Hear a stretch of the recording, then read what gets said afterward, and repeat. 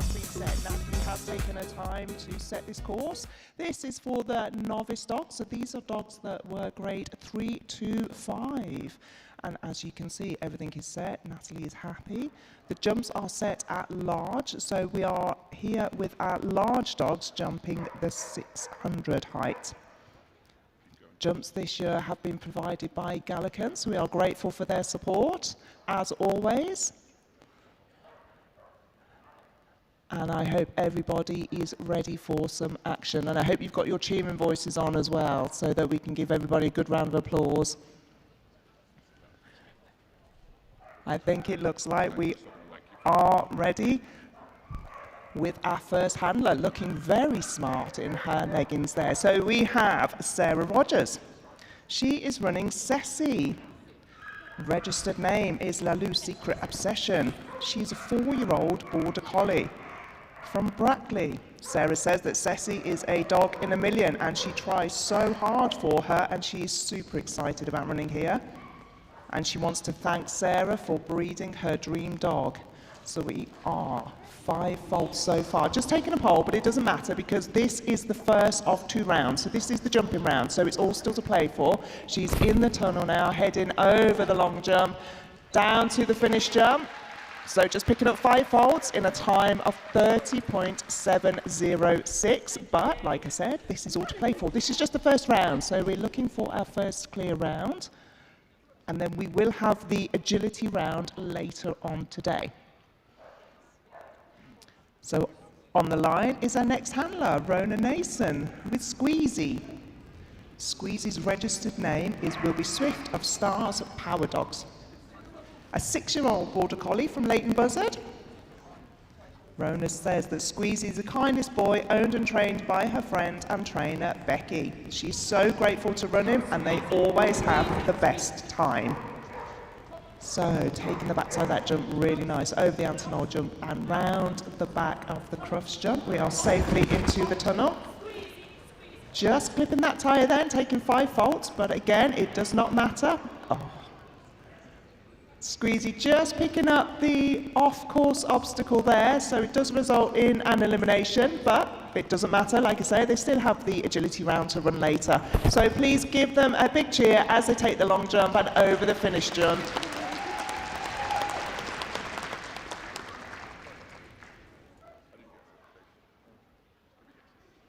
Oh, look at that. I don't know who's reassuring who here, the dog giving the handler the cuddles or the handler giving the dog the cuddles. Next on the line is Amy Curl running Salem. Next on the line is Amy Curl running Salem. Brownston's Fan Touch, a 4-year-old Labrador. How lovely to see a different breed out here in the main arena. They are from Newcastle upon Tyne, and Salem believes the agility is her stage. Every jump deserves an applause. In her downtime, you can find her asleep, playing with her feline brother, or saving lives by donating blood. Super talented there. So we are clear so far, safely through the weaves. They do have to navigate those weaves with their left shoulder, so all the way through. Taking the backside of the jump into the tunnel. We are clear so far. Over the long jump, giving them a big round of applause. And finishes in a time of 38.042. And that takes Amy and Salem into first place. Good place to be. Like I said, it is all to play for. They have this afternoon's agility round. So we are ready with our next competitor. This is Julie Chapman running Jay. Registered name, Indy Storm, play the game. He's a 3-year-old border collie from Scunthorpe. Julie's been competing for 20 years. She has competed before in the team events and won in 2016, but has never competed in an individual event. And this is Jay's first time at Crufts. Look at that, it's like he knows the course. So turning left into the weaves. We are clear so far. Julie just picking Jay up on the opposite side, sending him into the tunnel. This is fast, ladies and gentlemen. Over the long jump and over the finish jump. And clear in a time of 30.324. So that now moves Julie into first place.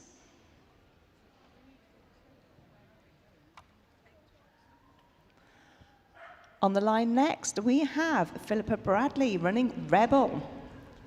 The registered name is Combine Away Meant to Be.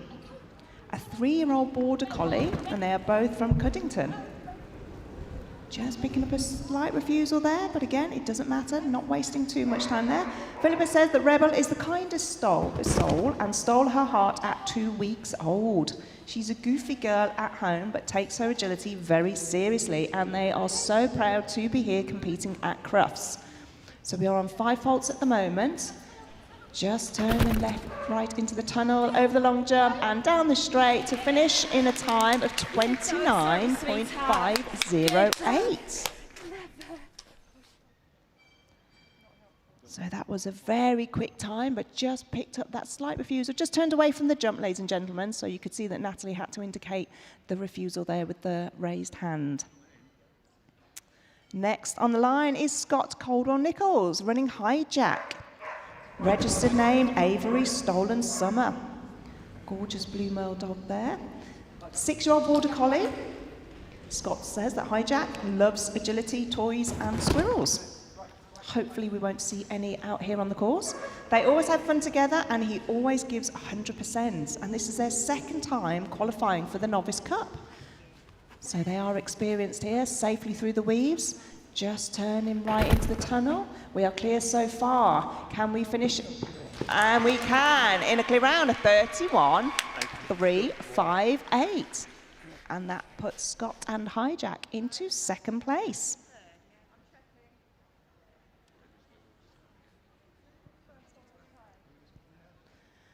Next on the line, we have Helen Anderson Possel running Ragnar. Montaki Raced the Waves, a 2-year-old border collie. Helen says that Ragnar is very inexperienced, and also with Helen having a baby last year, he missed out on a lot of training and competing, but it sounds like he's having a fabulous time out there, just turning right over the Skoda jump. We are clear so far. Ragnar listening to Helen's every word. Just missed the weave entry there, so in order to complete them correctly, Helen does have to take him back to make sure he finishes, but it's fine. We are through the tunnel, over the long jump and down the back straight in a time of 32.766 with just 10 faults.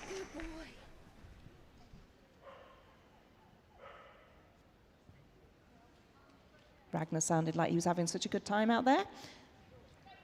We now have Lisa Gibb running Storm, Cherry Hog Star, a 3-year-old border collie from Tewkesbury. Lisa says that Storm loves running but dislikes braking and turning. This could be a bit of an issue then in this course. He is a young, goofy boy who loves to snuggle on the sofa at home, and she says to wish them luck. So he just went round the jump there, so he has picked up a refusal, but it's absolutely fine. Lisa's got him back under control, finishing the weaves correctly through the tunnel. Down the back straight. Can we finish in a good time? Yes, we can. 5 faults in 32.953.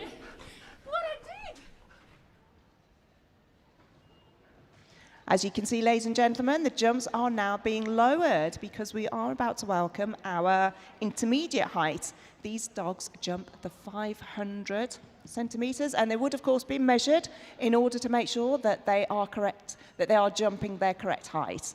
So the ring party are just checking everything. They will move the jumps down. They will shorten the long jump for them.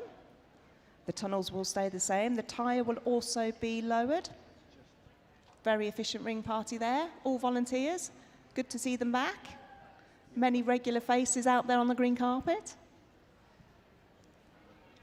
So they're just checking that everything is in order. All the jumps have been lowered. Natalie will just have one last check just to make sure that everything is in order before we start with our first intermediate height dog.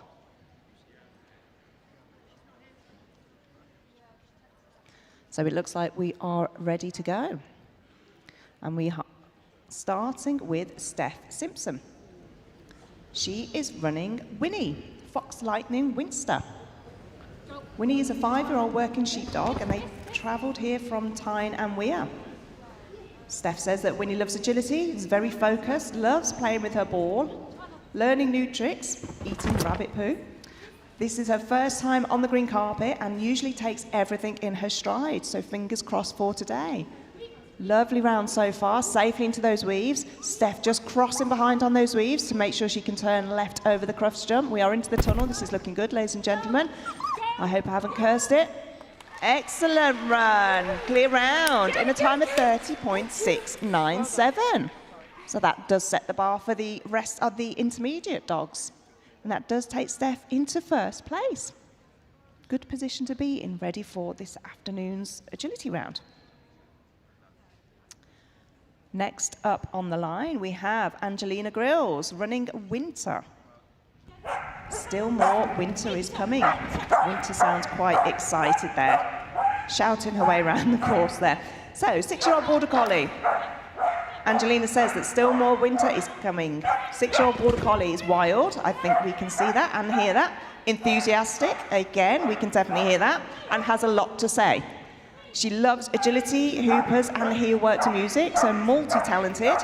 And this is her dream year, qualifying at the London International Horse Show and CRUFTS. And a great round there, in a clear round, a 32.008, which takes Angelina into second place. As you could hear, Winter was having the time of her life out there on the green carpet. Next up on the line, we have Helen Prosser running Pretty Paws Jingle Bell. Pet name is Jingle, 4-year-old Border Collie from Bristol. Helen says her Jingle is a homebred dog. She's crazy for her agility and loves watching it on the TV. So we are safe so far, just turning left over the CRUFTS jump, sending it into the tunnel, racing down the back of the arena there, and over the finish jump in a time of 28.244. Wow, that was fast, ladies and gentlemen. And that takes Helen safely into first place. That was a fast time. So can the next handler beat that? Like I said, it's not always about the time. They have got the agility round this afternoon, so this is over the 2 rounds. But next on the line, we have Emma Haynes running Seco. Manic Jack's Seco Made to Shine, a 2-year-old Border Collie. Seco is a crazy little pocket rocket. When she does her agility, she just loves to run. The faster the better is her motto. So we are safely over the wall and round the back of the jump into the tunnel. Can we clear the tyre? We can. And we're turning right over the 2 jumps there. Very safely over the 2 jumps and turning left into the weaves. Can we clear the weaves? So we can. We can complete them correctly. We're in the tunnel. This is very fast as well. So we are down the last 2 jumps and over the finish line in a time of 29.998, which takes Emma into second place. As you can see, the times there are so close. Nothing in the first and second place, in 28.2 to 29.9. This is why we have electronic timing. On the line now is Kate Clayson running Prince. Rosmarinus Bright Jewel. Just picking up a slight refusal there. So we're on 5 faults, but it doesn't matter. Kate is still going to navigate this course with Prince. They started agility 5 years ago when Kate was 11. She says that Prince is an honest boy who always gives it everything, and they are running today in Jane Fuller's memory. How wonderful. So just on 5 faults at the moment, but it's all still to play for with this afternoon's round, and over the finish line in a time of 34.658.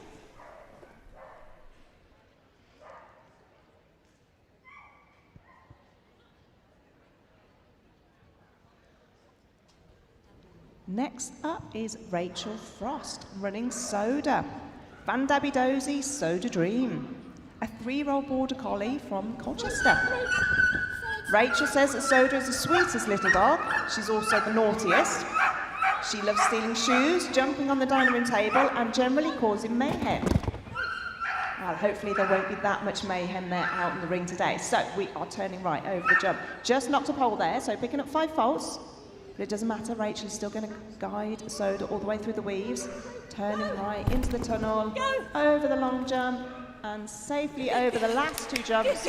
Oh, look at that time, 28.102. Oh God, she nearly got you there. Again, just picking up those 5 faults. That puts Rachel into 5th place at the moment. So the ring party have been out, corrected that knocked jump. And we now welcome Melanie Engelbrecht, running Aero. Border Bears Push My Buttons, a 4-year-old Border Collie. Melanie said that who'd have thought her small, gentle, sofa-loving boy would become such a great agility partner, and they are loving the ride. So safely over the wall, around the back of the cross jump, into the tunnel, through the tyre, running down the middle of the arena there. Melanie just swapping sides. Sending Aero now into the weaves, crossing behind the weaves, picking Aero up, pushing him over the cross jump, through into the tunnel, and down the last 3 jumps. Can we make it a clear round? And we can indeed, in a time of 31.954. That takes them into 4th place.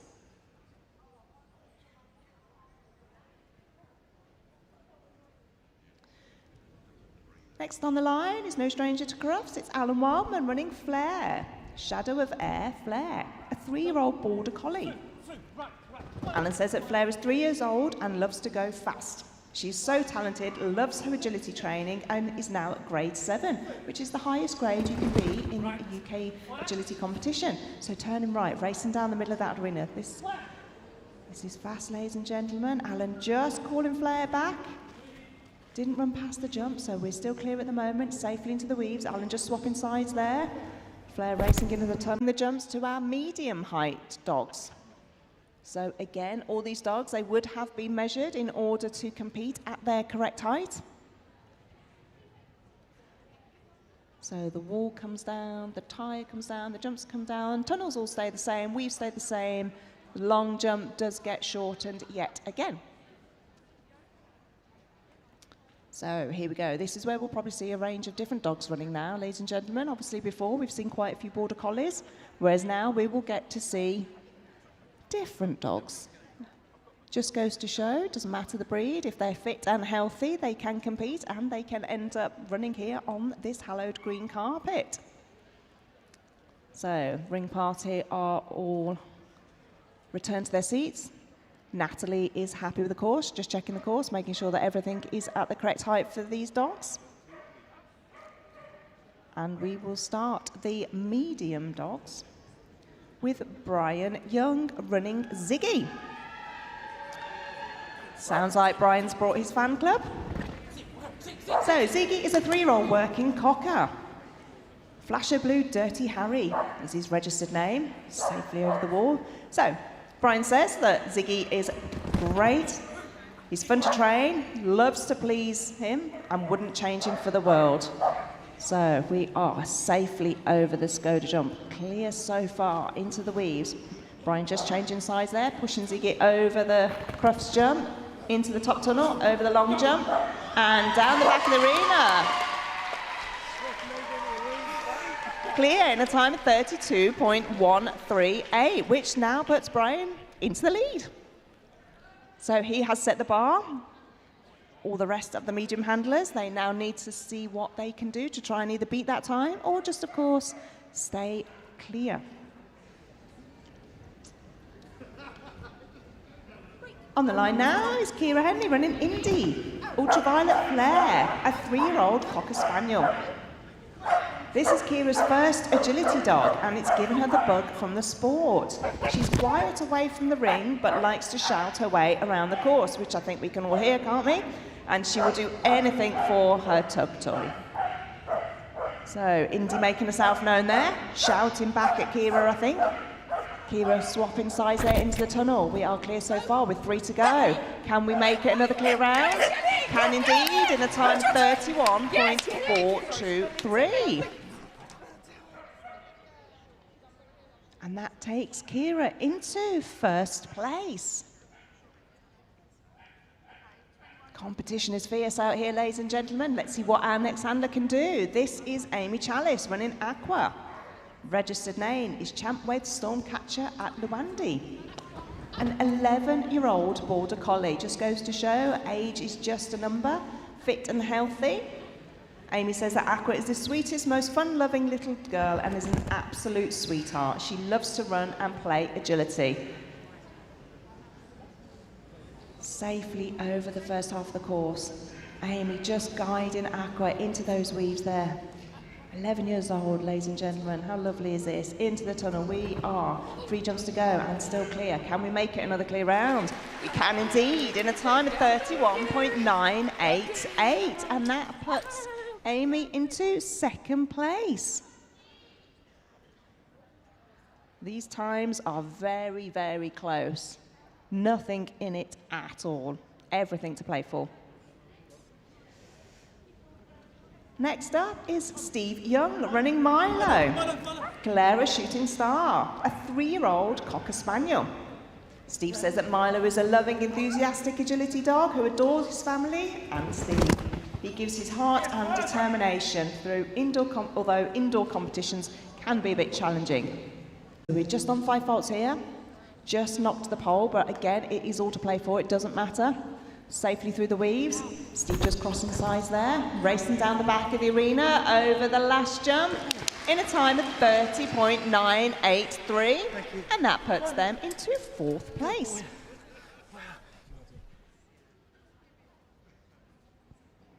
So the ring party's just making sure that that pole is put back into place. Natalie just checking that the course is all in order and we're ready to go with our next handler. We have Kimberly Wilson running Nala. Or Kendini Hakuna Matata, a 2-year-old Cocker Spaniel. So Nala is 2 years old, her first agility dog. What an experience then, the first agility dog and competing at CRUFTS. And she says that qualifying in their first year is anything beyond anything she could have dreamed for. Wow, look at Kimberly racing down there, beating Nala there, crossing in front of her to send her safely over the jumps, turning left into the weaves, safely navigating those weaves. Kimberly pushing Nala around the jump. This is fast, ladies and gentlemen. Let's give them a big cheer. Down the back of the arena and clear in a time of 30.457. First time at CRUFTS and 1st place so far in this Novice Cup.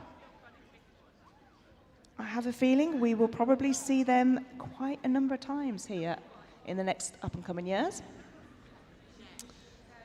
Next on the line, we have Gemma Cooper running Mickey, Agility Gem's Prince Charming, a 4-year-old Spaniel Cocker. Mickey lives with Gemma's mum, sister, and is a favourite honorary Auntie Ferg. When Mickey isn't doing agility, he's a lazy day on the sofa with his favourite human dad. Oh, Mickey just having a little look at the camera there. He's like, oh, what are you doing here? What are you doing here? But we're still going. Gemma encouraging Nicky. Don't forget, this is all very new to these dogs. You know, they don't usually see TV cameras and ring parties and photographers at shows. So this is all new to them. So he's just having a little look, but it doesn't matter. Gemma is encouraging Mickey all the way around. We are down the last line. Look at him go, ladies and gentlemen. Finishing in 10 faults in a time of 44.276. Good boy. Well done, Mick. I think he just wanted more time on the telly, running up to the cameras.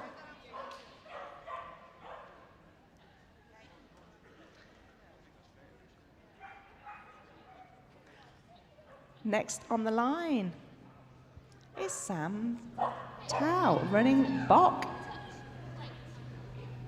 Lycosateria Atom Bomb, a 3-year-old Shetland sheepdog. So again, a different breed out here on the green carpet.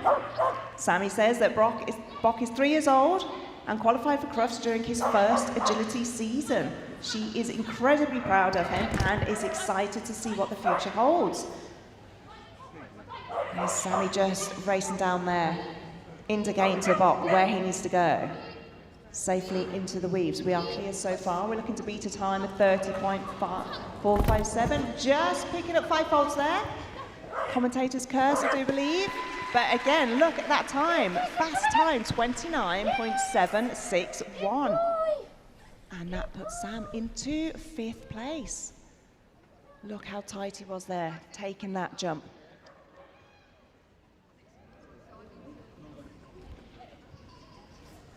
Next on the line is Hayley Telling. Hayley's no stranger to CRUFTS. This is her 6th time competing here. And she's running Say, a Kuna Go for Gold, a 4-year-old Shetland sheepdog. So this is Say's first time at CRUFTS. But like I say, Hayley's 6th time, so quite an experienced handler. So she's encouraging Say all the way around, telling him what he needs to do, safely through the tyre, racing down the middle of that arena there. Oh, just right. Shouting back at Hayley, arguing a little bit. So we've just picked up a refusal, but again, it doesn't matter, it's all to play for. Safely into the weaves there. Making sure they complete the full set of weaves over the jump, turning into the tunnel. Here we go, ladies and gentlemen. 3 to go, down the back of the arena, and finishing, just running past that last jump. There you go. So 10 faults in a time of 46.795.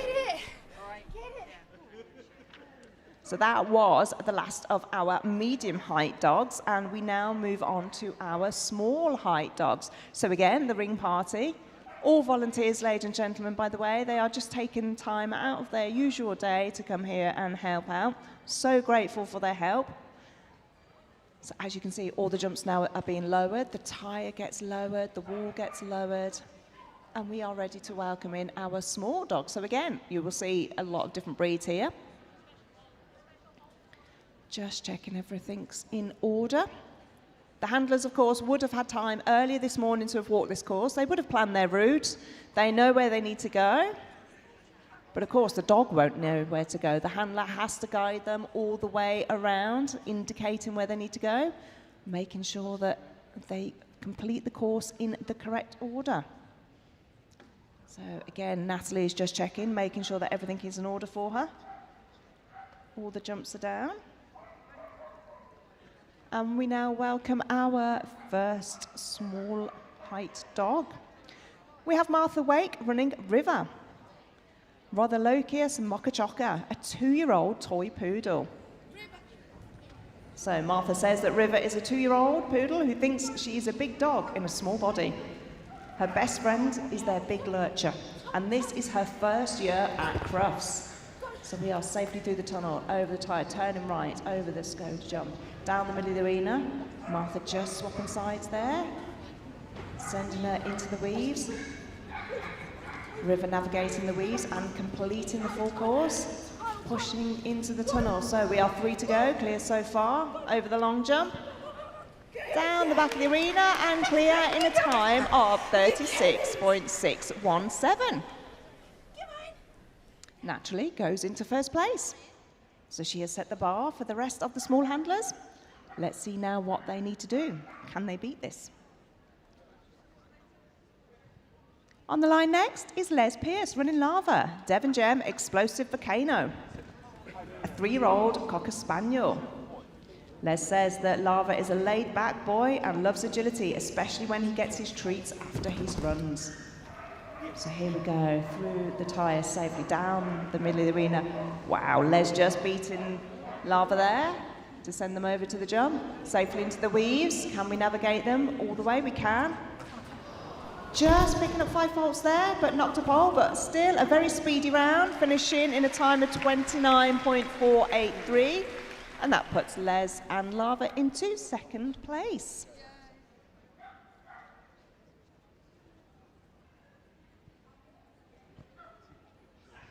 As you can see there, Lava just knocking that pole, so picking up 5 faults, but still all to play for. They have the agility round later this afternoon. Next up, we have Mary McKee running Splash, Spalander making waves, a 3-year-old Cocker Spaniel. Mary says that Splash is her dog in a million. She's a star despite her aging handler with bionic knees, and they're so proud that they've qualified for CRUFTS here in this novice competition. So we are safely over the wall, round the back of the jump, into the tunnel. Can we take the tyre? We can. Turning right down the middle of the arena. Here we go. We need a right turn over the good boy jump. So far, clear so far, into the weaves. Mary handling exceptionally well. Those bionic knees are doing well. So here we go. 3 to go. Look at that finish, ladies and gentlemen. Clear in a time of 30.882 and taking them both into first place. Very speedy down the finish line there. It must know that its toy or treats are waiting for them at the end. Next up, we have Lauren May running Luna. Nakshivan Wichenauer, a 4-year-old Cocker Spaniel. Lauren says that Luna enjoys chasing squirrels, sofa cuddles, and her toys. Happiest when doing the agility. Known at home as a little whirlwind because she has 2 gears, sleep and fast. So we have knocked a brick out the wall, so we are on 5 faults, ladies and gentlemen. Just taking a pole there as well, so currently on 10 faults. I think Luna's just running too fast. So 10 faults currently at the moment, down the back of the arena, over the finish line in a time of 27.088. Wow, that was exceptionally quick.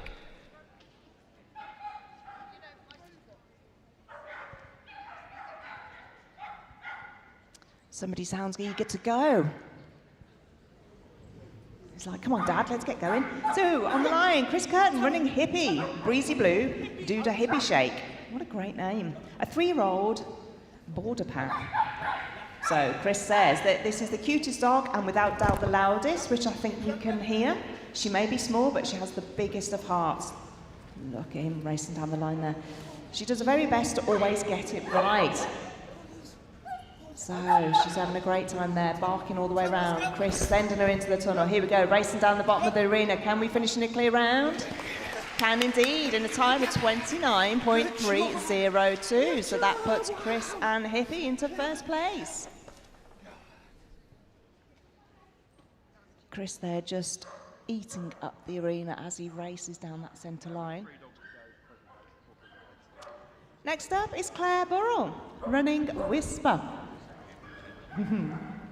Samsia Firefly at Spreetzig, an 8-year-old Cocker Spaniel.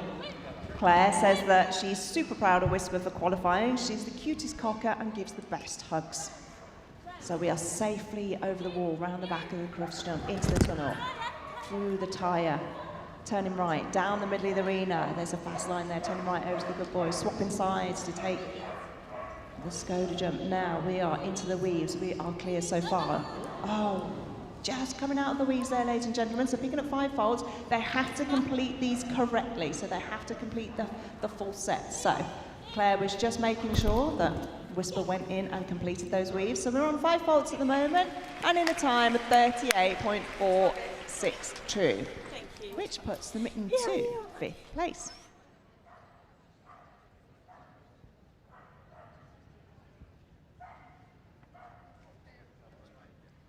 So I think we have our last but one dog on the line.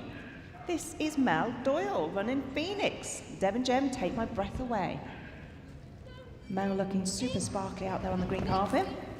So she says that Phoenix is her little shadow, her heart and her best little soul. She gives everything and more, has such a love of work and for her, and they're so excited for their future together. Wow, look at them racing down that middle line there. Just knocking the pole, so picking up 5 faults, but it's still very quick. And again, like I said, all to play for. Phoenix there, just taking the tunnel over the long jump, down the arena. That was a quick time, 28.502, which puts them into 4th place. Good girlie. Well done. So again, very fast times here. And here we go with our last competitor of this competition, no stranger to CRUFTS, Alan Bray, running Tia Maria, Devon Gem Starfish at Panova Tigers, a 3-year-old working cocker. Alan is no stranger to CRUFTS.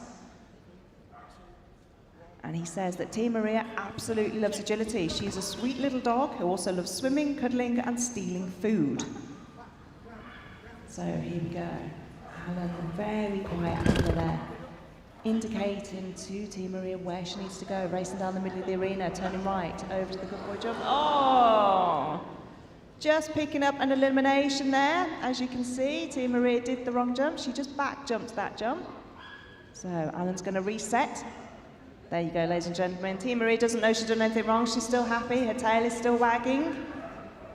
Let's give them a big cheer as we finish on the 3 jumps to go. Thank you, ladies and gentlemen. That completes this first round of agility with the Novice Cup. So I will hand over to John now. I think we are going to do the presentations.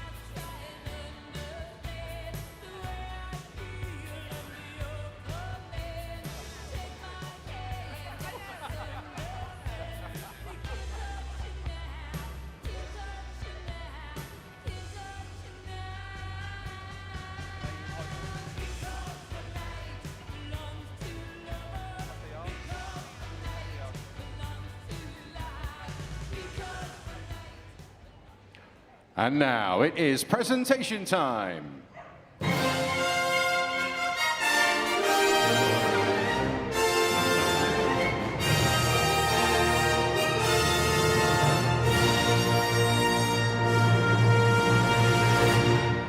As we welcome back the winners in each of the heights, and we are delighted to welcome back our judge, Natalie Webb, to present your winners. First of all, the CRUFTS Novice Cup small height in the jumping round. Your winner this morning with Breezy Blue, Do the Hippie Shake, Chris Curtin.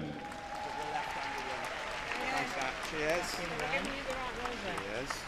See you later, hopefully. And your winner in the medium height in this morning's Novice Cup jumping round with Orchandini Hakuna Matata, Kimberly Wilson.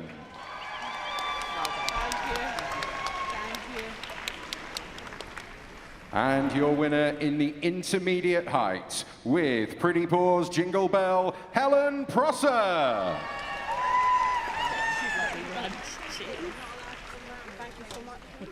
And finally, your winner in the large with Indie Storm Play the Game, Julie Chapman. Well done. Thank you. A huge congratulations to all of you. We'll see you all again later for the agility round. Thank you to our judge. But now it is time for a lap of honor. Please give them a big round of applause.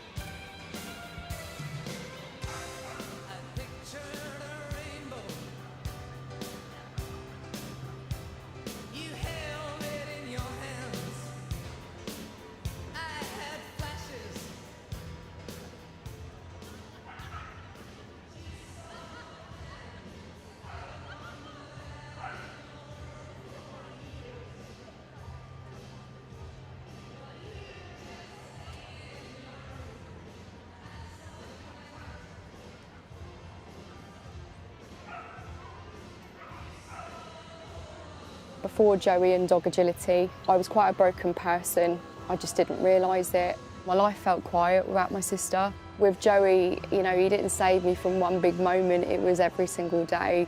He's just kept me going. He's the reason why I've got my career back.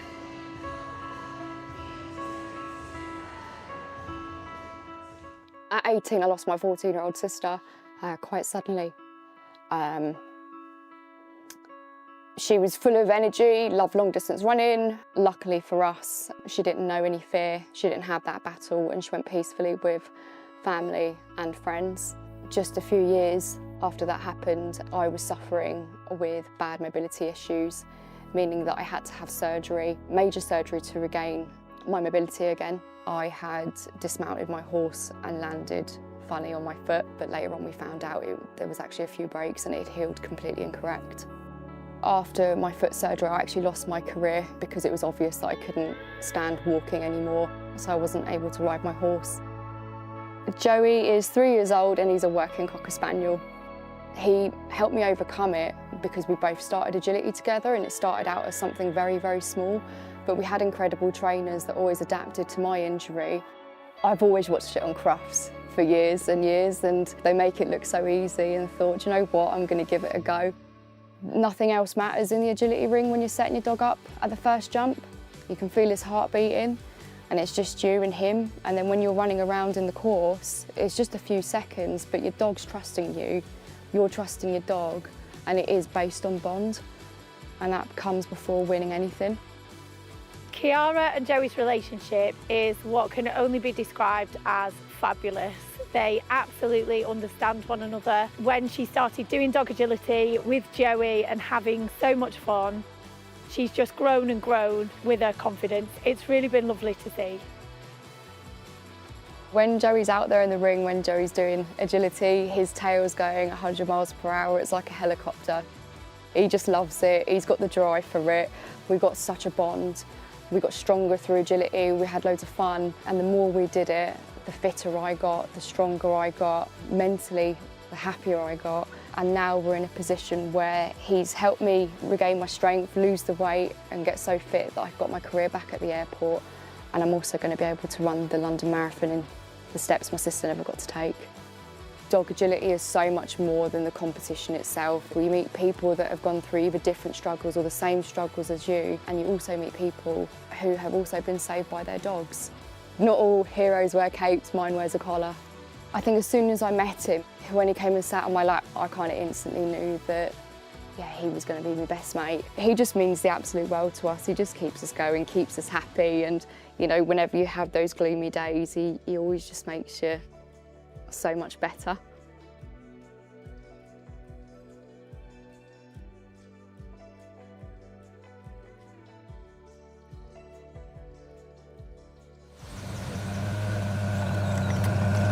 Electric.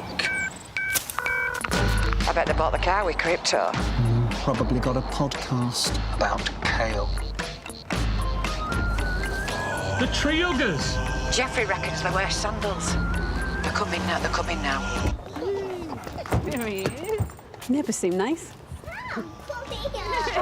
You seem all right. Skoda.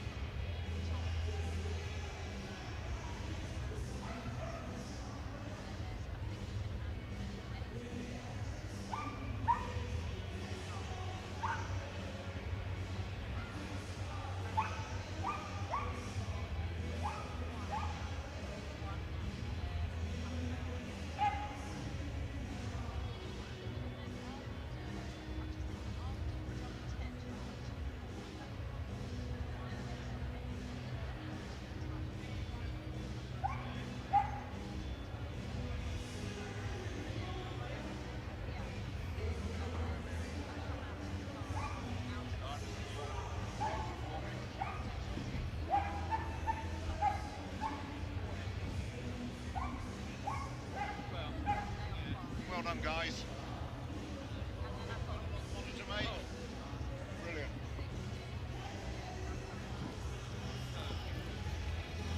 Have my sample.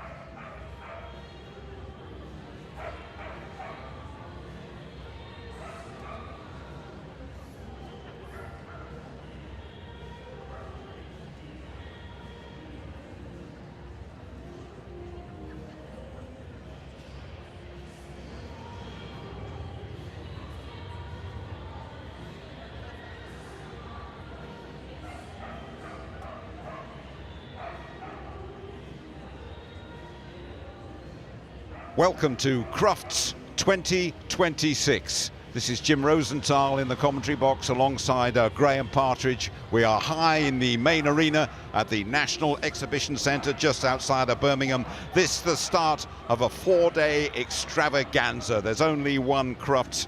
It's 4 days in which we celebrate the unique relationships we have with our four-legged friends. Wherever you are watching or listening, you're very welcome, particularly those of you across the world on our huge rival coverage of everything that happens here at the NEC over the next 4 days.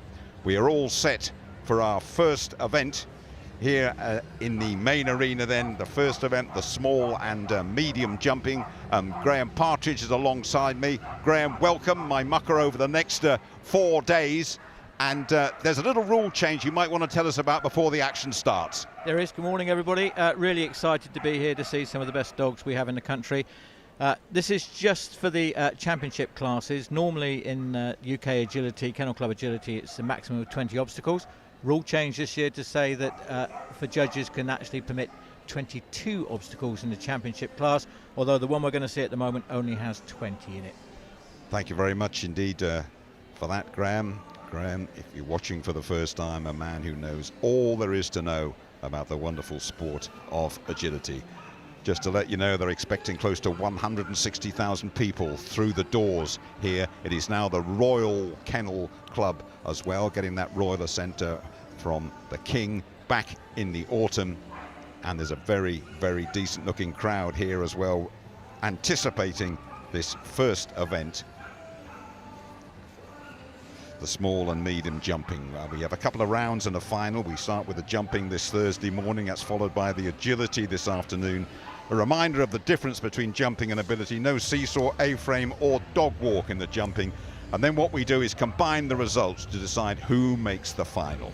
And to qualify, the handler and the dog must have won a championship final in the last 12 months.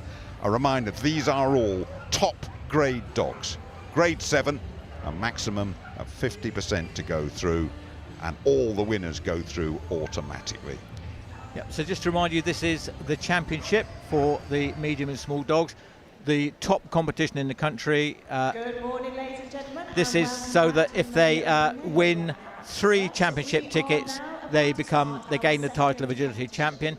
This competition is actually worth 2 tickets.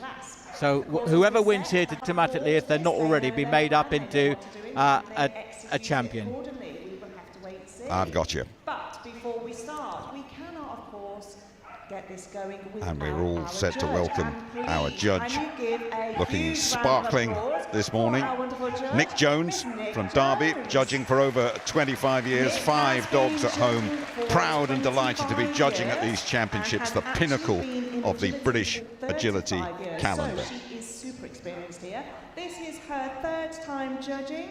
So she has judged previously the YKC and the agility stakes, but this is her 1st time judging this championship class. So it is quite an honour. And we await the first of the medium dogs that will be going first here at CRUFTS to get the action underway. So again, these handlers have walked the course, and we are about to start with our first handler. This is Stacey Irwin Burns. Stacey Irwin Burns and Shay, the 7-year-old working cocker, are up and running. And we'll get a word from you on the course as well, Graham. We'll ask you to talk us around a complete round, but you've described it as twisty. Yes, it is. It's not what I call a majorly difficult course, but there's plenty for the handlers to be thinking about. Bearing in mind, they won't have seen this course until about 20 minutes before it went up, so they've had to memorise it, and then they've had to think how they're going to get the dogs around it. And that's a very acceptable start from Stacey and Shay. 33 and clear. And 33.7 and clear, good style through the weaves. Next to go, Les Pierce and Zip, 4-year-old Cocker Spaniel, loves agility. First time at CRUFTS though, and Graham, that can be daunting, can't it? First time, brand new carpet out there, watched by a large crowd, can be daunting for handler and dog. He is, and unfortunately he's had an elimination there, but my favourite expression is there's no substitute for experience. Once you've been here once and you know what to expect, there's nothing like this in the UK at all. So for them, the lights, the carpet, the atmosphere, but for a first time he's doing really, really well, showing off the dog's capabilities here. Unlucky elimination there, but well done to Les. And there we go. Unfortunately, the dog just getting away from him, took his eyes off it just for the moment, and there we are, the crossed arms indicating that the dog has been eliminated.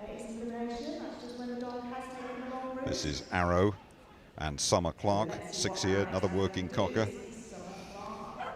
Good pedigree. These Team GB 2024 and 25 bronze medal in the individual final at the European Open in Portugal. Crufts Agility Dog of the Year winner a couple of years ago.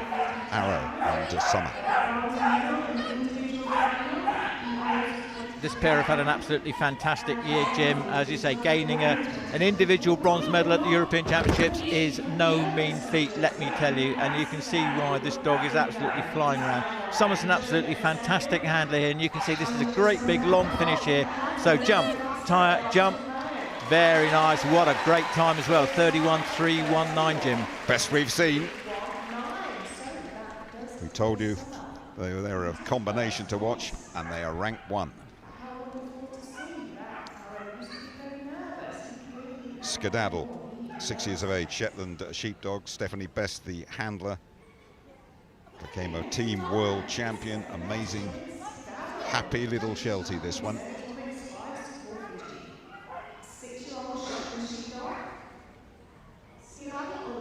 All good at that far end of the course as we look at it. Now twisting towards us now. Hopping over the long jump through the tunnel, little tight left-hander. Again, good speed, right up with the time, but unfortunately.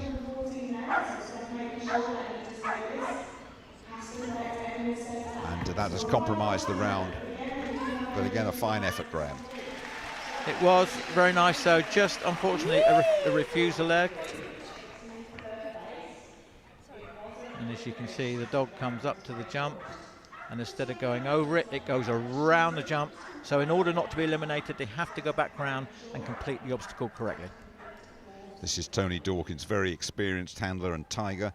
Miniature American Shepherd, 9 years of age, tiger by name and by nature. I think we're going to hear her going around the course. Just talk us around the course now, Graham, on this one. So as I say, it's a fairly straight course, but lots of twists and turns. Oh, and there's another one gone over the wrong jump, an elimination there. So that wasn't something I was expecting to see there, but Tony will want to make sure that this dog finishes on a really positive note, and that's what we do. We always try and keep things really happy, make it a good experience for the dog. Nobody's told the dog it's been eliminated except the handler, and she hasn't said that.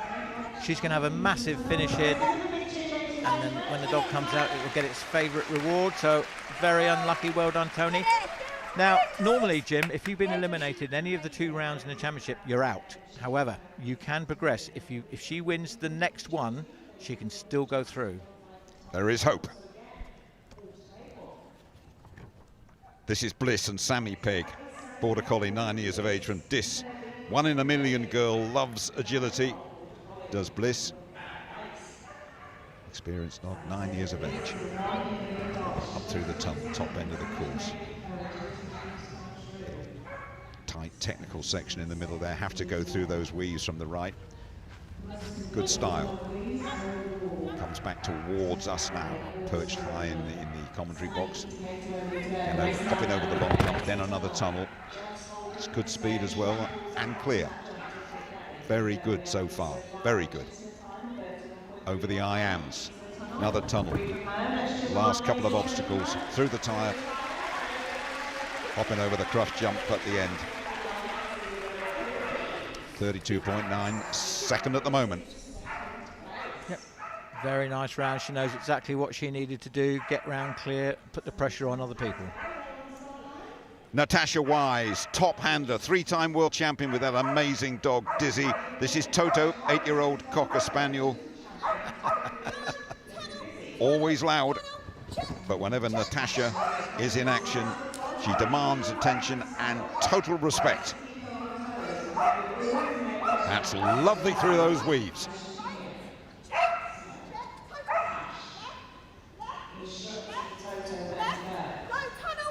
Very nice here from Natasha. This dog, when he's good, he's great, and when he's not so good, he's...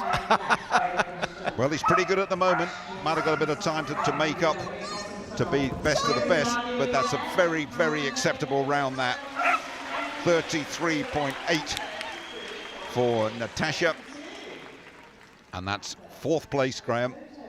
It is. She's very experienced, knew what she had to do. We've only got 16 mediums, 50%, maximum 50%.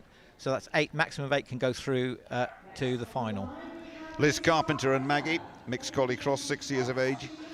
Agility champion, 12 championship tickets, and watch out for these two. They were runners-up last year and will want to go one better on this opening morning of Crufts 2026. Liz Carpenter and Maggie.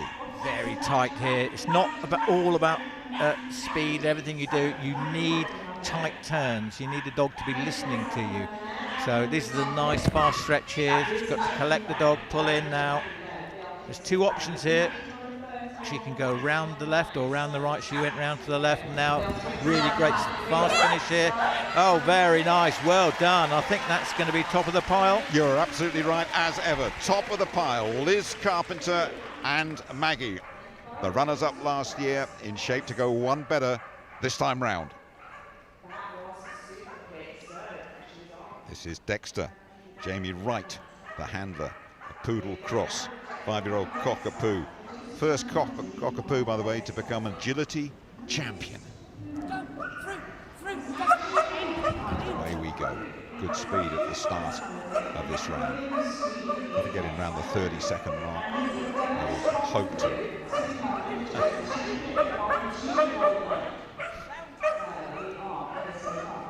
Dexter enjoying his work at the moment, Graham. He is, and he's telling everybody about it as well. People say, you know, can the dogs bark? They can bark as much as they want. It just shows you what an absolutely fantastic time they're having, Jim. Yeah, they are indeed. It's not going to be the quickest, but it's going to be right in the mix. Fine effort, 33.5. Really good. And up into the top 4.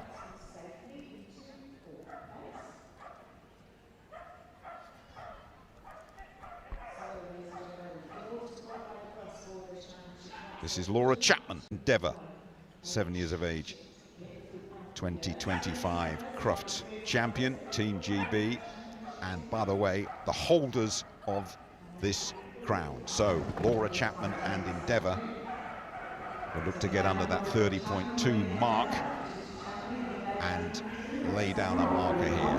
That's really good style again, and good pace on this one, Graham.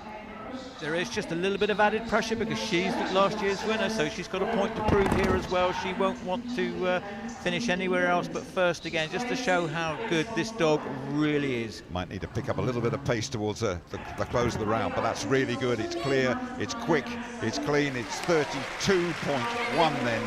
Very good indeed, and good enough for the top 3. Nope, she'll be happy with that. As you say, this first round is not about foot full on the floor. It's about, you know, a nice steady drive, get the dog round it, and make it happy and confident in these surroundings. Lindsay Lightowler and Wanda, 4-year-old working cocker from Wensleydale in North Yorkshire.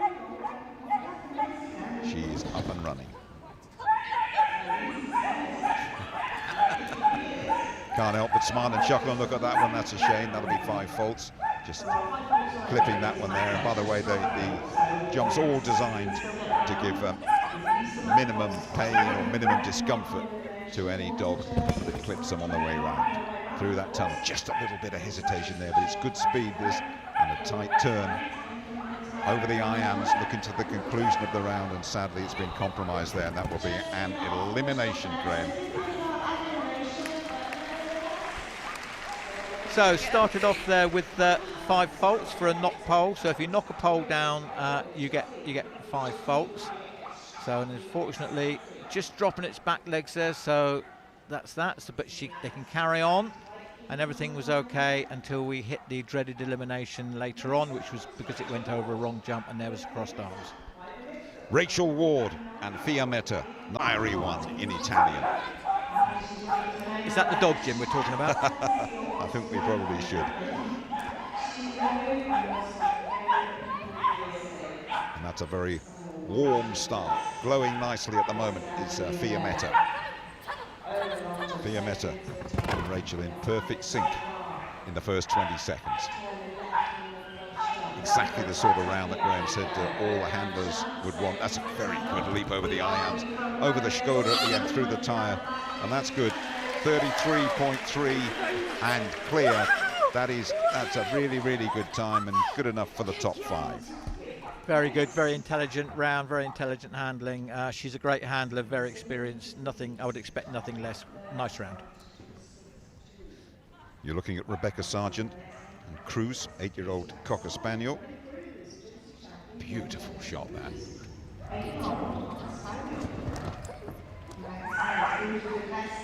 Cruz is up and running, getting used to the brand new carpet that they lay every year here, but not getting used to finding the correct way through the weaves. Now gone through the wrong side of the weaves as well. Have to enter from the right, just to remind you. And yeah, this round compromised now, but they have to complete. There's no point in stopping. I always want to complete the round. The dog will want to do it. The dog will want the little treat at the end of it. And it's all valuable experience gained on what is a really unusual atmosphere and unusual arena for all these dogs. 41.4 and the 10 faults, Graham. Yep, so just an opportunity here to demonstrate the different types of faults that you can get on the weaves. So the dog goes in correctly and then comes out, so that's 5 faults, so it's got 5 faults there. And then it comes back, represents, but goes in the left-hand side, which is incorrect, so that's the refusal. So that was 10 faults on the weaving poles. We recognise this one, Ashley Butler and Nacho. Ashley will be up here in the commentary box on Saturday and Sunday. Cross qualified for CRUFTS in both the singles and the championships. Fair to say a work in progress, this one, Graham, Ashley has been telling us. Yeah, she says she's not quite sure what to expect. It's the first time at CRUFTS here for this dog, but Ashley's a very experienced competitor internationally and domestically. And she's got the added pressure that she's got to sit here and talk to me on Saturday and pick apart her round. She just picked up 5 faults there, but really good. Real good style, real good speed, and just the 5 faults that will infuriate Ashley, I know. But that is very, very encouraging. And ample proof that Ashley can still do it as well as talk about it. I'll leave you to take that up with her on Saturday, Jim.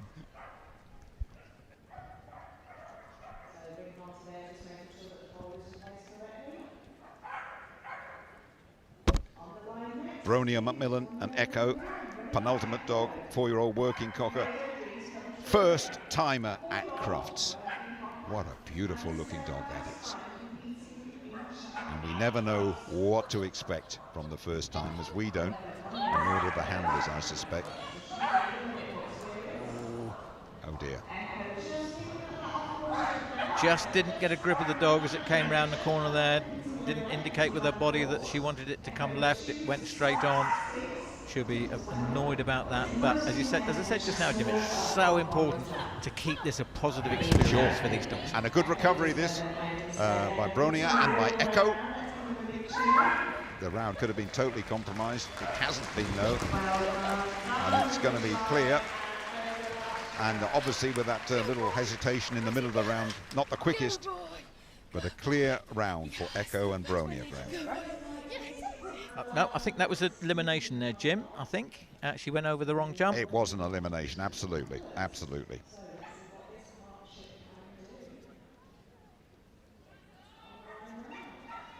Last of the medium dogs then, Dominic Venn and Kevin, 3-year-old Cocker Spaniel. Again, first timers at. What will we expect from the last of the medium dogs? Sensitive, complex, but very talented. That's the best headgear that we've seen this morning from Dominic Venn. And we have seen quicker starts to rounds, it's fair to say.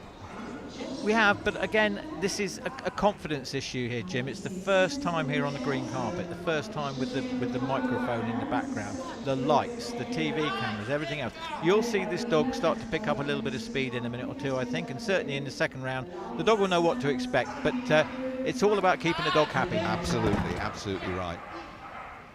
Don't worry, one or two of us are pretty nervous when we appeared first time at this arena up in the commentary box, let alone out there, so total sympathies then for Kevin and for Dominic. There we go. Look at that. Warm to the task in the end, didn't she? But look at the pictures here, Jim. He's making the biggest fuss of that dog to say, well done, what a fantastic job you've done today. Absolutely brilliant.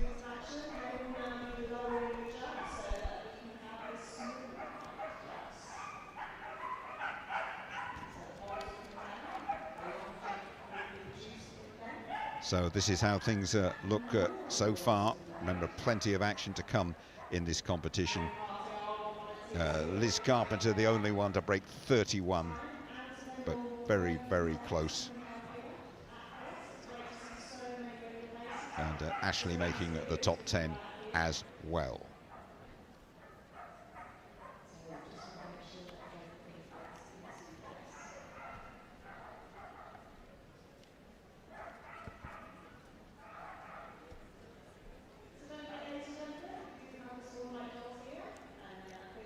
Now we'll make slight alterations to the height of the jumps as we anticipate the first of the 19 small dogs.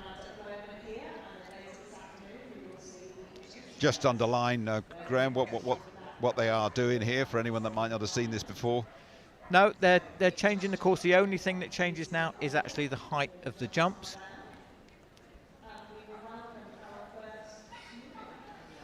First of 19 small dogs, then Lauren Langman and Sheba, 6-year-old working cocker. Raw talent, Sheba. All set to go to start off the small dogs section in this. Away we go. Let's see how Sheba does on the opening morning of CRUFTS 2026. Let's see how she adapts to the unique challenges. A very good opening 10 seconds. Coming round towards us now. Very good over that long jump. That tunnel is fine. Little twisty area there in the middle. Graham pointed out. Full circle over the irons. Now another tunnel. This is a very good opening round in the small section. 31.3 and clear for Lauren and for Sheba. Very much laying down a marker, Graham. Very much, and as you're very fond of saying, Jen, rapid. Very good round, very nice round, very controlled. Excellent. You're looking at Brew, 8-year-old Shetland sheepdog. Matthew Burdett, small dog, big attitude. Called him Brew as a puppy because he was orange and fizzy. Good name. Oh, you can see that happening, Jim. Yep, yep. Sadly, too much fizz, and that will be an elimination. But once again, we will explain exactly how that happened at the end of the round. But we will continue with the round. Brew might as well finish his opening glass and here at CRUFTS 2026. Again, a little bit more hesitation there. And missing that Skoda jump, not fancying the tyre too much either, but we'll come through the tyre now and we'll complete the round. But sadly, Graham, another elimination. It was, and a year or so ago, it used to be that if you were eliminated, you couldn't go through to the final, whatever. Now, what he's got to do is actually win the next one, and you can see he's got his right arm stuck out, he hasn't turned his shoulders, and the dog's gone straight on. So he needs to win the jump, the agility later on if he wants to go through.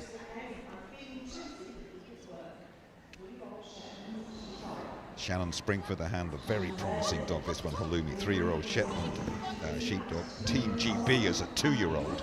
So it's a dog with terrific talent and an undoubtedly great future as well. First 10 seconds is top of the file. Very, very good indeed. Halloumi. Oh, just missed that long jump.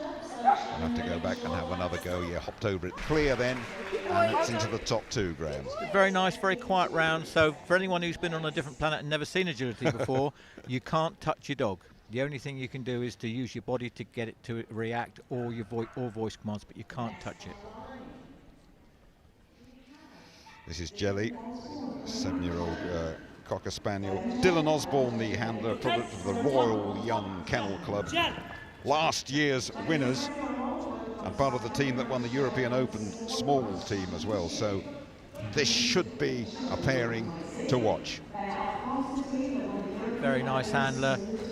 Very, as you say, still quite young, but getting a lot of experience. This guy runs backwards faster than I do forwards, Jim. Let me tell you. It does not surprise me. It doesn't surprise me. I think he walks faster than you. Anyway, there we go. But that's very good. It's a good time. The time to beat is 31.2, and just outside it, 31.88. But they are laying down a marker here. They won it last year. We fancy it again. Dylan, Osborne and Jelly. Very nice round. Look at him using his hands, putting them on the floor. That means turn. And the dog did very nicely. Handler Martin Tate. Tatty, 5-year-old mixed Kelpie cross Jack Russell. A shy dog, this one. Martin Tate, experienced handler. That is lovely coming through the wings. Beautiful little dog, this one. It is, and another very experienced handler. Martin's been there, seen it, he's got the t-shirt.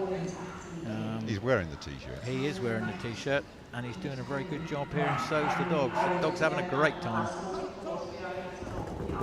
And this is a very good round as well from Martin and from Tatty. 33.4 and clear into the top 3. That'll do. He did, yep. Say dog looked as though it was going a bit faster than it was, 33, but still he's there. He's going to be in the mix when it comes to deciding who goes through to the final. You're looking at Fire, 4th time at Crufts and loves this event. Les Pearce is the handler, 6-year-old, another working cocker.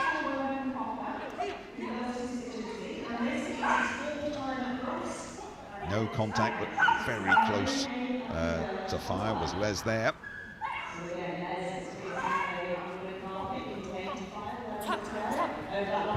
Well done, Les, through to the tunnel. Slight hesitation, but it's all fine, and it's all reasonably quick as well. 31 the time to beat, but they're going to be close to it, probably not quite inside it, but that's really good. 32.2 then for Les and for Fire into the top 3. Very nice round there by Les. Look at the dog here going through the weaving poles, having the best time. Get those ears out of the way. Fantastic, well done, Les. Talk us through this round, would you, Graham? This is the first of a 2-part competition. So she set a really, really fast course. It does have some challenges in it, but they know that if they want to be in the top 50%, they've got to go for it, because there are going to be a lot of clear rounds, which we've seen. And as you can see now, this is a course that flows really well. It tests the dog, tests the handler, and they make sure that they stay on the ball at all times. Oh, and she's come inside there. So there we are, that's the 2nd fault for them. Yeah. Picking up 10 faults then, Kieran Blitz. 37.2, not the perfect round that they were looking for. Nope, so there we are. You see, that's the refusal. The dog's run past. She must go back and correct it if she doesn't want to be eliminated. She did that really nicely. And there again, another one. This is Pecan. Cocker Spaniel, 6-year-old. Rachel Ward lives life at 100 miles an hour and makes a lot of noise as well, Graham. It does. Working Cocker Spaniels now are probably the most popular breed in small and mediums. Border Collies remain as the intermediate and larges. Goes in. Oh, she's at a pole there. Yeah, just clip the pole. Carry on. Goes in fits and starts. Poodles used to be the popular one, then Shelties, then Australian Kelpies, and now it's Working Cocker Spaniels. Just the 5 faults after clipping that pole. Good speedy finish though.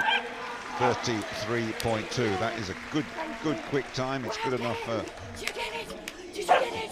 Did you get it? It is, and the faster the course, Jim, the faster the dogs are going, and they tend to flatten out. But I think that was a question of just mistiming its jump. But it's one of those unfortunate things. Dawn Weaver and Chipmunk, mixed collie cross, 5 years of age. An opinionated animal, this one. Knows a very important 30 seconds in her life is ahead of her. Chipmunk. Oh dear. Oh dear, that is an early elimination then for Dawn Weaver and for Chipmunk. And again, the course will be completed. Chipmunk has no idea that she has been eliminated.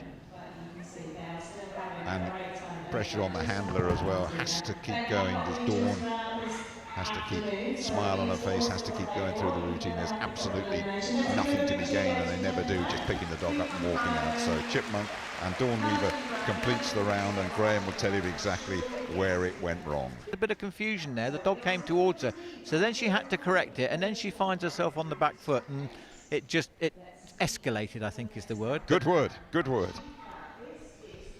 Sky and for the last one, very good, 31.1, pick of the bunch so far, Katrina Hands and Wild. Very nice, what an excellent round that was. It's got a slightly unusual jumping action, that's not a bad thing. It jumps quite high as opposed to forward, so he's losing fractions of a second there, but you can't argue with that, Jim, in first place.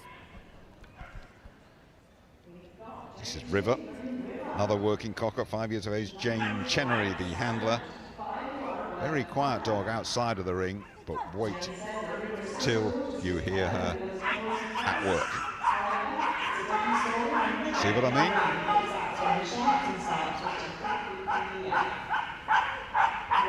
Right up there with the best through the weaves. Just in front of us now, skipping the long jump. Effortlessly, really. This is shaping up into a very good time as well. Now that quick, tight turn there over the irons, another tunnel looming. It's going to be really... There's a bit of hesitation of the Skoda, went through the tyre well and finished well too. 31.7. It was just that bit of hesitation approaching the Skoda that probably cost her first place. Well, I had a little oh from you there, Jim, when you thought it was going to miss it, so... We're allowed a bit of emotion here, I keep telling you. I love watching this agility, love it. This is Robin, Karen Boardman, another working cocker. Became an agility champion last year, medalled at the European Open. Apparently her barking prevents her going at full speed. I'm not sure how you can compromise that or how you can train that out of a dog. You can't, can you? Why would you want to? Precisely. Can be a bit annoying, but it just shows what a great time. If anybody ever tells you that dogs are forced to do this or they don't like it, they don't know what they're talking about, Jim. Absolutely right. Good first 20 seconds there for Karen Boardman and for Robin. Let's see how they complete their closing part of the course. I think these two are going to be in the mix, but looking very stylish, very competent, very clean and clear. 32.6, and that is good enough then to put them up into the top 6. Yep, another European medalist. We have done fantastically well in international competitions this year, Jim. Not only at the Europeans and everything else. So we've got an elimination. There was an elimination there. I have to say, I'm 7. Number 1, Lauren Goodwin and Drift, the only one inside 30 seconds so far, Graham. Love it when I'm right, Jim. More often than not, more often than not. No, she's been in really fine form, and the dog's looking really great at the moment. You're looking at Berry, 9 years of age, toy poodle. Always wanted to be here at Crufts. Daryl Goddard, the handler. Very, very sprightly dog. I guess if we're talking 9, 10 years of age, Graham, what sort of age are we talking about when it comes to having had enough of agility, or is it a no firm mark? There isn't. Some dogs will tell you some dogs have had enough at 9, other dogs are still going really well at 12. You've got to know your dog, and they'll tell you, and it depends how competitive you want to be. They're not going to be as competitive at 12 or 11 than they are at 5 or 6, but I'm loving this dog. One of the very small ones, absolutely great. Good girl, good girl! It's a clean round for Daryl Goddard and for Berry. So I'm not quite sure of the size of that one, but exciting news. Next year we're having a micro height, so we're adding another height for the very, very small smalls. I can talk a bit more about that later on, Jim.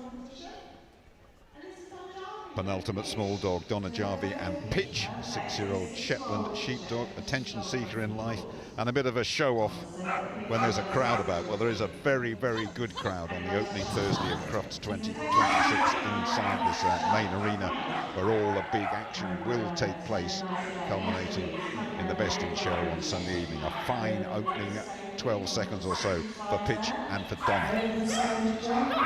This looks speedy. This looks as though this is a serious competitor. All clean and quick and faultless so far. Again, just corrected there over the irons. It's going to be right in the mix, this one. Very good. 32.1. Fine effort then, and up they go into the top 6. Very nice. Donna's very experienced handler, and it shows here. This is a really nice round. The dog barking its enjoyment going round. Well done, Donna.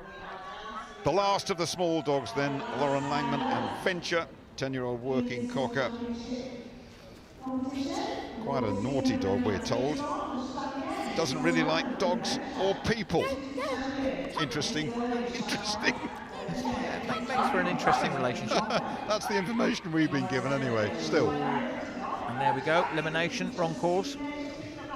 Doesn't like being eliminated either, I would imagine, but there we are. An early elimination for Lauren and for Venture. But Venture carrying on round. The last of the small dogs, these then. And that's the issue, is trying to keep it positive now, because all Lauren's thinking about is, what did I do wrong to get the dog eliminated? But she's done very well. The dog's come out, she's got the dog's toy, it's going to get its favourite reward for a job well done.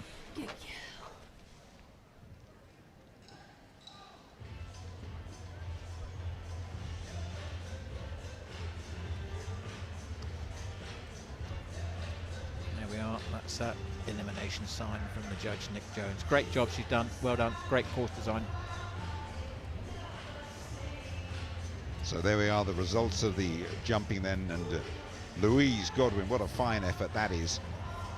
Almost a couple of seconds quicker than the rest. We'll have to keep a very close eye on Louise as they crunch the numbers before we reach the climax of this competition later today. But look at all those clear rounds, just underlining the quality that the best of the best are always attracted to Crufts.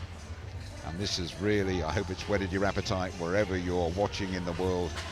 This has set a high standard, and emphatically Crufts 2026 is up and running.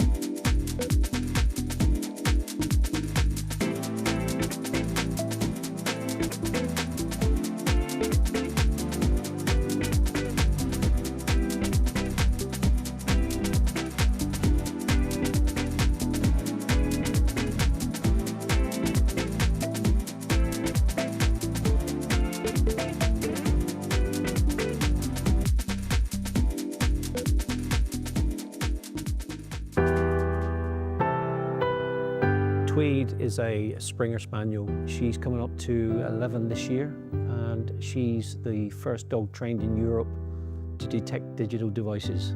She always leaves me stunned with some of the stuff that she finds. Stuff that's been buried in gardens, stuff down drains that she's located, from terrorism through to frauds, and she will always be a hero in my eyes. My name's PC Martin King from Devon and Cornwall Police, and I'm the full-time digital dog handler for Devon and Cornwall Police. and I've been in the job now 38 years. Tweed is a dear little soul, a very timid little dog, a bit of a checkered upbringing, brought up in a shed and a crate. Was obviously chastised about being on furniture, so I had to do extra work with her for that. But she's gone on leaps and bounds now and has gone away from all that with all the training. Tweed became the first digital detection dog back in 2017 because our head of forensics saw an article in a magazine about digitally trained dogs in the US, and I assisted our instructor with that training, and I had a real affinity with Tweed.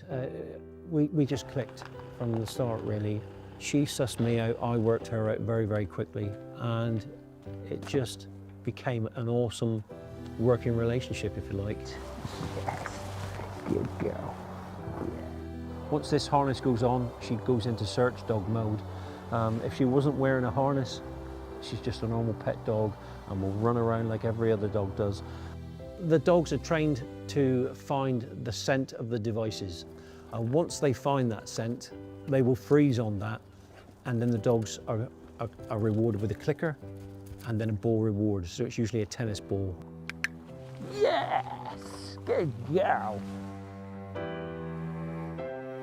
To begin with, she would indicate hair dryers, hair straighteners, TVs, microwaves, and it was stuff that we weren't really looking for. And being a mega switched on dog, really, she's very intelligent, like a lot of the dogs are. They've worked it out and evolved themselves. So we've gone away from indicating everything that she used to indicate now, and she just finds the devices that we actually look for. Tweed and Martin have done over 1,000 searches looking for these digital devices, and it covers everything you can think of. The digital dog gives you that enhanced search and that reassurance that if they've searched a room or searched an area, and it covers everything you can think of. The digital dog gives you that enhanced search and that reassurance that if they've searched a room or searched an area, then it's unlikely there's going to be something hidden there. They are that extra reassurance and a specialist skill that just humans can replicate. She's found items buried in gardens in Ziploc bags. She's found stuff down drains, buried in canisters. And I still come away sometimes scratching my head thinking, how the hell has she found that? She never ever ceases to amaze me, and I love her to bits, and I wouldn't do anything else.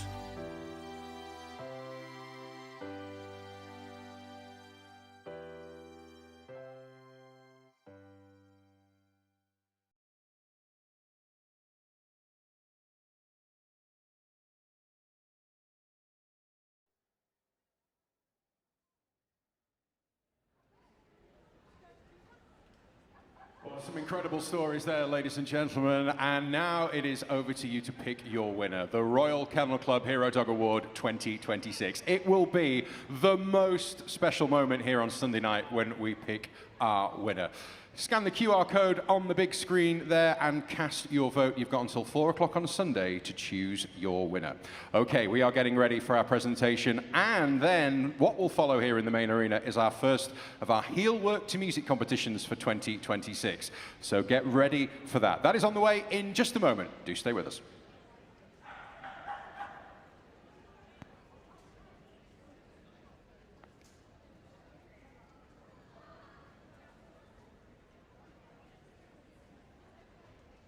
Okay, ladies and gentlemen, it is now presentation time.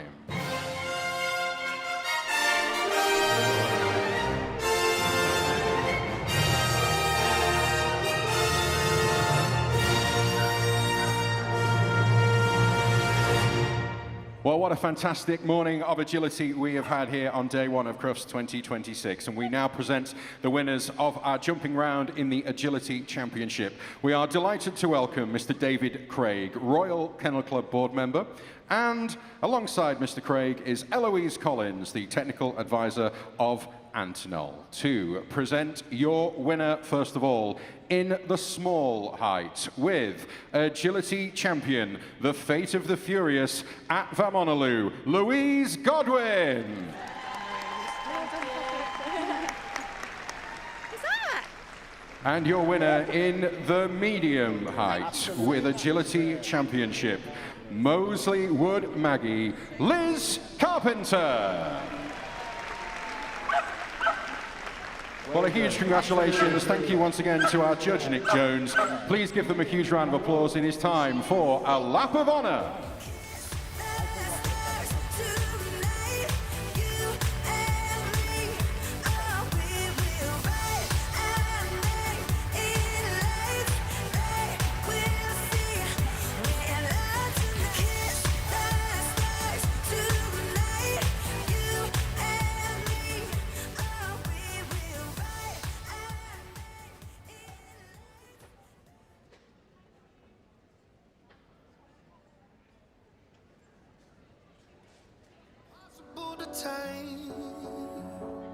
Like oil in the ocean, no way to put out the flame.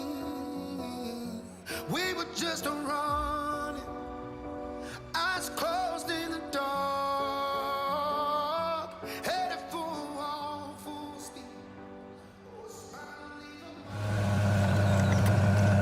Electric.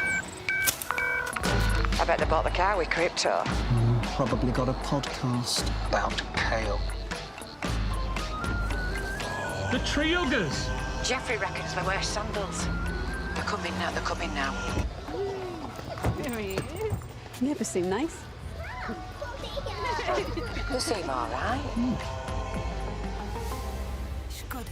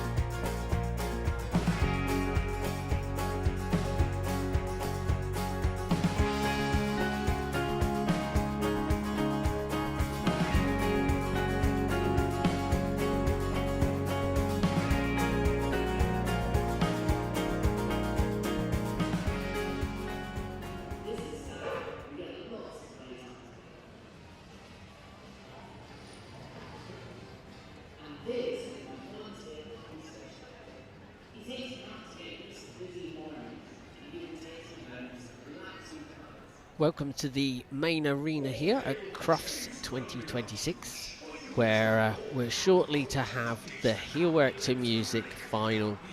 This is where the top 10 dogs that have succeeded through the semi-finals, which were earlier in January, and they have succeeded in getting into the top 10 in order to get into this amazing final today. Good morning once again, ladies and gentlemen. Delighted to welcome you to the very first morning here at the World's Greatest Dog Show. Welcome. It's so good to be back here at CRUFTS 2026. Now what a morning we've had. Heelwork to Music today, which is where you're going to see the 8 Heelwork to Music positions. They don't have to do all those positions, but they can select which they require according to the music.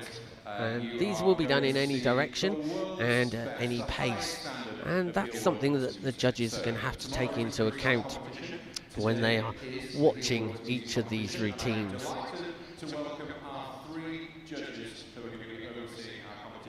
Now, we always have 3 judges for our competitions at this level, and here is our first judge. This is Louise Ballard.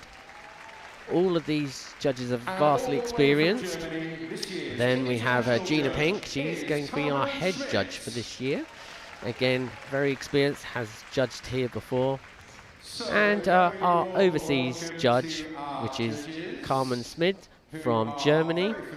Again, another very experienced competitor and judge. So they've got the job today to try and separate these teams to find out which is going to be the winner this year.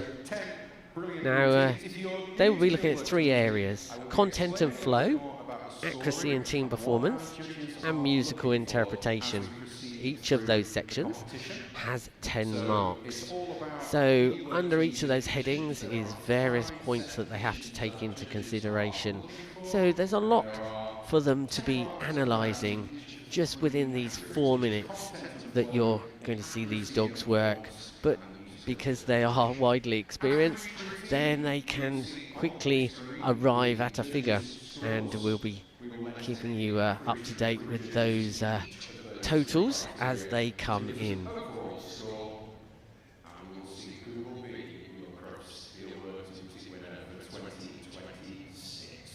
It is such a magical competition. All our handlers have worked so incredibly hard to get here. This is the pinnacle. This is the gold standard, ladies and gentlemen, here at CRUFTS. So our judges are just getting themselves set and ready. So we have our first dog all set to go, and there will be, of course, some nerves going on. But many of these handlers we're going to see today are very experienced. They're regulars actually in this main arena. And so they were able to keep, hopefully, a lid on these nerves and not convey it to the dogs. The dogs are all being trained using what we call positive reinforcement. That's using toys and treats to keep them very excited about what they're doing. And here is our first dog. Now this is Marley, owned by Susan Dooney, who is a regular out here, and she's performing to a track called The Shepherd, which is quite apt, as Marley in his other life is also a sheepdog, and they just started venturing into the world of sheepdog trials, a very different sport. But here he's got to have his concentration on. So here we go.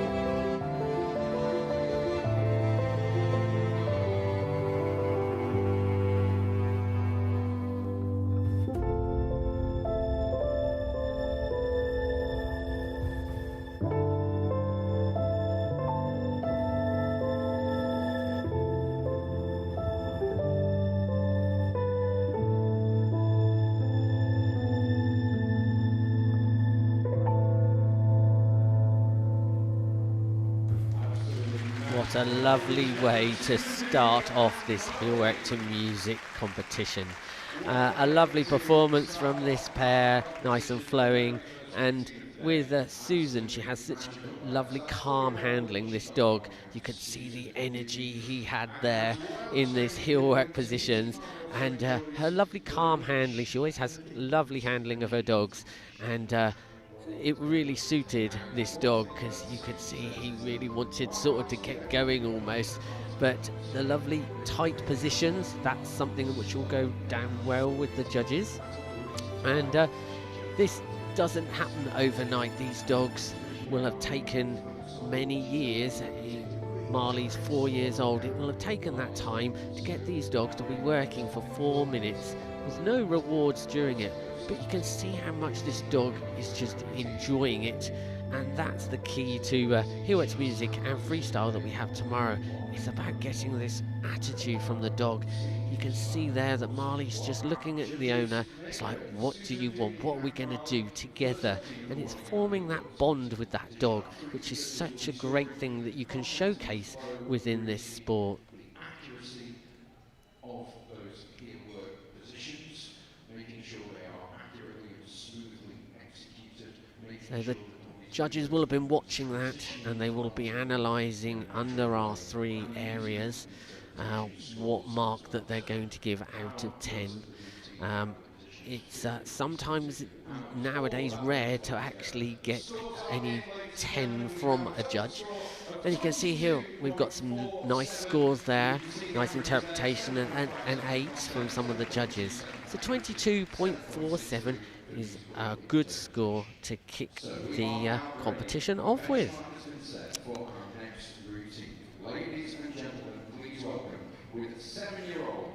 So here is our second competitor, and this is Lucy Creek with Jingle.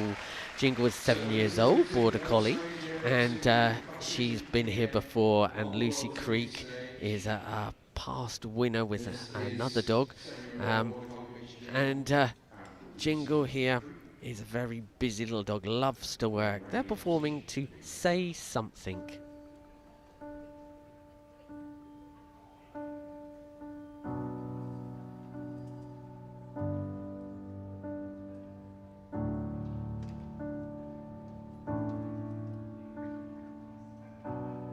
Say something, I'm giving up on you.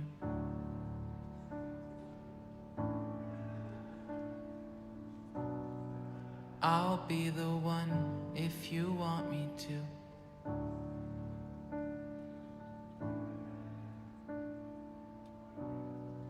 Anywhere I would have followed you.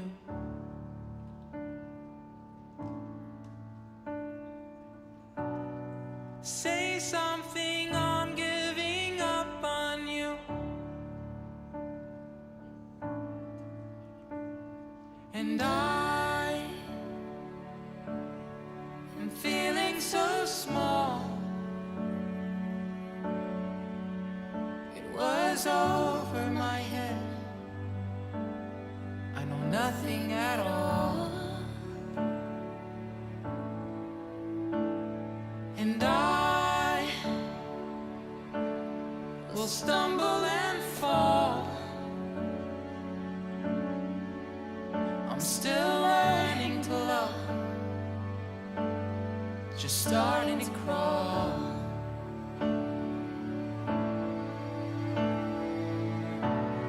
Say something, I'm giving up on you.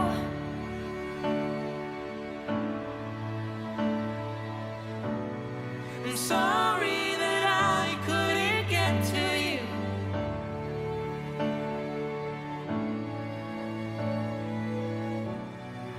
Anywhere I would have followed you.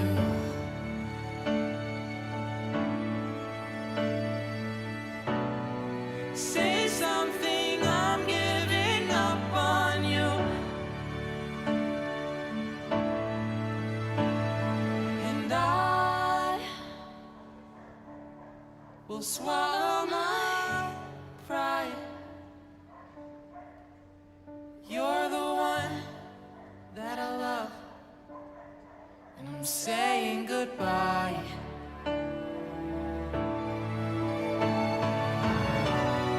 Say something, I'm giving up on you.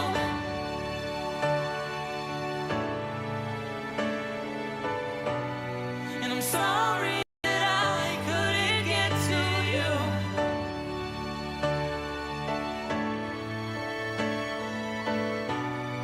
And anywhere I would have followed you. Oh,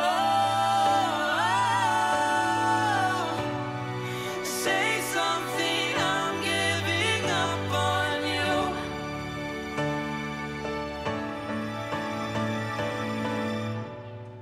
Say something, I'm giving up on you.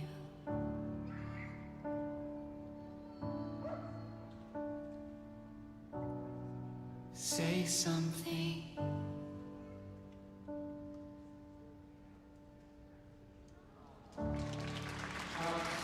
Quite an emotional type of routine, that, and the great thing is that you can choose the right bit of music for your dogs, and that's something the judges will be looking at as to whether or not that they feel that music suited the team.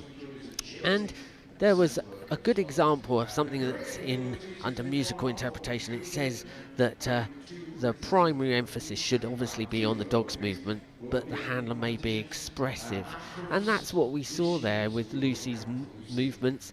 She was contributing to the routine. She was giving us that emotional representation in her movements to just aid that routine, just give it that little bit more. And Jingle, as you can see there, adoringly looking up at Lucy, and Jingle's actually produced 2 litters of pups, and we're actually going to see one of those in a little bit, and another one tomorrow in the freestyle final. So she's been a very good dog for Lucy, not only getting to the top level in competition, but also producing the sort of next generation. So, our 3 judges who are putting their scores into the big 3, we will see the average of each. So we've got Susan now on 22.47, and so we'll shortly see what Lucy and Jingle can produce.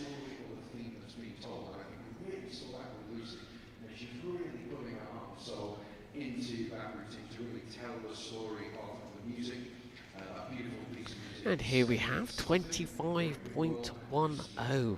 Again, another good score there, into the 8s, and even a 9 there from one of the judges for the interpretation.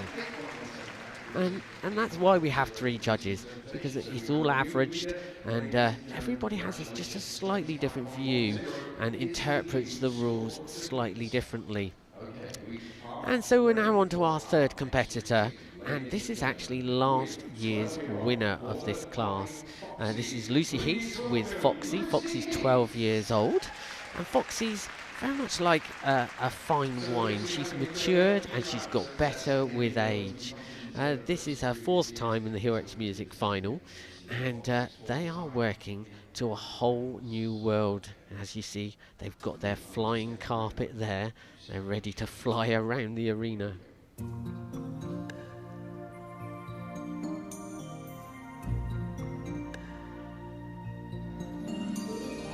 I can show you the world, shining, shimmering, splendid.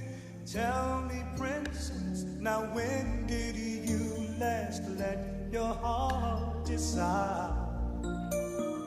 I can open your eyes, take you wonder by wonder, over, sideways, and under, on a magic carpet ride, a whole new world, a new fantastic point of view. No one to tell us no, or where to go, or say we're only dreaming. A whole new world, a dazzling place I never knew. But now from way up here,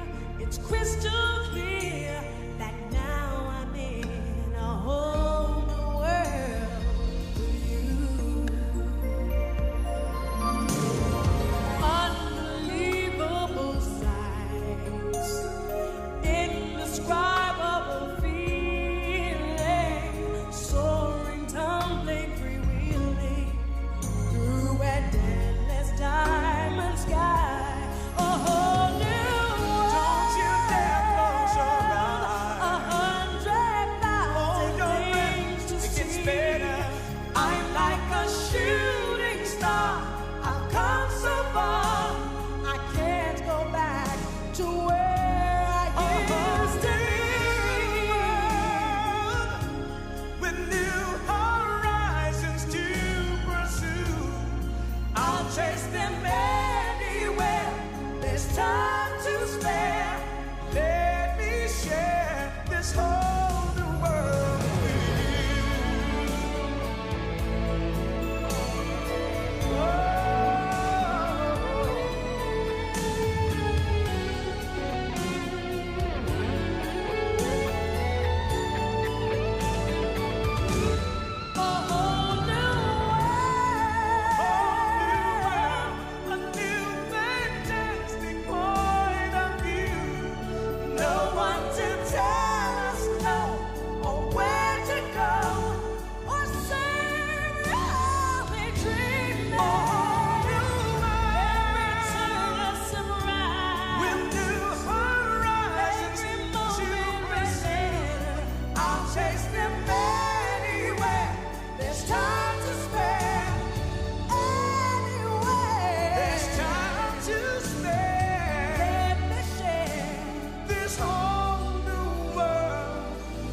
with you.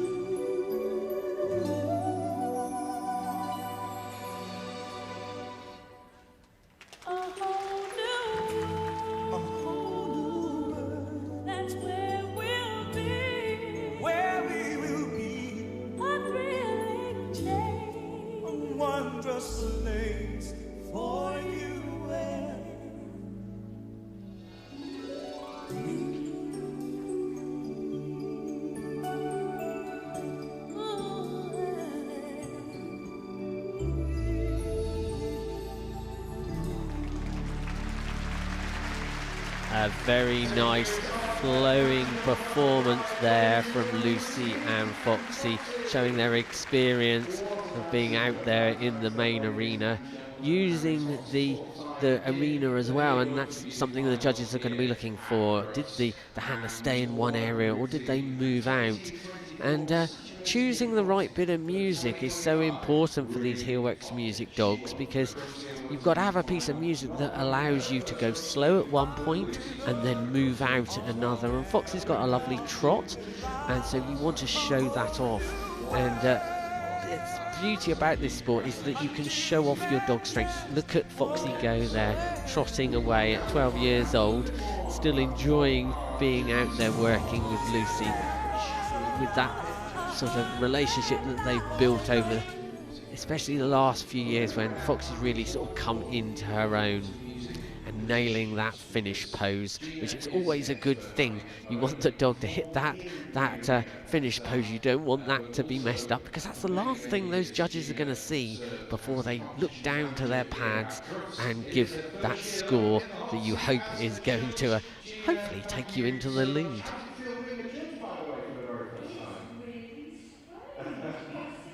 Totally different point of view, obviously, because previously you're managing everything that's going around, including backstage, and awful lot goes into making this the absolute best dog show of the year. But sitting here is a real privilege and an honour. I'm really loving it. Well, we are delighted to have you on our judging panel. Tell us a little bit more about those precise heel work positions. Yeah. How many are there? Yeah, we are looking, today is the finals for the UK heel work to music, tomorrow is freestyle, and we have 8 heel work positions. We're looking for the dog working in as many of those positions as possible, but we do not expect all of the positions. They do not have to do them.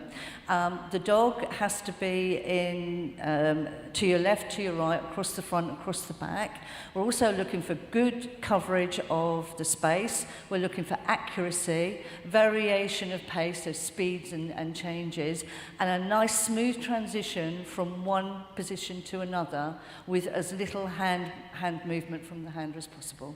And they do make it look absolutely seamless. They make it look so easy, yeah. but it's so much training involved. They make it look easy, but I know how many hours of work these people have put in. Well, thank you so much. Our head Thank judge, you. Gina Pink, Thank ladies you. and gentlemen. Okay, the scores are in. Let's take a look at the big screen. The score now Explanation for there Lucy from and our Foxy. head judge, Gina Pink, and look at that score into the lead, 27.17. It did look good, and look at those 9s. That's what you're looking for, and that's what you're aiming for. All those hours of training over the years have been put in to that dog to get it to work at that level. So, the next dog is making his first appearance in the ring, and the handler as well. This is Bev Lockett with Ford, and Ford is actually Jingle that we saw at running number 2, her son. And they're going to be performing to Kiss by Tom Jones, if you can't tell by the outfit.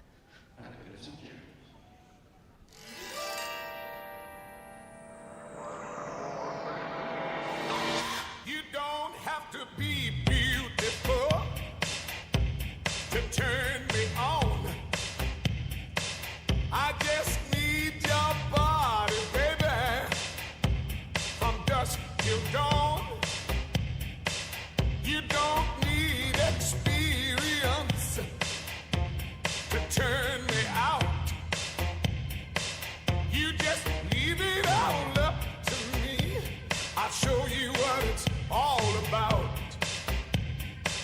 You don't have to be rich to be my girl. You don't have to be cool to rule my world. Ain't no particular sign I'm more compatible with. I just want your extra time and your kiss.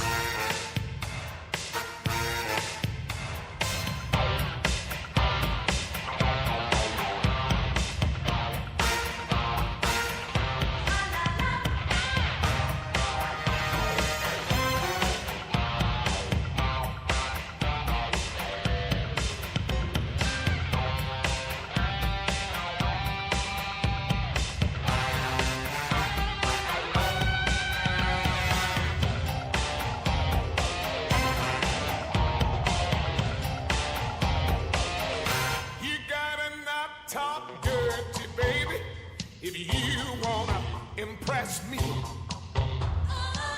You can't be too flirty, mama. I know how to undress me. Let me be your fantasy, and maybe you could be mine. You just leave it all up to me. We can have a good time. You don't have to be rich to be my girl. You don't have to be cool to rule my world. Ain't no particular sign I'm more compatible with. I just want your extra time and your kid. Think I better dance now.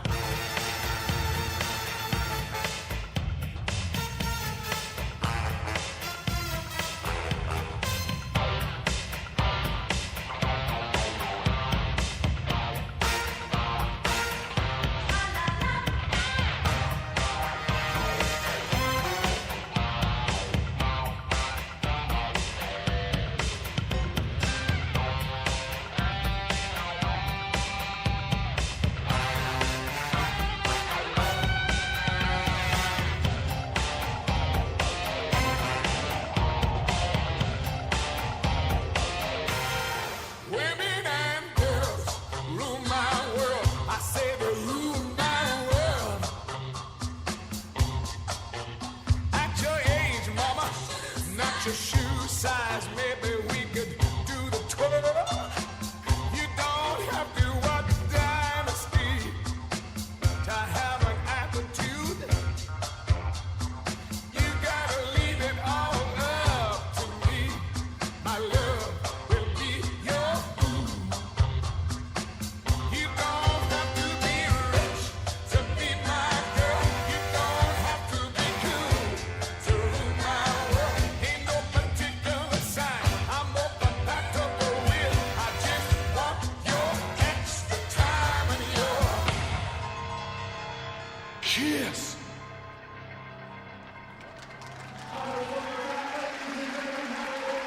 Well, I'm sure Bev is going to be over the moon with Ford in his first appearance in the main arena. He just had a little look at the start as if to say, where am I? But then, the solid dog that he is, he got in position, and Bev's such a lovely handler, full of sort of happiness when she's working with the dog, and giving it a little bit of performance there, which will help boost Ford as well, because he's used to his mum sort of rocking away with the music. And Ford nailing his positions, nice behind the body position there. And a great first performance in this ring, which is what you want to do. You want to bring a young dog into this arena in their first ever appearance at Crufts, and you just want them to get through it, do a nice solid performance, and that's what Ford did today. And again, you're seeing this lovely relationship again that these handlers, through the many hours of work that they do with these dogs, that you can see that bond coming through during these performances.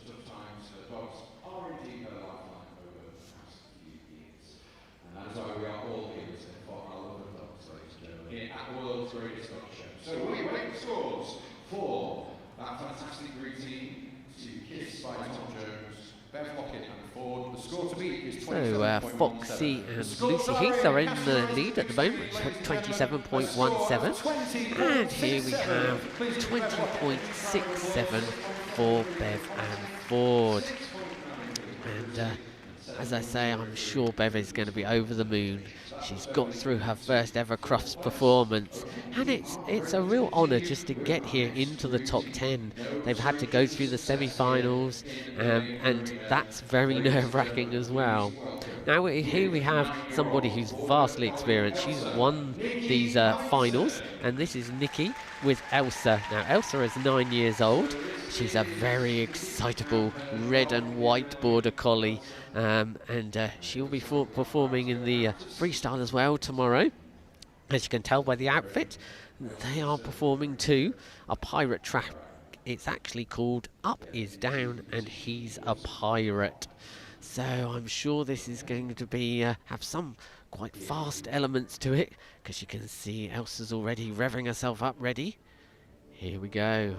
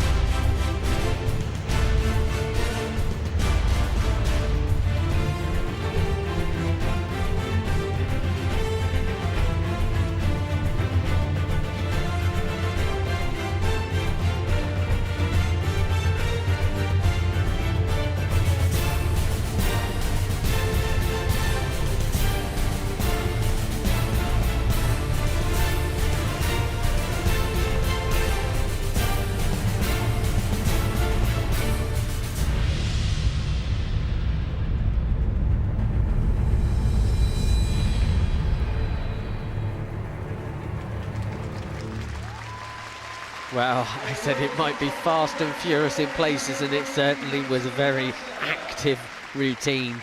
And some lovely use of the music there, and you're hearing those accents in the music where the handler has to sort of interpret that, and very often we'll do a transition, and some difficult transitions there, but they were done on the music, and that's going to go down well with the judges. If you have accents in the music there that you have to hit, you've really got to have good timing, and you've got to hit it on that bit, because if you don't do that transition on that bit of music, it looks a bit wrong.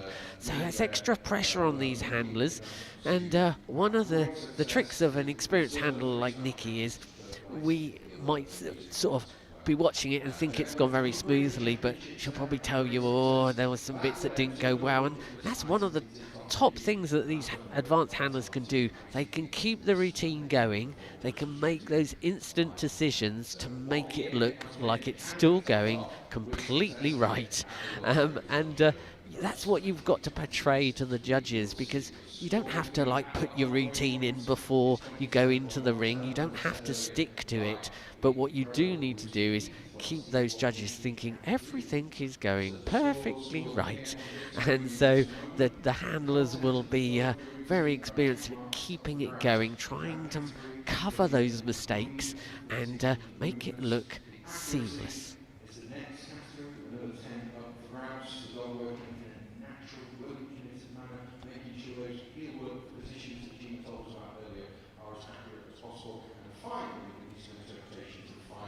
So I'm sure we're up for a good score here, and yes, into second place on 26.23. So I'm sure she'll be very pleased with that, and we'll of course see Elsa tomorrow in the freestyle as well. Next we have Lorna with her lovely Nora. Nora is 7 years old and she's working sheepdog. We're going to have a bit more Arabian music because they're going to be performing to Arabian Nights and Walk Like an Egyptian. Now these are a very experienced freestyle pair. They've won the Crufts freestyle final, and so they're making their bid for the Heelwork to Music final this year. So we wish them luck, Lorna and Nora. The sun's from the west and the sand in the glass is right. Come on down, stop on by, hop a carpet and fly to another Arabian night.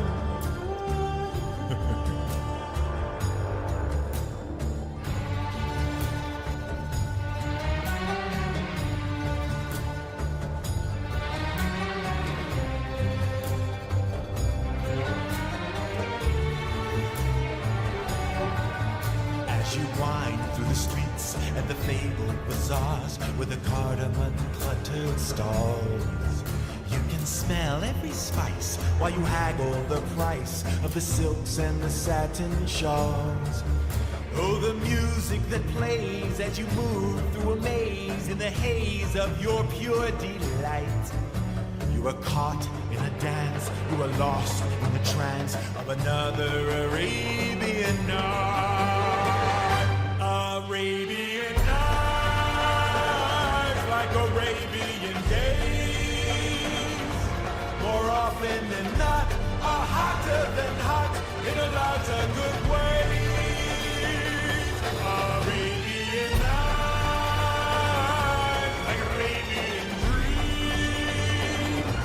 This mystical land of magic and sand is more than it seems.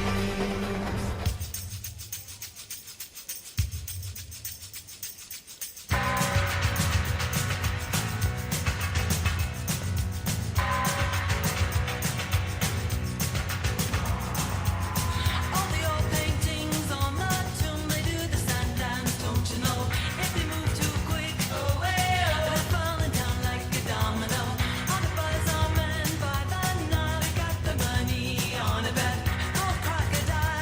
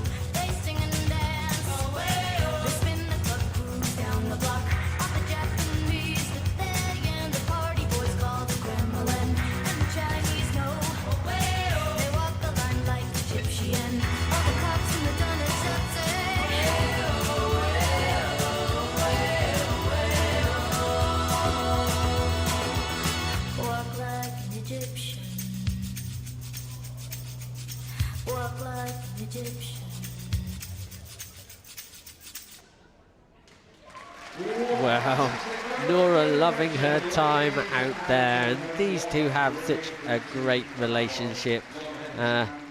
Nora and Lorna have gone from starting out in this sport right up to this top level, and it just shows if you have that dream, you put the work in, that you can get here in the finals. And Nora will be in the freestyle final as well tomorrow, and as you can see there, she's got that dressed collar on, and the dogs are allowed to wear a dressed collar as long as it's appropriate for the routine, and you can see how it matched with the outfit of the handler. And the handler is allowed to have a costume on. It should never distract from the dog, but it should aid sort of the presentation of the routine. And Lorna changed the music up part way through, and that will have been done deliberately so that she can showcase other things that Nora can do, or heel work at a faster pace. And some interesting transitions there as well, because you don't want the transitions all to be the same. You want to present that variation to the judges for hopefully a good score. What is the difference between the two competitions? Okay, so with freestyle, we're looking for the dog to be working further away from us, and with heel work, we like them to be nice and close, and we've got sort of 8 different positions that they can be in, but also there has to be there has to be up to a third freestyle in heel work, so you can't go overdo the freestyle in a heel work routine. I see. So in the freestyle composition, they still have to incorporate a third of... No, in freestyle, they can pretty much do whatever they like to do, but in heel work, they're limited with how much freestyle they can put into it. Fantastic. Okay. And like you say, wanting them to work as much of the floor as possible. Yes, we'd like to see them travelling around the ring, so use of the ring is one of the things we're looking for when we're marking and judging the dogs. Thank you so much. Louise Ballard, ladies and gentlemen. Louise is going to be with us, of course, for the entirety of the competition. So, the scores are in. Ladies and gentlemen, cast your eyes on the big screen. Here is the scores for Lorna and Nora, and 22.90 there. Going into 4th place. I'm sure they're going to be happy with that. Well, it's a great score for Lorna and Nora. Give Lorna a big round of applause into 4th place. So here is our seventh competitor, Heather Smith and Bosie. Now we're used to seeing Heather in this ring many times before, but always with a bearded collie. This is the first time she's in the ring with her working sheepdog Bosie. They're 7 years old. Now her actual costume there might give you an idea about her music. She's performing to a medley from the soundtrack of Edward Scissorhands. This is how different music can be for a Heelwork Music competition. It can go from an emotional piece to something completely different. So this will be a interesting start, I'm sure, from Heather and Bosie. Interesting start pose.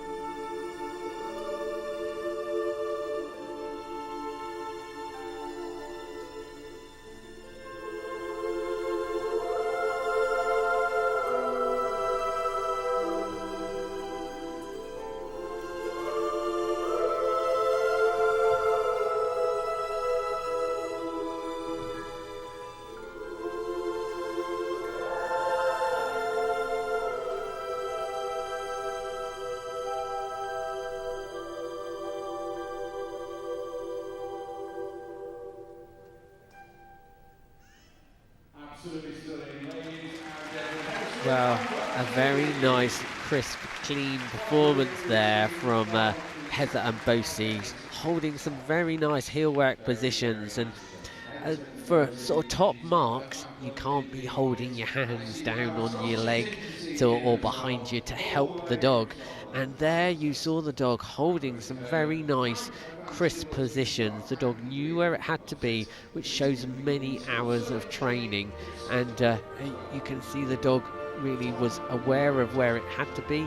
The positions around the handler's body. The handler wasn't having to guide the dog in, so the handler was giving it the vocal command to get into whatever position, and the dog was gaining that position. Some interesting static positions there with the two legs into the air, just using the music there to represent either the different heel work positions or when the music went quiet or had an accent in it.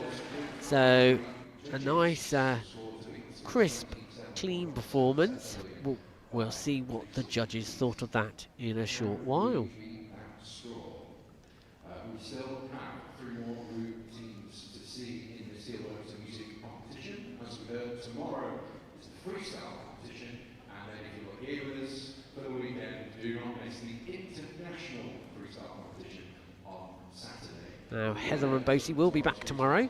They're in the freestyle competition as well, where you'll see the totally other end of the sport, where we see a lot more of the tricks, etc.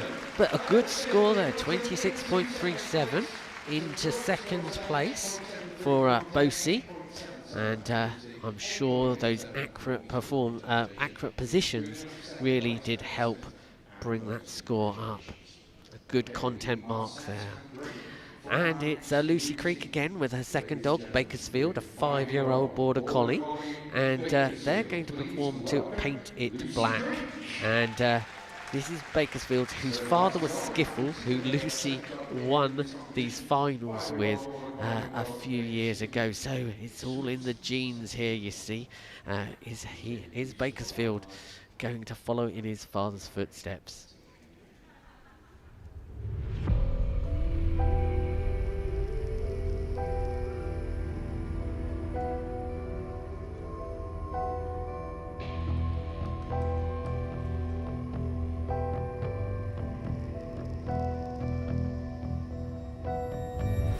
I see a red door and I want it painted black. No color.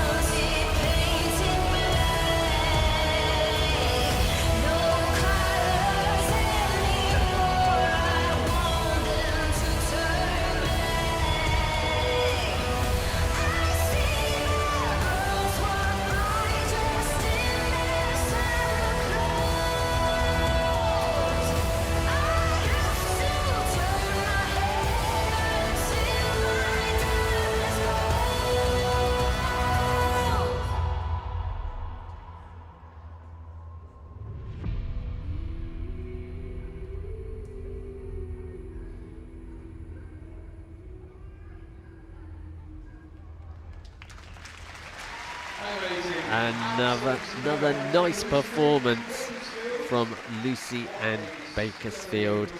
Bakersfield has been quite a sensitive dog to train, but every year I see him, he gets more confident in his performance. A very striking looking dog, who again we're going to see in the freestyle tomorrow, and it's quite a lot of work for these handlers to form both a routine for heel work and a routine for freestyle, and also make sure that the dogs aren't getting confused between the two routines. And we're seeing a few props within the routines this year in the Heelwork music, and often we don't see many props. We see them all in the freestyle. Tomorrow, if you're watching, we see a lot of props because they open up different avenues for the handler, different moves that they can present. But it's nice to see some props being used there, the use of the door to reflect the lyrics of the music, and using the dog, transitioning, using the door as a transition in the music to go from one position to another was an interesting difference, which might go down well with those judges.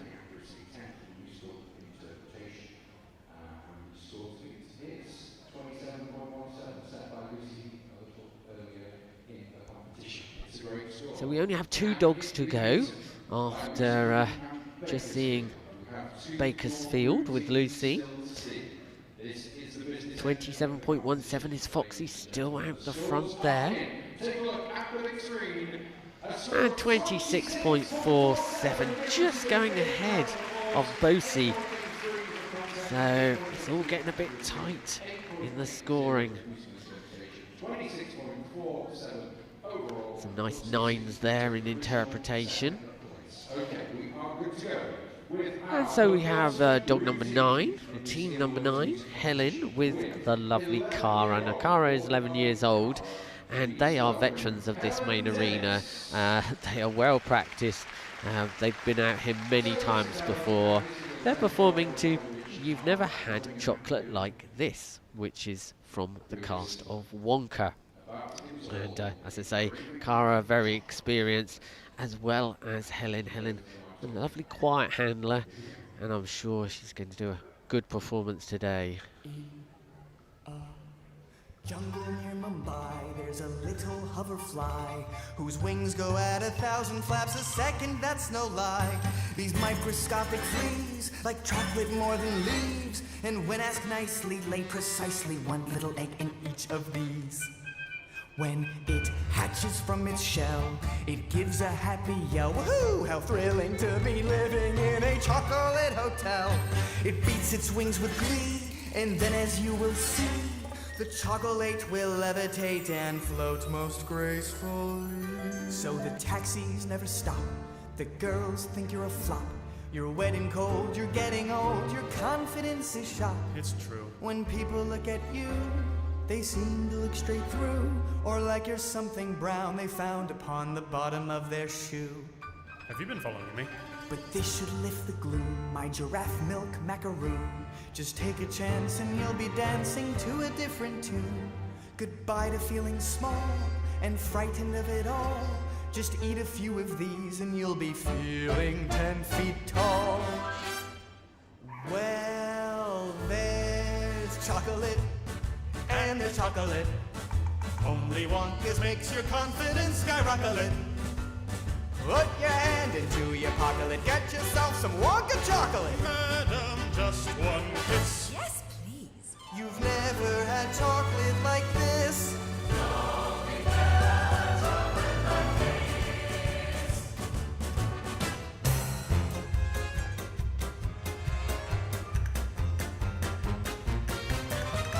Have you tried his new one? No. Oh, you got to have a go. Just pop one in and everything becomes a Broadway show. The news that makes you gasp, the jokes that make you laugh. All that you say and do all day will be choreographed. Lost your hair, can't think where, feeling fairly bare up there. Don't despair, I come prepared, behold my hair repair eclair. It's made from ground vanilla, from the markets of Manila. Take heed, eat more than 3 and you'll end up like a gorilla. Well, there's chocolate, and there's chocolate. Only Wonka makes you rock around the chocolate.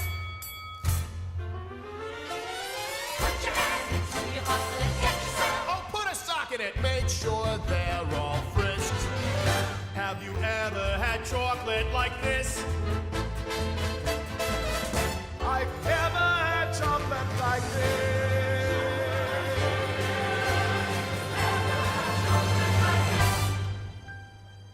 Well, there's chocolate. I understand it. And there's chocolate. Totally true. Only one contrives a home right through our profits. Yes, but what I'm trying to tell you is that If we don't get on top of this, we'll go bust. Chocopocalypse. We'll cease to exist. But fellas, you've never had chocolate like this. No, we've never had chocolate like this.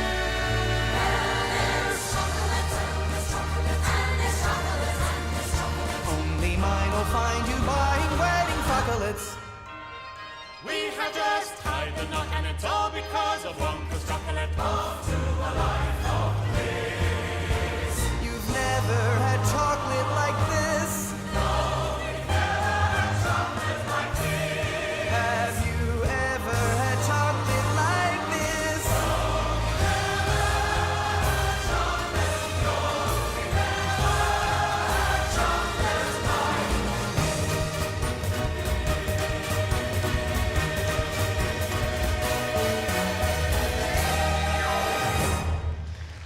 As we've got used to with Helen and Cara, another solid performance. And Cara, whenever you watch her, she's always got that smile on her face. She's always loving it. She's wagging that tail. She loves performing out there, no matter whether it's Heelwork music or freestyle. And if you're watching this for the first time and you're coming to the show, do go and have a look at the other arenas where there's Heelwork music demonstrations which are showing you how you can get started in this sport. And it's so easy to get started because you don't need any expensive equipment. You just need some treats or a toy, a dog, and off you go. You don't even need a big area. You can all do the starting moves and positions in your front room. It can't be any simpler. So there's plenty of instruction online on how to get started with some of these basic things. But do come along to the show and have a look and talk to some of these handlers. You will be seeing them around the show doing demonstrations, and they'll be able to help you how you get started. Doing your judging here. We're talking a lot about the accuracy and the flow of the routine, which is one of the things you are marking on here. What does that mean for people who are new to Heelwork to music? Well, the flow does mean the naturally transitions between the different positions in a Heelwork. The flow does mean the following of the dog in the movement, in the speeds of the handler. Does it look easily and really naturally?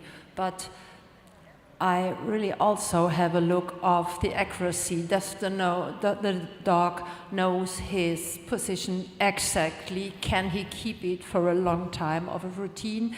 And very important, does he feel comfortable in these positions?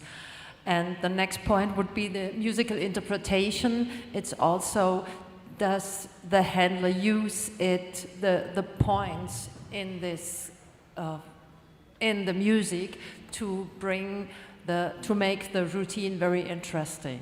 And to tell a story and to bring it to life. And I think we really saw that in that routine there, didn't we? So that's fantastic. Thank you so much for speaking to us. Carmen Smith, ladies and gentlemen, our international judge. Thank you for your insights. Okay, the scores are in, ladies and gentlemen. Let's... So we've just seen Helen and Cara, and they have scored 22.77 into 7th place.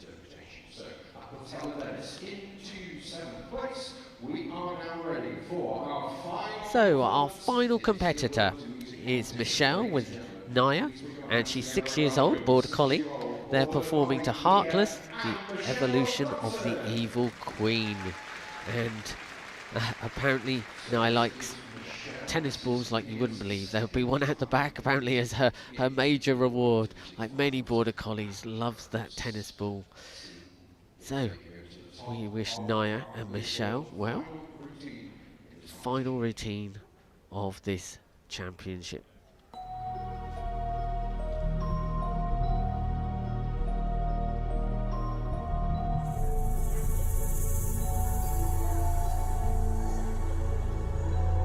There once lived a queen beauty extolled, but hers was a heart bitter, empty and cold.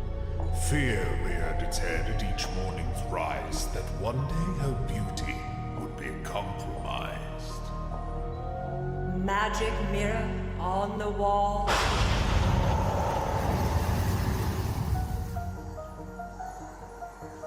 Who is the fairest one of all?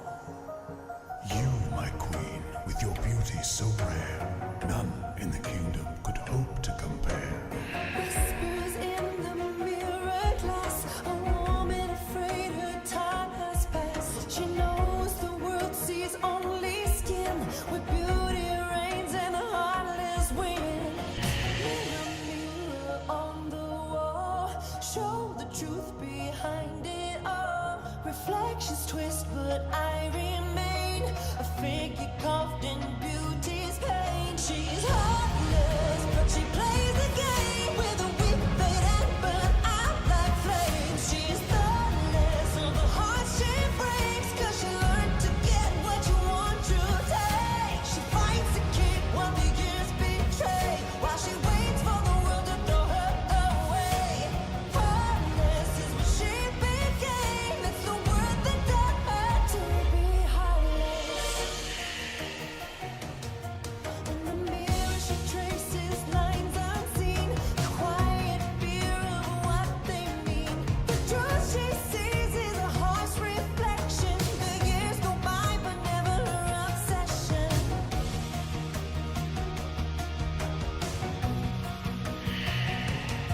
In a game where rules are made by men, she plays her part 'cause she knows the end.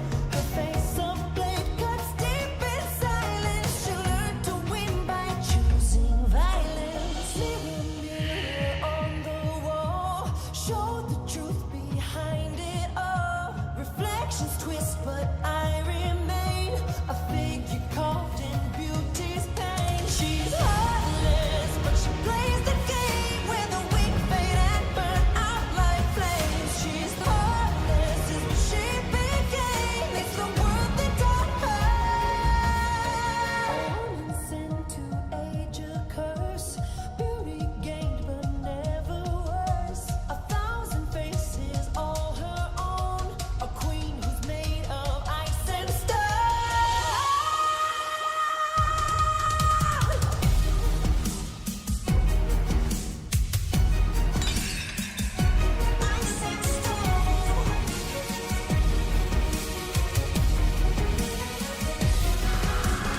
Mirror, mirror on the wall, show the truth behind it all. Reflections twist, but I remain a figure caught in beauty's pain. It's the word that taught her what a beauty thought her. She fights to keep what the years betray, while she waits for the world to throw her away. Heartless is what she became. It's the word that taught her. You'll be heartless.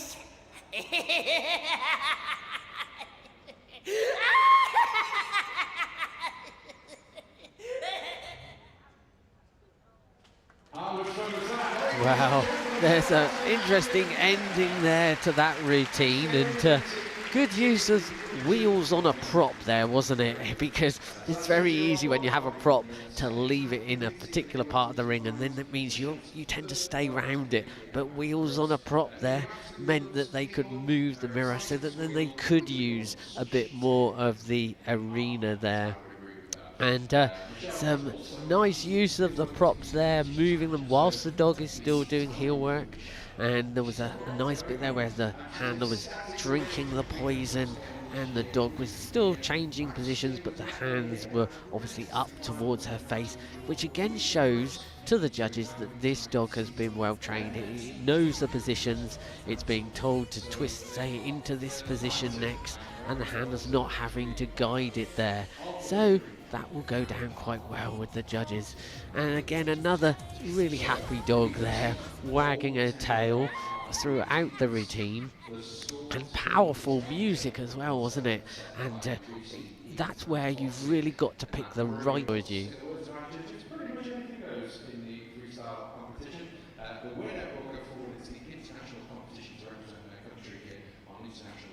So our top mark is still Foxy, last year's winner, on 27.17. So there will be some nerves behind the scenes waiting to see what this last score is. I would like to say a huge thank you to our 3 judges. Our international judge, a huge thank you to Carmen Schmitz, to Louise Ballard. While we're just waiting for that final score, do come back tomorrow for the freestyle final. Oh, look at this, 27.83. Well, the judges liked that, and giving quite high 9s there for interpretation. They loved that interpretation. Accuracy was good, as well as a nice varied content. So Michelle and Naya will be over the moon because Naya was due to be here last year, but unfortunately decided to come into this season at the wrong point. So there we see it. Kinaway, heart on fire, Michelle Dodson, 27.83. Just pipping Lucy with a lovely Foxy in 27.17. And Lucy and Bakersfield in 3rd. It's been a very high standard event, and we're all set, as I say, to see it all again tomorrow, with many of these dogs appearing again, so they will be knowing what this arena means, and again bringing their A game, I'm sure, to the freestyle.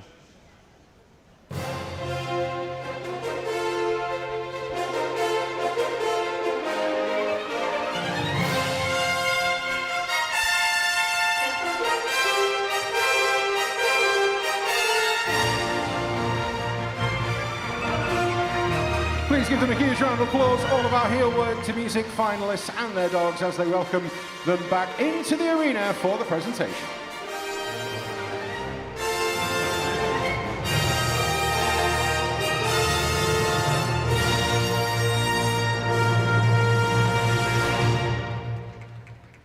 Okay, to present our top 3, ladies and gentlemen, I'm delighted to welcome into the arena Mr. David Craig, board member of the Royal Kennel Club, and Sarah Buckley, customer and portfolio activation head of Mars Pet Care North Europe. Please give them a round of applause as they come into the arena to present your top 3. First of all, your winner with a score of 27.83, the winner of the Heelwork Music Competition 2026, with near Michelle Dodson. So here's our winner, Michelle Dodson with Naya, and actually your runner-up in second Michelle's place with mum, Foxy, Carol, and a has great won score this of 27.17, Lucy competition in the Heath. past. So it's a first, really. Mother and daughter both having won And this in third place brilliant with a score Heelwork of Music Competition. And there we see Foxy 26.47 with in second place, Bakersfield, holding her Lucy beloved Creek. Frisbee. And then Lucy Creek with Bakersfield.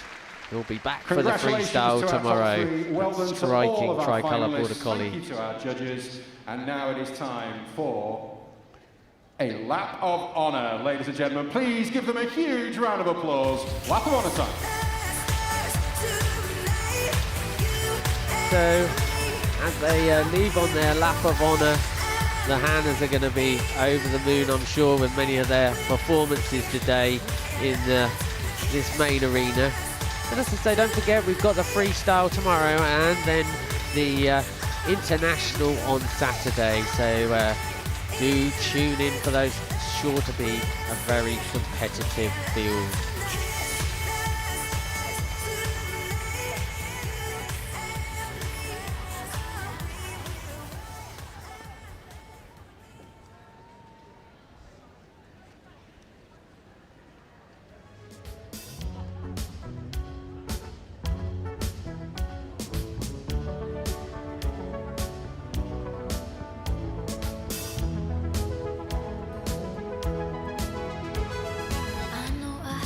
Judgment, I know I have good taste. It's funny and it's ironic. What makes Iggy so special would 100% just be his outstanding character. He's just the most gentle, calming, grounding soul that I've ever come across, and everyone who meets him just immediately adores him. Iggy and I, in our spare time, we go around and visit nursing homes. So Iggy's really, really good with dementia patients. He's very calm, relaxed and gentle, and just enjoys any attention, especially if there's some rich tea biscuits and cake involved. He's all over it. The residents are going to be so happy to see you. We've had Iggy for 2 years now. Prior to that, he was in a rescue for around 2 to 3 years, as he was left in a government shelter in Turkey because his family over there were leaving and didn't want to take their family pets with them. Hey, who's this, Iggs? Got swimming better than ever. Iggy has got quite limited mobility. He limps quite a lot. And unfortunately, when he was first brought into rescue, he actually couldn't bear any weight on that leg at all. His mobility issues come from his elbows, both of which were quite heavily fractured. So he's been through quite intense surgeries, physios, and like hydrotherapies. He has learnt to walk and weight bear once more on it. To become a therapy dog, dogs do have to have a certain level of training. Thankfully for me, Iggy was naturally very, very calm. He listens. Oh, you're lovely. There you go. I think the benefits for people in the care home is people who physically are non-verbal and can't speak because of how progressed their dementia is, and they don't maybe interact with the world, but when they see Iggy, they start to put their hands down and they start looking, and when you see that someone's looking at him and they can recognise it's him and they want to engage with him when they don't normally engage with the outside world in any way, shape or form, it's just lovely to see that he's able to break down those walls, build up those relationships and really bring some kind of joy and companionship to the people in the community who probably need it the most, really, so they're not lonely. Okay, yeah, okay, we'll keep looking. It's lovely, isn't it? He is a wonderful example of why you should never underestimate a dog that's been in rescue. Doesn't mean they can't be a wonderful pet, or doesn't mean that they can't bring something extra to your life. Like, I never thought I'd be going to care homes 2-3 times a week. It gives me a lot, it gives him a lot, and I think he just goes to show, don't let any dog pass you by. Like, you never know, like, give it a chance, send the application, because you don't know what it will lead to, because yeah, he's changed my life and he brings so much joy to lots of other people.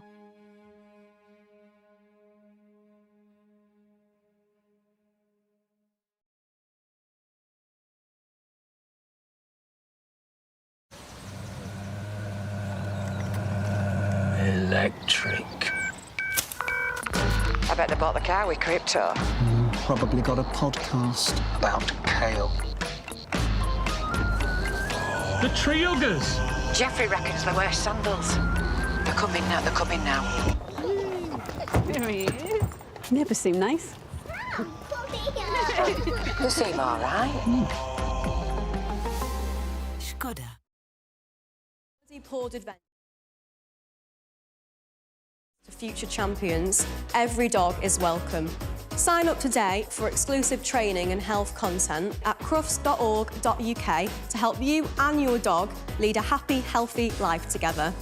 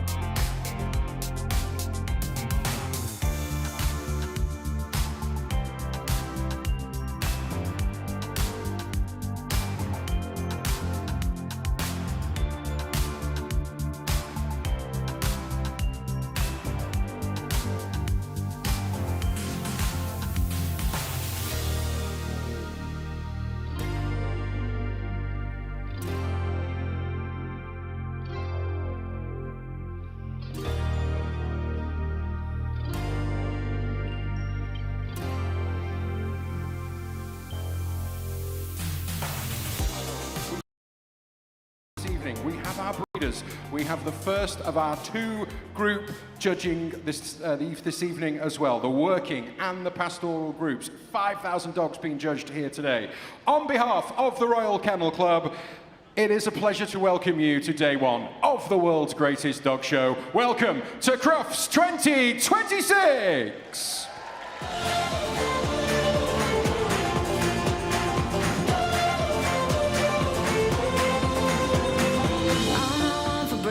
Yeah, don't get out of bed, but you're up like the sun. Don't need no caffeine for your head, and it works. I don't know how it does, but it works. Some days I give 90 while you're only giving 10. But baby, when you do the math, still 100%. Yeah, it works. Me and you, we're like heaven on earth. Got that crazy, got that lose your mind kind of messed up. That's alright. If we won the lottery, we'd spend it all on you. Waste it all on something dumb, get married on the moon, darling. Ooh, that's me and you. That's me and you. I know you'll be there for me, but I'm still dying to keep working on this recipe of loving with no rules, darling. Ooh, that's me and you. It ain't but it's me and you.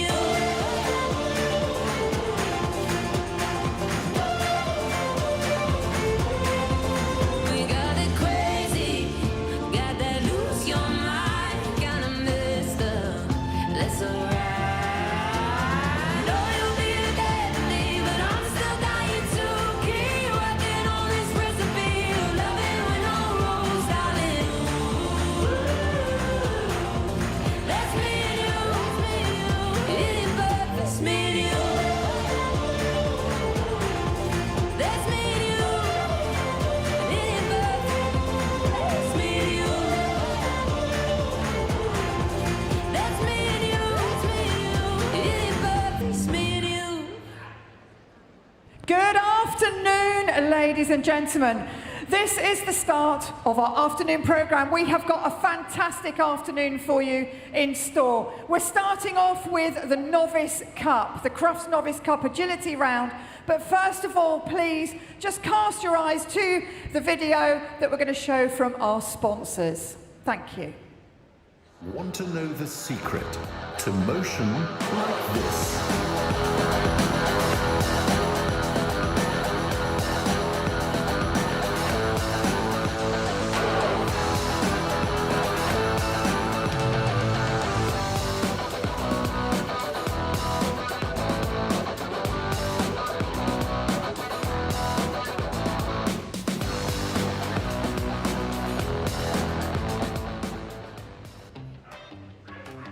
Hi, I'm Cody. I'm training to be a Dogs for Good dog.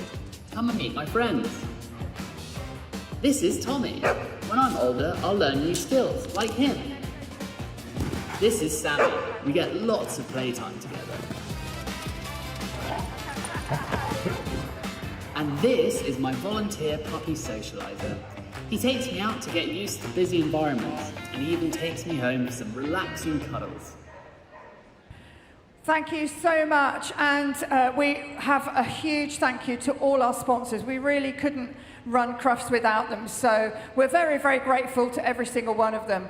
So, without further ado, let's get on to our agility. We have a fantastic judge for you this afternoon. It's Jason Bartram. Please put your hands together. He started judging in 2012.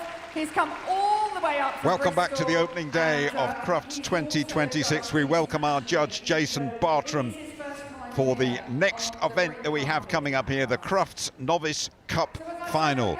These dogs compete in grades 3 to 5, just below the top grade 7, that is. They've qualified for CRUFTS by competing in a semi-final at the Royal Kennel Club Agility Festival last summer. Two-part competition then. We had the jumping this morning. Now we watch part 2, the agility. They'll be going in reverse order of where they finished, and they crunched the combined scores for the winner. So there'll be a prize for the best in the jumping, the best in the agility, and the overall winner as well. And we're all set to go. Graham Partridge is alongside me as always, and we're all set to go with the first of 8 small dogs. Alan Bray. Alan, senior over 65 world champion, but this with another dog. Tia Maria, 3-year-old working Cocker Spaniel. I'll tell you what, Graham, from the word go, just talk us around this course, would you? Welcome, by the way. Nice to be with you. And great to be here. Alan Bray, very experienced competitor. This is a lovely course here, designed by Jason.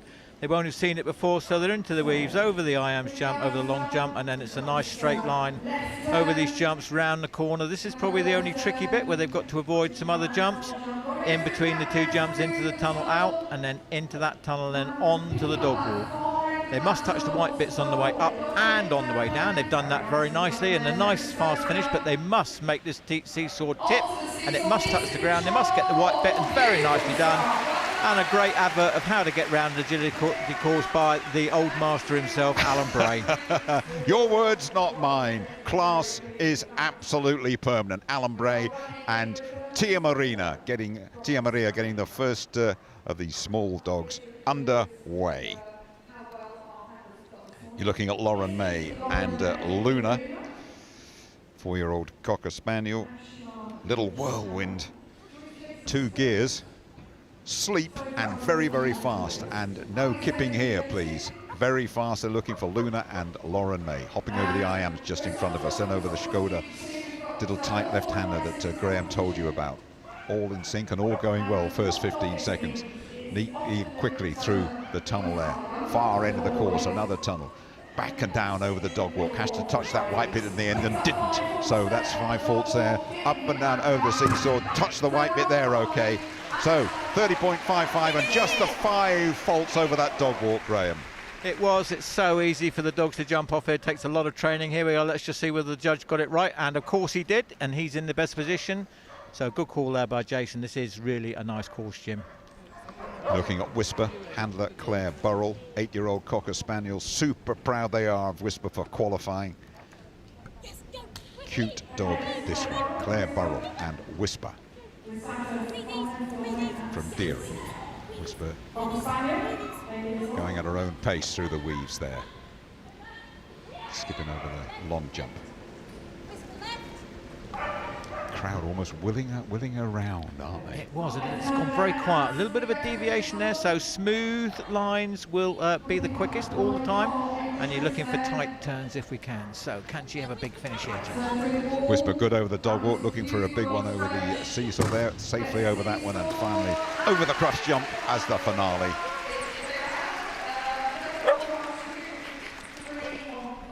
Very nice. Look, here's Tail having a fantastic time. That's great pictures of a very happy dog. Les Pierce and Lava, 3-year-old Cocker Spaniel, loves agility. So many Cocker Spaniels that do well in this great sport of agility. Very tidily over the A-frame, in and out of the weaves.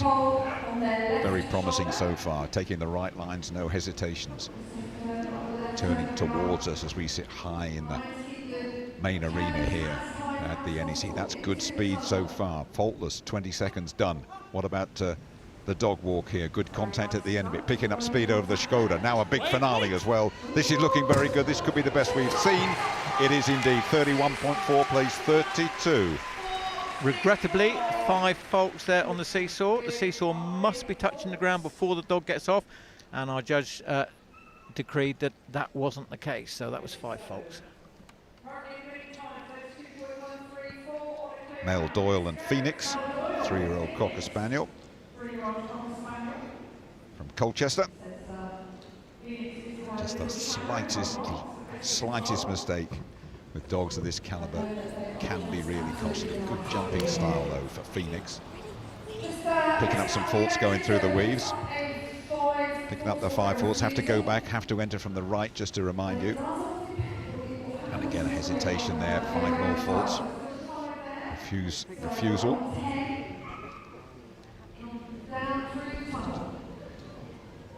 It's not the perfect round they would have wanted, but Phoenix missed the end of the dog walk again, not the first dog that's done that. How's about that seesaw? Hesitation, tail wagging. Come on then. Oh, come on then. There, finish it off for us if you would. We won't forget. We won't forget a Phoenix and Mel Doyle.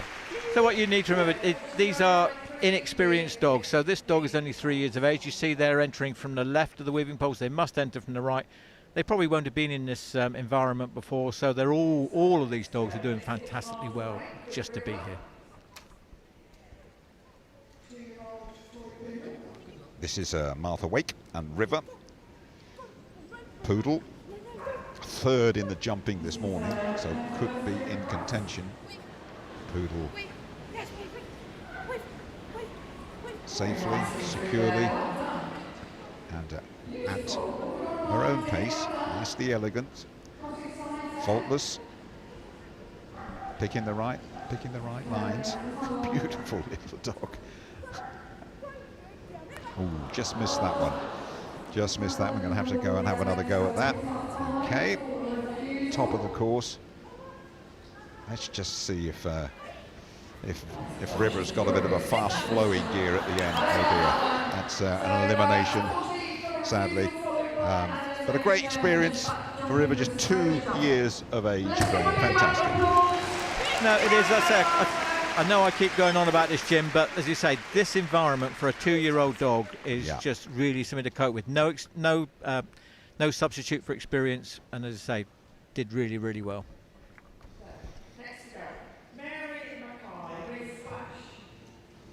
You're looking at a Splash 3-year-old Cocker Spaniel. The handler is Mary Mackay. And these are her words, not mine, Mary. It's that this dog, Splash, a dog in a million, despite her aging handler with bionic knees. Her words, not mine. So proud to have qualified for Crufts and did really well, second in the morning jumping. So let's see what we can do. Just a slight hesitation, but that was okay. Corrected it and no faults. Had a little look at the tunnel, didn't go there. It's still pretty good and it's faultless. Through that tunnel safely that time. Another tunnel to negotiate now. That's good. Up and down over the dog walk. Yep, white bit touch, a bit of hesitation, but off we go. Mr. Skoda, that's a shame. And a full circle there around the Skoda jump as well. And then the finish with the seesaw at the end. And the finale through the Crufts jump. Really great effort there from Mary. Dog's having an absolutely fantastic time. So finishing with a time of 39 seconds with the 5 faults there. Really great effort. Graham, you like this one. Hippie, handler Chris Kenton, 3 years of age.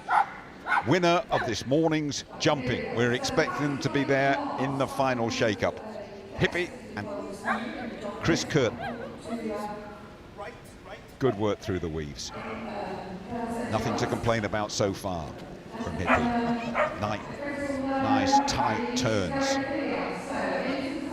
Great opening 20 seconds. 32 the time to beat, as you can see there on your screens. It's going to threaten it, I think. Might have to pick up a bit of speed. It's going to be very, very close, this.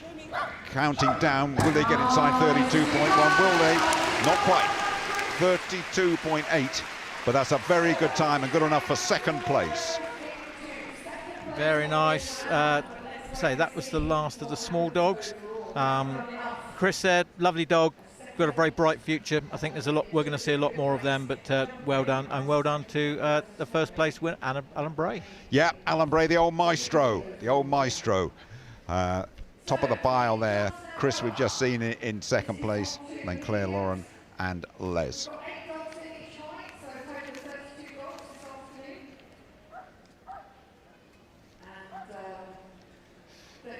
And there we go, the overall rankings. Chris Curtin leading those.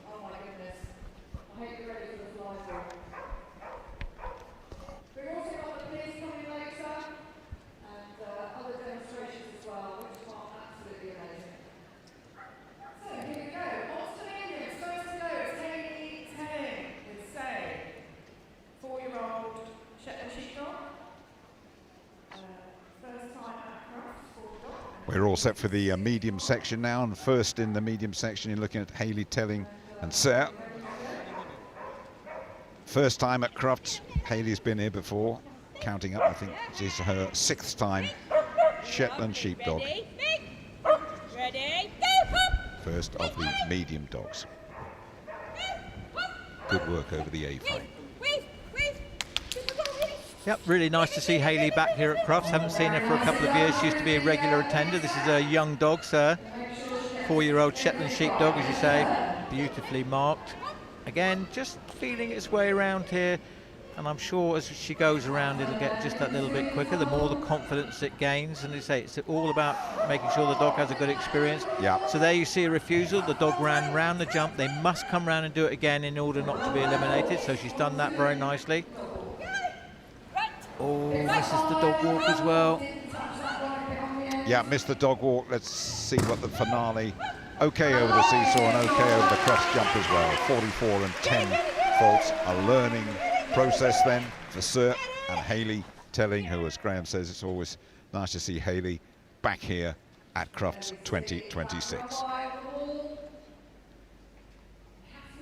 Just missed the end, that little white section there. Have to touch it. This is Gemma Cooper and Mickey, 4-year-old Cocker Spaniel. Very popular breed in agility these days, the Cocker. Concentrating, almost feel the concentration up here from Mickey going through the weaves. Very nimbly over that Skoda jump. Turning towards us now. All in sync. Good work over the wall, good work through the tunnel. Good time as well. Great contact at the end of the dog walk. Really picking up pace at the end of this is Mickey. This is a fine effort from Mickey and from Gemma. A fine effort, 34.8, best we have seen from the medium so far. Very nice indeed there from Gemma. As I say, you said the dog was concentrating. It's very difficult for a Cocker Spaniel to concentrate, Jim. Trust me, I've got two. But right. he did a great job. All they want to do is have fun. You know, why should I concentrate? Steve Young and Milo all set to go. Another Cocker Spaniel.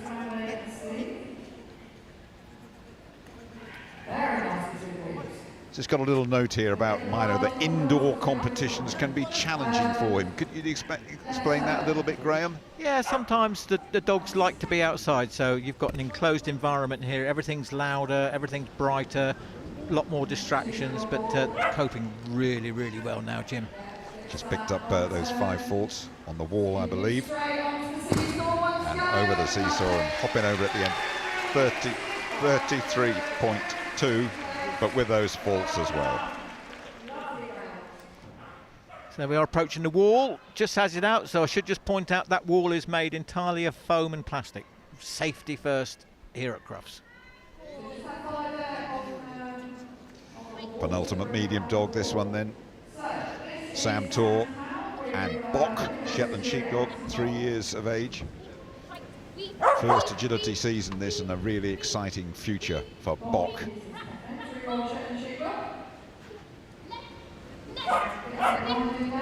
Great jumping style there from Bock.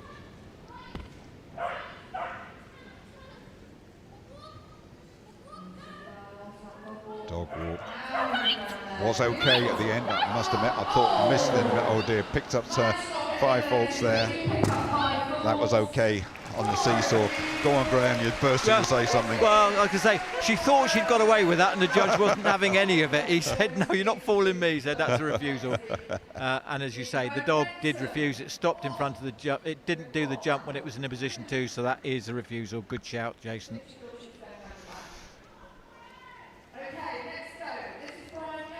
Brian Young and Ziggy, 3-year-old Cocker. Doing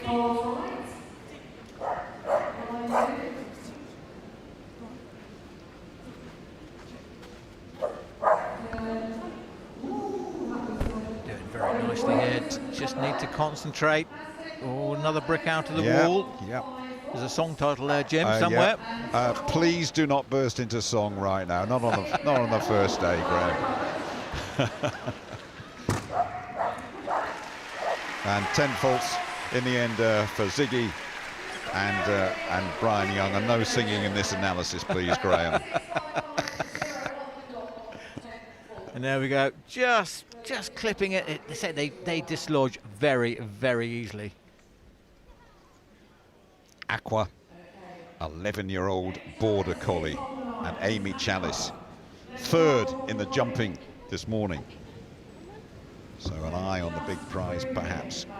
Good contact at the A-frame. Delicately, not particularly speedily through the weaves.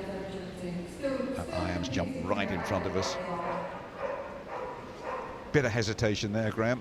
Just a touch of confusion, just getting herself out of position slightly, causing the dog to just query what she's doing. But once the dog can see her, once she knows what's expected of her, picking up speed again now over that dog walk, looking now. This is where the control section comes. Oh dear.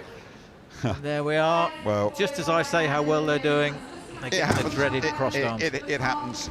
It happens. Crossed arms, those of you not watching before, from our judge, equals elimination, sadly.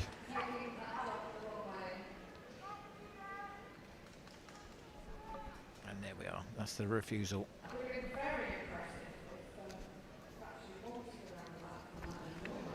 Kira Henley, Indy, 3 years of age, Cocker Spaniel. First agility dog for Kira and gave her the bug for the sport. Shouts her way around the course, second in the jumping this morning. So, enjoying her crufts so far is Indy. And it's all clean and pretty quick too. That's a very, very good tight turn from Indy. And the brick out of the wall again. Up and down over the dog walk. Just got the end of that dog walk. This is a good finish. It's a good finish. Seesaw, good. And finally over the crufts as well. 32.8. And just that little blemish of 5 faults, Graham. It is. We've seen a couple of faults on the wall. These people will be training at dog clubs and their own fields, etc. But a wall is actually a really expensive item to purchase, so they might not have anything to practice on, although you would expect with crufts coming up, they might have found one. But there we go, 5 faults. Kimberly Wilson and Nala, the last of the medium dogs, winner of the jumping. Can they win the agility as well? Qualifying for crufts in her first year, Nala. Remarkable achievement and a win in the jumping already under their belts. Kimberly and Nala. Really good 15 seconds. Really quick as well. Sorry, Jim. You are allowed to express emotion. I keep telling you that, Graham. And unfortunately, it shows 0 faults there, but there is an elimination. And my emotional co-commentator will tell you all about it. Well, such a shame. I think everything was going so well. I mean, this is an absolutely fantastic dog. The dog just cottoned on to the last jump. That was in its eye line, and unfortunately, it just unravelled from there. But this won't be the last that you see of this dog, I can assure you.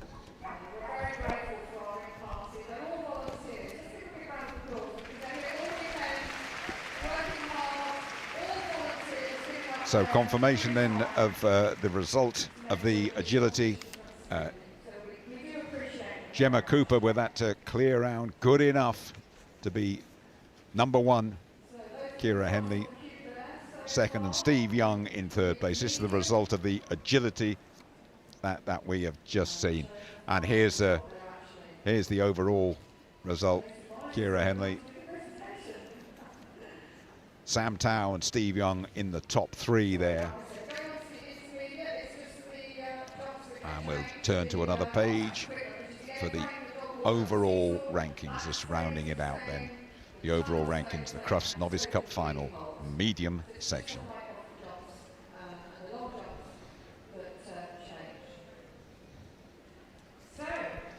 We move on now to the intermediate section.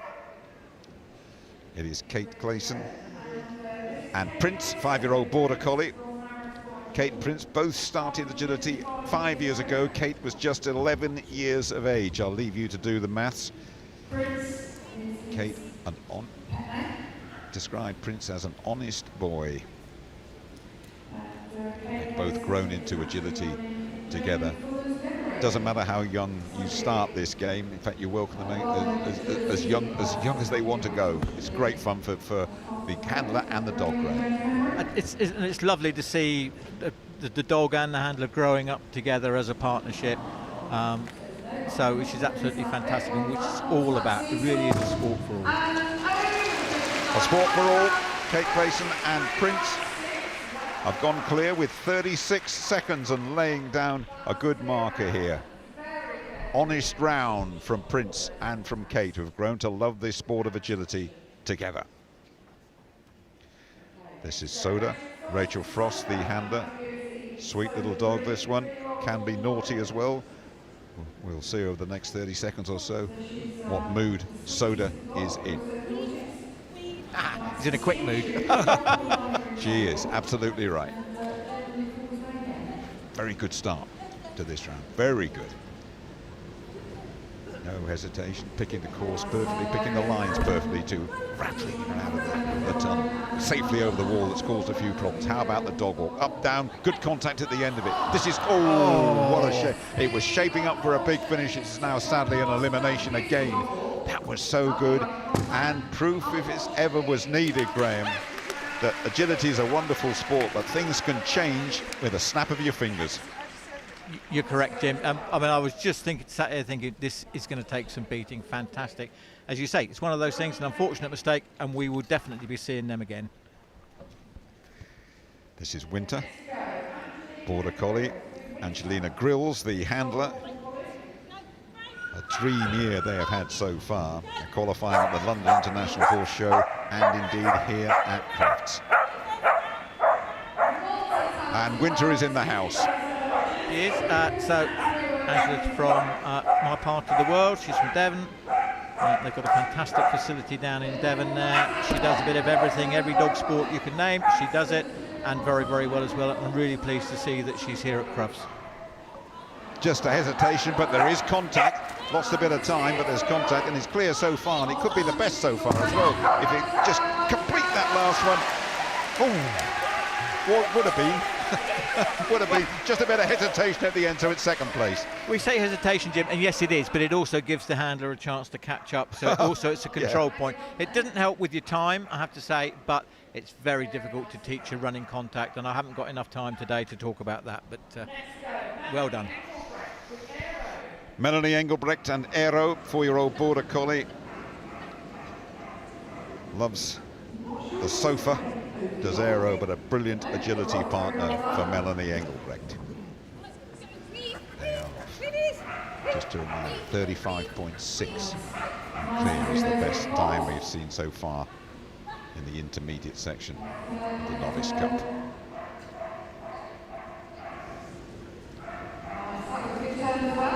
Really anticipated going to that tunnel, but sadly went straight on over the Crufts and another elimination. Is anything you can pick up about the course, Graham, or anything like that, or is it just a bit of what we can expect from agility? I think it's what we can expect from agility. I think as they're coming round there, the handler's assuming that they're going to see that wall, but in actual fact the line is actually, they're looking directly. Now he's looking directly at that end jump, and you've got to be aware. Everything, as you say, everything can happen in a split second. If she'd have called him just a fraction earlier, literally a fraction earlier, all would have been good. This is Winnie, Steph Simpson, 5-year-old working sheepdog. First time on the green carpet, freshly laid as always, every year at Crufts. And Winnie loving the experience so far. Very good from Winnie and from Steph. And did that turn over the wall as was required. Good through the tunnel as well. Shaping up very well indeed. Good contact at the end. Now some speed over the Skoda. Seesaw waiting. It's going to be a very good time. It's going to be the best time by some distance. 32.2 plays 35.6. Steph and Winnie, number one. Very nice, very impressive, controlled round, but still had the speed, the tight turns, everything you need to put in a fantastic agility round, Jim. This is Emma Haynes and Chico, 2-year-old Border Collie. Third in the jumping this morning. The faster, the better for Chico. And that's a new best time of 32.2 to beat. No room for hesitation or hanging around from Chico. And she isn't. Just picking up 5 faults there on the down on the A-frame. They must touch the white on the way up, and, on the way down, not on the way up anymore. Just 2 years of age there, a hugely promising animal is Chico. Lovely, low, stylish, going over the dog wall, sadly picking up another 5 faults there. Very promising dog though, very promising indeed. And at 2 years of age, Emma Haynes and Chico, they will be back, I'm sure. Yeah, another 12 months, I think, under that dog's belt. And yeah, going to see great things from it as well. Emma's a fantastic trainer, always has been. And this is another great dog. Alan Wildman and Flair, 3-year-old Border Collie, came back from an agility demonstration in Hong Kong, and you were very much part of that, Graham. I had the pleasure of making a rare appearance in a judging role in Hong Kong for demonstration at the Hong Kong International Horse Show. Went down an absolute storm, the demonstration, the crowd went wild, but Alan is a very experienced handler. This is his young dog, it choked really well, and you can see why, and there we are at a pole down, so that caused just a bit of hesitation there, picked up another refusal. And just to underline, the crowd went wild because you were judging. Right, on we go, up and down over the dog walk. And sadly, those faults have compromised this round, and there's a few more to be totted up, and an elimination to be totted up for Alan Wildman and for Flair. There's always a deep sense of despondency up here when a dog gets eliminated, Graham. I live, well, I said earlier on, I live every round with every dog and every handler up here, and they've worked so hard to get here. It's what everybody wants to do, and to see them not succeed, because you never fail. If you not succeed, it's always a disappointment.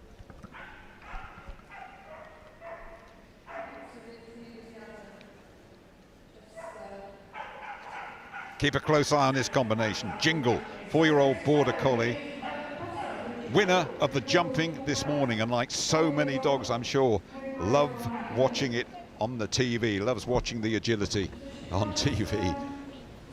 But has already won the jumping this morning. I'm looking to do the same here in the agility, and a good start to this round too. Zipping over that shoulder.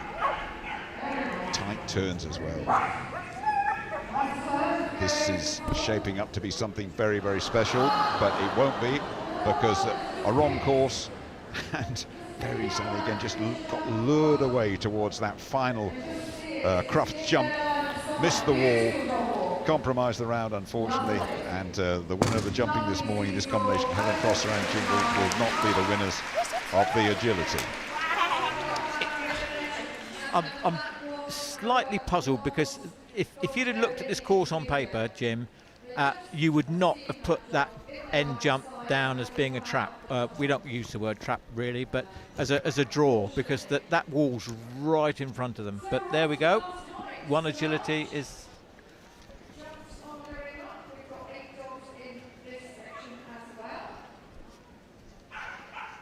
So Steph Simpson then winning the agility with that fantastic time with Winnie, 32.2, and followed by Angelina Grills, full 3 seconds nearly behind.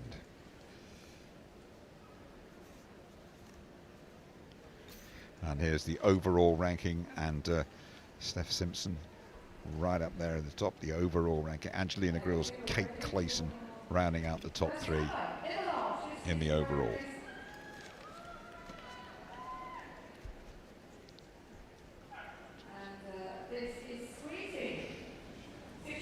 We turn our attention now to the large dogs. First of the large dogs, Squeezy. Orona Nason, the handler, 6-year-old Border Collie. They always have the best time. That is one of the other mantras of agility. It is a sport built for pure enjoyment, Graham. If you don't enjoy it, don't do it, Jim. No. So that's my mantras, really. So the handler and the dogs have to do it. So unfortunately, that's 2 poles down, the first jump and the one that we saw just now, the IAMS jump. Again, it's really tough for a Hatton when the first one goes down. You have to keep your concentration. You have to get the dog round. Well, I always say that once it starts to go wrong, it continues to go wrong because you're thinking about why has that dog had the first pole down. Yeah. So your concentration goes, but you do need to try and just keep on board with it.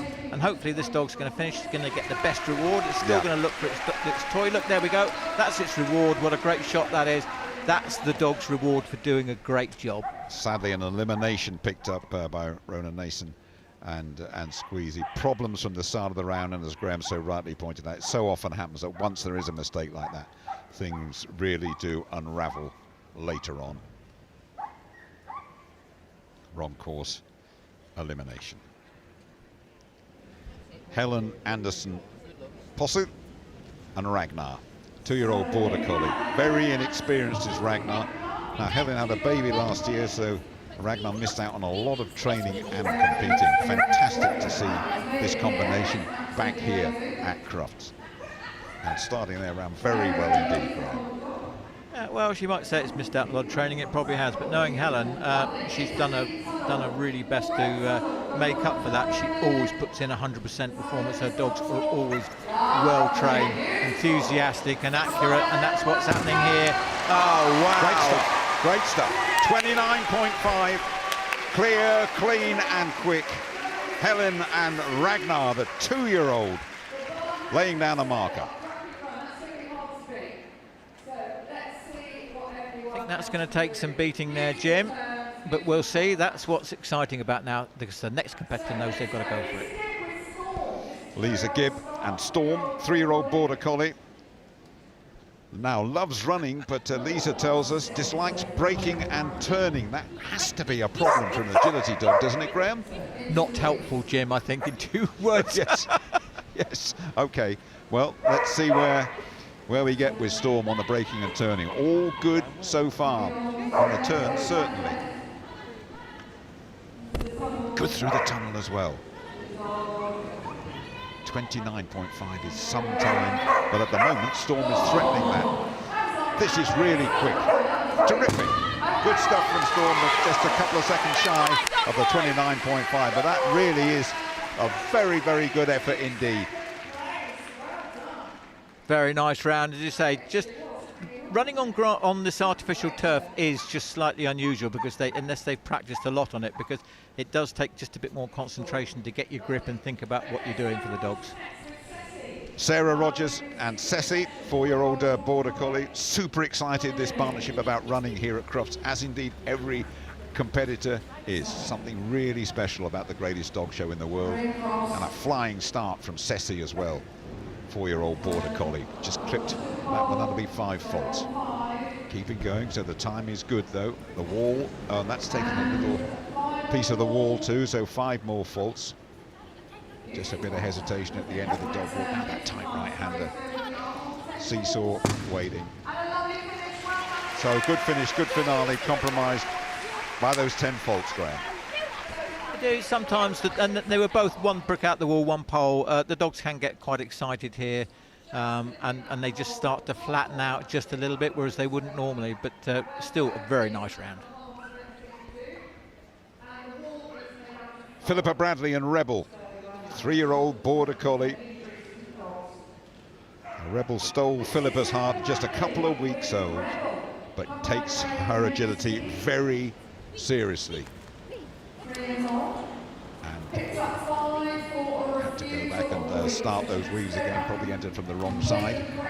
Taken a bit out of the IAMS jump as well, so that's ticked up to 10 faults for Philippa and for Rebel. Lovely style on this dog though, clearing the obstacles with ease. Good speed through the tunnel as well. That's okay over the wall. How's about the dog walk? 1, 2, good contact at the end of the dog walk. A really good finish to this round, by the way. About the best finish we've seen. Terrific stuff. 32.9 and 10 faults from Philippa and Rebel. Very nice round, as you say. The dog gets its tuggy there, that's the reward, and here we go. The dog goes to the left, it must go to the right of that first pole. That counts as a refusal.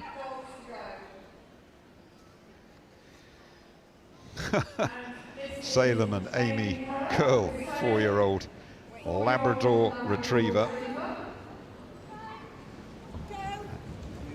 And this one told, saves lives by donating blood, and I'm sure blood donors from dogs will be news to quite a few people, Graham. Tell us more. No, it is, as I say, they do require blood for transfusions, etc., and you can be a dog blood donor. And it's a fantastic thing to be able to do. And a lot of you out there will be looking at Salem and thinking that is my kind of dog. Beautiful animal, and great images as well. We're always very, very proud of the images that we bring you from Crufts 2026. Set a very high standard, and well done, Salem. Massive affection, massive round of applause for Salem and for Amy as well. A heartwarming round, that one, Graham. It is, but it's also great that Amy has taken the trouble to look into it and to do so. If any of you think that you might like to get your dog to donate some blood, I'm sure contact your local veterinary surgery. They'd be more than happy to talk to you. Scott Caldwell-Nichols and Hijack, 6-year-old Border Collie. Second time qualifying for the Novice Cup final at Crufts. Second in the jumping this morning. Serious contenders, these two, and a great jumping style Hijack has too. Picking up 10 faults so early in the round. Sort of dog you look at, Hijack, if everything clicks, fantastic. Very good style. Just failing to make contact at the end of the dog walk, go back in. No, that's an elimination, sadly for Scott and for Hijack. So Scott told him to go back in there, and there was an elimination. Graham, what was the problem there? It's because you have to do the obstacles in order. So he's already done the dog walk and passed the refusal point, which is the bottom of the down plank, and he's put the dog back on, so the dog's actually effectively done the equipment twice, so it's elimination.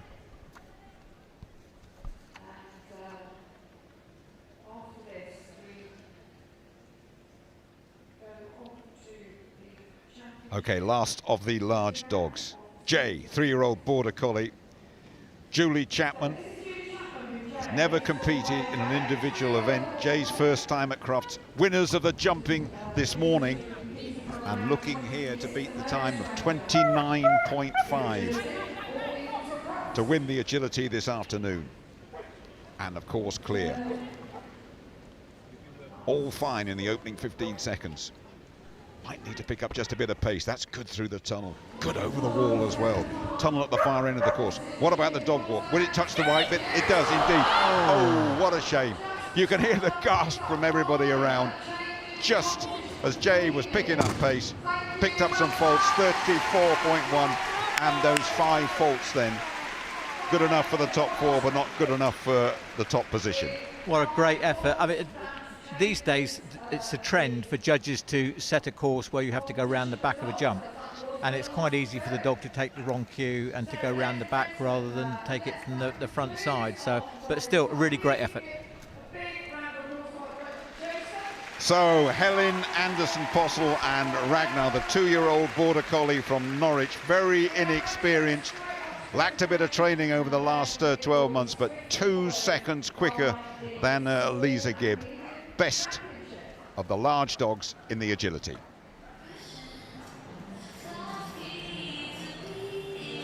And the overall, this is how it shapes up. Amy Carroll, faultless. That's what it means to Amy in the overall ranking for those large dogs. They're crunching the numbers, of course, of both events.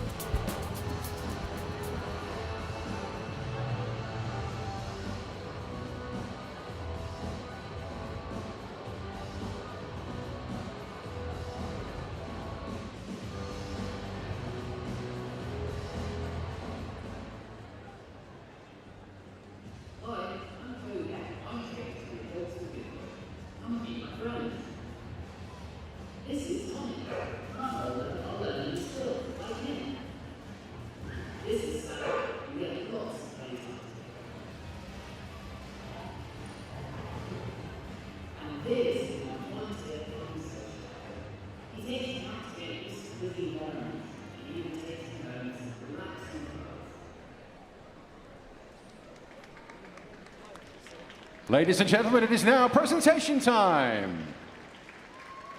As we welcome into the arena all of our handlers, give them all a big round of applause. And we welcome back and say a huge thank you to our judge, Jason Bartram, who is going to present our winners. Ladies and gentlemen, first of all, the individual winners in the CRUFTS Novice Cup Final Agility Round in the small height, with Devon Gem, Starfish at Up and Over Tigers, Alan Bray. Yeah, absolutely. I loved it. Thank you. Our little baby. And the winner in the medium height, with Agility Gems, Prince Charming, Gemma Cooper. Congratulations. Thank you. Fantastic. Well done. And the winner in the intermediate height, with Fox Lightning Windstar, Steph Simpson. And your winner in the large height, with Postle Muntaki Race the Waves, Helen Anderson. Thank you.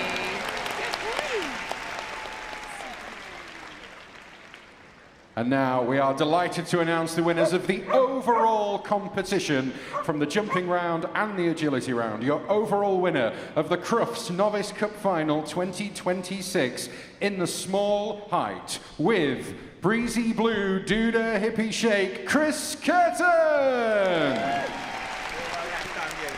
That's not good. Thanks, Chase. Well done, mate. Well done. And your reserve, with Sporlander Making Waves, Mary Mackay. Thank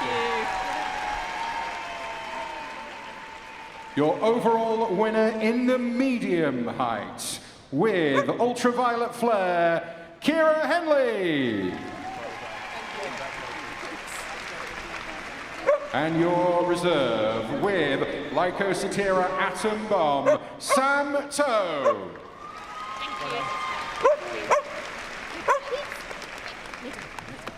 Your overall winner in the intermediate height, with Fox Lightning Windstar, Steph Simpson. Well done. Congratulations.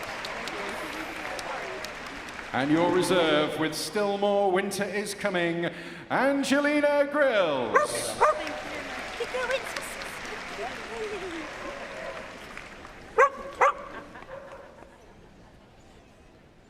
And now we move to the large height. Your winner of the CRUFTS Novice Cup Final 2026, with Broadstons fan Tucci, Amy Keel.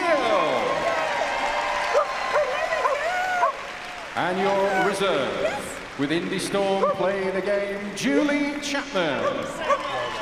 Congratulations. What an achievement. Well done. Well, what a competition, what a day of agility. Ladies and gentlemen, please give them all a huge round of applause. It is time for a lap of honour.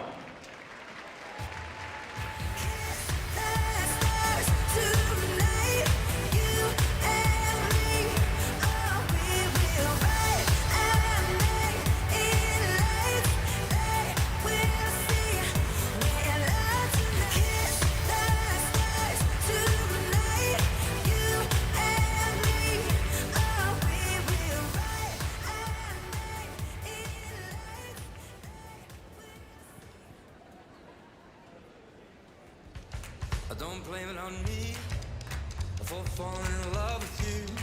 Anybody could see there was nothing I could do. You just shot me that look, and baby, I was hooked. It was always meant to be, so don't blame it on me. Don't blame it on me. It ain't my fault. I've always been your fool. But after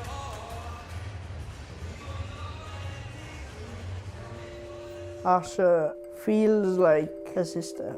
She's kind, caring, and loving. My name's Logan, and I'm 17 years old. We've had Asha for 8 years. She's a massive part of the family. Logan has cerebral palsy. He's a full-time wheelchair user and requires 24/7 care. Asha is a staffie and she's 8 years old. We've had her since she was 10 weeks old from pup. As soon as we went to to see the little pups. Logan was on the floor and Asha just came and sat straight on his lap and didn't move. I had a bond straight away. She's my best friend. She's loving. She's crazy. She's gutchy. She's all of them. When I'm with Asha, she makes me feel happy. Asha knows Logs inside out. She knows when he's poorly. Asha is like his nanny. She's just by his side every minute that she can be. When it's time to pick Logan up from school, she knows the time. She sat by the door waiting to get in the van to come on the school run with me. As soon as Logan gets in the van, she jumps up, gives him a kiss, gives him a little touch. At bedtime, I put Logan to bed. 10 minutes later, Asha will come from the kitchen, cuddle up at the bottom of his bed and stays there all night till the morning. Asha sleeps at the bottom of my bed all night. I find it comforting. When I'm not feeling well, she comes up on my wheelchair and clutches into me, and that makes me feel better. If I've had a bad day, she just clutches. She makes it all better. I have peace of mind when Asha's around and they're together. She'll let me know if there's anything wrong. She'll come running, barking, and then run back to Logan as if to say, come on, Mum, he needs your help. Asha knows me better than anyone in the world, even my mum. If Asha could talk, she would say, I'm her best friend.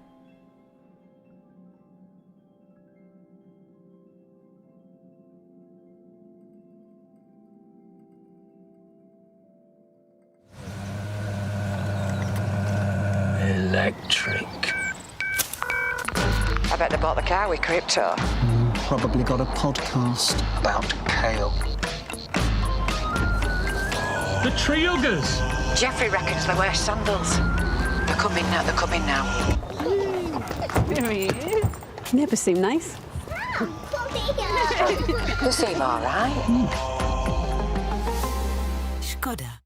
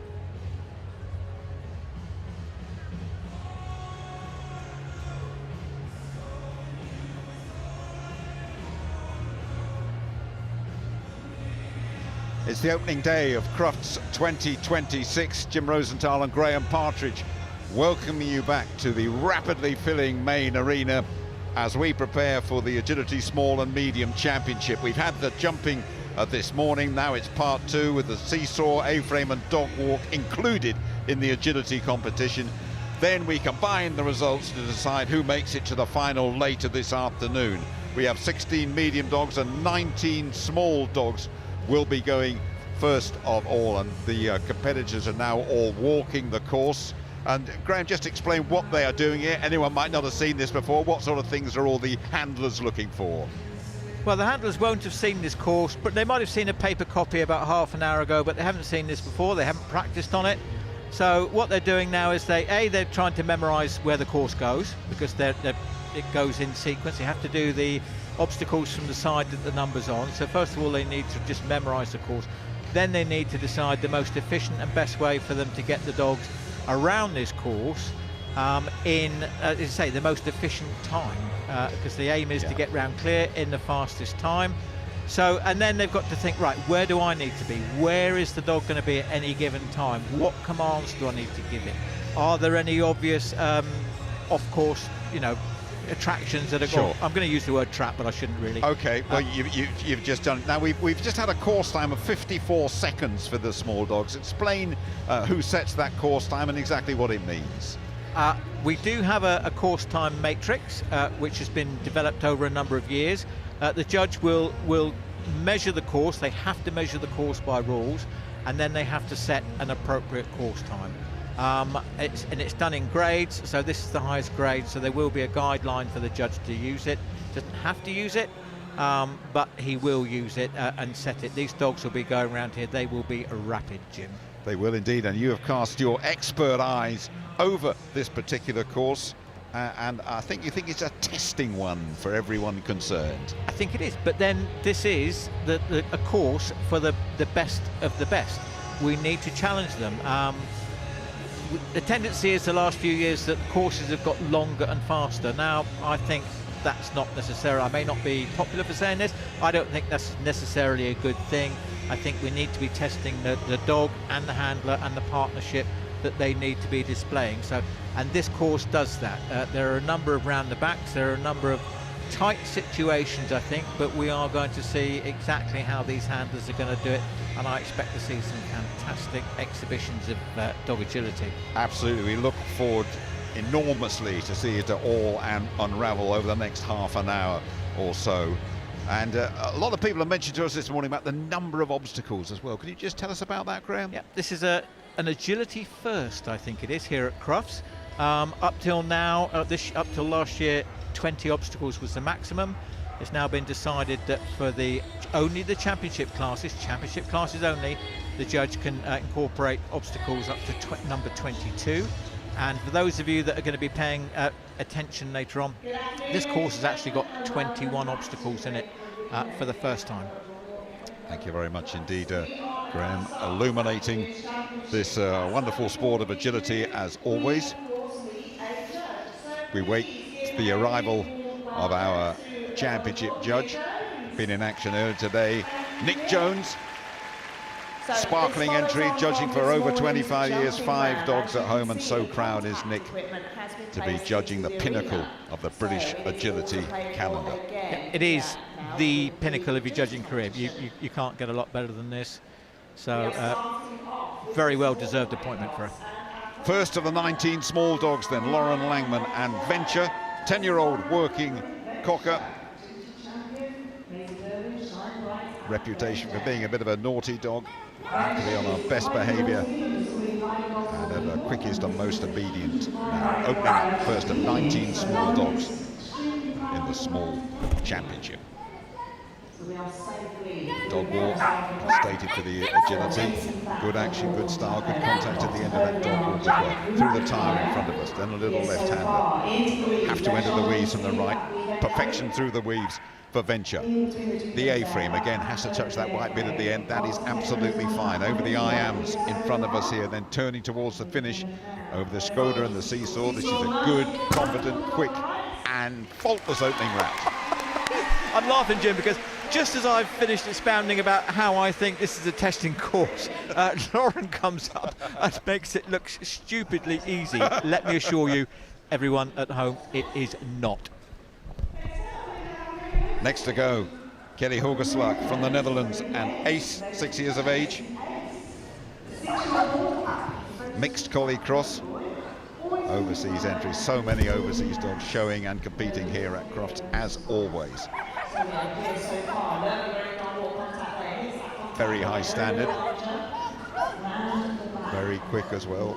Good start through the weaves. Good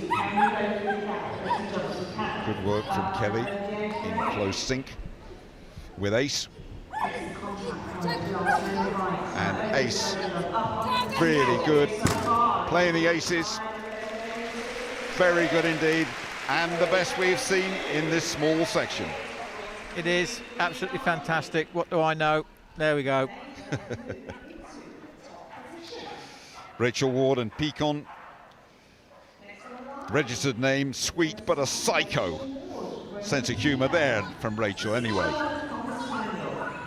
I think she was talking about the dog there, but this is, as you say, I'll just talk you around just the middle section of this thing. So you come over the dog walk, and then you've got to go round the back of the next jump, so the obvious jump.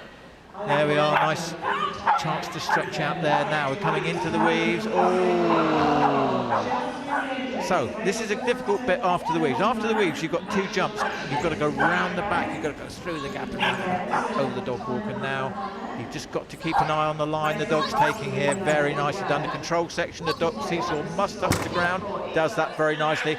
And again, just the 5 faults, very unlucky, but a good time. Yeah, good time for Rachel and for Pecan. Just the 5 faults entering the weaves the wrong way. Les Pearce and Fire already underway. 6-year-old working cocker, 4th time at Crufts. And they really love it and they really enjoy it. How important do you think it is for an animal, not that you can read their thoughts, Graham, you're good but not that good, to have previous knowledge of the extreme circumstances here at Crufts? There's no substitute for experience, especially in these circumstances. This is totally alien to what the dog will be doing day in, day out, although we do have more indoor competitions. But as you can see, it's not phasing this dog. Oh, we got away with that really nicely. Didn't incur a refusal. Good stuff, Les. Good stuff from Fire. Burning pretty brightly. That's a good round from Les Pearce and Fire, and pulling the irons out of the fire from that one, really. Got out of trouble very, very skillfully. That's where speed of thought comes in. Louise Godwin and Drift, 6 years of age, runners-up last year, winners of the jumping this morning. Let us keep a very close eye on Drift and Louise. This is just shaping up already to be the most amazing round. You see how tight this dog is on its turns. Look at the way it cut around that wing there. Absolutely amazing. So looking for another tight turn here. She's into the weaves. Can she make the entry? Yes, she can. She's got to go through this gap, around the back of that jump and up over the A-frame. Over the A-frame. Good contact at the end of the A-frame as well, but sadly an elimination. It's a wrong course. Oh dear, oh dear, oh dear. Dear, oh dear. It was fantastic for 20 or 25 seconds, absolutely fantastic. That is agility for you.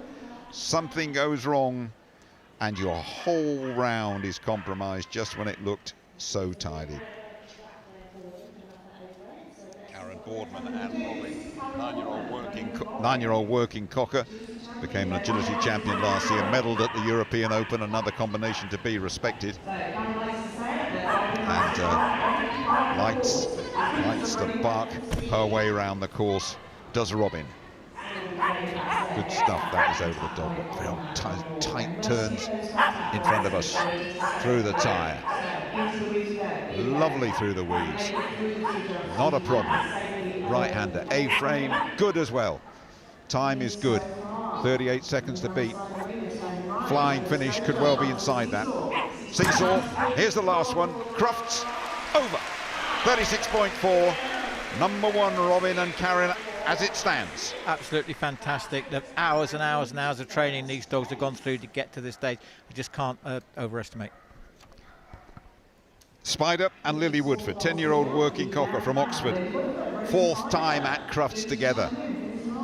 Building up to a really spectacular competition, this one.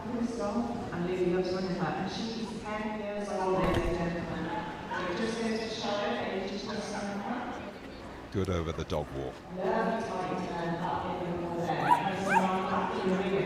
You talked about the hours of training, Graham. Can you make any sort of speculation to get dogs to this standard? What we are talking about? We're talking hours, months, years. What are we talking about? Hundreds of hours.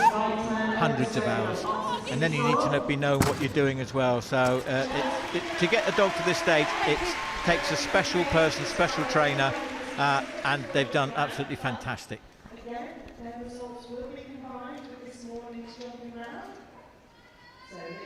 Dylan Osborne and Jelly, 7 years of age. Cocker Spaniel, winners last year. 5th in the jumping this morning. Can they repeat the triumph of last year? Fine young handler is Dylan, product of the Royal Young Kennel Club. That's scampering over the dog walk. The time is good, it is faultless too. Tyre is no problem at all. Very tight. Oh, just missed one of those weaves with one of those poles, and that'll be an elimination. Again, building up a nice head of steam, wasn't it? And from the most unexpected area, really, going into those weaves, it produces an elimination. But Jelly and Dylan will finish the round, Graham. He will. I think he just got that little bit. He crowded the dog on the entrance to the weave, causing the fault. But as you say, very unusual. So 10 faults, all on the weaves there.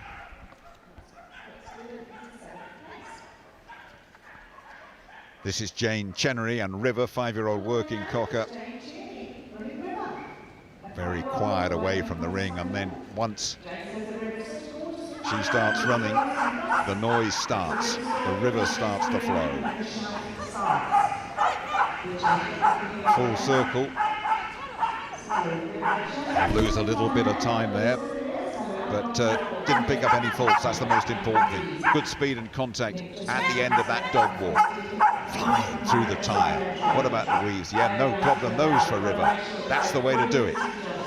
A-frame looming. Good contact on the white as well, picking up a lot of speed. What a fabulous little dog River is. Oh dear. Wrong course. And an elimination again. Picking up speed, picking up pace. Just a flicker, and the crossed arms equal elimination. Happens so quickly. So she went the wrong side of that jump, so that's the wrong course, elimination. They're off. Berry and Daryl Goddard, 9-year-old toy poodle. And oohs and ahs from the crowd for little Berry. The sort of combination that you really want to succeed here. Just missing the end of the dog walk.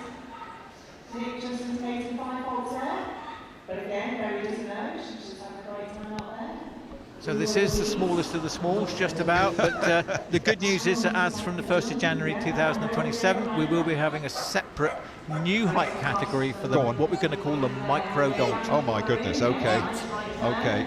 What a good effort this is though, from Berry and from Daryl. Almost not got the strength to get the seesaw down, but did. Very good stuff. Dainty and very effective, and just the mistake at the end of the dog walk.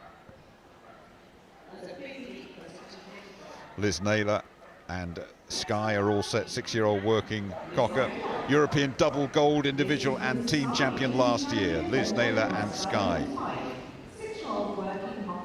And away we go.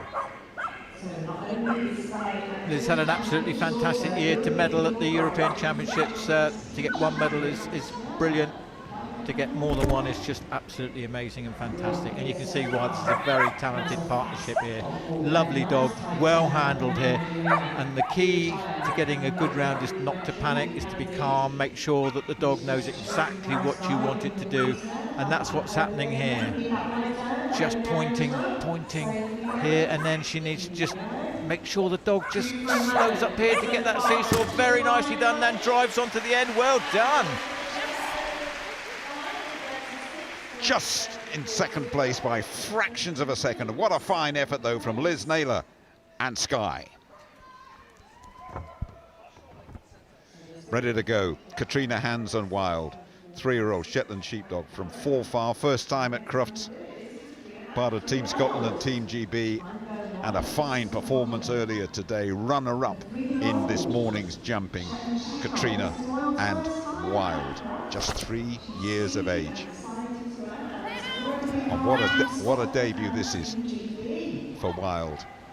Loving the atmosphere, loving the attention, loving the carpet and loving the lights at the moment, and going very, very well. Just keep an eye on the time, 36.4 to beat, 25 done, and making very, very good progress too. This is going to threaten the best for sure. Up and down over that seesaw. Bit of hesitation at the end of the seesaw, but it'll do.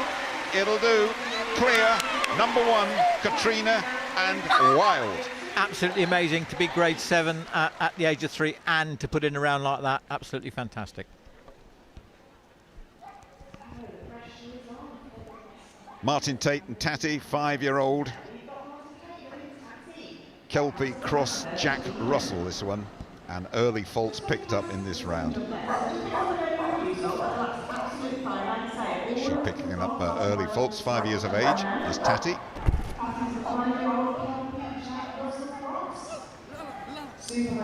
Interesting look, interesting dog, Graham, this one.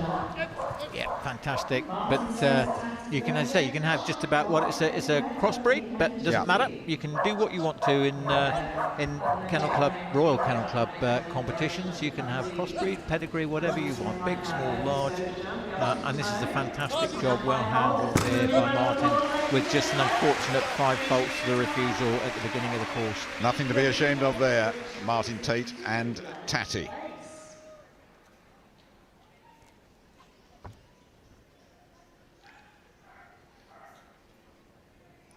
Kieran Keir and Blitz, 5-year-old working cocker. Ready to go, ready to go, impatient to get underway. On you go, Blitz, on you go. Just pushed her away from the wall. Good handling that from Kieran. Blitz had one eye on the wall there. What about the dog walk? Good, good, good. Good speed as well. That's a fine 15 seconds work from Kieran and from Blitz. Tight left-hander. Yep, through those weaves. Not a problem at all. Absolutely assured and fast. The A-frame, lovely. Twisting over the IAMs in front of us. This is going to be up there with the best, this for sure. Very good round indeed. 37.0. Very good indeed. Up in the top 6. Love seeing the enjoyment that these dogs get out of doing agility. All done with repetition and reward. Fantastic. Matthew Burdett and Brew, 8-year-old Shetland Sheepdog. Small dog with a big attitude, this one. And loving strutting his stuff here on the opening day of this fantastic festival for dogs, Crufts 2026. Crowds bigger than ever, by the way. So much to come in this arena for you all to enjoy later in the day too. Tight twisting over the A-frame. Very good round this from Matthew and from Brew. But sadly, that's an elimination. A wrong course. Just when it was all going so well. Yeah, I think he knew in his own mind that he actually pushed just half a pace towards the wrong side of that jump, and the dog just followed him. So, but great effort, nice, lovely dog. Great spot on your behalf too, Graham.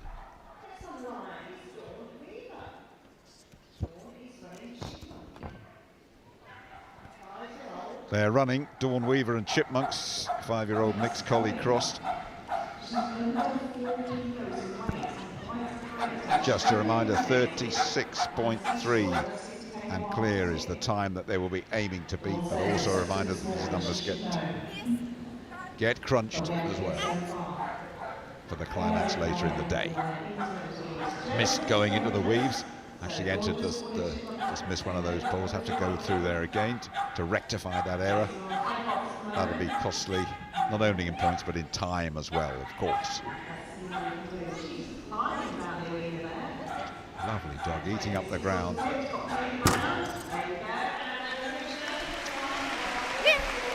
Yeah, 44.845, and that's where you lost your time, is refusals. You have to go back and put them back right again.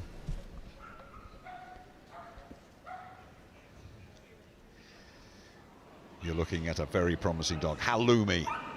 Shannon Springford, the handler, Shetland Sheepdog. This is some animal, this one, isn't it? Team GB at just 2 years of age, Graham. Terrific. Absolutely amazing. This is just one of a number of very successful dogs that Shannon runs. And I think, you know, given another 12 months, I think we're going to see this dog really at the top of its game. As I say, this is all new to it, but as you say, she's a great handler, lovely dog. And look at this, she's just eating up the ground here, looking at the dog, making sure she's clear with all her commands, trying to get these nice tight turns and good lines. And there she does, very nice, 36, 470. That is very, very respectable indeed. And that pushes Shannon right up into the top 3, into the top 6, I should say. Penultimate small dog, this one then, Lauren Langman, and Sheba, 6-year-old working cocker, loves to work. New to this sort of level of competition, but a wonderful dog, and finished 3rd in this morning's jumping. Let's see what the agility holds for Sheba and for Lauren. That's a fine 20 seconds work. Very, very quickly through the weaves, that tight right hand of the A-frame looming. Good contact at the end of the A-frame. Over the IAMs, right in front of us now. This is really quick. If he keeps it going really, really quick from Sheba and from Lauren. Over they go. 36.4. Well, very, very close indeed for Sheba and for Lauren, up into the top 2. That was, I think probably that seesaw just cost us. She just held it just for a fraction of a second, which I think put them into 2nd place. Last of these small dogs then, Donna Jarvie and Pitch, Shetland Sheepdog from Peebles. Bit of a show-off. This is the place to show off, the main arena at Crufts on the opening day of the show. Last of the small dogs. Of course, we are crunching the numbers, but the time to beat is 36.3 for these two, and they are not hanging around at the moment. A very good time indeed. 20 seconds done. No fault at all, but picking up a fault again there on the weaves, and that round is compromised, unfortunately. More faults, but the clock ticking on unforgivingly, really. But have to keep going, don't they, Graham? Because the competition is still very much alive. They do. As I say, you always need to keep going. You never know what's going to happen in these type of competitions where you're crunching 2 rounds together. You never know. She could make it. So there's only, I think, 19 in it.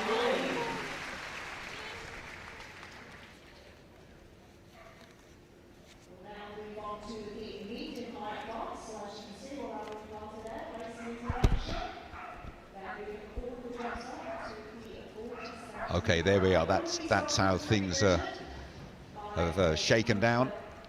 This is the result just of the small agility. Of course, all the numbers are being crunched to produce a grand final later on in the day.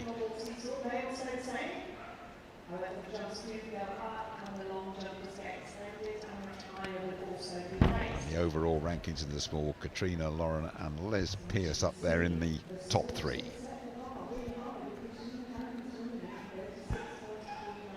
That's just rounding off how things look for you.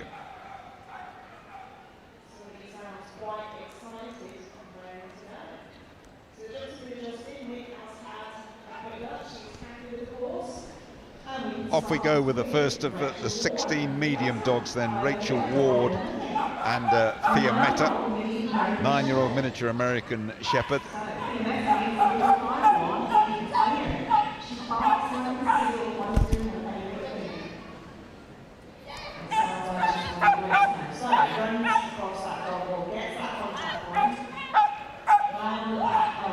So into the weaves as we go, so straight on, got to go round the back of this jump here, up and over the A-frame.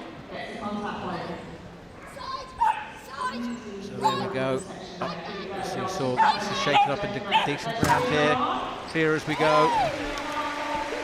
Yep, so there we go, just the fault signalled by Nick Jones, our judge.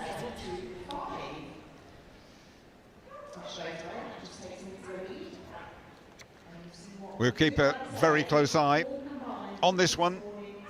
Ashley Butler will be with us in the commentary box for a couple of days here at Crufts 2026 with Nacho. And an early 5 faults then there for Ashley and Nacho, and no great surprise. Very much a work in progress, this dog, Graham. Yes, we expect a lot from our dogs, but Ashley's very pragmatic. She knows exactly where she is with the training with this dog. She said that she's not quite sure what to expect. She had a fault earlier on this morning. She's had a early fault there, but nothing drastic, Jim. So it's looking good for this dog, I think. It is indeed. This is just a bit of hesitation at the end of the seesaw there. Beaten the time, picked up those 5 faults. We will look forward to getting Ashley's expert analysis over the next couple of days. But she's doing fine out there on the Crufts carpet. Jamie Wright and Dexter, 5 years of age, poodle cross. Cockapoo, first cockapoo to become an agility champion. Massive personality, this dog. Very popular dog, the cockapoos as well, I know. I think that's a good point, Jim. I think it's a good demonstration that no matter what your dog, because I know cockapoos are very popular, they can be an agility champion. They can, you know, be competing at this level. So hopefully everybody can take heart if they're having any issues with their training. They're not the easiest to train, but he's doing a fantastic job here, as you say. The dog listening to him up and over that A-frame. He leads the dog away. If the dog can see where he is, he can see the commands that have been given, and this is shaping up very nicely. Nice control over the seesaw and a great finish. Tremendous from Jamie and from Dexter. That'll do nicely for the best of the mediums thus far. Summer Clark and Arrow, 6-year-old working cocker. Runner-up in this morning's champion team GB, 24 on 25. Bronze medal in the individual final at the Europeans last year. Agility Dog of the Year. Crufts a couple of years ago. Amazing pedigree, and amazingly enough, Arrow used to be very nervous about agility. Not now, though. Runner-up in this morning's jumping. I'm looking to go deep into this competition and starting really well. Straight through the time. That's the way to sort those weaves out. Not a flicker, by the way. A-frame, excellent. Time is looking good too. We need a big finale here, and it'll be right up there. It could even be inside the best. Very, very good. Just a bit of hesitation at the end. Hopping over that last jump. Yep, 36.4. Summer and Arrow right on target. Yeah, and you said their dog's a little bit nervous. If you do have a dog that's a bit uncertain, agility really is a great thing to try to boost your dog's confidence. Tiger is set, 9 years of age, miniature American Shepherd. The Tiger is in the house. Tony Dawkins, the handler, very experienced is Tony. And Tyner covers the ground exceedingly quickly. Ooh, through that time, but we'll have a little look at that, and Graham can say how that is designed to give minimum pain to the dogs if they do clip it, but it's compromised around slightly, but a very, very good round. Very good time indeed for Tiger and for Tony. Let's just take a quick look at that tyre, shall we, Graham? Yes, everything we do in Royal Kennel Club Agility is built for safety, and you can see this is what we call a breakaway tyre. The dog hits it, but there's no hard impact. Rebecca Sargent and Cruz, 8-year-old Cocker Spaniel. Absolutely adores the agility. Look at the concentration. When can I go? Won't be long, Cruz. And yep, wearing a bit of bling as well. Why not? Hey, why not? All these agility dogs wear a bit of bling. They're strutting their stuff here on the biggest stage in the world, and they're off. And this is hopefully this is going to be a really good round. This dog's absolutely fantastic. A little bit wide there, so they've lost a couple of tenths of a second there. Hopefully they can make it up with their ground speed. Looking really good over it. Dog walk, Jim. Indeed it is. Perfect contact at the end of the dog walk. Then those little jumps in front of us. No problem with the tie for this one. No contact at all. Straight through the middle. Good through the weaves. Time is excellent. A-frame. That's fine. The I-arms is good. Brilliant clearance there. Be right up with the best times this. Keep it going towards the end. It could well be the best time. Just a couple of seconds to go. 37.0 with it. Only slightly outside it, but excellent stuff from Rebecca and Cruz. Very nice round. Should be very, very happy and pleased with that. Stephanie Best and Skedaddle, team world champion. Really happy little Sheltie, this one.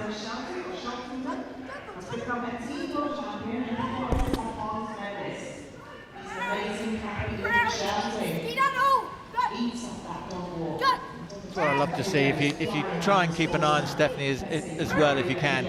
She tells the dog what to do, trust the dog to do it while she moves off to get in position for the next obstacle. So now she's leading the dog away. The dog can see her. No confusion at all about what the dog needs to do. Beautiful work from this partnership. 36.9, only just outside the best for Stephanie Best and Skedaddle. Beautiful communication with this partnership.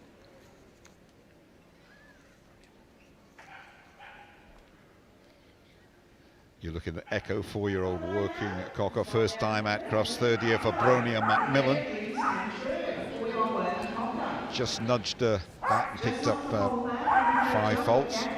Okay over the wall though. Through the tunnel. For a first timer, this is an excellent start.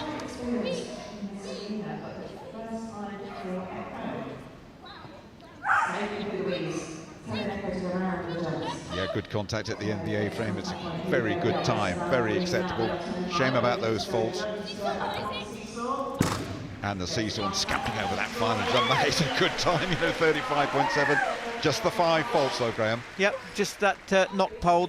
These poles do dislodge very easily, and that's also for safety, but also to test the dogs.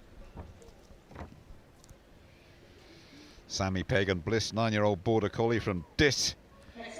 Another dog who loves the agility. Can't wait to get going. Such a high standard of competition here. Countless hours of work going into producing this sort of performance from Sammy and from Bliss. Bit of a hesitation at the end of the dog walk there. That'll cost them precious time. Yep, just gone through nicely. Gone through those weeds very nicely indeed. 4 clear rounds so far in this competition. Will this be number 5? It's shaping up that way. Not the quickest, but it's clear, Graham. It is, but you said just now this is only 4 clear rounds, so that probably influenced her decision about just taking it steady on the bottom of the dog walk to make sure it got it and to make sure the judge saw that she got it. Laura Chapman and Endeavour, border collie. The last year's champion, third in this morning's jumping, picking up 5 faults there. So the holders, who will just really be looking to qualify when those numbers get crunched together after this, looking to get round as quickly as possible, as safely as possible, and they will not want any more faults with Laura and Endeavour. It's a great competition, this, Graham, where a fault need not necessarily count you out completely. No, and especially depending on how many you've got in the class as well. If you've got 150 dogs in the class, it's going to make a big difference. But when you've only got 16 dogs, it doesn't matter so much.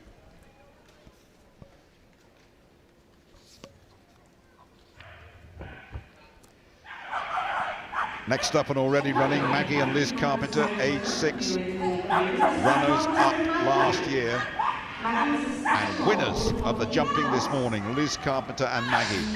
Won the jumping a few hours ago. What can they do in the agility? 36.4, the time to beat coming up on your screen there. And they're inside it at the moment by my reckoning. They're going very well indeed, are Liz and Maggie. They want to go very, very deep in this competition, and they are shaping up to be inside that time as well, inside 36. Get this done, and they are indeed, a couple of seconds almost inside it. Brilliant work. Liz Carpenter and Maggie, runners-up last year, looking to go one better this time round, Graham. Yep, they're on fire, showing great form, great speed, and great determination. She wants this title. Dominic Venn and Kevin, 3-year-old Cocker Spaniel, sensitive, complex, talented dog. First time at Crufts. And we always say that with a little bit of trepidation, because it's an amazing arena, 7,000 capacity. Who knows what mood Kevin will be in. Who knows? Picking up 5 faults at the start of the round, Graham. Yeah, and I think the occasion and the venue and everything else is just getting on top of the dog. So the most important thing now is actually just to keep the dog motivated, keep it happy, just keep telling it what a fantastic dog, what a great job it's doing. And look, already you can see that the dog's found a little bit more confidence here, Jim, just enjoying its work. If it's got to grade 7, this is a good dog. Absolutely. Uneasy start, what is going on here, but now relishing the work is Kevin. Yeah, terrific. Good work. Uneasy start, good work. Welcome to Crufts, Kevin. Yeah, love to see him having a good finish there, Jim. Les Pearson Zip, 4-year-old Cocker. Again, another first-timer at Crufts. Let us see. This will suit me fine. Zip seems to be saying. Great opening 10 seconds from Zip and from Les. Terrific over the dog walk. Lovely tight turns. That tire is not a problem. That's brilliant through those weaves. Absolutely brilliant. This is terrific from Les and from Zip. Eating this course up now. All it needs is a big finish, and they're going to be the fastest. Keep going, Zip, keep going. Just that hesitation. That's a bit of hesitation on the seesaw. Probably cost them first place, but a fine round from Les and Zip. Absolutely brilliant. This is shaping up into a brilliant competition here, Jim.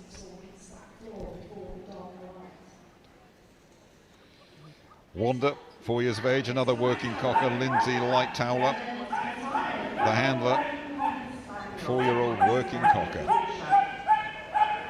The quality of this competition, quite remarkable.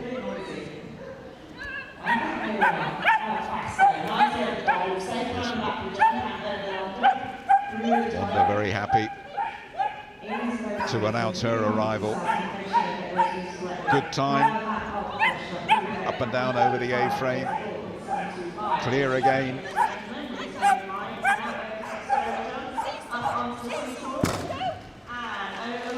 Excellent work. The 7th clear round that we have had then from Lindsay and from Wanda. Good work from that combination. Up into the top 5. Up and running Stacey, Irwin, Burns and Shay, 7-year-old working Cocker. Bit of a barge turn there. That'll have cost them half a second at least. So she's going to have to go now if she wants to get in there. And she is. Always gives 100%, Stacey. Nicely found entries to the weaving poles. That's not easy there. And then she's got to make sure she connects with the dog. She's done that very nicely up and over that A-frame. So we're not marking the ups anymore, just the downs on the A-frame. Oh, bit of hesitation there. Come on, Stacey. Yes, that hesitation would have cost a bit of time, but again, another clear round from Stacey, Owen, Burns and Shay. Well done.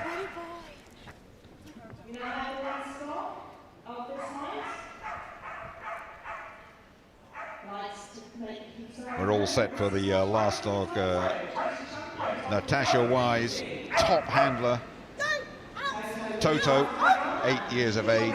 They're all going to get crunched, but 34.7 is the time for Natasha to beat if she wants to. Just qualifying with a tidy time and no faults would probably be their aim, Natasha-wise. Three-time world champion, you might remember with that amazing dog Dizzy. Always great to see Natasha at work at Crufts. Just missed the down on the dog walk there, so she's carrying 5 faults as we go, so she knows she's going to have to push the button now and go for speed because she needs to be one of those fastest 5 faulters. It is a good time, and again the computers will crunch everything up. Natasha Wise and Toto finish, irritated no doubt by missing the, they have to touch that white bit at the end, and the judge got it spot on.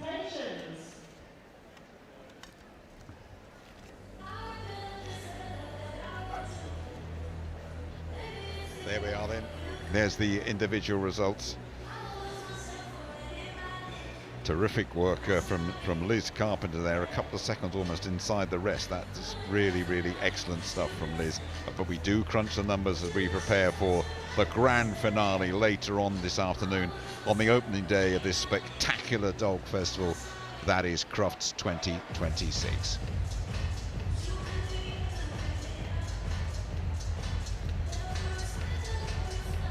And confirmation of the overall rankings. This has been terrific, and we cannot wait for the best of the best to go head-to-head a little bit later on.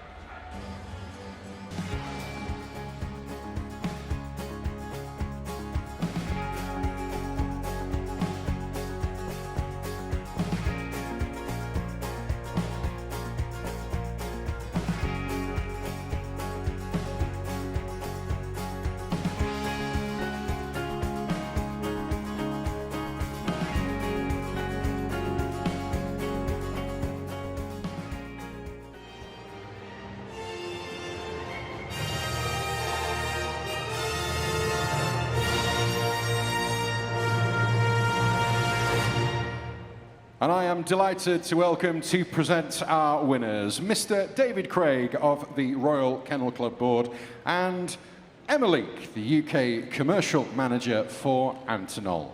Ladies and gentlemen, please give a huge round of applause for the winner in the small height in our Agility Championship Agility Round with I'm Going Wild of Summer Garden, Katrina Hands.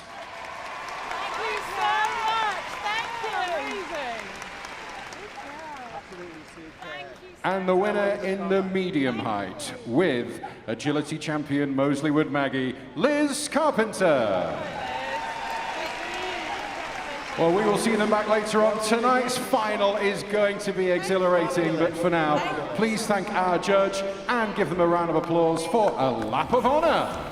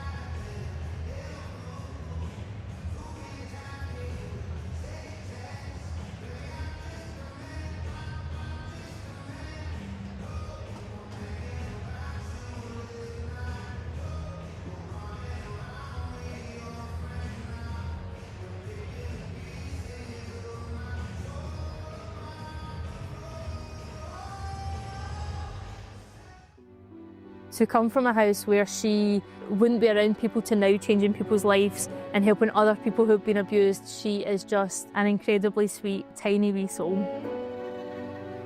This is Skittles. She is a Jack Russell Pomeranian cross She's 6 years old and she works out in the community. When she came to me as a rescue, she was really nervous, scared of people, unsure of the whole entire world. And now she loves people, loves dogs, and is out making a difference in the world.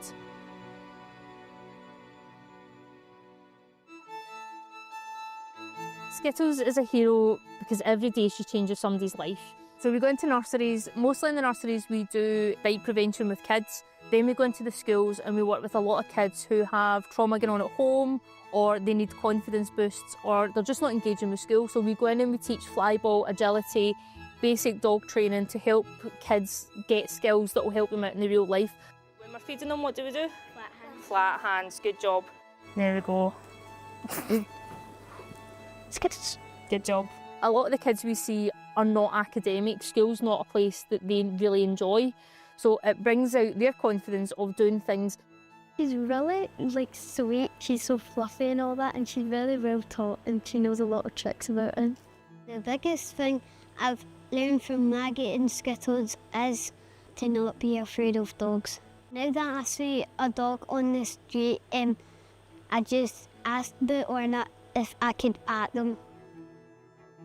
I think it has a massive impact on some of the kids. Some of them weren't going to school and now they are because they get to see the dogs. And then we work out in the community with adult survivors of abuse.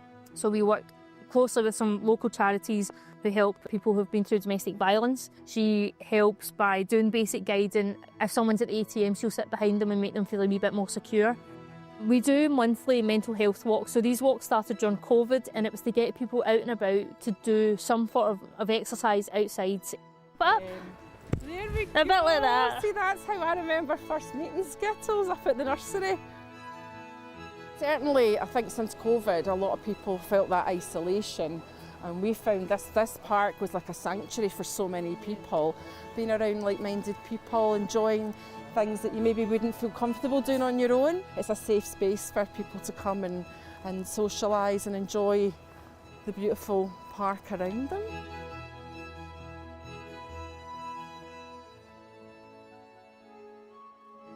So Skittles is an assistance dog for me. I have autism. She helps with migraines. Sometimes they're debilitating, so it means that I can take medication before they hit, so I can still go about my life every day.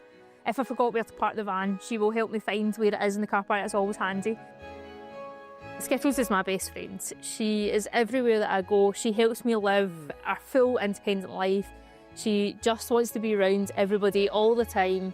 We see her in schools, nurseries, nursing homes, bringing people alive. She gives confidence to people who don't have it. She works with people going through addiction. She works with survivors of domestic violence and gives them confidence to go out and about. She literally changes people's lives every single day. I am incredibly proud of Skittles. She is a 1 in a million dog.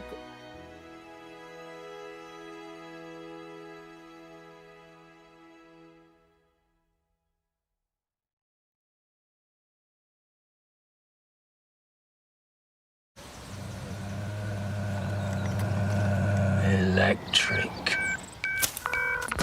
I bet they bought the car with crypto. Probably got a podcast about kale. The tree huggers. Jeffrey reckons they wear sandals. They're coming now. There he is. Never seem nice.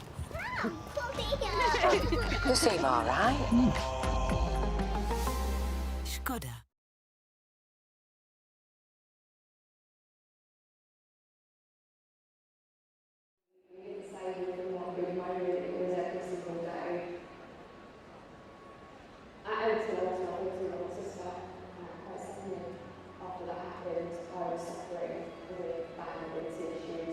Joey is 3 years old and he's a working and he helped me overcome it because we both started agility together, and the more we did it, the fitter I got, the stronger I got, and I'm also going to be able to run the London Marathon.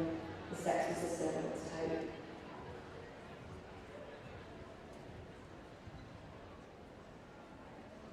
So come to the host.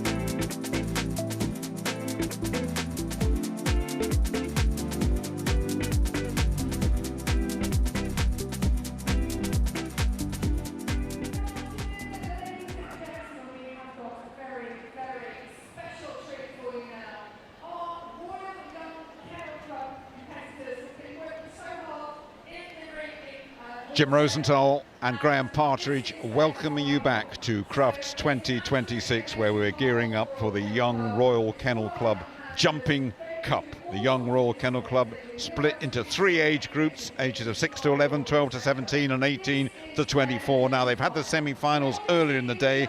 Winner and runner-up in each category and height are ready to appear on this brand new Crufts carpet. We kick off with the first of 6 small dogs, followed by medium, intermediate and large, as we welcome Marianne Bayliss, our judge. Each age group gets a prize, and there will be an overall prize as well. Marianne still competing, 4 dogs at grades 2, 6 and 7 and internationally.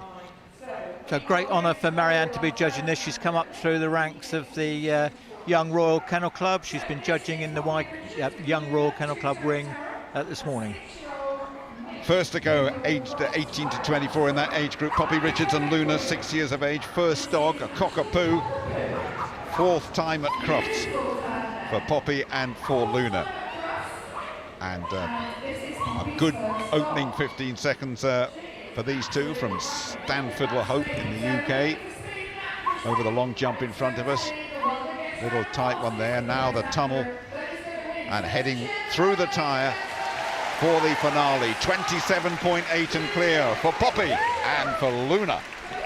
Wow. Probably all I've got to say. What a great start.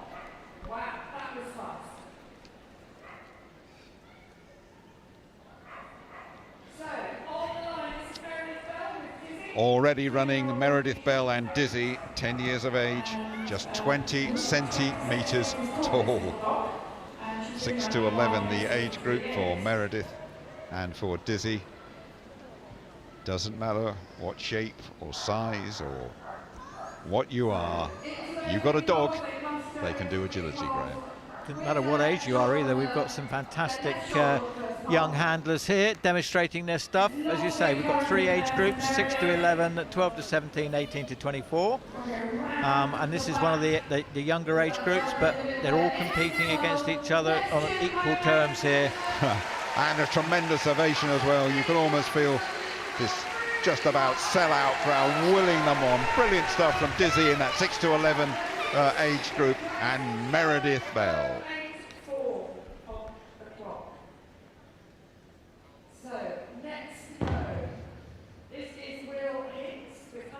Will Hunt and Honey, 9 years of age, represented Team GB once in the 12 to 17 age group for Will and Honey. Mixed poodle cross.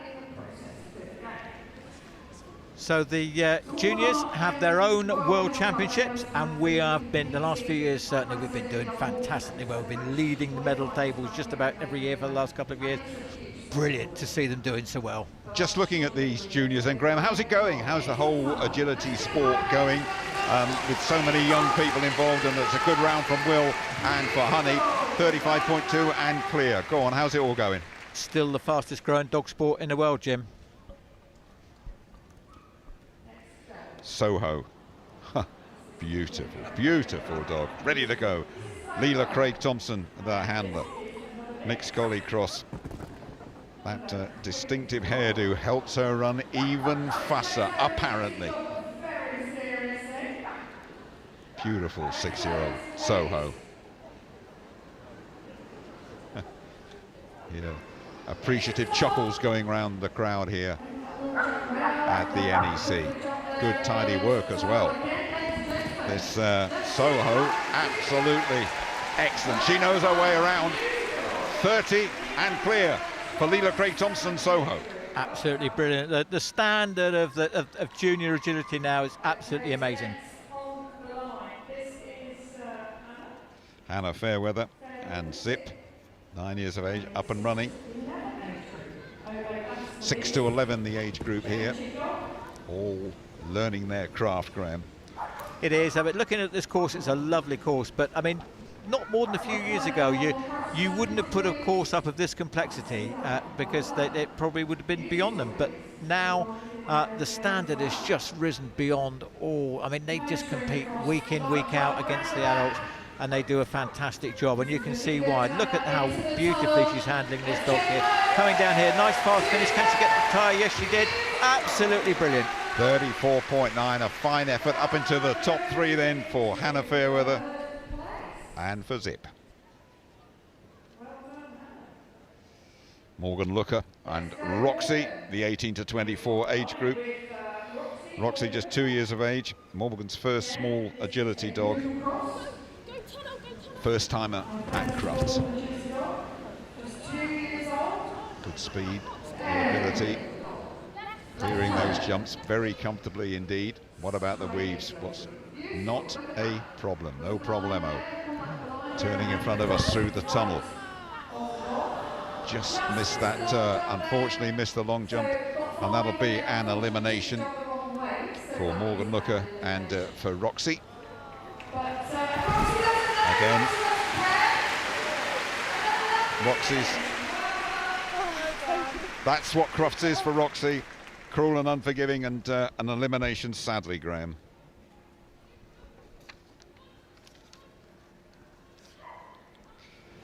Arabella Fisher and La Roche, 10 years of age. The last time running at Crufts together, these two, 10 years of age. For Poppy. Who's the oldest here, Jim? And that's what I was trying to. I was trying to actually work out. It could be a photo finish, I think. 6 to 11, the age group, isn't it? No, but this is absolutely great. The dog's having a great time here. As you say, it's 10 years of age, still enjoying its agility and having the best time. And a good round to 35.6. Up into the top 5 there for Poppy and for Arabella. Just a little pause before we see Jess and Millie Young in action in the 18 to 24 age group. First agility dog, grade 7 is Jess, the highest grade of the lot for those of you who know your agility, competing at our 5th Crufts Team Wales 2024 and representing Wales again in Holland this May 2026. So this a good experienced dog is Jess, 9 years of age, Graham. Yep. Just putting up the jumps now. This is the medium category here, so we've got 6 competitors of mixed age groups. Again, going here, we don't run all the age groups together because the jumps will be going up and down every single dog, so we run all the height categories together. So we've got another mix of the 3 age groups here in this category, Jim. Absolutely.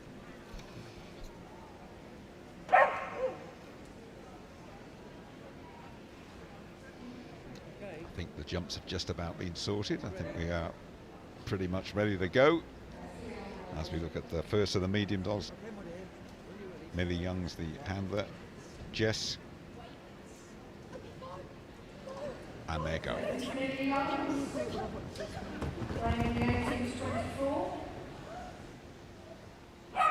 It's all clean and neat, and the time is good too so far. Ducking and weaving successfully, marking her way round. Jess, good stuff over the long jump. That's a tight turn here, and then heading for the tunnel and heading for the finale. The time, very respectable, 33.1. Up into the top 3. Good stuff from Jess and Millie Youngs. Martha Wake and Tiggy, 12 to 17 the age group, off they go. And Tiggy, we believe, quite likes to commentate on her own performance on the way round.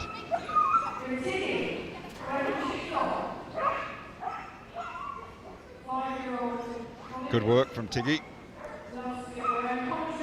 Doing a great job on the commentary as well. So around the back here, she's looking for a really tight turn here. Just a bit of a hesitation, but still clear as we're coming up towards the tyre. Big finish here. Yep, very nice. Very good. Faultless 29.7 for Martha Wake and for Tiggy in the 12 to 17 age group. Up into the top 2 they go. This is Ruby Strutt and Jet, 3 years of age. Second Crufts for Jet. Superdog has competed twice for Team GB2, the 12 to 17 age group this one. Each group, a reminder, have their own prizes, and there's an overall winner as well. The 3-year-old cocker, full of running, full of life. It's quick, it's accurate, And not a fault in sight at the moment. Plenty of the course still to go, though. Good stuff over the long jump. Shaping up very well for a big finish. Through the tunnel. Up through the tyre. Up there over the end of the Crufts. 28.2. That is a fine effort and good enough for second place. Very nice. Absolutely lovely, faultless run there. Brilliant.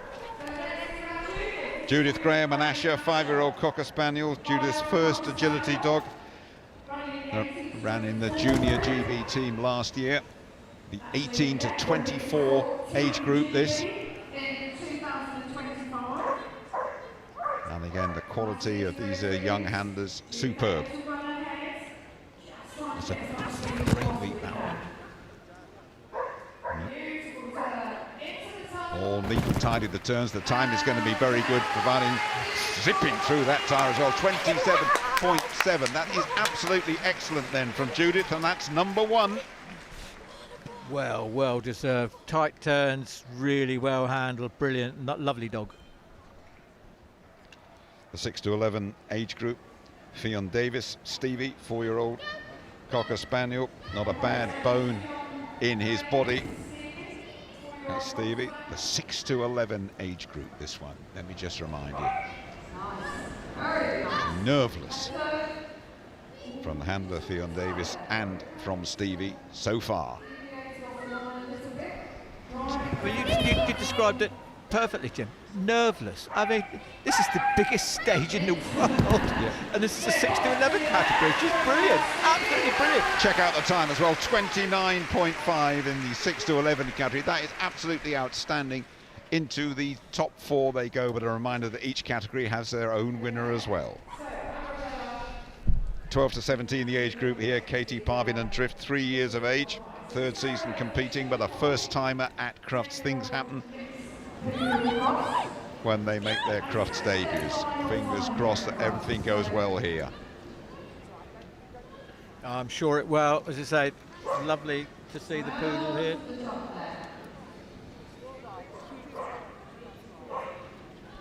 Into the weaves.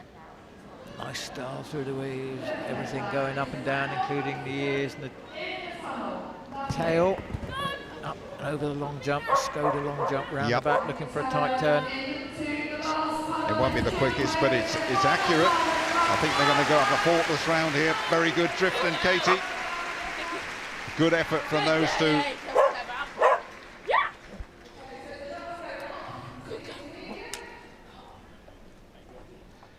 We have to change the jumps again because we move up to the intermediate section. Just a slight variation on those jumps.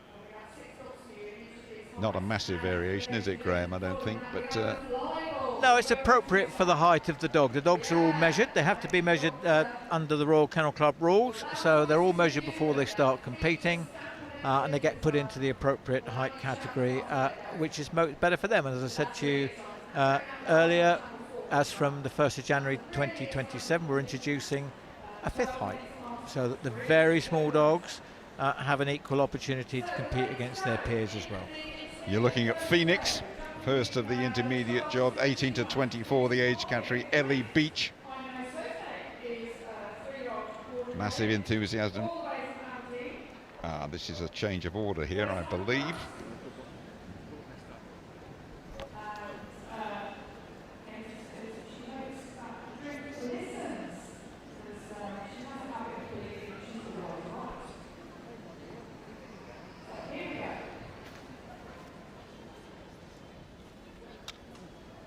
Just the pack has been slightly reshuffled here.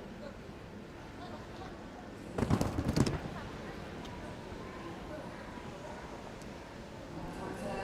this is Ellie Beach and Phoenix. Yep, as per programme.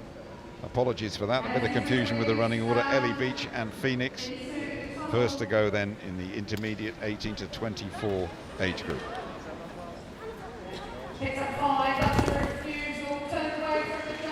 Just picking up some faults at the end there. That's a great chain map. 31.2 for Ellie and from Phoenix.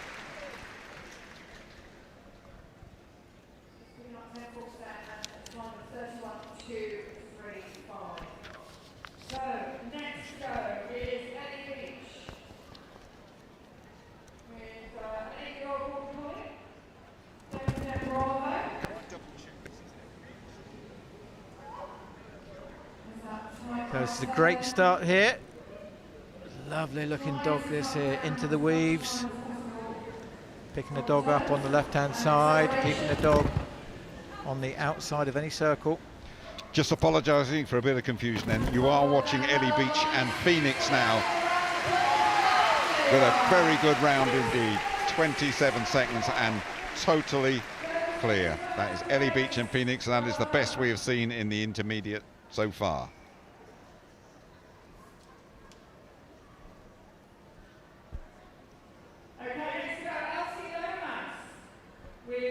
Elsie Lomas and Toasty, 10-year-old. Toasty is Elsie's grandma's dog.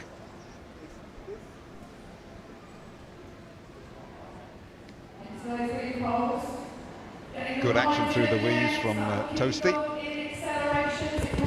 Cooking up nicely here on the opening day of Crufts, but a bit of confusion there, but no faults for it will cost them a bit of time. This is the 6 to 11 age group.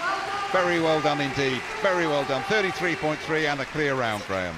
Yeah, fantastic. Well handled by Elsie there. As you say, the dog went a bit wide, but she stood her ground and actually waited for it. Grace Dull and Bo, 9-year-old, third year at Crufts, competed together, these two. Again, the youngest age group, 6 to 11 years of age.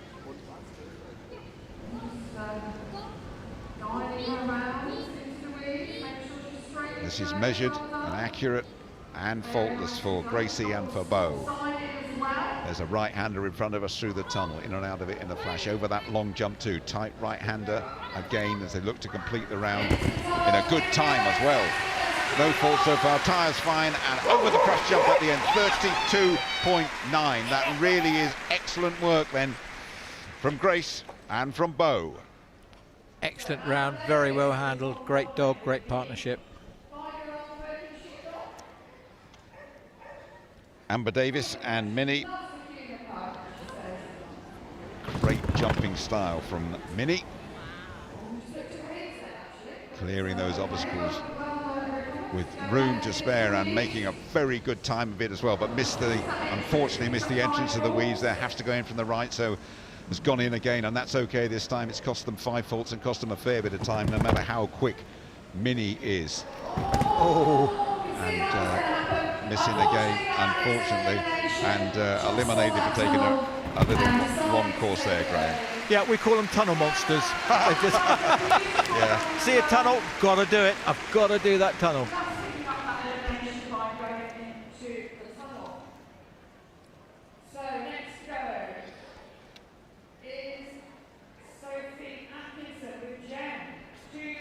Sophie Atkinson and Jem, 2-year-old, abandoned as a puppy, this one. What a backstory to this. Abandoned as a puppy, but she is in the spotlight at Crufts and doing exceptionally well. The 18 to 24 age group. And almost skidded off the carpet there, but recovered very well indeed to Jem and Sophie. And this is a great round, a really spectacular round of jumping. 27.1 and clear for Sophie and for Jem, the 2-year-old working sheepdog. Great stuff, second place. Did really well. I've never ever seen that before, Jim. I don't know where the dog thought it was going, or it actually, or what it saw. We've never had that happen before. But as you say, all's good. Good recovery and finished really well. We are moving now on to the large dogs, and the first one we're going to see is Rebecca Chuter-Smith, and in the 18 to 24 age group with Nike on Team GB for the last 3 years. 18 to 24 the age group. First of the large dogs competing for individual and overall prizes for each age group, just to remind you. Again, real good style. Lovely jumper. What about the weaves, dear? Going in from the right, you can touch the poles. That is not a problem at all. You have to enter from the right-hand side, though, the tunnel. Good sound going through the tunnel and the long jump. This is the tight, twisty part of the course. It's going to be a good time, and I would think it's going to be a clear round as well. Excellent work. 27.8. That really is good. Up they go then into the top 4. Very experienced handler. She's been doing agility since she could walk just about, Jim, but and it shows. Really, really well done. Swat and Casey Kitching. Been together for just 9 months. These two.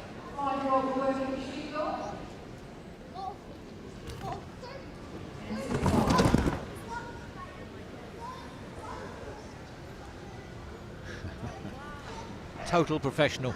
Total professional. Yep, it's great. It is really, really good. See Cassie and Swat working so well together out there. It's quite interesting, the crowd that loves to support them gone very quiet there, but what a recovery that is, by the way, from Cassie. Oh, a brilliant recovery, fantastic work from Cassie and from Swat. Pulled that one out of the fire. Probably just sums up, Jim, what I love about dog agility. There we go. Absolutely brilliant. 12 to 17 this age group. You're looking at Summer Benson and Tulip, 6 years of age. Family dog, this one. A lot of support in the crowd for Summer.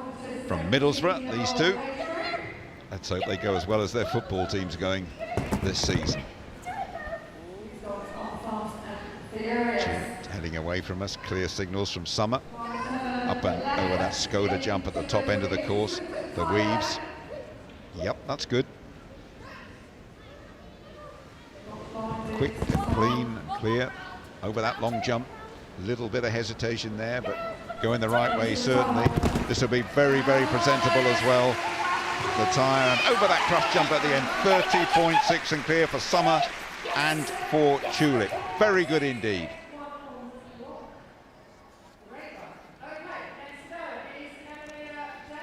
(18 to 24) the age group. Amelia Daines, an Amber 3-year-old Labrador from Aberdeenshire, second time at Crufts. Great to see a lab here competing in the agility, Graham. Haven't seen too many of them so far on this opening day. No, but they deserve to be here more often, as you say. Look at the speed of this dog. You know, it's well up there with any other dog that we've seen here today. And it's absolutely brilliant to see this dog competing. True working gun dog here, full of agility, health, and healthy and happy, and doing an absolutely fantastic job. Yep, Amber and Amelia doing the breed proud. Very good indeed. 30 and clear then, the 18 to 24 age group. That is a really good effort from Amelia and from Amber. And having hit the best reward, which is a game of tug with his mum. This is Jess and Joseph Nemeth. 13 years of age. 13, Graham. No wonder they called Jess the Wonder Dog. That's some age, isn't it? It is. It does a bit of everything, does Joseph. Know his mum. Does quite a lot of hoopers. So, and again, this is a big ask for these some of these handlers here. But he's doing a really good job. He's just checking where he is. I think he's got a bit lost. Come on, Joseph, pick it up. 6 to 11 the age group, and he did pick it up. We just want them to get round safely, these two. That's the overall ambition at the moment. Well done. Well done, Joseph, pulling things together. Listen to the support from the crowd. He's got it now. These two. Absolutely willing them on. Fabulous. But it's the attitude of these young handlers, Jim, really, that he's not flustered. He's not standing there throwing a tantrum. he's doing what a great dog handler should do. He's sticking with it, staying with the dog. All right, the dog shouldn't have gone in the tunnel, but that's fine. Come on, Joseph, we just need a big finish here, mate. We do indeed. They'll raise the roof for the main arena here for Joseph and for Jess. 6 to 11 the age group. Great effort, well done. A big grin, nothing to be ashamed of there. Big smile as well, look at that, big smile. Here we go with Zachary Spilsbury and Bob, 4 years of age, qualified for Crufts together. A farm boy is Bob, not too sure what to expect here. 12 to 17 the age group then. This is the last of the large dogs.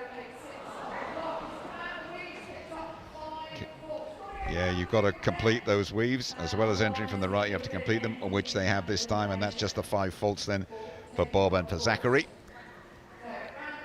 Yeah, brilliant. He had the presence of mind, realising he had to go back and redo them, and he did to avoid the elimination, and a great finish. What's that, Bob?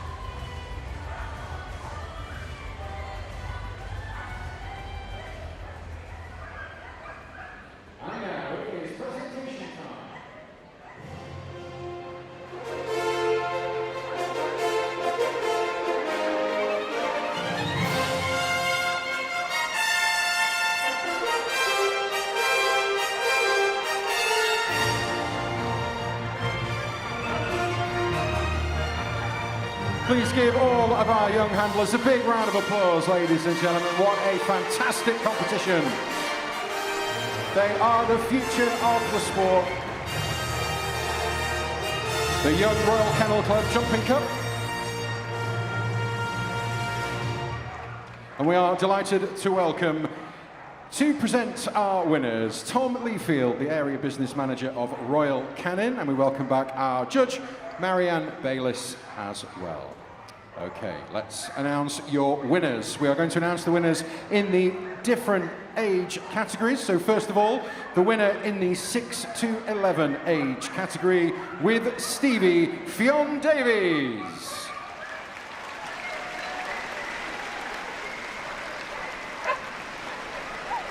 And your winner in the 12 to 17 category with Jet Ruby Strutt.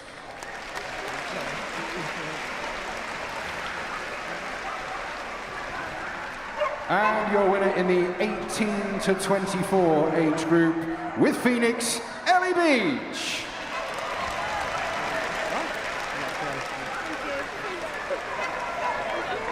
I am also delighted to announce the overall winner of the competition, the Young Royal Kennel Club Jumping Cup 2026 winner. Please give a huge round of applause once again with Phoenix, Ellie Beach.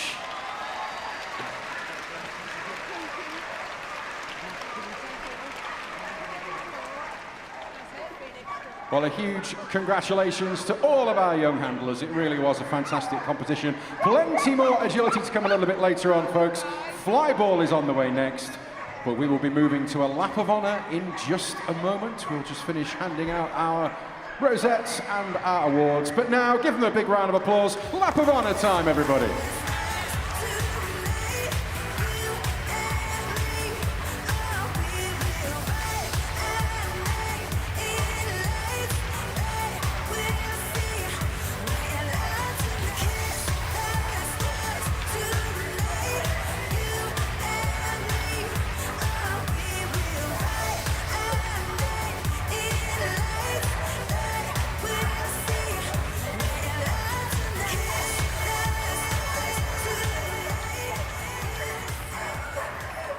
Well, what a day it has been so far here on day one of the world's greatest dog show, CRUFTS 2026. And there is still plenty more action to come here in the main arena. We are getting ready. It is going to be loud. It is going to be quick. Who's ready for Flyball? All right, don't go anywhere. Ladies and gentlemen, Flyball, the final 16 coming up in just a moment. Stay with us.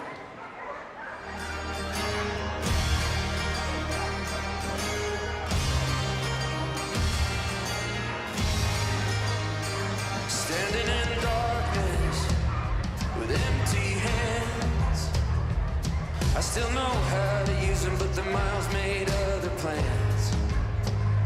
Running out of highway, shorter on time.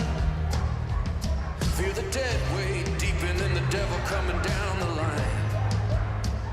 The dashboard shaking, I steady the wheel, and I make every turn by memory, by feel, towards a black horizon. An unbroken road. Will this endless stretch of desert road get me back where I belong?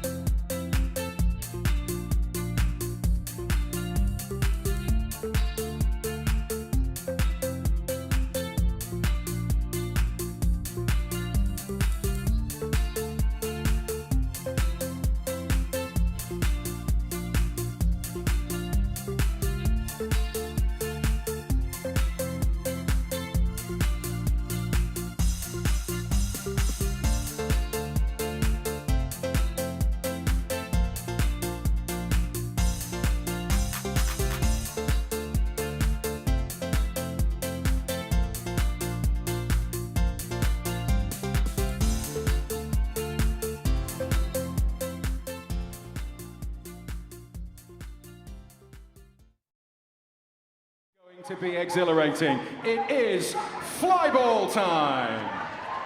So as you can see, the lanes are set and we are getting ready to go live on Channel 4 in just a few moments' time. Before we bring out our teams, we have of course got 8 teams who are going to be battling it out for a place in the semi-finals on Saturday and on Sunday.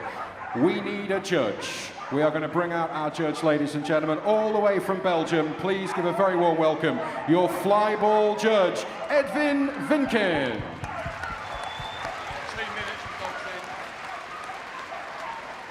So Edwin is going to be overseeing proceedings as our judge. He's going to be assisted by our line judges. In the red lane, we have Craig and Kevin. And in the blue lane, we have Scotty and we have Mark. So we have got 8 top teams battling it out. The top 4 will go forward to the semi-finals, who will be the Crufts Flyball champions for 2026. Which team are you going to be cheering for, ladies and gentlemen? Make some noise for Flyball 2026, live before your very eyes. You may have seen it on the TV, but there is nothing like seeing it in the arena here at Crufts. Alongside me is my co-commentator, Becky Doherty. So Becky, you've got the team information sheets for the 2 teams we're going to be bringing out in just a few moments' time. We are 60 seconds away from kicking off our flyball here at Crufts. It's going to be very, very exciting indeed. It's going to be absolutely wild in here. Already we can feel the tension in here. It is building rapidly, ladies and gentlemen, so thank you ever so much. I hope you've got your bestest cheering voices ready, because of course we always need you to participate. We always need you to cheer our teams on. The louder you cheer, the faster they run. So it's quite exciting down here. I'm wondering this time, are we going to see any records broken? That is the question. That elusive Crufts record was set by Roadrunners all the way from Belgium. It is 14.27. If you're new to flyball, you need to be casting your eye to the centre of the arena. That is the timing board. Will we beat that new Crufts record? We have got our 2 lanes. We've got our 4 jumps. We're looking for those tight changeovers with those dogs. It can come down to split-second timing. But we are now ready, ladies and gentlemen, for our teams. Please make some noise for Aces Wild in the red lane and Reaver Rebels in the blue lane. The opening contest is between Aces Wild and Reaver Rebels. Aces Wild, basically Aces High, second team, reliable, not as quick as Aces High.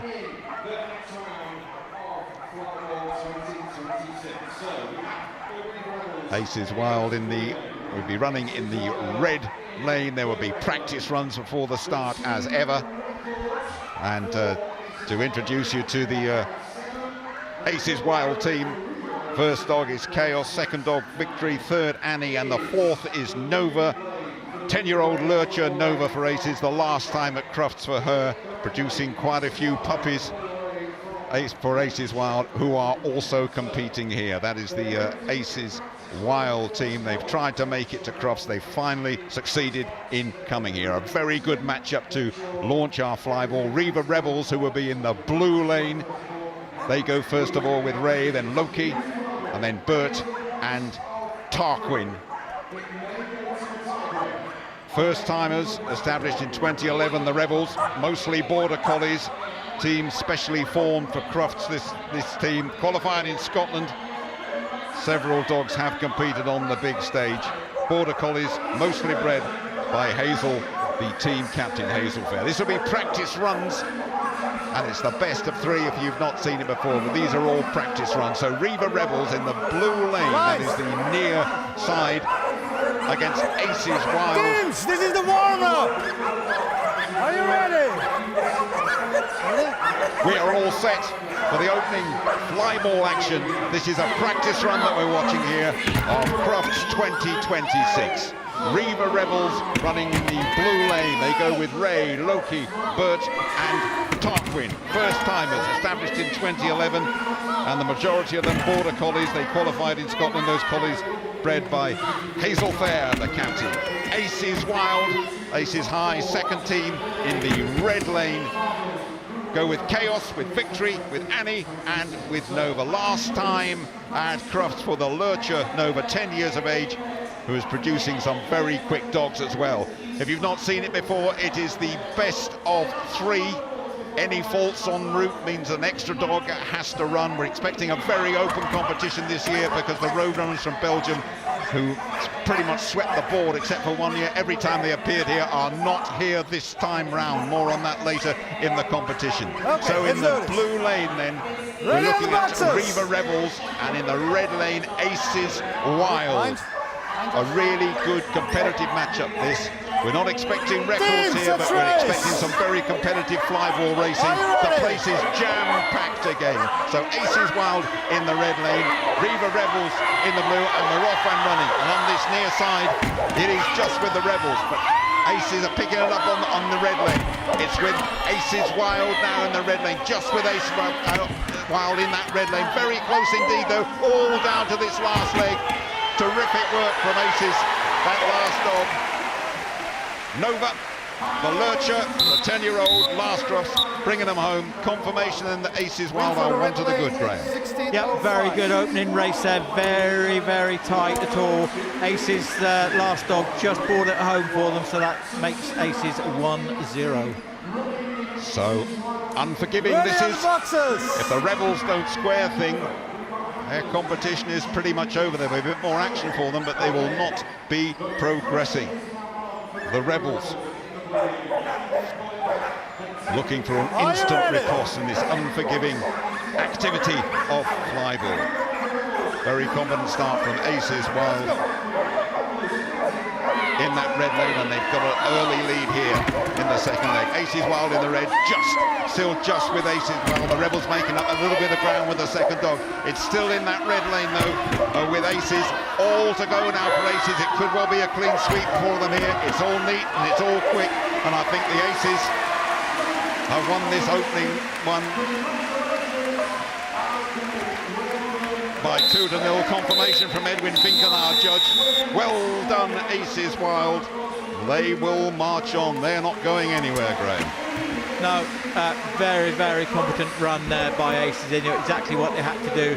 They actually won it on their changeovers, Jim. They were much tighter than the Riva Rebels, and again, that comes down to Aces being an established team.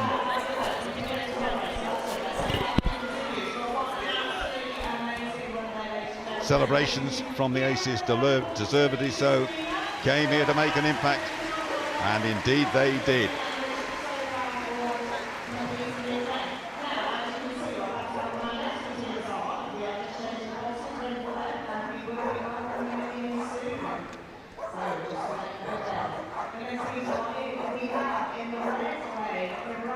So we await the second race of CRUFTS 2026. Once again, this arena is jam-packed already, and here come the teams. Raptors Flyball will be running in the red lane. Raptors Flyball from Lincolnshire against Yorkshire Bouncers, family-orientated team. And you have to probably lean towards the Raptors in that red lane on this one. Because they are absolute quality, former British record holders and have held multiple records, and are bringing up their top team today. Is that a prediction, Jim? Is that your best guess? That is my best guess, having gathered a little bit of intel all round, Graham.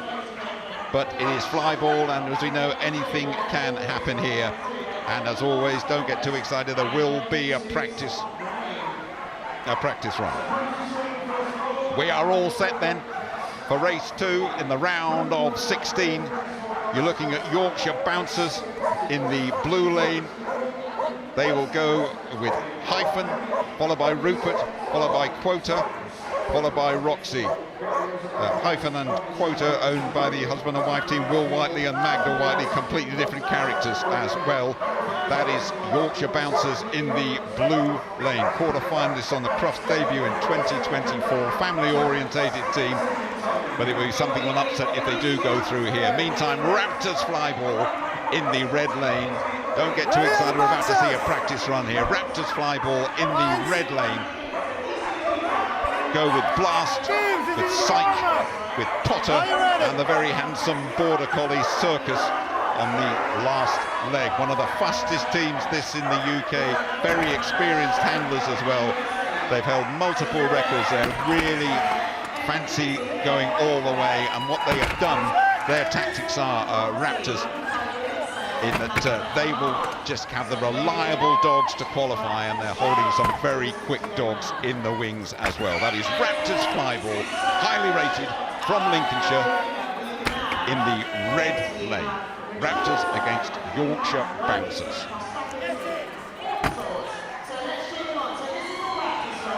Edwin Winkler, who has come here, our flyball judge, judging for 20 years, currently president of the FCI Flyball Commission, our flyball judge, and he is the man who calls the shots out there.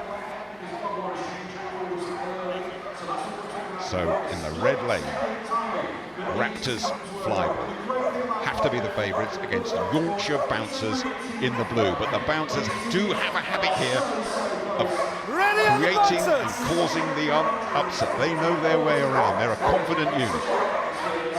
Raptors in the ring. First dog to go for the Raptors is Blast. First dog to go for the Bouncers is Hyken.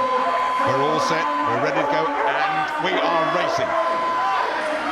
So Raptors in the red lane have it at the moment. It's still with the Raptors in that red lane, but only just. Fine effort from Rupert, the second dog for the Bouncers. It's with Raptors stretching their lead with their third dog, with Potter. And Raptors to bring it home in that far lane. They have indeed, with the Handsome Circus, but there is a fault on that red side. So it comes this way, and that's a bit of an upset. Yorkshire Bouncers, one to the good, Graham. It is, as I say never in this game, but so that's a really great start there for the Yorkshire Bouncers. Raptors obviously decided that they've had a fault and that they didn't want to rerun. Drop ball there. Anything can happen in flyball, and so that will really put a bounce in the step of the Yorkshire team. One to the good, one more like that, they will go through and will create a big upset on this opening day. They will send the Raptors packing, the former British record holders. Can they do it again, the Bouncers? The Bouncers in the blue lane, the Raptors in the red, they are off. And the Raptors have an early advantage with that first dog. Second dog for the Raptors. Sight still with the advantage over Rupert. It's still with the Raptors in that red lane. This looks clean to me as well. The Raptors, are they going to pull things level here? Just about, I believe. That all looks pretty good. It is 1-1, and we have a decider. We love those deciders, Graham. We love an extra leg. So I have to say that Yorkshire Bouncers actually was starting to catch up on that last leg, Jims. It was tighter than it should be. So Raptors cannot afford to take their foot off the gas here. They cannot indeed. This is what it's all about. Losers, having just unpacked, can pack their bags and pretty much go home. The winners will persevere at Crufts, will go through to the quarters and semis, and who knows the final itself. So a reminder, the Bouncers in blue, one apiece, the Raptors highly rated in red. Who's going to win this one? Who's going to go through? There's a good start from the Bouncers in that blue lane. It's with the Bouncers just at the moment, but the Raptors eating up the ground in the red now. Now it's with the Raptors with that second dog. They're stretching their lead, the Raptors. The form's coming good now. Last dog for the Raptors. The Raptors are going to nick it. They're going to go through as anticipated. Let's get confirmation for the judge. But no, there's a fault on that red side. Would you believe it? Would you believe it? There's a fault on that Raptors side. There's a fault on that red side. And what a shock. The Raptors have gone. The highly rated Raptors have gone in this opening leg, and the Bouncers have bounced them out of Crufts. Yeah, well, you say, you just do not know what is going to happen in flyball. I mean, you'd have put money on the Raptors taking it, but there we go. So, but really, really well done to Yorkshire. Persevered, a couple of really good runs there. They were indeed. So the Bouncers, the fault on that changeover, it is the Bouncers who have put paid to the Raptors.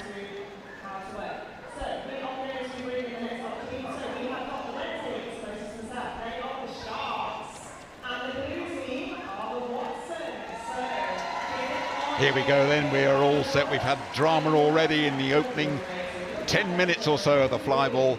And now we're set for the third race of the opening day. It is Watson's Legacy, champions in 2024. Remember that massive upset, Watson's Legacy in the blue lane when they upset those brilliant Belgians, the Roadrunners, against Sharks, a new team. And this one could be close. Sharks, the first ever team to win the British Flyball Association Indoor and Outdoor Championships in the same year. Just 2 years of age, but very confident, and they have some very quick dogs out there as well. Could be a close one, this. A reminder, in the red lane, the Sharks, and in the blue lane, Watson's Legacy. And again, a reminder, this will be a practice run going on before the real thing. Teams, this is the warm-up. Practice run just gives them a chance to settle down, get used to the atmosphere. This is an amazing venue, biggest dog show in the world, and they just need to get used to it. So there we are. So we've had a dog already looking at the other lane. Yeah. So it'll give them a chance just to reset that dog, refocus it on the box, and hopefully that they can get a run and they won't have to change it out for a substitute. And a few drop balls as well going around there, so this is a practice we will hope will make perfect. Another fumble on the practice run that we have seen.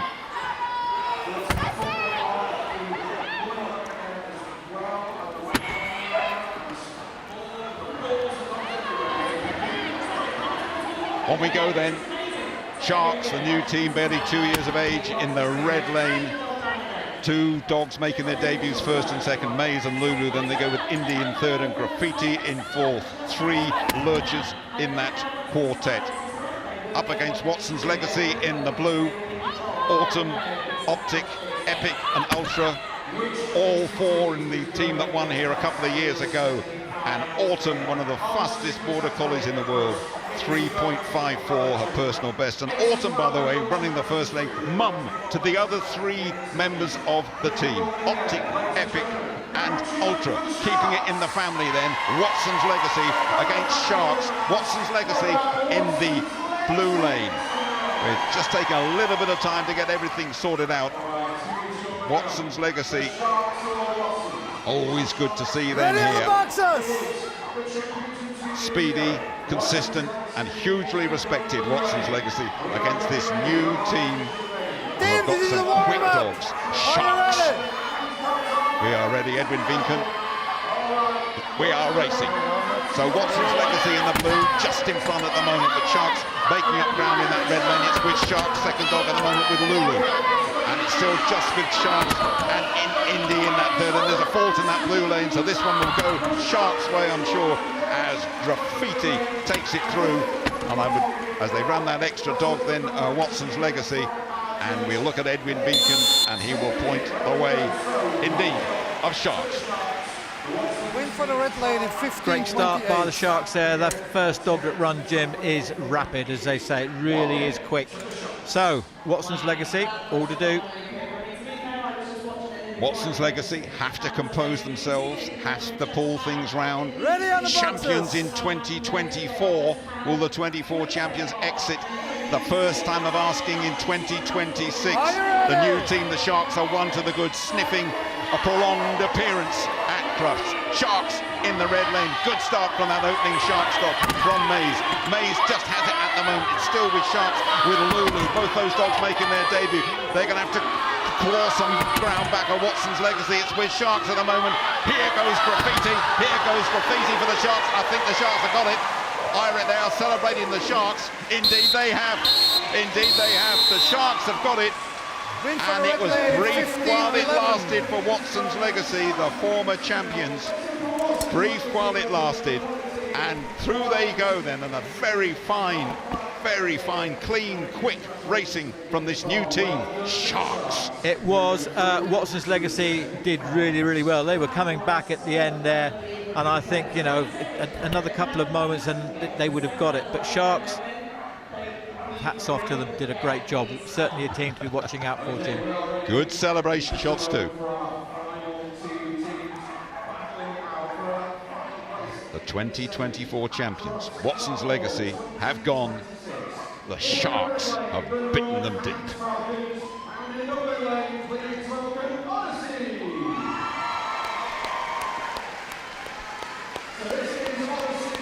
So here we go. It is the last race on this Thursday afternoon in the round of 16. We have Northants Falcons in the red lane, very popular here, celebrating their 20th birthday next month. They actually won 20 years ago, and they have been in quarterfinals and semi-finals since, but have not won since then. That is Northants Falcons, but they have some of the fastest dogs in the country. Up against, and this could be a really good one, against Odyssey, relatively new club Odyssey, 5 years of competition, and they're going with experience to get them through here, and a couple of speedsters later on.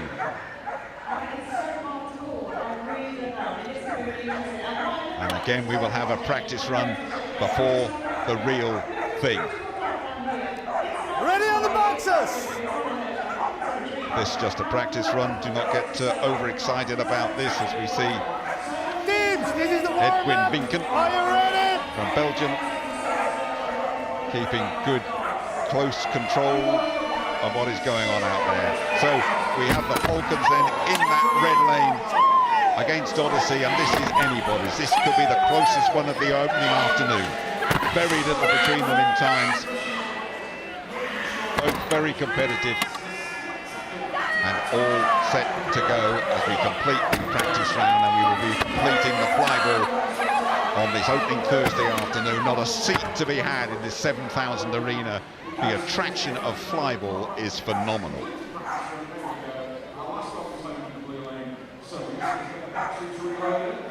It will be the best of three. It is the Northants Falcons versus Odyssey. We're ready to go in the red lane then. Northants Falcons. Kiki will go first, Moose second, Drift third, Pace fourth, Moose, Europe's fastest Labrador. Meantime in the blue lane, first time at Crufts for Odyssey, Jellybags, Kookachu, T and Havana, another very quick dog. Havana a first timer, very quick on the last leg, and we are off and racing. And it is the Falcons in the red lane that have it just. It's very, very close though. And the second dog in the blue, Kookachu, is caught up there. It's now very much with Odyssey, going very well in that blue lane. And I think Odyssey are going to take this and take it reasonably comfortably as well. Seeing them home, Havana with that personal best of 3.33 seconds, and Odyssey laying down a marker here. Experienced dogs first, then the speedsters. They got the job done, Graham. It was neck and neck after the first dog, and then dogs 2, 3 and 4 for Odyssey just took it away for them. So those dogs, that's that really quick dog. Havana, absolutely terrific speed. And the Falcons know they will have to produce something pretty special to pull this one round. Excellent performance from Odyssey. What have the Falcons got in store? Away we go. Falcons in that red lane, just with the Falcons at the moment. And there's a fault on the blue side, so this one could well go to a decider. The Falcons are pulling things around pretty well. Drift, the third dog for the Falcons, have them in front at the moment, and the Falcons taking it home with pace. 2 faults from Odyssey in that second leg. They're rerunning dogs, and this will go decisively to the Falcons, and this will mean, Graham, we have yet another decider on the opening day. Yeah, we love an extra leg. Yeah, so just a couple of faults there, making it quite an easy victory there for Northants. So, and this promises to be a really interesting final leg, Jim. We did say it was going to be tremendously close, and just underlining what happened there, and it means it is 1-1. The winners will be celebrating. The winners will be looking forward to the rest of Crufts. The losers will be going home with their tails between their legs. Falcons from nearby Northants in the red lane. In the blue, Odyssey. And we're off and running. It's with the Falcons at the moment. It's a good start by that Falcons first dog. It's still with Falcons just, with Odyssey making up ground with a brilliant Kookachu in the near lane. It's still just with Falcons. So close this, all on the last leg. Fourth dog is going to nick it. The fourth dog for Odyssey. Absolutely brilliant again. Havana. We marked your card about Havana before the start, and it is Havana taking them home, Odyssey. What a brilliant dog that is. Brilliant tactics too, experience first, then the speedsters. And that's why it is Odyssey who are sticking around and the Falcons who are flying home, Graham. Yeah, you just looked, the first couple of dogs, I thought Northants actually were going to take it, and then they just lit the jet fuel on the last two dogs. Odyssey, they just flew off into space, Jim. Absolutely tremendous fly ball, great action, and terrific celebrations there as well from that Odyssey team.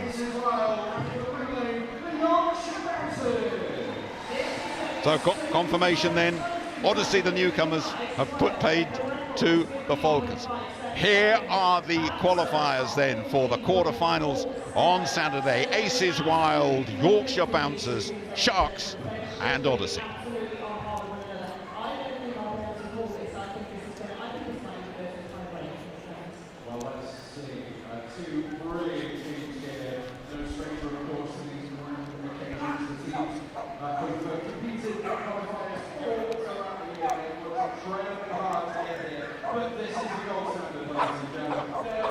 So now what will happen now is that we will have a runoff to decide who is going to be nominated as Thursday's champions. Ready on the boxes! We have Yorkshire Bouncers in the blue lane and Aces Wild in the red. The Bouncers in the blue, the Wild in the red. This really bragging rights to decide who is going to be the best of the best on this opening Thursday. So the Wild in the red just about have it at the moment. It's still with Aces Wild in that red lane. Bouncers pulling a little bit back in the blue, but Aces Wild look to be having this opening one in control, but they have had a fault on that red side. They're going to have to run an extra dog, and so the Bouncers will take this opening leg. Win on the blue lane, 1688. Pretty equal up to that point. And they say there's a fault, and that just gave it to the opposing team there.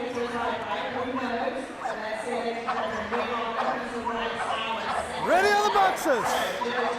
So the Bouncers are one up then, the Bouncers in the blue lane. If they win this one, they will go through to... And we're off and running then. Just seen Cheddar in the blue lane there, opening dog. Cheddar, the Labrador. Aces Wild having it in the... They will look to keep it clean. They're having it at the moment in the red lane on Aces Wild.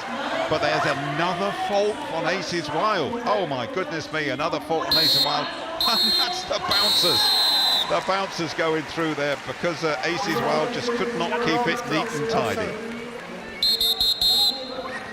Hold on a moment. There was a fault on the box, so I'll have to check the box first. Well, you're hearing this as well as we are. Edwin Binken saying there might just have been a fault on the box. Let's eavesdrop, shall we? Yeah, but you just don't have to touch it. Please leave your hands off. See, yeah. Okay, you're right. We're gonna have to rerun. Okay, we've heard We're it. going to rerun the race. We had a box failure. So we have to rerun the whole race.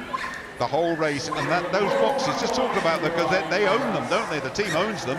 They do. They bring them here, etc. We had a box failure at the other side, so but again, that's why it's important that the judge goes and confirms that there actually is a fault on the box, and he has said that there is, so there's going to be a rerun, I think, of that leg.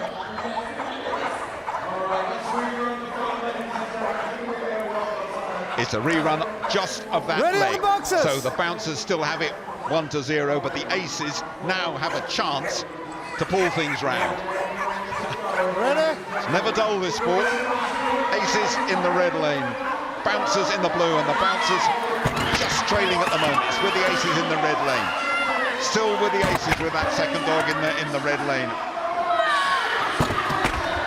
And the Aces have this one in the bag if they keep it clean. If that box works, it has worked, and this will be one or it'll be a runoff. Aces back on form, getting things right, and confirmation it was a technical fault rather than a fault in their team that caused that. It was. So now we're into the lovely third leg. Fairly easy win there for Aces in the end. So let's just see what Yorkshire can do. One apiece then. No one has left the arena. They're fascinated by this sport of flyball, and we're looking to decide who is going to be declared Thursday's champion. And now we're looking to decide to see who is going to go through, as this one between the Bouncers from Yorkshire, from Driffield and East Yorkshire, family-orientated team, and Aces Wild, Aces High, second team. Will they go through to have the bragging rights as Thursday's champion? We shall see. So Wild in the red lane, the Bouncers in the blue. It's with Aces in the red at the moment. Little advantage on that opening leg. It's still just with Aces in that red lane. Only just though, it's still very close. Stretching out in the red lane are Aces. They keep it clean and quick. It'll be fine. And this is going to go Aces' way. Good work, Aces Wild. But there's a fault there. There's a fault on the Aces Wild. Another fault. I don't think this is a technical one either. It isn't. The Bouncers keep bouncing along, keep it neat, keep it tidy, keep it clean. The Bouncers survive. Very surprising there. Now, whether the Aces have changed out a couple of dogs, because having qualified, they just want to give some other dogs a run. I'm not quite sure, but to have the faults that they've had is very unusual for Aces. So, but anyway, Yorkshire go through and looking, as you say, to get the bragging rights of the day's winner, Jim. All right, we are ready for our next two teams. Please welcome in the red lane, it is the Sharks, and in the blue lane. Here we go then, as we see the opening days competition through. It is Sharks, new team, couple of years of age, in that red lane against Odyssey, who made a terrific impact here already. Odyssey in the blue, and obviously no practice runs here. They will go straight into action. Yep. And Sharks, a reminder of their competition winning combination that won. They might make a couple of changes, but it was Maze, Lulu, Indian Graffiti and Pepper and Sparrow are waking in the wings then for Sharks, while Odyssey, they went with Jellybags, Kukachoo, fine second dog, and Justin Shearing, the ex-Roadrunner, T and Havana. That's what they went with, but they have Sabre and Terror in the wings. They might just choose to give them a ring here. So it is Sharks in the red lane, Odyssey in the blue. Good start by the Sharks, not much in it. Odyssey clawing that back. Very close at the moment. It's still just with Sharks, but Odyssey are coming very strongly in the blue lane. It's very close, this. Sharks and Odyssey it's just with Odyssey. Can the last dog see Odyssey through? Absolutely not a problem, but they're going to have to run an extra dog. And so, as indeed are Sharks in the red lane, so this looks like, although Sharks have come through, now we will have to wait the verdict of our judge here. He's thinking about it. Well, it's going to be Odyssey now, because Sharks still running extra dogs in that red lane. Yep, it's gone Odyssey's way. A bit of an error-ridden race, that one, Graham. Yes, drop balls all over the place there, Jim, as they say. Again, trouble to keep up, really, but at one stage, there were least faults there by Sharks, but they obviously couldn't rectify it, and as you say, that's the result. Ready on the boxes! So Odyssey, after a little bit of chaos, one to the good. Odyssey want to be Thursday's champions, and they are just trailing at the moment. Oh, there's a fumble though, there's a fumble from that Sharks dog on that far side, so it's with Odyssey emphatically now. Third dog going, stretching out for Odyssey, and Odyssey, that wonderful last dog for Odyssey, taking them through, and this looks like a pretty clean, emphatic victory for Odyssey. Indeed it is. So it is Odyssey who go through Win on the blue lane in 15:46. After a little breather, 15:46 the time, and then they will contest the final and fight for the right to be Crufts Thursday champions. Fairly straightforward win in the end there for Odyssey, Jim. And I think they've got a little bit more in the tank to come as well. But I say disappointed in the Sharks. I thought they might have just taken it to a third one, if nothing else.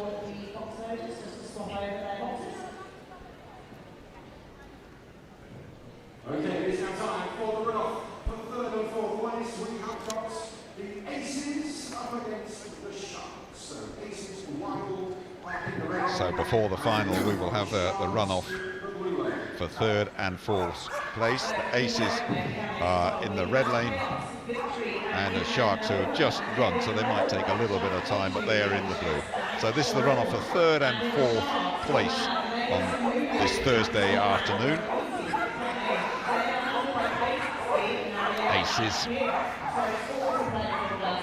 Aces Wild, and then they're actually Aces High second team, a very reliable team. This one up against Sharks in the blue lane. So Sharks in the blue, Aces in the red, and this for third and fourth place before we get to our first final on this Thursday afternoon. Tremendous flyball action. Aces in the red, the new team that is Sharks in the blue. Oh dear, oh dear, oh dear, oh dear, oh dear. Well, that's one dog really taking it into his own, just sprinted across. Graham, go on you go. That's an interference call, so it means that Aces automatically get it because the dog from the Sharks interfered with the Aces running, so it goes to them automatically. Absolutely, and no point in appealing that one. That is pretty decisive video evidence that we are seeing there, emphatically in the wrong lane. Ready on the boxes! So Aces Wild 1 to the good. Third and fourth place this then, and let's see if Sharks can get to a dog running down the lane that it should. And they're away. That's a bit more better. That's a better start from the Sharks, but the Aces have it in that red lane. It's still with Aces. Sharks trying to eat up ground. There's a fault on that blue side as well with Sharks, so it's not really going Sharks' way at the moment. And as they have a fault, they're going to probably have to run an extra dog. They have indeed. There's a fault on the red side now, so it could well get pulled round. Indeed it has, I believe. It could be pulled round to the Sharks. Yep, Sharks have pulled it round and have squared things up. One apiece. Decider coming up, Graham. Yep, Sharks were a little bit fortunate there. They had a changeover fault between the first and second dogs, and then fortunately for them, Aces decided to reciprocate and have a fault as well. So as you say, we're into that decider, Jim. It is the decider for third and fourth place between Sharks and Knaresborough in North Yorkshire and Aces Wild. Aces High second team, total reliability, very happy to be here. More often racing, and it's with Aces Wild at the moment. Still with Aces Wild in the red end. There's a fault on the blue lane as well. The Sharks. Aces Wild look as though they're heading for third place on the opening Thursday. It's with Aces Wild in that red lane. And there's a fault on the blue, so Aces Wild will have it. Aces Wild will finish third on the opening day of Flyball at Crufts 2026. Yeah, I think the dog on the Shark side didn't go through the finish gates. It ducked out to the side, so that automatically gave them a fault and gifted it to Aces.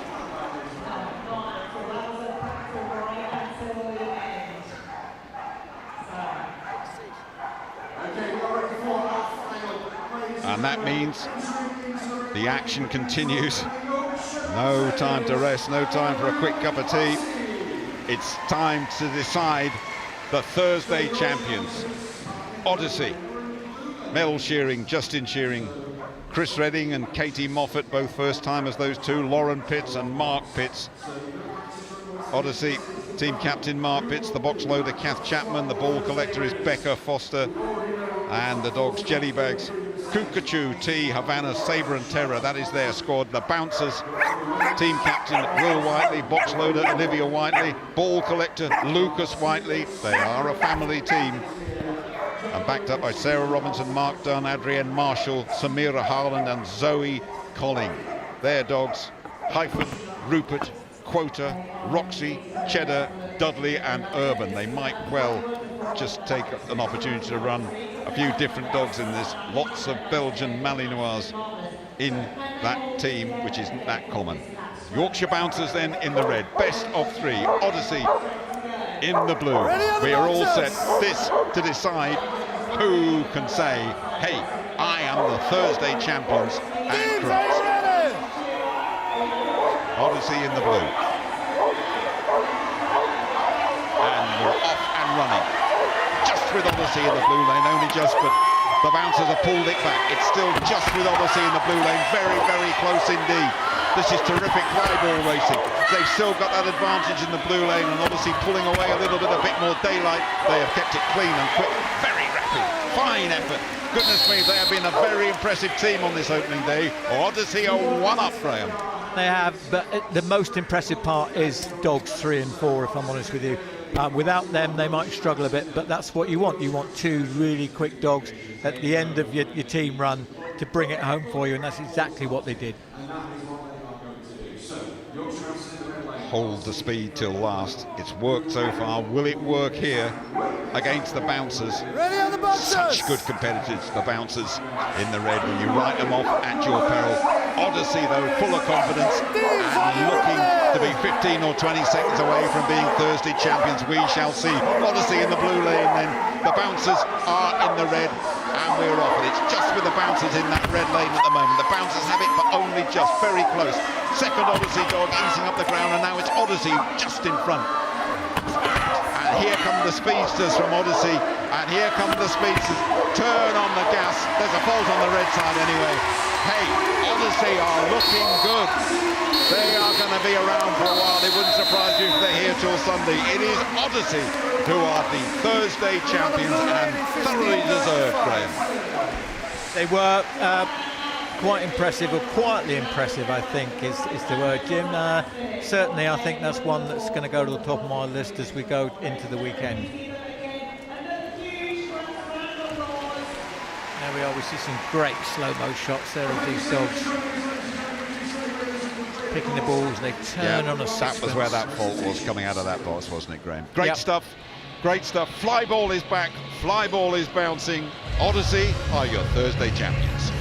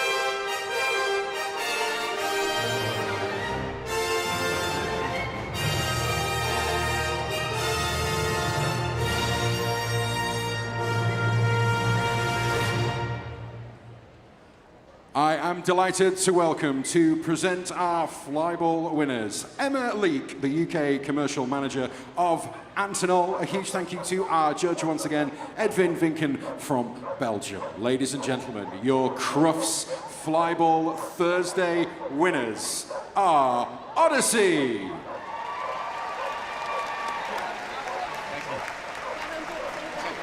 Odyssey also winning the fastest team of the day. A huge congratulations. What an effort that was.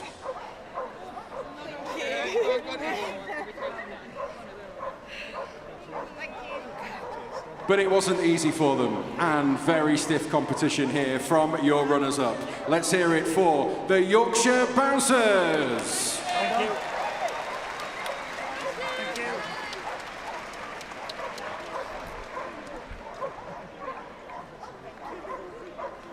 Well, that was just so exhilarating, ladies and gentlemen. It was so fast, it was so loud. What a start to Flyball 2026. And we are going to do it all again tomorrow with another 4 places up for grabs in the semi-finals. Ladies and gentlemen, let's cheer on our 2 teams here for a lap of honour.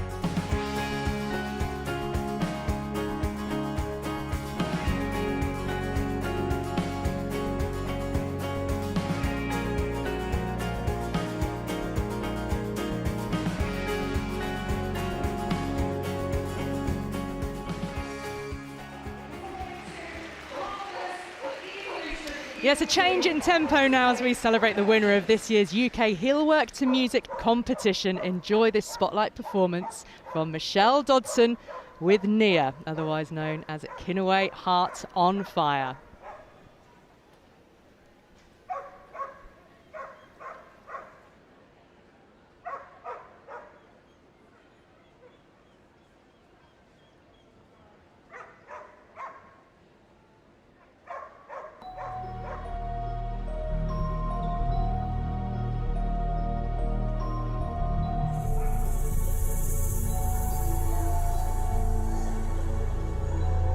There once lived a queen, her beauty extolled, but hers was a heart bitter, empty and cold.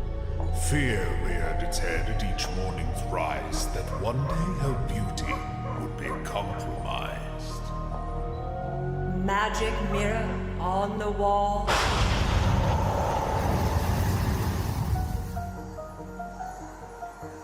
Who is the fairest one of all?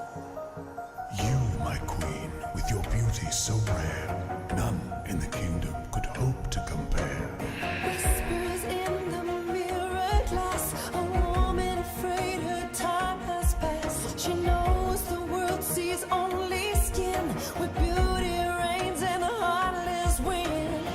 Mirror, mirror on the wall, show the truth behind it all. Reflections twist, but I remain a figure carved in beauty's pain. She's heartless, but she plays the game with a whip fade and burn out like flames. She's thoughtless of the heart she breaks, 'cause she learned to get what you want to take. She fights to keep what the years betray, while she waits for the world to throw her away. Heartless is what she became. It's the word that taught her to be heartless. In the mirror she traces lines unseen, quiet fear of what they mean. The truth she sees is a harsh reflection. The years go by but never her obsession.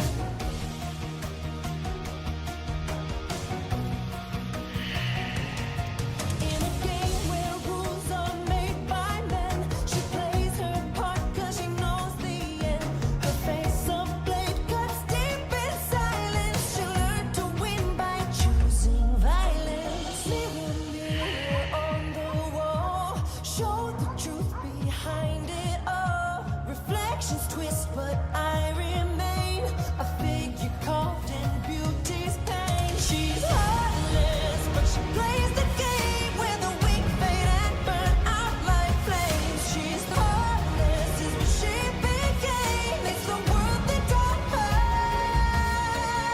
Woman sent to age a curse, beauty gained but never worse. 1,000 faces, all her own, a queen who's made of ice and stone.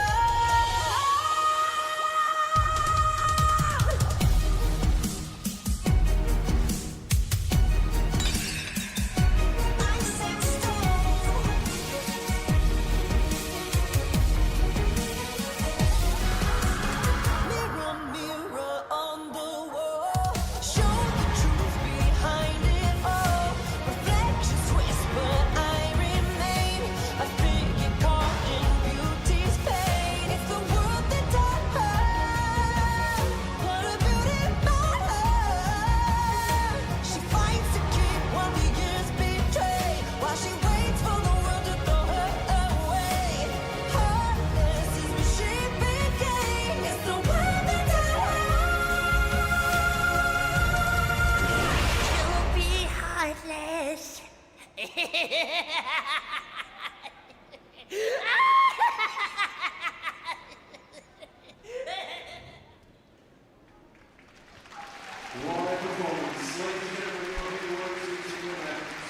Congratulations to Michelle Dodson and Nia, Michelle's third dog to compete at Crufts. Just Nia's second time competing in the Heelwork to Music finals. Dancing to Heartless, the evolution of the evil queen. And you really did feel that through the performance. Congratulations to both Michelle Dodson and, of course, Nia, winner of this year's UK Heelwork to Music competition.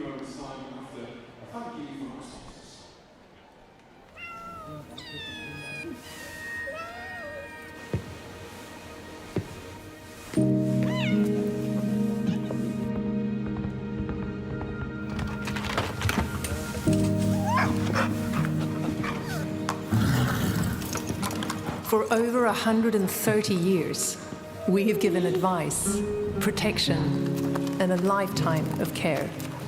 Agria, enriching life with animals. Hi, I'm Cody. I'm training to be a Dogs for Good dog. Come and meet my friends. This is Tommy. When I'm older, I'll learn new skills, like him. This is Sammy. We get lots of playtime together. And this is my volunteer puppy socializer. He takes me out to get used to busy environments, and he even takes me home for some relaxing cuddles. Have you ever considered just how different dogs are to us? Puppies grow up 6 times faster than a baby. Wow, did you catch that? This whippet can run faster than an elite athlete.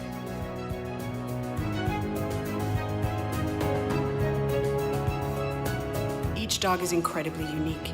Feed your dog's unique needs with Royal Canin Precise Nutrition.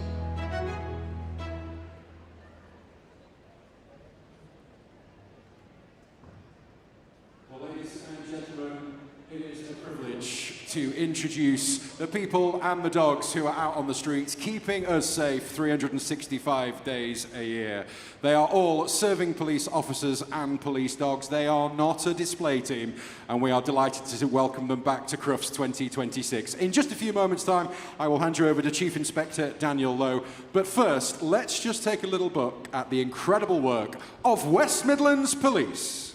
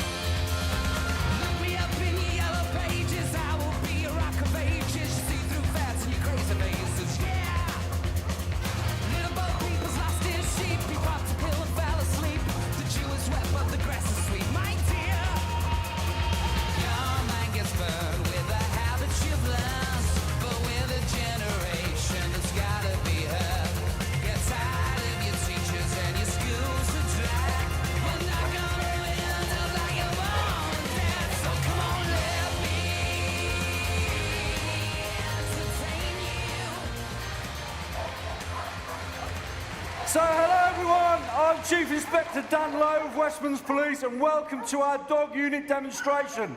Just to remind everyone, we are an operational team, we are not a display team. As you saw at the start of the VT, we had a picture of a dog dreaming. That's one of our puppies that wants to dream to become a police dog on the streets of the West Midlands. I'm going to bring on one of our litters, the Formula 1 litter, who are 9 months old, and they're going to come on now. And then I'm going to talk you through the journey that they go through, being born at 8 weeks, then go to a foster carer. They then come back to us for 12 months and they're trained to become operational dogs. So we've got Jackie, named after Jackie Stewart. We've got Ollie, named after Ollie Behrman. We've got Lewis, named after Lewis Hamilton. And then we've got Silver after Silverstone. Can we give the dogs a round of applause? Come on, I need more energy. So what we're doing now, being in the arena now is an opportunity to train the dogs. It's a unique environment. This is what they'll be facing out on the streets. So what we need is more energy, folks, please, more energy. So we'll go to Dave and we'll go to Holly with Ollie. So what they're doing is just basic bite work, basic rewards. It's all a game. We let the dogs win. So as you see there, the dogs have won the toy and they'll move on to a different exercise. All we're doing is building up that bite work, now on a sleeve. So remember, these dogs are only 9 months old, so as we go through the demonstration, you'll see the bigger dogs and the older dogs still using sleeves, still taking a reward, and still getting that positive reward. Here we go. So there's Dave again. Just building up that power, building up that control. And finally, there's Tony over there with... Tony's got the sleeve on now. So Tony with Lewis. So we're going to do a chase. Awesome. Got it. So we're going to bring on the initial course, which is the next step in the journey. So our initial course are going to come on now. So they're now training to become operational dogs on the streets. So these dogs are over 12 months old, and as they come on, I'll introduce them. So here's Damo, their instructor. He normally moves quicker than that, don't you, Damo? Round of applause for Damo. Come on, Damo. Lots of energy. So Joe's going to appear on my left. Joe's with Delta. You ready, Joe? Are you ready, Delta? Damo, you ready?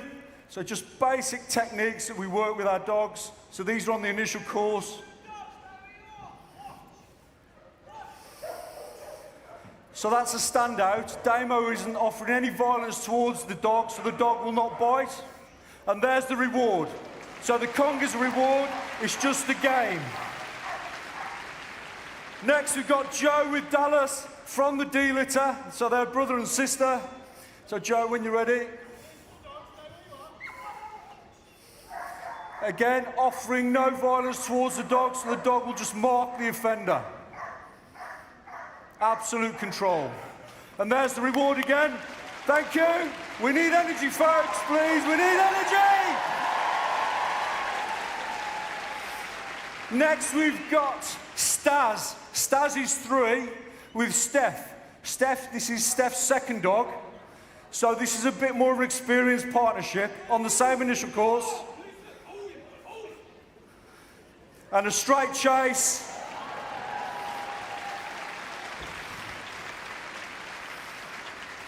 And then we let Staz win, and Staz takes the sleeve. So as you can see, the pup is built up. Well done, Staz. And then finally, we've got Matt here. Matt's got an 18-month-old Mallee, but it's Matt's second dog. This is going to be a little bit more advanced, and I'll talk you through it as it goes. So again, we have a standout, offering no violence towards the dog. And back, and there's the reward. So nice control there. Brilliant for being on the streets. That's it, thank you. Let's reward the dog.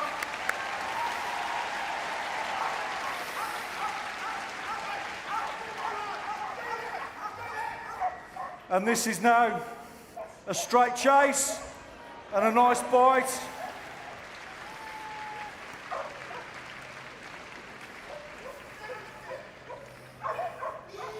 So the recall, amazing, really good control, well done.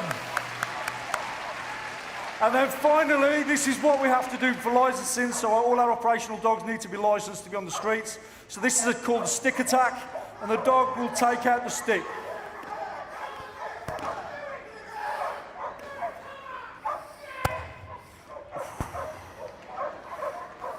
Come on, yeah.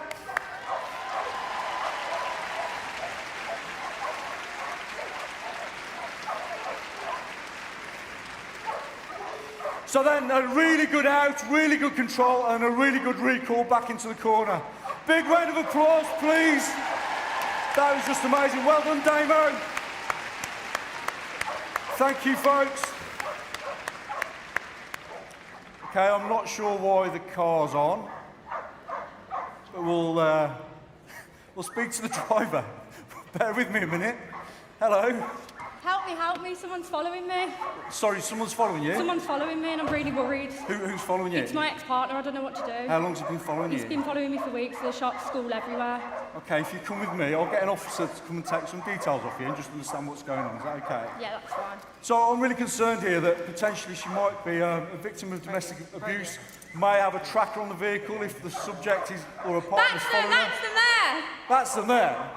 Yeah, can I have a dog unit, please, to the square?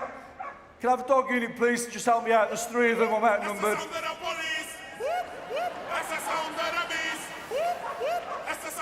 So we've got Gert with us, and we've got Kyle with Bear. Bear's 2.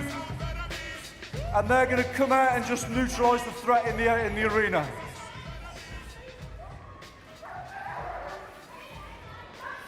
So there goes Bear. I think Bear's got him. And there's Usk.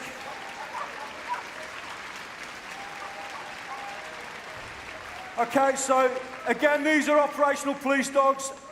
They're on the streets 24/7. This is just really good training for them. Really good to be in the arena, different environment. But again, everything we're doing today is training. There's another offender. Right, come on, that was amazing! Come on!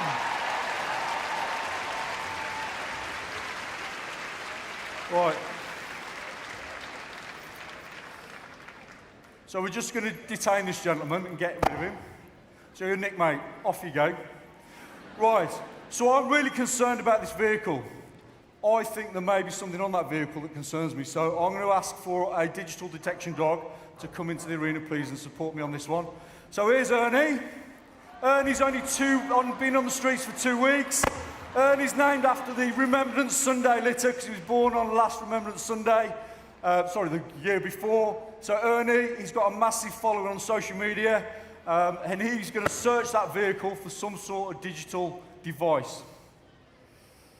So Sean will use a search technique to work through a structured search pattern to work around the vehicle and hopefully find out what might be planted on there. Keep working round.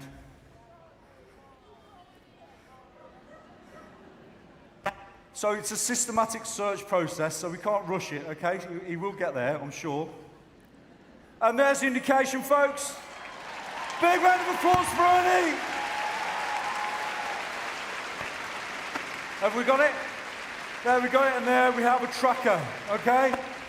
So when we had the offenders first thing into the arena, one guy was arrested over there. I think he threw something onto the ground, so we're just going to use Ernie while he's here, just to do another systematic search of that corner, just to see if there's anything there. I suspect there might be some sort of digital device that's been discarded, potentially a mobile phone maybe, I don't know, let's see. Again, let's not rush him. Come on, Ernie.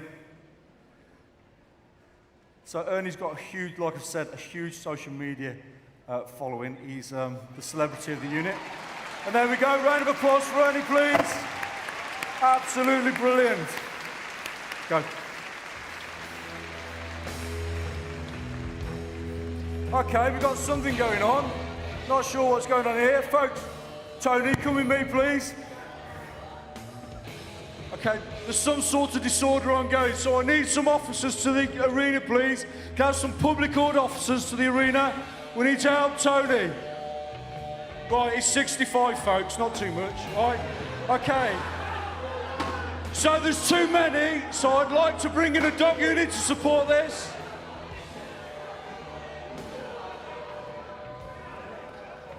So, you're gonna come in, yeah? So, this is a police warning. Disperse immediately or dog tactics will be used. Attention, attention. This is a police warning. Disperse immediately or dog tactics will be used. There will be no further police warnings. Okay, forward. Let's clear that crowd, please.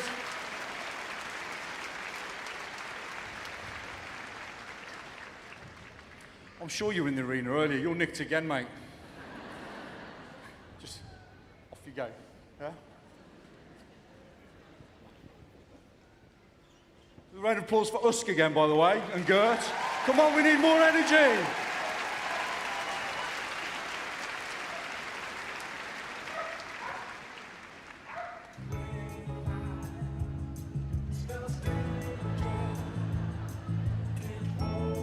So what we've got now is a gentleman in the arena. Obviously, he's a subject with a bladed article.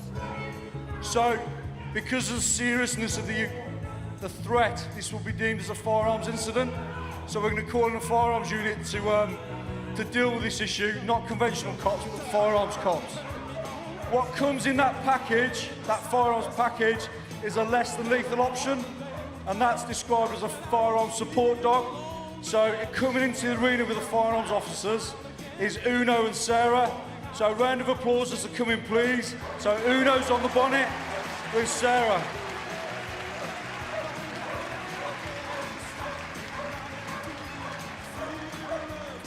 So the firearms officers will put in a challenge to the subject, and then we'll deploy the dog as a less than lethal option.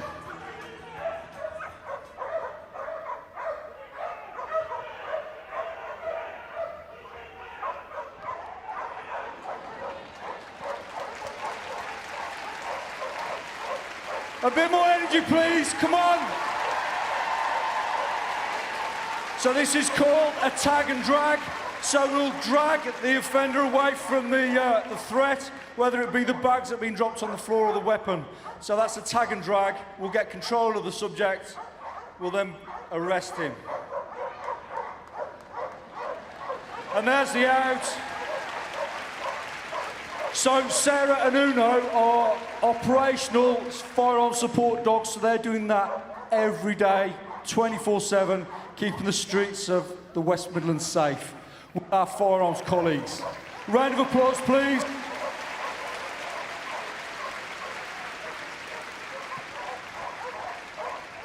And then finally, we've got police dog Vardy, who's 4 years old, with his handler Lemmy, one of my instructors.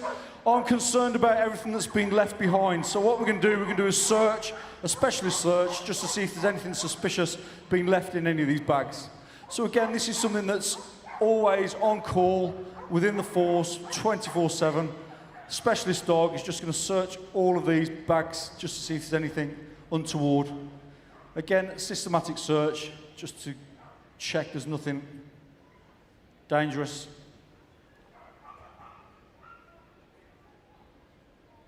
It's always the last bag. And there we go, there's the indication from Vardy. Well done. Well done, Vardy. Well done, Lemmy. Best in show. Best in show just there, look.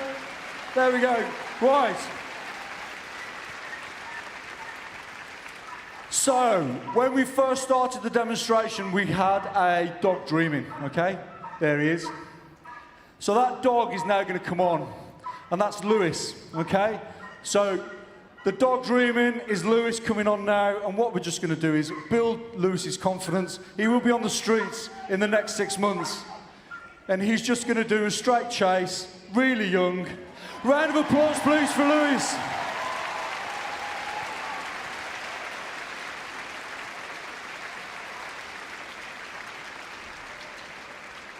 Thank you so much, everyone. That comes to the end of our demonstration. Thank you for all your support.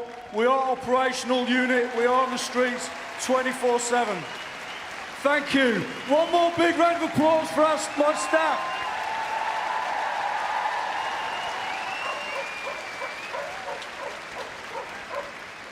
In addition, can you follow us on our socials? And then we've got some really special partners that'll be in the arena on Sunday.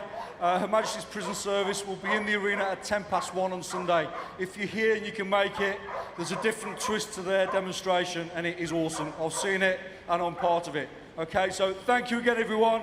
Thank you so much.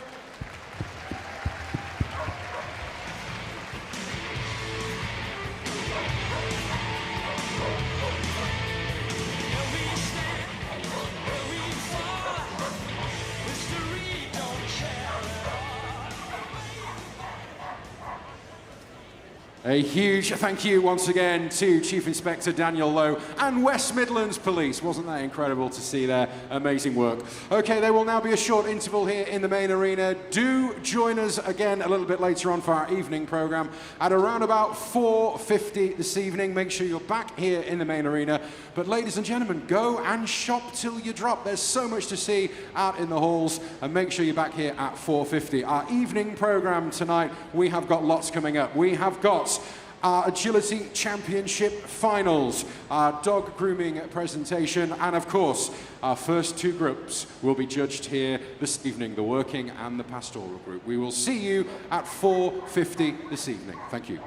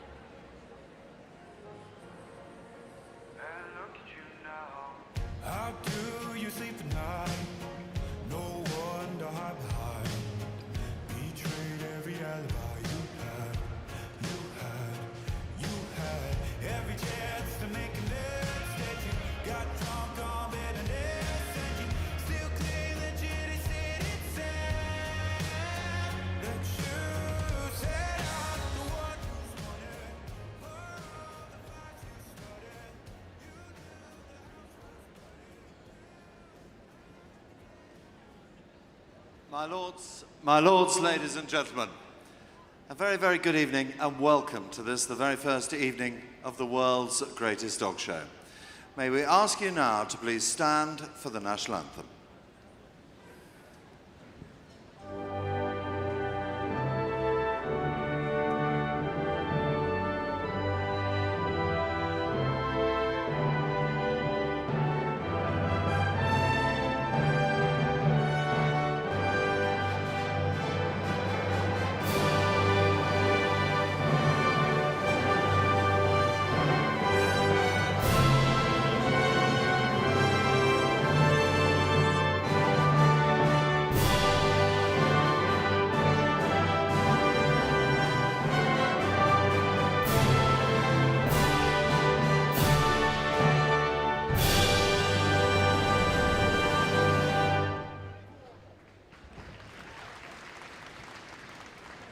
Ladies and gentlemen, it is the first of 4 amazing nights here at the National Exhibition Centre in Birmingham.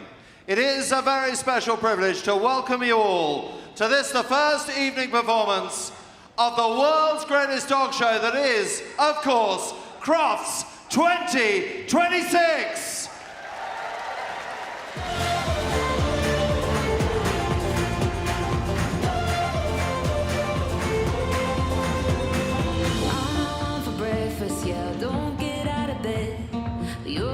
Sun don't need no caffeine for your head, and it works. I don't know how it does, but it works.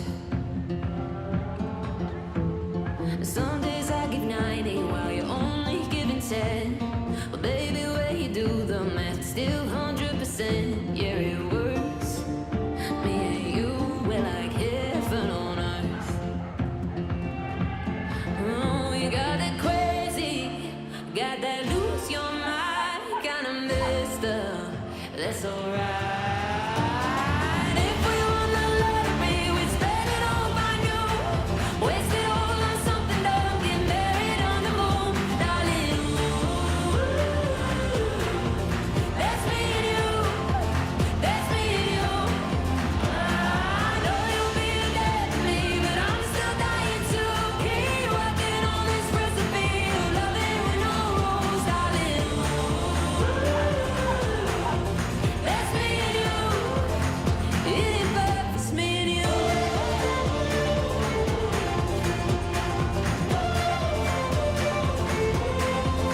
We got it crazy, got that lose your mind, kinda messed up.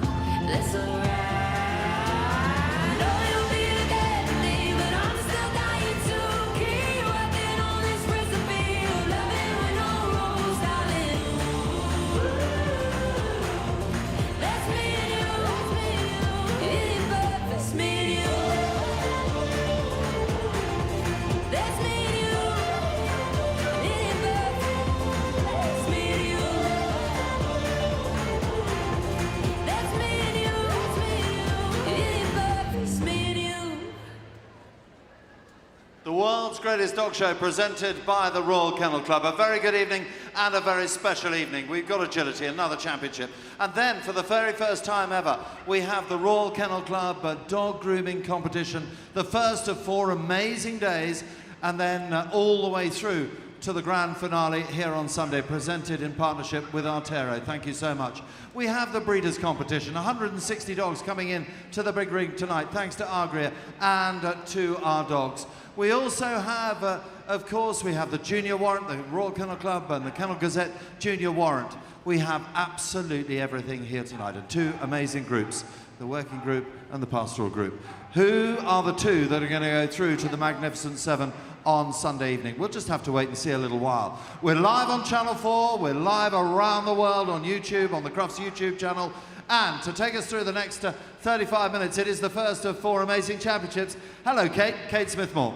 Thank you so much, and wow, have we got a treat for you tonight. We are going into the small and medium agility championship. Our competitors have been fighting for the chance to Hello there, compete Jim here in the Rosenthal main and arena Graham tonight. Partridge, welcoming you back here. Our last event the opening day of Crufts 2026, the final of the small and medium agility championships. We enjoyed the jumping and the agility. Now those numbers crunched for the final showdown. They go in reverse order of where they finished as we welcome our glittering judge, Nick Jones, judging for over 25 years. What we have ahead of us and what Nick will be judging: 11 small dogs and 8 medium. The medium dogs go first. And first to go, first of the 8, Rachel Ward and Fiammetta. Little fiery one in Italian, 9 years of age, miniature American Shepherd. What have we got in store here, Graham? We've got a great final. We're going to see some of the best agility dogs that the UK and in fact Europe have got to offer. And I'm expecting fireworks, Jim.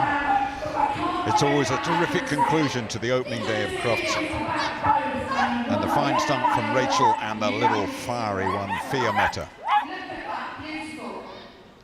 Fiammetta heading over that dog walk, heading away from us over the dog walk. No fault so far. Heading towards 30 seconds through the tyre. Little left-hander, tight one round, then the A-frame. Have to touch both bits of the A-frame. Over the Skoda to finish, 35.9 and clear, Graham. Well, what a great start that is. That's going to make everybody in the collecting ring sit up and take notice. As you say, up over the seesaw must touch the ground before the dog gets off it, and that's for safety, Jim. Rebecca Sargent and Cruz, 8 years of age, Cocker Spaniel. Rebecca from Warrington. And Cruz, one of those dogs that loves to let us know that Cruz is here, taking notice, taking part, and enjoying the experience hugely, but not enjoying that because that will be a crossed arms and an elimination, Graham. Again, unforgiving nature of agility, one mistake, and you are totally finished. It was, so wrong course, should have gone over the jump, went over the tunnel. Hopefully we'll see that again in just a minute. But she'll want to strut her stuff now and really show us what she's capable of. And say, really great little dog and a great handler. And we'll just see where that all went wrong. So over the long jump, and I think the right arm just flicked out slightly. The dog took that as a right turn and went into the tunnel. Laura Chapman and Endeavour, another Border Collie, 7 years of age. Crufts champion last year. The holders of this, by the way, 3rd in this morning's jumping. So we'll look to retain their title with Laura and Endeavour. Team GB as well. Very good combination this. And meaning business. Endeavour. Cleanly over the Skoda, entering those weaves from the right-hand side absolutely perfectly. How about the dog walk? All looks good, all fine. Quick and not quite perfect, just the 5 faults, unfortunately. A tight one there, over the A-frame and over the Skoda to finish. 33.7 and just the 5 faults for Laura and Endeavour, Graham. That was a great effort. I think there was just a seesaw mark on the, yeah we are, the dog's off it before it's completely touching the ground, and that was deemed to be 5 faults. Shay is off and running with Stacey Irwin Burns, a 7-year-old working cocker.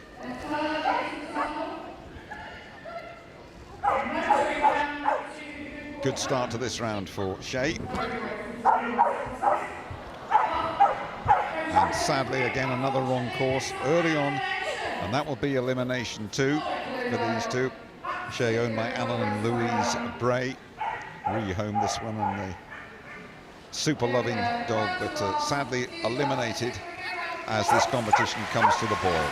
Yep, took the wrong side of the jump, unfortunately, so she'll be really disappointed with that, but she's here and hundreds of dogs didn't make the cut. Good try.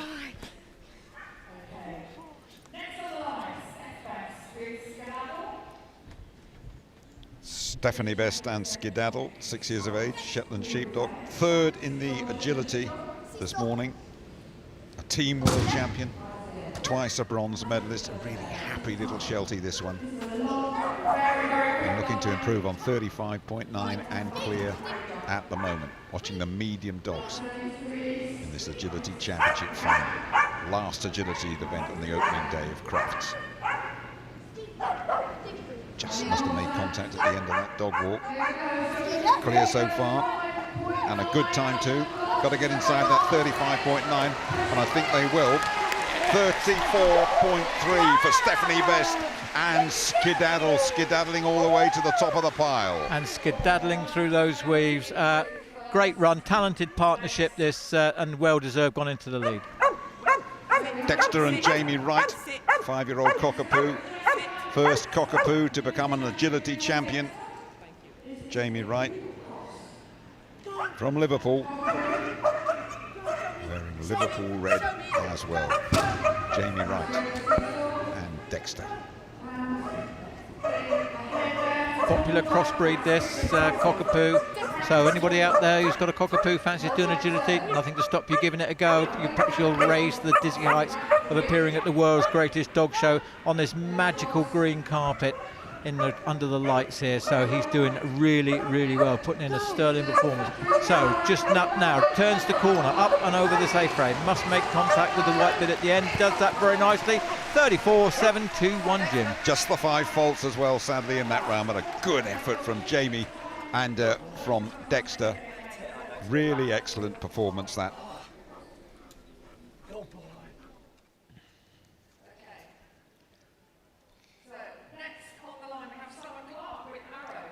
Summer Clark and Arrow, working cocker. Agility runner-up in the agility, runner-up in the jumping this morning, looking to go one better, but they're in fine form, these two, Summer Clark and Arrow, working cocker.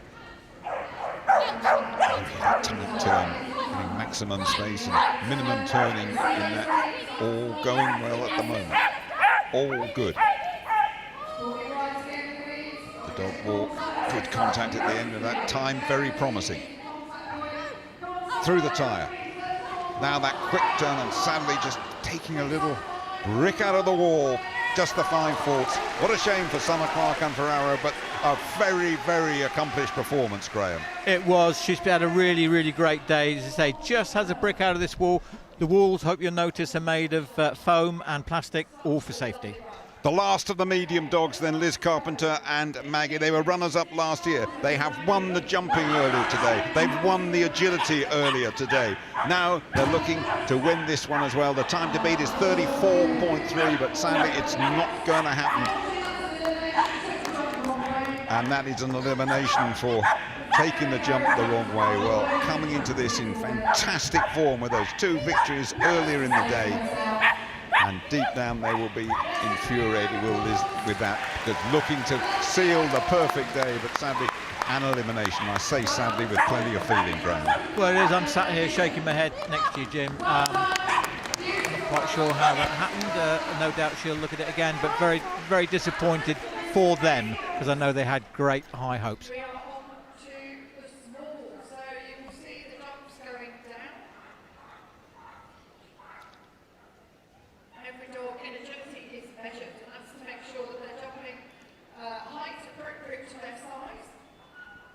So the final result then of the medium championship, Stephanie Best, only person to break 35. Rachel, Laura, Summer and Jamie in the top 5, but Stephanie and Rachel the only 2 with clear rounds.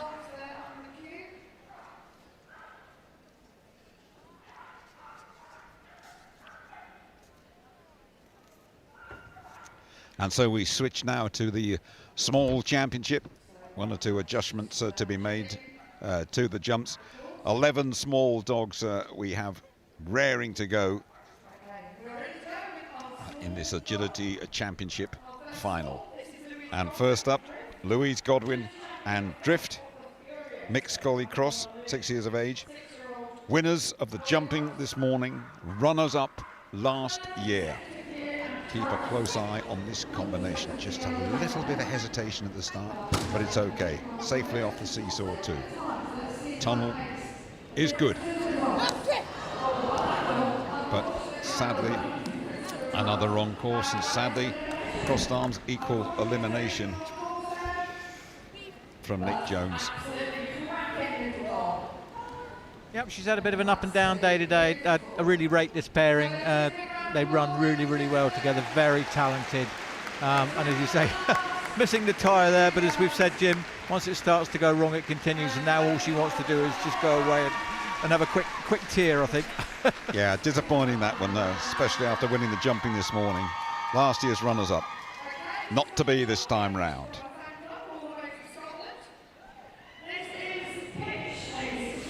Donna Jarvie and Pitch, Shetland Sheepdog. Attention seeker in life and loves to show off to a crowd. This is your opportunity then, Pitch. Lovely jumping style, seems to hang in the air. Not wasting any time at all, Donna and Pitch. But sadly, the weaves, error there, have to go back and start again. 5 faults, round compromised. Over the dog walk, nice tight turns beautifully, this dog. Through the tyre, turning in front of us, back over the A-frame, really good. Just the little scar of those 5 faults, Graham.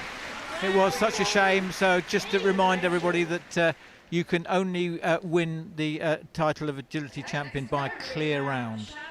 So 5 faults will rule her out. She could still win the event, though. Shannon Springford, Halloumi, 3 years of age, Team GB as a 2-year-old. This, a dog with a massive future in front of her, and by the way, the present isn't too bad either. Shannon Springford and Halloumi in the small championships. Crowd gripped by the action here on the Crufts green carpet. That's the way to go into the weaves on the right-hand side. That's the way to go through them as well. Dog walk, nice contact at the end of it. 25 seconds and clear, this is good. Through the tyre as well, picking up a bit of pace, up and down over the A-frame, good, and over the Skoda to finish.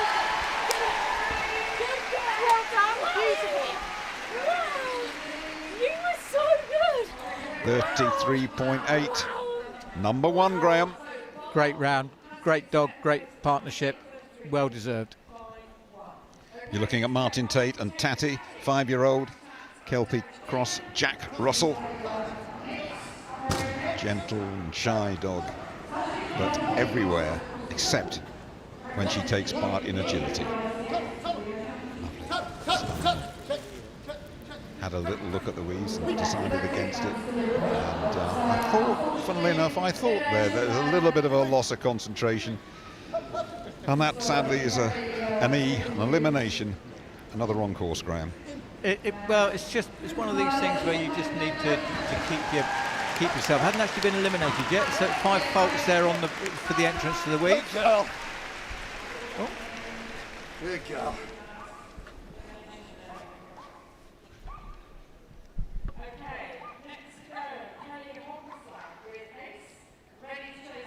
Ace and Kelly Hergeslag already in action. 6-year-old mixed collie cross entry from Holland. Huge international interest in Crufts as ever. Great to see an entry from the Netherlands here with Kelly and with Ace, but a little gasp there. But everything seems to be okay, but that won't do the time any good at all. Dog walk, good. No, just 5 at the end of it. Failed to make contact with that little white section. Straight through the time, no problem, but taking a little lump out of the walls as well. And that's picking up some faults there. Ace and Kelly in the second half of the round, Graham. Yes, just look at the dog come over the dog walk. And there we are. Oh, what a big leap for a little dog that was.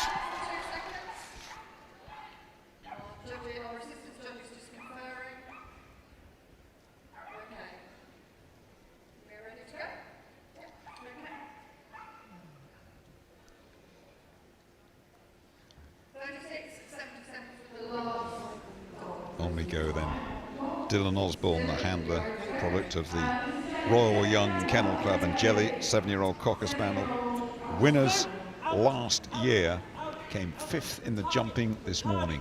A reminder, 33.8 and clear is what they're aiming for, but they will not hit that target, unfortunately. No, a couple of faults on the seesaw then, although it's one obstacle, there were 2 faults there. But picking it up, as you say, he's had a really great year. to come on in leaps and bounds, this partnership, and I foresee a very, very bright future for them even more. Oh, almost took the tunnel out there. He almost took a tumble over the tunnel. That he'd be pleased to avoid the embarrassment of that. But yeah, very, very promising this, despite the faults there. Very promising partnership, Jelly and Dylan Osborne. We will see them again at Crufts, no doubt about that.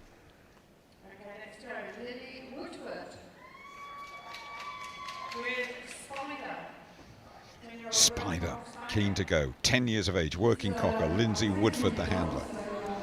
Just the one clear out so far, 33.8, Sharon Springford. Just a bit too keen to get off the seesaw there, picking up 5 faults, and then she was thinking about that. Just the concentration went, and the dog went into the tunnel when it shouldn't have done. Such a shame. That is a shame. They all know that the clock is ticking unforgivingly against them. They're giving it maximum effort, and 1 or 2 faults cropping up along the way for Lily and for Spider.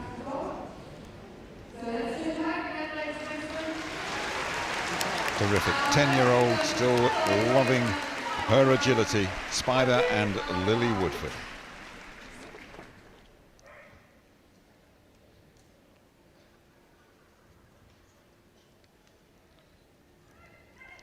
There goes Liz Naylor and Sky, 6-year-old working cocker, European gold individual and the team champion last year. They know their way around to these two.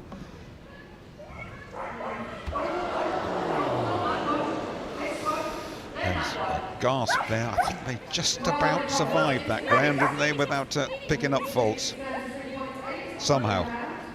Yep, she rescued it. We'll talk about that in just a minute, but picking up the pace now, cost her time. Is it going to be too much for her? Yes, I think it is. It's going to be close, but not quite there. A second adrift for Liz Naylor and Sky, and you don't need to be a genius to work out where that second went. No, I think probably 2 seconds, if I'm honest with you. There we are. Look, if the dog had touched the tunnel, that would have been elimination for wrong course, but it didn't, so there we are.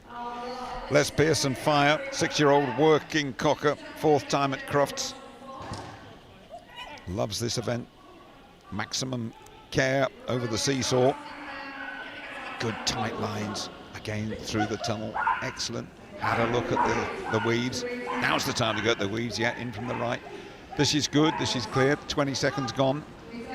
Very good indeed over the dog walk.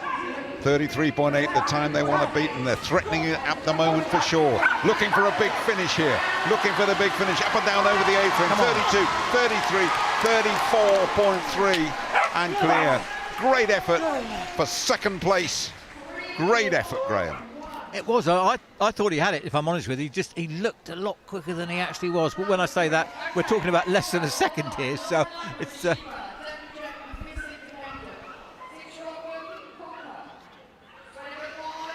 Lauren Langman and Sheba already underway. Penultimate small dog this. 3rd this morning in the jumping. Runners up in the agility. Remember, the time to beat is 33.8 and clear. Only 1 dog to come. 1 more small dog to come after this. Got to go very, very fast over these last moments of this round. 30, 31, 32, 33, 34, 35.7, 33.8. 2 seconds adrift then for Lauren and for Sheba. Yep, very nice round. Well deserved.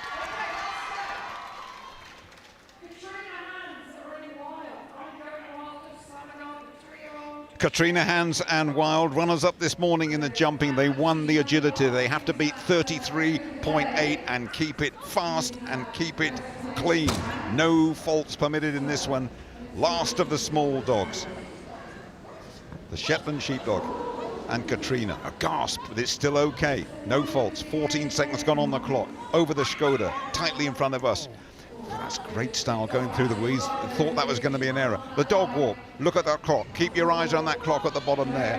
They're going to have to really speed down these last few. Oh my goodness, but not like that. No. Not like that. Gone down a one-way street. You'll get nicked for that, I'm afraid. That doesn't work. Wrong way over the A-frame. And that round, the runners up this morning, winners of the agility, They are not winning here, Graham, sadly. I don't know whether she relaxed. She rescued the entrance into the weaves really, really well. And then whether she relaxed or not, I don't know. But great effort.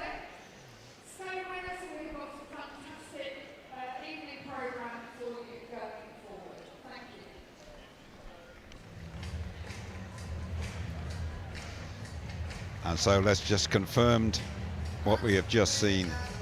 Shannon Springford, the winner here, only won the break 34 seconds. Les Pierce second, Liz Naylor third, the final result in the small section. And fine entertainment to round off the agility. There's going to be a lot more to come in the next few days of Crufts. But we have started here in top style. Absolutely terrific. Graham, thank you very much indeed for your expertise and company today. And wherever you are watching, we will see you all tomorrow.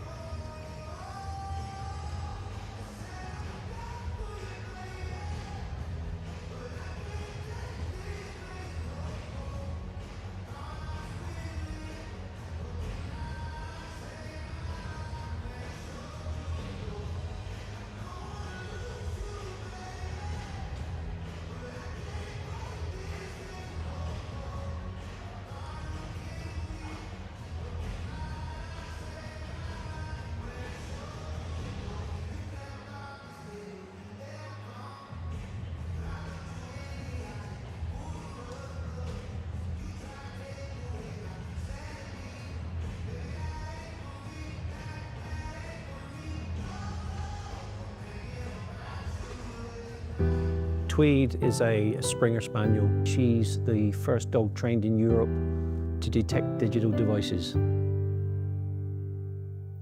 Tweed became the first digital detection dog back in 2017. We just clicked from the start, really. The dogs are trained to find the scent of the devices. And once they find that scent, they will freeze on that, and then the dogs are rewarded with a clicker and then a ball reward, so it's usually a tennis ball. She never ever ceases to amaze me, and I love her to bits. Asha feels like a sister. My name's Logan, and I'm 17 years old. Logan has cerebral palsy. He's a full-time wheelchair user and requires 24/7 care. I put Logan to bed. 10 minutes later, Asha will come from the kitchen, cuddle up at the bottom of his bed, and stays there all night till the morning. If Asha could talk, she would say, I'm her best friend. What makes Iggy so special would 100% just be his outstanding character. Everyone who meets him just immediately adores him. Iggy's really, really good with dementia patients. He's very calm, relaxed and gentle, and just enjoys any attention. To become a therapy dog, dogs do have to have a certain level of training.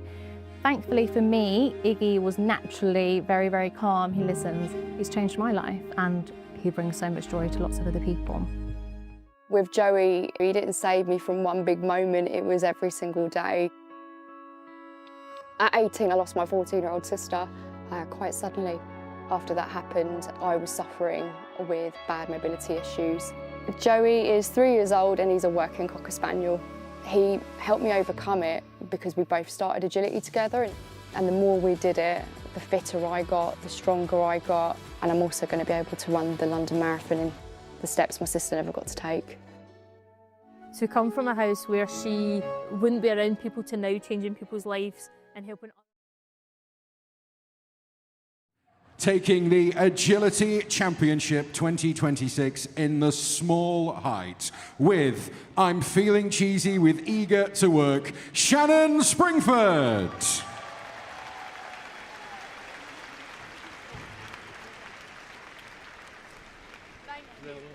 And taking the reserve ticket with Agility Champion Devon Gem Eruption of Fire, Les Pierce.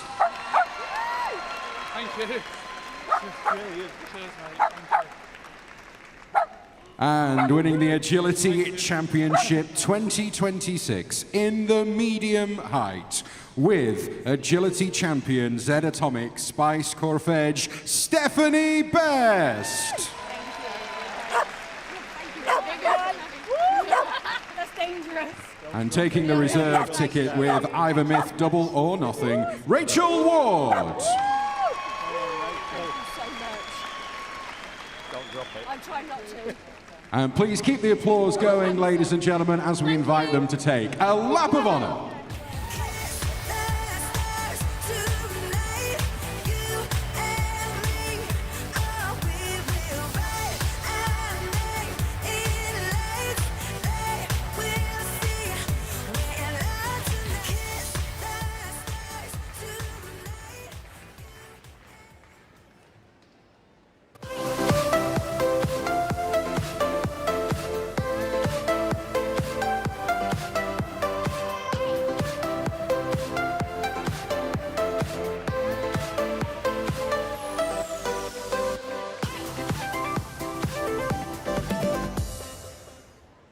Ladies and gentlemen, it's my great pleasure to introduce to you the Royal Kennel Club Dog Grooming Championships.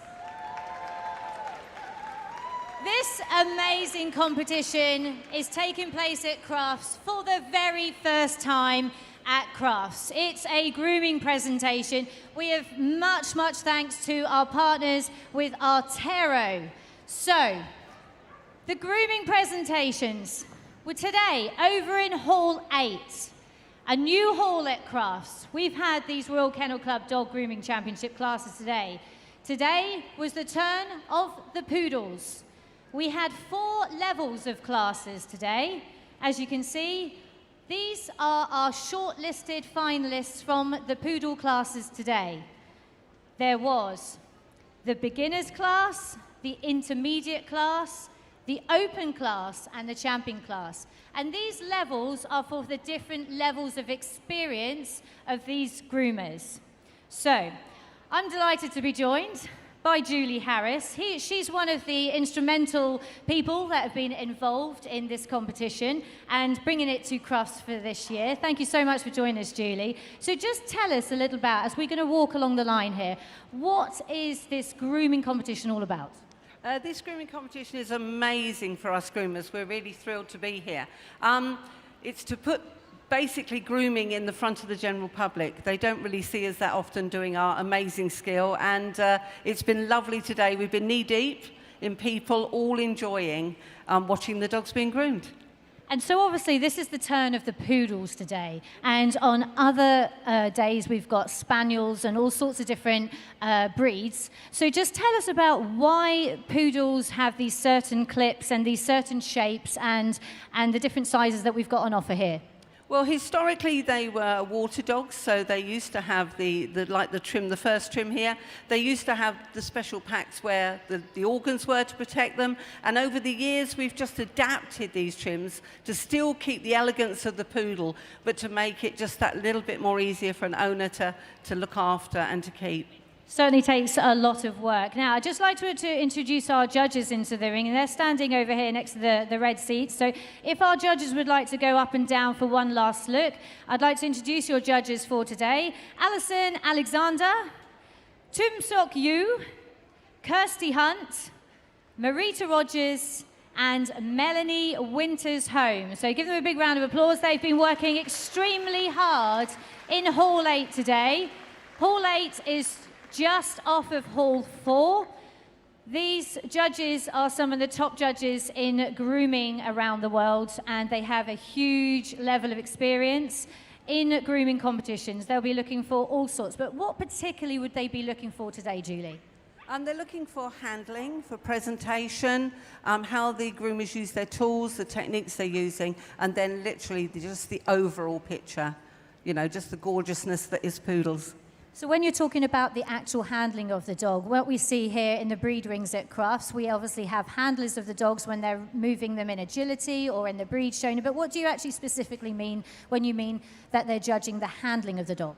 To groom a dog, you have to manipulate every single limb on that dog. So the manipulation of those limbs is really, really important, that it's done, you know, in tune with the dog and nice and kind. So we're always looking at how groomers are handling, and they're rewarded on their handling.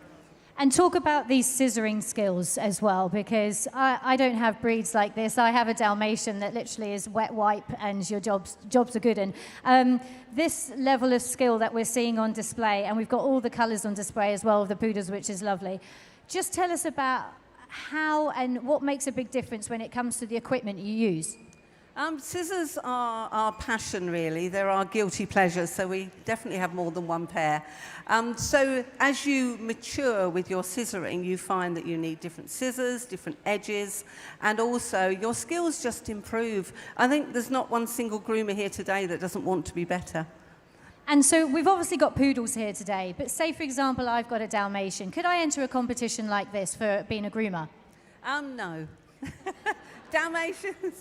Dalmatians do need grooming, but the level of skill is quite low. So you really wouldn't, you know, we like to see scissoring, handling, all that sort of thing as well. So a Dalmatian probably wouldn't cut it today. That's a shame. Okay, so what you've been watching today, and this is the first time we've ever brought a grooming competition to Gruffs like this, what was your view on the judgment today and the quality and the standard of grooming we've had today? I've been a bit blown away, really. We had a lovely, lovely entry. It's been a fabulous day down in Hall 8. And, yeah, just the quality has been astounding. So these finalists have really had to pull out all the stops to get their placings today. And there was a lot of hair flying about, literally. Yeah, definitely. There's a few brooms that need using at the minute. We've left all the chaos behind us in Hall 8.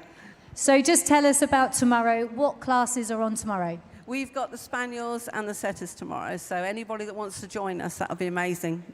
And also you've managed to separate these dogs and breeds onto different days and different categories, because obviously the breed showing is going on as well as, and will some of these poodles be on show, do you think, on Saturday in the breed competition? I believe they are, yes. I don't know for sure, but I think some of our little toy poodles and the standards are definitely on show. Well, thank you so much, Julie. It's been wonderful to talk to you.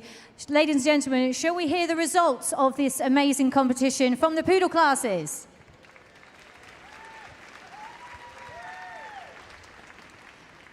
So starting with the beginner category, first place went to Patricia van der Nieuwenholt with Poos. And second place goes to Heidi Weir with Nelly. Give them a big round of applause. These are beginners, first time at Crufts. Well done to you both. On to the intermediates. So, intermediate. The winner is Rachel Plunkett with Jasmine. Well done, Rachel.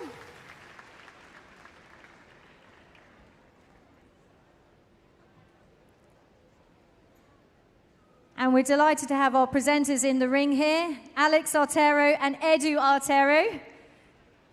And we couldn't do this competition without them, so well done. So second in the intermediate class goes to Courtney Smith with Fifi.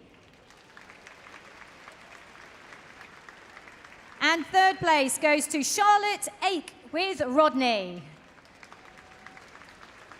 So moving up the level of competition, how we now have the open class. So first place went to Kim Misong with Simon.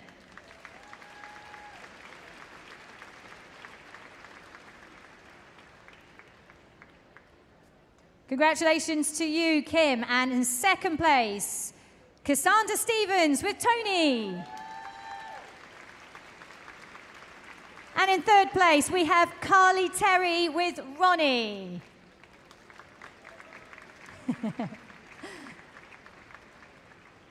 And finally, we have the winners of the Poodle Champion class. Now, this is the top class in this grooming competition today. First place goes to Rebecca Moores with Tonic.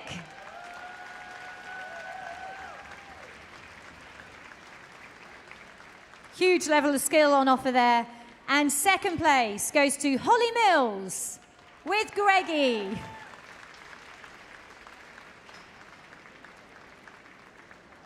And Greggy looks very, very happy about that award. And third place goes to Sayano O with Dominique.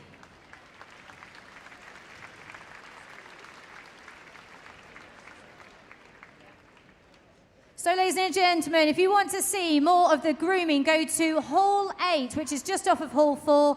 Ladies and gentlemen, put your hands together for the winners of the poodle classes from the Royal Kennel Club Grooming Competition.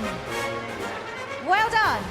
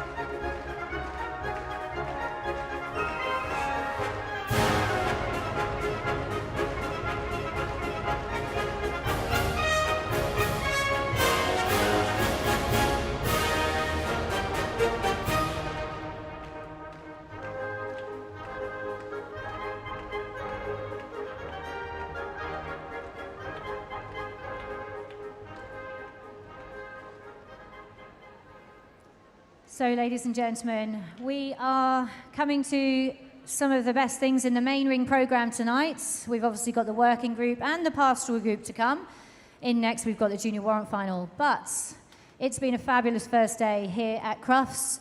And first of all, we'd just like to show you a lovely video. Remember, you need to vote for your favourite hero dog. Tweed is a Springer Spaniel. She's the first dog trained in Europe to detect digital devices. Tweed became the first digital detection dog back in 2017.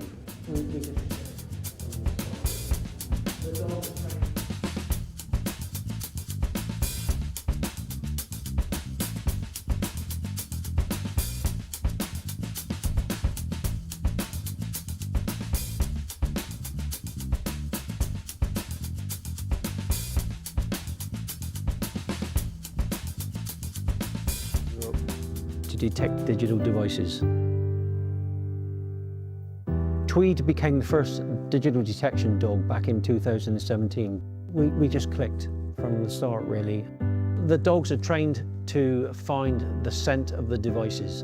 And once they find that scent, they will freeze on that.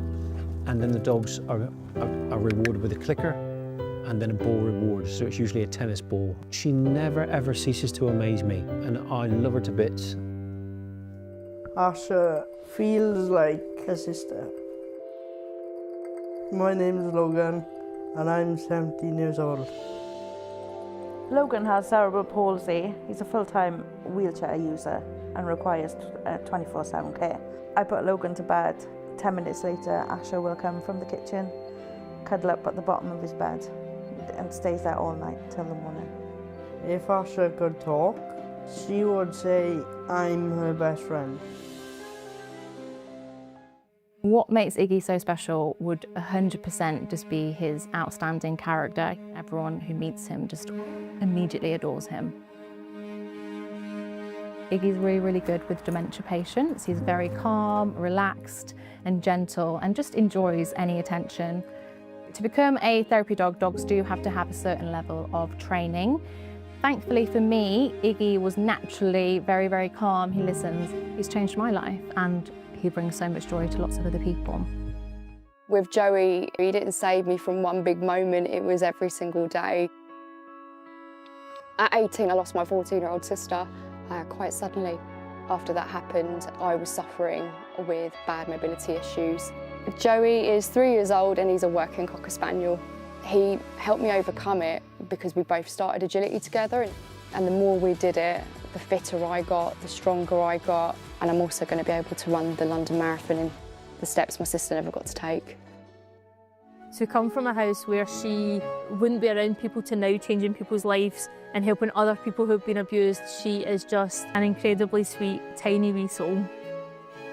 We see her in schools, nurseries, nursing homes, bringing people alive. She gives confidence to people who don't have it. She works with people going through addiction. She works with survivors of domestic violence and gives them confidence to go out and about. She literally changes people's lives every single day.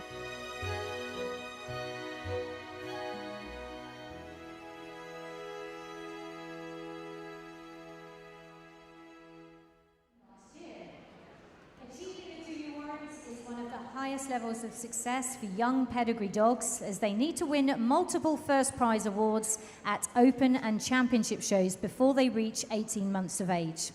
Only 600 dogs achieve this accolade on average every year. To reach this final, Junior Warrant winners had to win through from a qualifying heat at an open show last year. That qualified them for the semi-finals here, held in Warwickshire in October. It's time to celebrate some of the canine stars of the future as we reach the Junior Warrant finals. This is a competition which is run for dogs aged between 6 and 18 months of age. So they have to have won a Junior Warrant, which is from gathering points at shows throughout the year, and then they go to a semi-final which is held in October, and we have 12 dogs that won through from that competition, which was held at the Royal Kennel Club building in Stoneleigh. Our judge for this competition is from the Netherlands. This is Ronnie Dujans. He is an international best in show judge, been involved in dogs for more than 40 years and began with the Finnish Spitz, but he is very, very qualified to judge all of the groups. So we will see our 12 finalists come into the ring. We will begin with, from the working group, this is our giant Schnauzer, already a champion. Again, from the working group, we'll be seeing a little bit later tonight. This is our Portuguese water dog. Next, from the pastoral, we have the Briard. All of these dogs already champions despite their young age. The Samoyed comes in. This again from the pastoral group. Now remember, these are young dogs, so some of them will be a little bit overwhelmed by the giant ring, the crowds, the lights, the cameras. From the terrier group, we have just one entrant. That is our Norfolk Terrier. Takes a little bit longer to get around the ring when your legs are that long,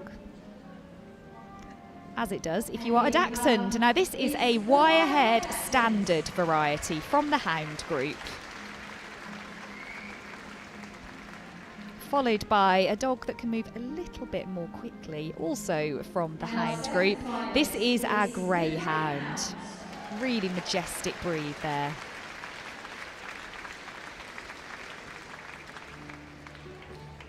We have two finalists from the utility group, and actually they are both the same breed, so we have two Tibetan Terriers coming into the ring.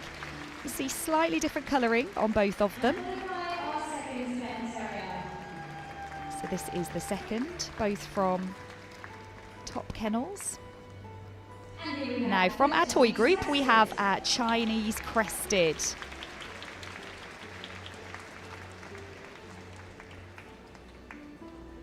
And also from the toy group, our English Toy Terrier.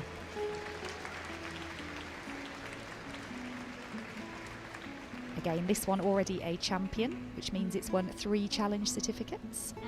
And finally, we only have one gun dog, but it's a very special one. It's this beautiful Gordon Setter. That coat absolutely gleaming under the lights today. So Ronnie has prejudged the dogs, but we'll take a look at them. I think we will see them move again. So first we will come to that giant Schnauzer, which we'll be seeing in the working group later today. Moving along. This is the Portuguese water dog. They are trimmed like that because it used to aid propulsion in the water. So just taking a good look all the way down that line. Got to say that Gordon Setter is looking beautiful at the end there. But 12 really promising young dogs. And look how happy they are in the ring as well. So we're going to come to our first competitor. This is Philoma Wicked, a champion giant Schnauzer, and she is called Rebel. Now, her owner says that she loves to run in the forest and roll in whatever she can find, but obviously she has been bathed and forbidden from doing that today. The giant Schnauzer developed from the Munich Schnauzer, which was a cattle drover, and combined with various breeds, including the Rottweiler and the Great Dane, to make this giant variety.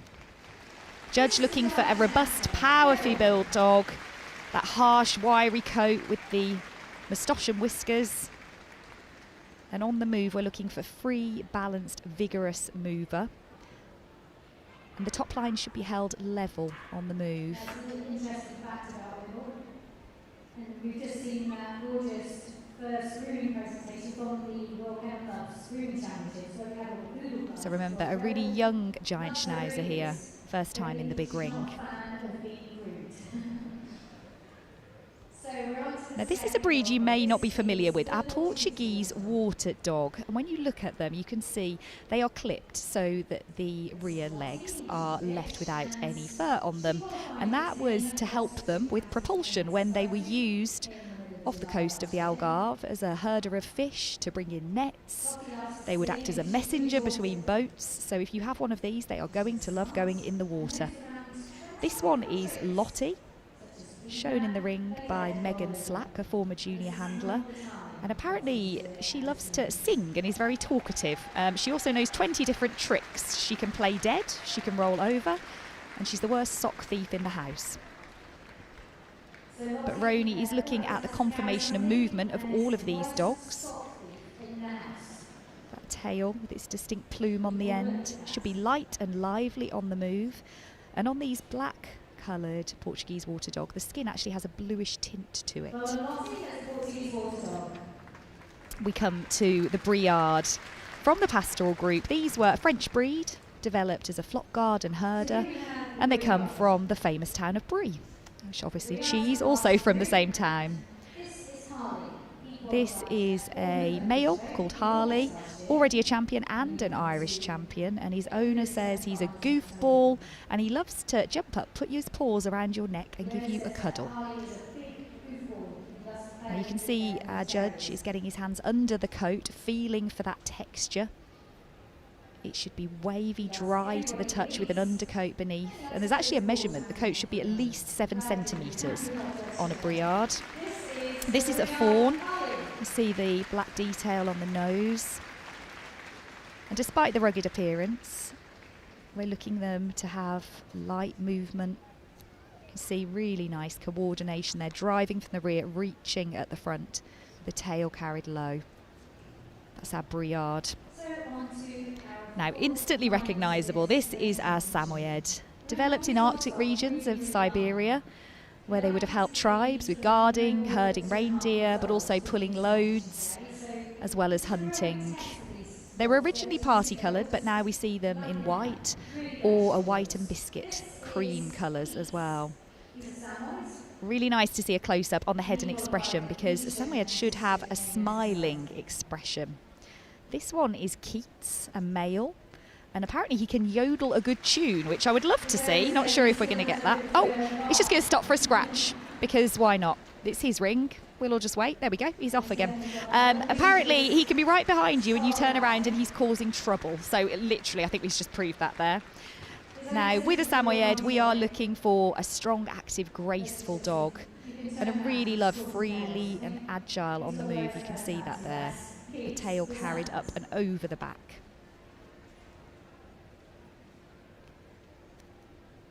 Now, 2 terriers from Norfolk, the Norwich and the Norfolk, were actually shown together as one until 1964. And then this variety, the drop ear, became known as the Norfolk. They are the smallest of the terriers, and this one is called Easy, a male. He's a champion already, and apparently he absolutely loves showing, and his owner says it's an honour to have qualified for this showcase of top young dogs. And remember, despite the fact that they're all really putting in a good show, they are dogs that were under 18 months old when they won their junior warrant from collecting points at shows, and then they've gone through a semi-final and qualified, and the top 12 are what we see here today. Now these dogs are fantastic, such a lovable disposition. but not afraid to let you know that they're boss despite their size. We're looking for compact dog, short back, legs should be moving straight front and back. Really keen expression on this dog as well. Big alert eyes. This one moving really nicely, and a lovely coat as well. Should have a wiry, hard texture to it.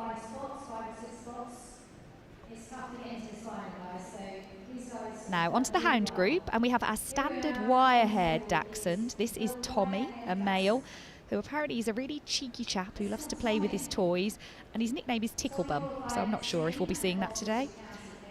Now we have 6 varieties of dachshund here in the UK. The 3 standards, which is this size, come in a wire-haired, a short-haired or smooth-haired, and a long-haired variety. With the wire, we're looking for the coat to be harsh to the touch. And it's a breed that should be twice as long as high, but it shouldn't be over-exaggerated. We don't want it to be too long, we don't want it to have a dipping top line. Should be plenty of leg room, able to cover the ground. And Dachshund's originally bred to go to ground, to go down into burrows after badger. Here we go, Tommy moving off. So we look for a defiant head carriage with the Dachshund. They should be head proud, look at me, I'm coming. But then the movement, the legs going free and flowing. And you can see there those bushy eyebrows and the chin feathers as well. Tail carried correctly there off the level of the back.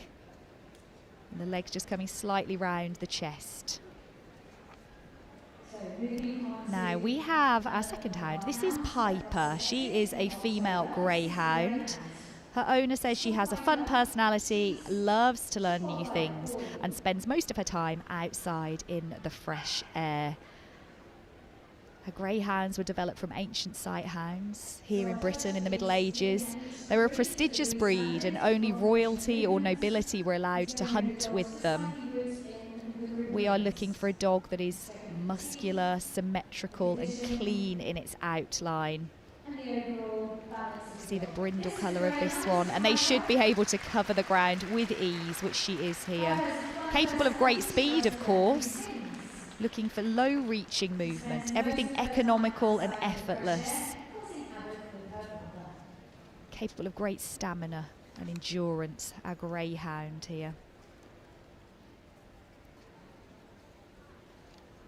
Now we come to the first of our 2 Tibetan Terriers. This is Rory, a male. Now, these were a breed brought to the UK from Tibet by a surgeon called Agnes Greed in the 1930s. They were shown with the Lhasa Apso, which is a close relation, until more recently.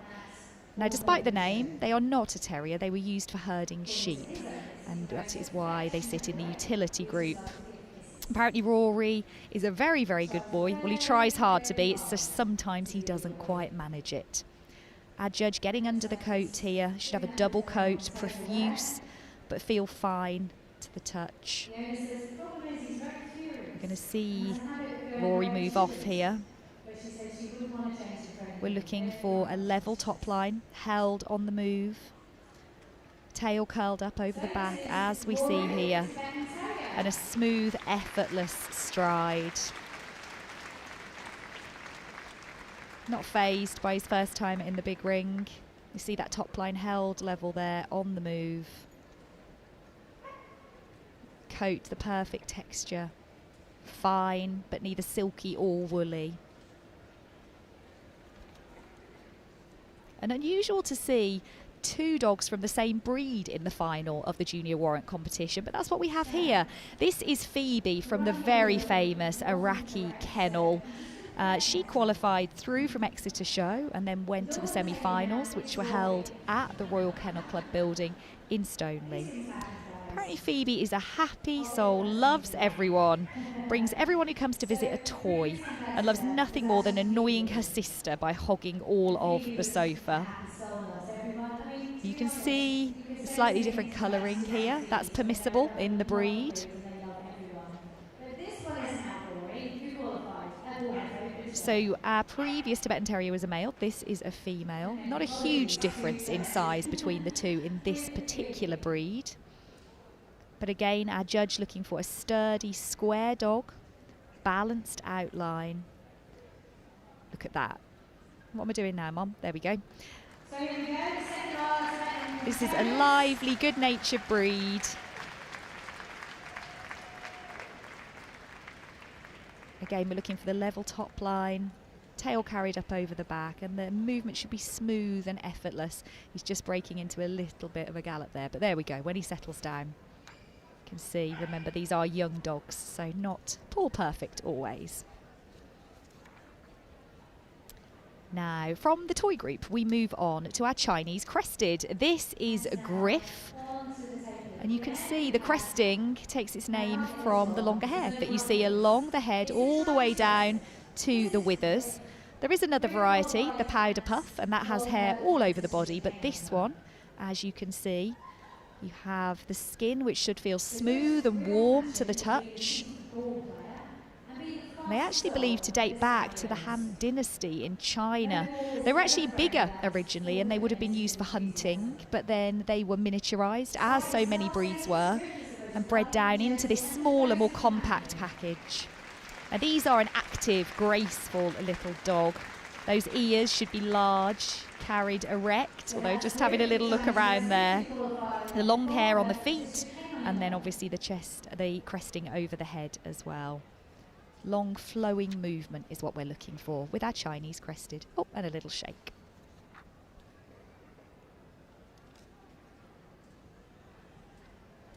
Our penultimate finalist and our second toy is our English Toy Terrier. Now this breed also goes by other names, the Black and Tan Terrier, the Toy Manchester Terrier, but essentially they developed as a miniature version of the Manchester Terrier and were rat catchers. They were used for catching vermin. It should be sleek and cleanly built, and the colour between that ebony black and the chestnut red with its clean markings is really important. This is a female called Mia. Apparently she has a huge heart and plenty of love, but just the right amount of sass. And in her own world, she is the boss. Now that coat should be close to the skin, glossy. And we're looking for an extended trot action, so the front feet just moving a little bit higher than they would in other breeds. And those candle ears, they're almost candle flame shaped, just carried a little bit further back there, but looking very smart. And then we come to our final finalist, and this is a really lovely young female Gordon setter called Vogue. Apparently she's the greediest dog you could ever meet, so look out if you're in the crowd and have any sausages. She's like a coiled spring, apparently, loves to go at full speed and will be soaking up the atmosphere here in the big ring today. Gordon setters are one of our vulnerable native breeds, which means less than 300 of them registered in the UK. This is the heaviest and largest of the setters, named after the Duke of Gordon. They used to have some white in the coat, but now just this one colouring with that coal black and the distinct tan. I think this girl looks really lovely today, carrying her lashing tail perfectly there. Looking for a stylish dog built on galloping lines. Coat should be silky. You can see drive from the rear, reach from the front. So 12 exemplary young dogs, all of them winners in their own right already with their junior warrants, many of them already champions.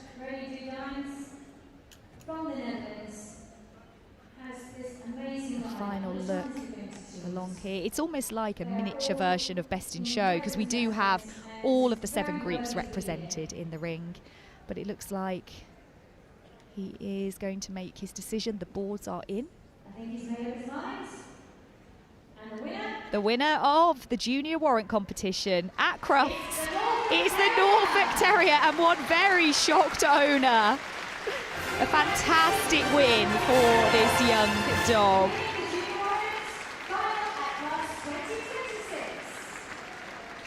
So this is champion Watercroft Easy Tiger. Runner-up goes to the first of our Tibetan Terriers. Remember, we did have 2 coming in, but this is Phoebe one through to represent the utility group.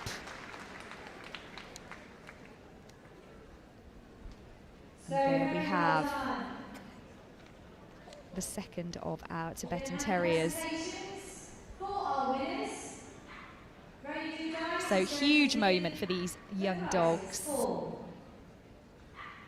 The prize coming in here for the far winner of the Junior Warrant final. This is Easy, the Norfolk Terrier.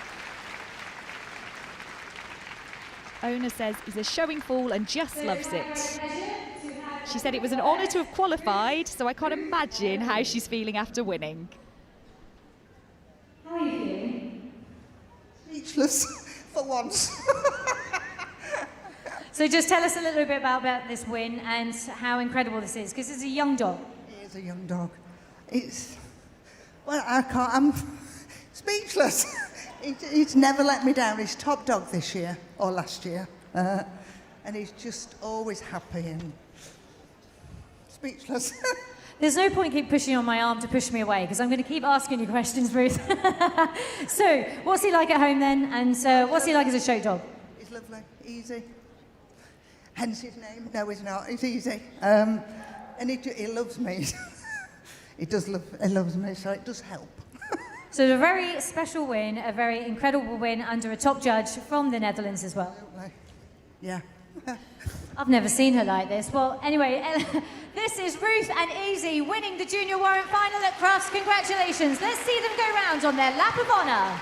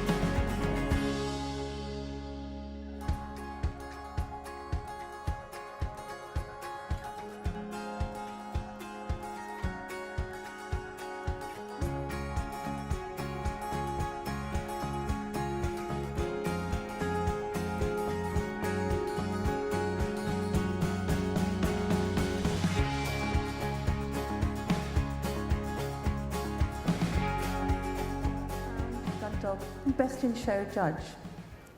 Welcome to our judge, John Thirlwell. And now, ladies and gentlemen, be prepared for a fantastic spectacle of breeding excellence and a chance to showcase your appreciation. And here's our judge for the Breeders' Competition, John Thirlwell. He's been involved in dogs since he was a schoolboy, very successful with his Welsh Springer Spaniels and Irish Setters and Vizslas, so an all-rounder, a very accomplished judge. And here is the first, Rachel Bailey and her team of Canadian Eskimo dogs.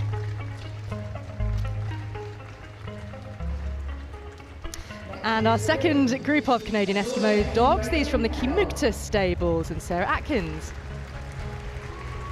And here are the Great Danes, the Adoradane Great Danes. That's Sarah Tempest with them. Oh, the Newfoundlands, a wonderful sight. The Titan Bears Kennel, Drew and Anna Duff, out there handling as well.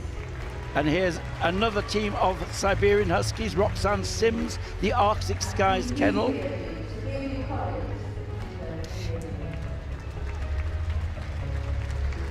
And the Bearded Collies, Beardies. Lynn Bevis, the trainer. These on the vulnerable breed list, so it's great to see them represented here in the Breeders' Competition final. And here are the Foster Briards, a French breed, a very successful kennel, showing fawns and blacks in their team here, the two colours of the breed. And from the Elbereth Kennel, the Finnish Lappens, these are all litter mates. Tony Jackson.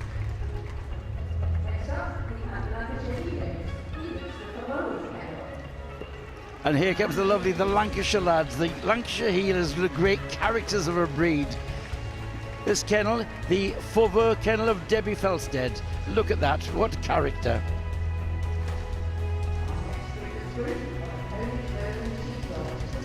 The Skajak Kennel here with the Polish Lowland Sheepdogs, Leslie Naylor. Loving those outfits, have to say they won't have a bearing on the judge, but full marks for sparkliness in the arena. And the dogs all look very similar, which will have an effect on the judge, yes. And here's another lovely breed, the Swedish Valhuns. Lovely, lovely breed, the Ice Wine of Sophie Linney. Scandinavian breed. In come the Welsh Corgis from Monaco. Kim Warner, the breeder there.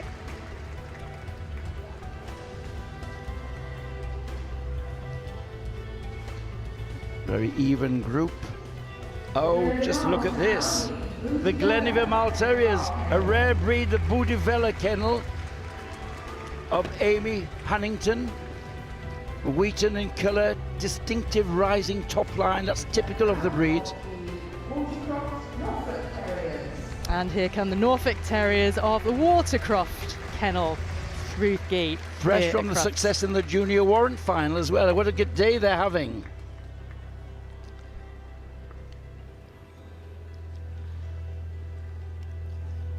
All matching dogs and matching handlers.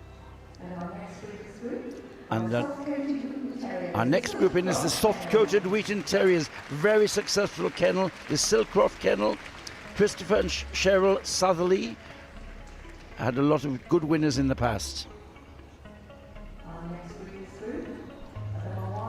So here come the Basenjis from the Mawali stables, and Sarah Dunson. What a smart breed they are, so elegant, this long swinging stride, these all red and white.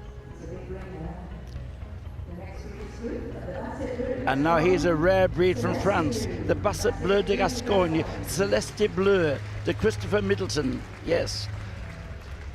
Very distinctive top lines and underline blue mottled coats. Been breeding the Basset Bleus for 3 years. Here is the Bloodhounds from the Farlap Kennel, and Sam Clark, the breeder. Yeah, very successful, and to get a team like this all showing well, Sam has worked very hard for the breed. Another breed on the vulnerable breed list, of course, the Bloodhound. And here's the lovely elegance of the Scottish Deerhounds. Look at the sashes on some of the handlers, very patriotic, but it's the dogs we look at. Light, lifting, lovely curving lines. Named after the village in Scotland that they're from. Here come the Harriers, the Hennessy stables, and Charlotte Farrar. One of these was breasted breed in 2025. And here's the Gentle Giants, the Irish Wolfhounds from White Orchard Kennel. Wendy Heather leading them. I met these earlier in the day, Frank. Moving in now, the Whippets from the Eden Whip Kennels. James Winkley-Barmer. Again, James, a young exhibitor and breeder, had great success.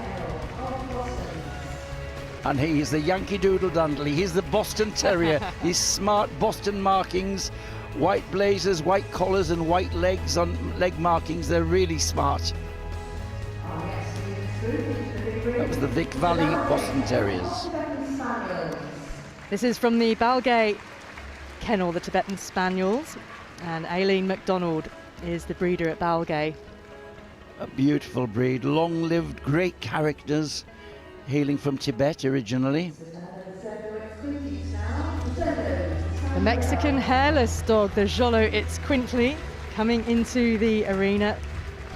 Sangre Real Kennel with Hannah Wright. One of the sacred hairless breeds.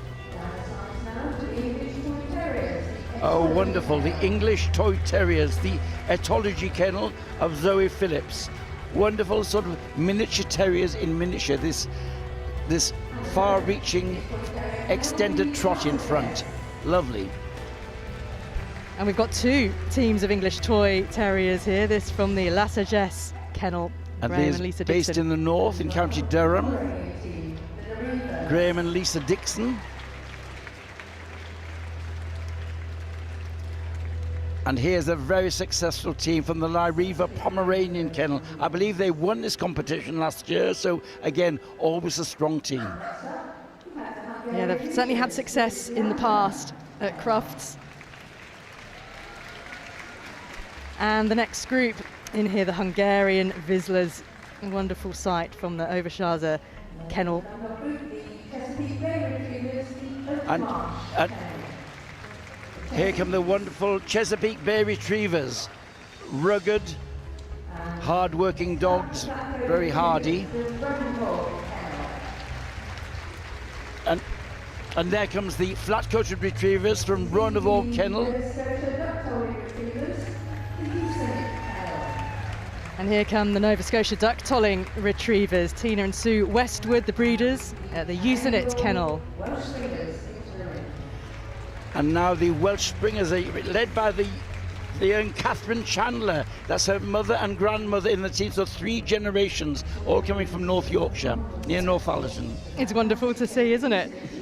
And what a sight in the main arena here at Crufts. This is one of my favourite competitions because it's sort of like organised chaos, isn't it? We must have, well over 100 dogs in the arena, and that means 100 handlers to go with them, but it's such a sight, colourful sight. But tell us, Frank, what the judge is looking for here. We're going to see a short list drawn first. Yes, well, the judge will be looking for evenness of type, correct type and evenness. The dogs from a kennel should look all from the same mould. That shows an evenness of type and what they're breeding for. And of course we see the outfits, and it always gets talked about and we always get asked about the outfits, but they do not have any bearing on the judging. But just how did that come about as a thing? From Scandinavia, really. Scandinavia and America, where they're very smartly dressed, and it gives a nice impression of the team, but it's the dogs which count, not the handlers or their outfits. It's not a fashion show, yes. The qualifications have been going on throughout the year. That's how teams get to this final, so they've all done very well, coming through numerous qualifications. It's a real accolade to get this far, and of course a breeder's dream to win this competition. It's a mark of their clever breeding, that they're producing evenness of type and quality throughout their lines. And of course you'll see one team of dogs with different colours as well, and that is okay because it's not about a matching series of dogs, but it's about their type, as you said, their evenness. Very nice finished Lapuns there. So John, very accomplished breeder. He's bred many champions in Welsh Springer Spaniels and other gun dog breeds. Well, he's ready to reveal his shortlist to us. A lovely shot of the Bostons there, lovely. And The shortlist is coming out, so the Siberian Huskies, Frank, are the first to be called out in this shortlist. That's the Arctic Skies kennel. So, and next out it is the team of Lapphunds. Tony Jackson and her Lapphunds, very successful in the breed. Yep, the Elbereth kennel and Tony Jackson. And now here comes the Norfolk Terriers, that Watercroft kennel, already successful this evening in the junior warrant. So from the Silkcroft kennel, out come the soft-coated Wheaton Terriers on the vulnerable breed list. So fantastic for them to be shortlisted here.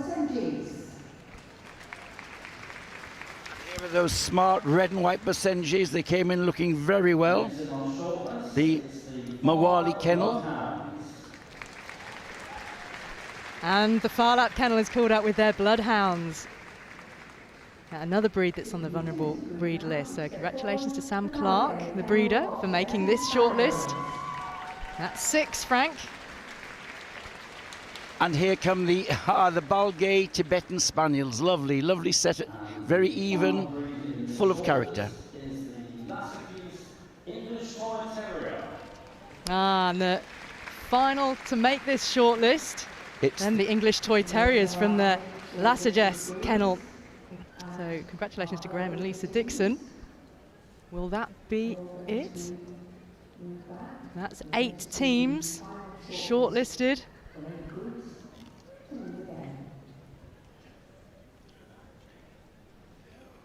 And I think that looks as though it's going to be the last. Yes, they're going out. So there's our shortlist for the Breeders' Competition. 8 groups. Well, last year it was the Bearded Collies from Iris Edition. So we will have a different breed this year to win this Breeders' Competition final with the 8 teams that are shortlisted so far. So, Frank, we will now see these dogs move, and this gives the judge a better opportunity to have a closer look. Well, here is the team of the Siberian Huskies. Now he's going to look at them moving, so he's going to see that all of them are moving soundly and correctly. That's very important. It's not just about breed type, it's about soundness and health. And here he's trotting them out, looking at their movement, driving from their hocks, and he'll turn them round and look at the forward reach as they come forward. Lovely coats and that very typical tail in all of them. And these 4 are Gizmo, Nando, Diva and Shiva. And Roxanne Sims has been breeding pedigree dogs for some 22 years. And reckons that these are all up to they're at their best when they're getting up to mischief. Well, they're being pretty well behaved out on the green carpet at the moment.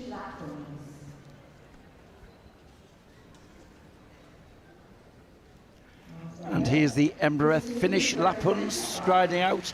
Spitz characteristics on this breed, this wedge-shaped head, this sharply pricked ears, the protective coat, the mane of hair and the tail curved over the back. They're brisk in their action.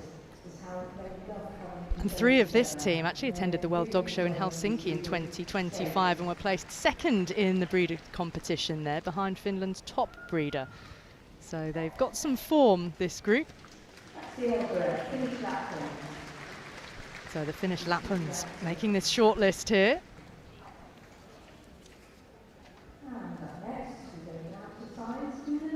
And here are the Watercrofts going with Ruth G, all compact and cobby, which is the essential character of the breed. They're low to ground, lots of substance and lots of character. Ruth's been very successful. She keeps a large kennel of dogs. She's been a very good breeder over the past decade at least. Yeah, competing at Crufts for some 20 years, and she's been breeding pedigree dogs for 35 years. And so here the team is made up of Tiger, Frank, Boozy and Monkey. You don't have to compete with exactly the same dog, do you, that took part in qualifying, as long as it is obviously the same breed? they get the ones which are best in their best coat at the time. It depends on the coat and the season. So here they are. And a beautiful group of soft-coated Wheaton Terriers. The Silkcroft Kennel of the Southerleys, very successful. This is a lovely breed, one of the native breeds of Ireland. Lovely silk, loose curls in their coat, the long, strong head, wonderful character. The judge just trotting them out backwards and forwards to see their soundness of action. We're given a little bit of insight into the dogs' personalities here. One of these, Taylor, a big soft teddy bear. Gloria, the happiest girl you'd ever meet. She's the one who apparently her tail won't stop wagging, so I'm now having a closer look to try and identify her. And of course, all of these dogs will be really family pets most of the time. They just come together at the shows to make a team, all living happily. There's lovely smartness in these red and white Basenjis, these long-legged gazelle-type hounds with short backs, long legs, and this long swinging stride. This Mawali kennel that produce a lot of champions. What a smart team this is. In fact, this is the same team who were shortlisted in this competition last year. They're all full siblings from 2 litters from parents from the USA and Australia. So we've got 3 champions, and between the 4, they've been awarded 36 championship certificates and titles in Europe and group placings in Europe and the UK. So they are going for another coveted title here today. And doesn't that show consistency in the breeding here again?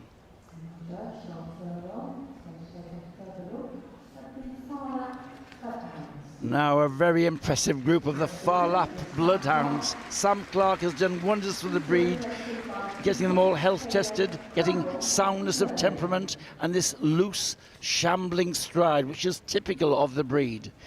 This clean, fairly narrow head, the delicate curve of the ears inwardly, and the tail, the stern held aloft. That's a lovely group of bloodhounds. And it's a really significant and proud moment here for Sam Clark, the breeder at Farlap, because they are the first bloodhounds to appear in this competition. She says, you know, they decided to just give it a go in 2025 because it looked like a fun thing to do. And here they are, shortlisted.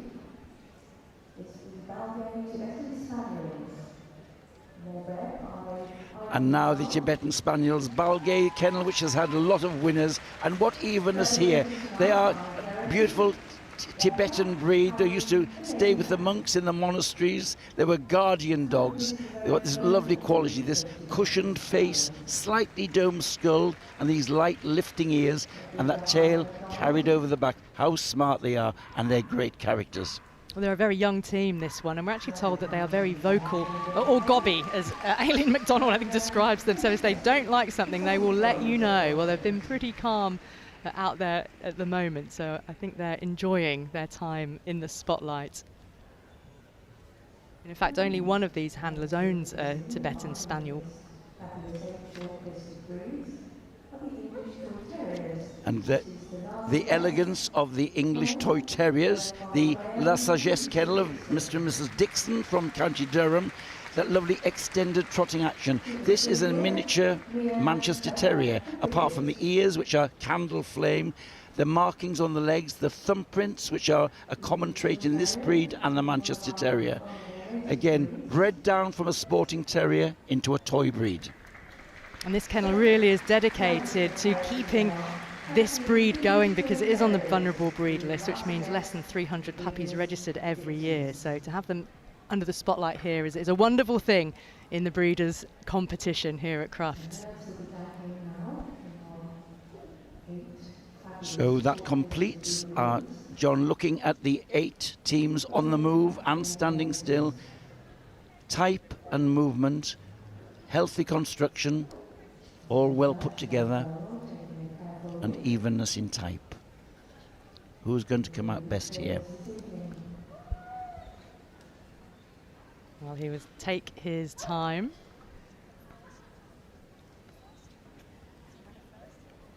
Well, who's going to win this coveted title? Oh, the Siberian Huskies. Well, that's a wonderful win for them. Wonderful victory. The Arctic Skies Kennel Siberian Huskies. Congratulations to Roxanne Sims, winning the Breeders' Competition 2026. Siberian Huskies had the biggest entry in the working group today, so great win. Second, the Silkcroft soft-coated Wheatons, another lovely group, looked good, both standing and moving. And the Bloodhounds in third place. That is wonderful to see. And it's the Watercroft Norfolk Terriers coming out in fourth, so she's having a really good day, isn't she? Watercroft with Ruth G.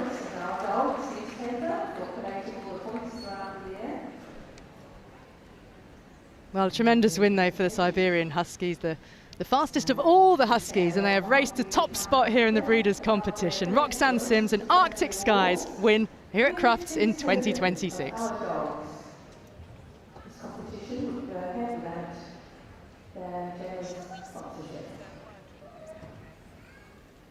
Huge congratulations. That's the Arctic Skies Siberian Huskies, the Silkcroft soft-coated Wheaton Terriers,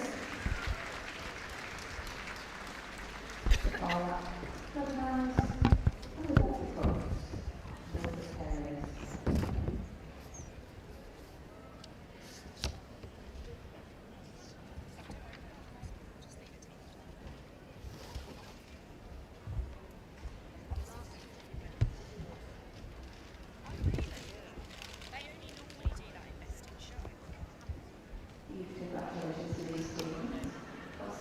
There is somebody who's very pleased with himself or herself.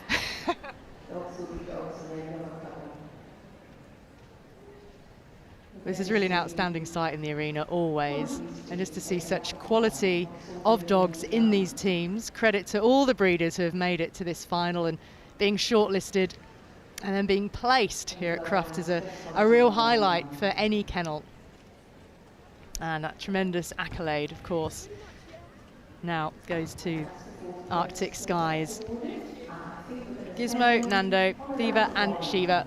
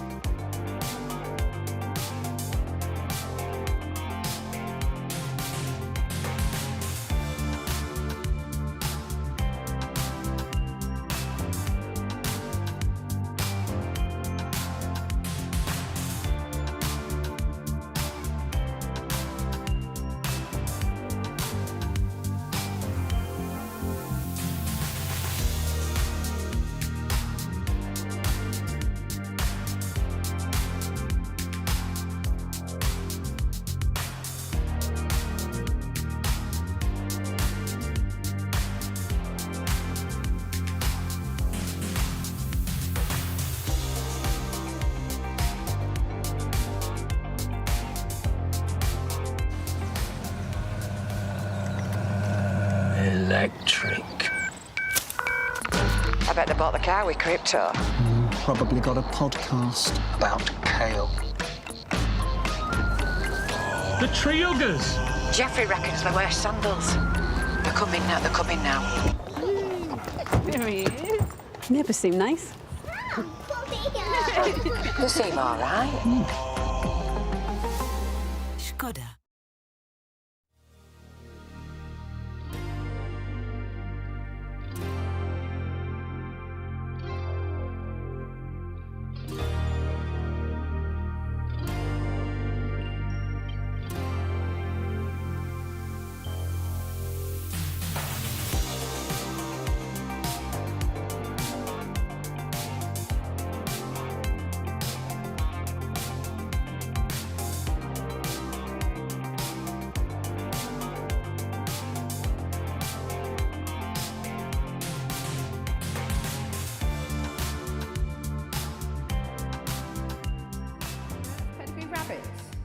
Ladies and gentlemen, please give a warm Well, welcome the first to night Mr. of Kevin Crufts Young, means the school first night of group judging, and we start with the working group. These are the dogs built to help humans in very specific ways, on land or on water. We'll see guard dogs, search and rescue dogs, sled dogs. Laura, this is one of my favourite groups. Absolutely, mine too. So actually numerically the smallest, just over 1,800 dogs, but we're going to see some of the biggest breeds, and we're going to start off with the first of those, which is our Alaskan Malamute. This one from London, 7 years of age. And the Bernese Mountain Dog comes in, 5-year-old called Lacey.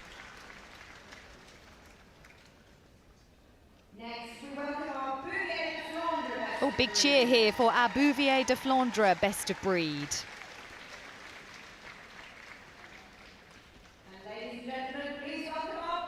This is the 6-year-old boxer, Celia. A champion dog. Now, this is a big winner, the breed record holder in Bull Mastiffs. This is Paris. Now, please welcome our best breed Canadian. Just 22 months of age. Rain is getting a big cheer from somewhere in the arena. Canadian Eskimo dog. Now, a breed that has never won Best in Show, believe it or not. This is our Doberman.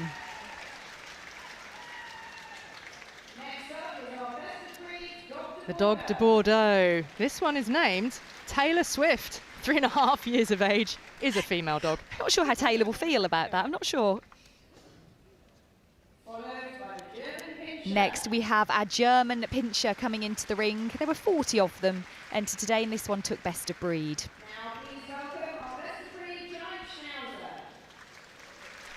This giant Schnauzer, 23 months of age, has travelled here from Berlin in Germany. Now we have our Great Dane coming into the ring. There were 117 entered today. This one was chosen as our best of breed.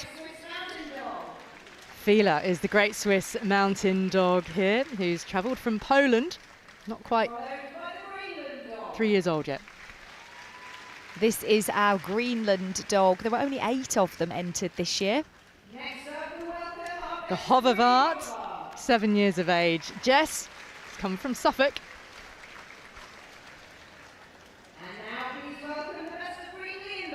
A dog bred to look like a lion. This is our Leon Berger. Here is a champion dog, Urza, 4 years old. Lives in Bedfordshire. What a sight. Now we know this breed as Hagrid's dog in Harry Potter, but this is our Neapolitan Mastiff. And the dogs are getting bigger. The Newfoundland, Brian, 5 years old. This has also travelled from Poland.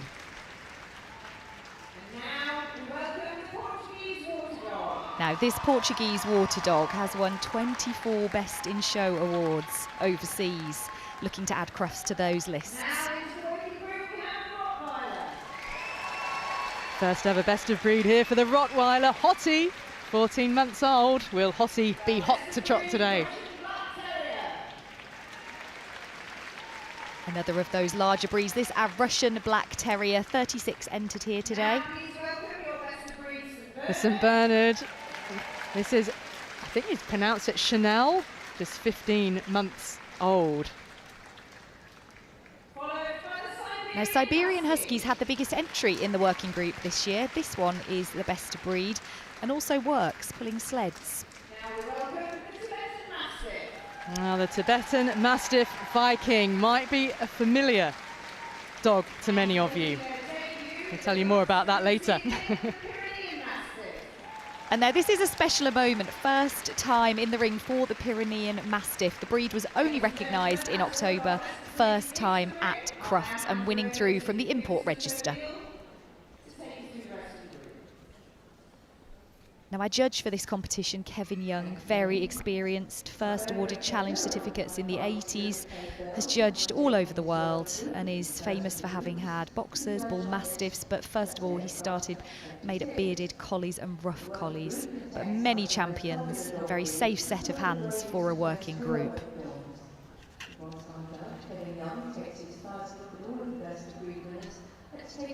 So we'll have a close inspection of each of the dogs to ensure, for them to be fit for function. So we'll see them up close and then we'll also see them move. So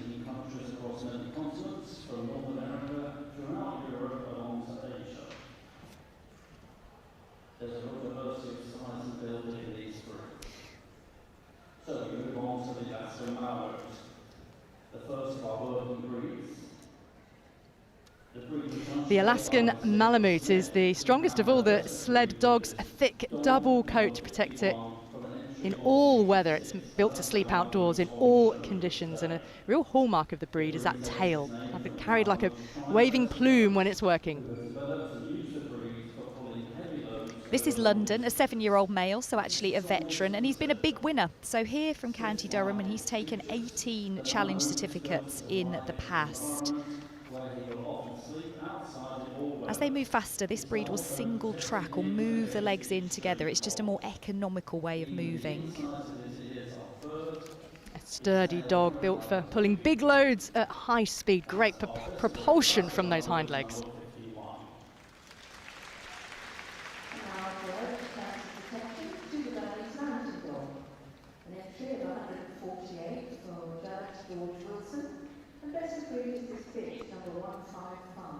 A very special day for the owner of the Bernese Mountain Dog, because this dog, Lacey, has become a champion today.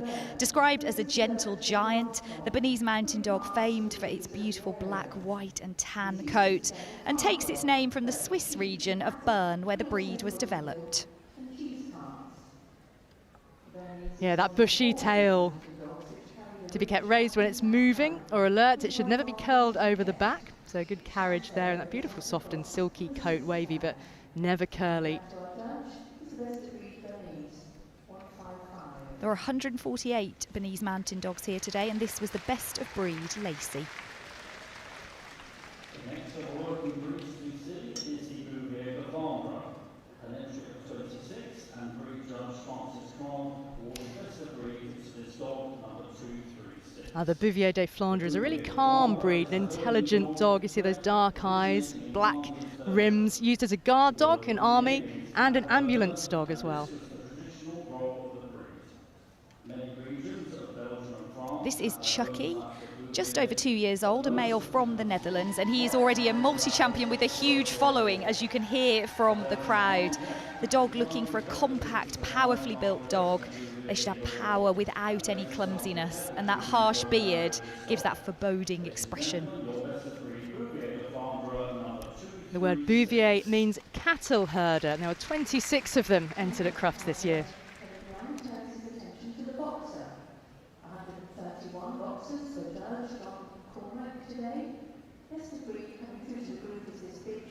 This is the ever-smiling face of the Boxer Best of Breed winner, descended from German dogs that were used to hunt bear and boar and deer in the 19th century. This is a female, Cecilia, and she has won 40 challenge certificates, so a really great example of this beautiful breed. And judge will be looking for that undershot jaw, which is a real feature, with the lower jaw being longer than the upper jaw, and those front feet should be small and cat-like with really hard pads as well. Looking for a stride that's strong and free, able to cover a lot of ground and giving off this sort of noble appearance, which we're seeing here across the carpet. Real reach and drive there from our Best of Breed Boxer.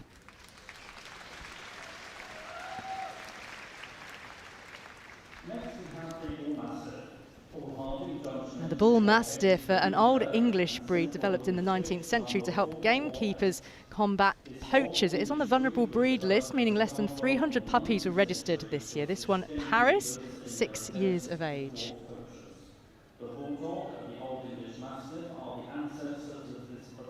A Paris is actually the breed record holder, which means she has won more challenge certificates than any bull mastiff ever has before. And actually our fellow commentator Frank Kane has filmed a feature with her for Crufts this year. But this dog should be athletic, and you can see here there's almost a lightness on the move for a dog of this size.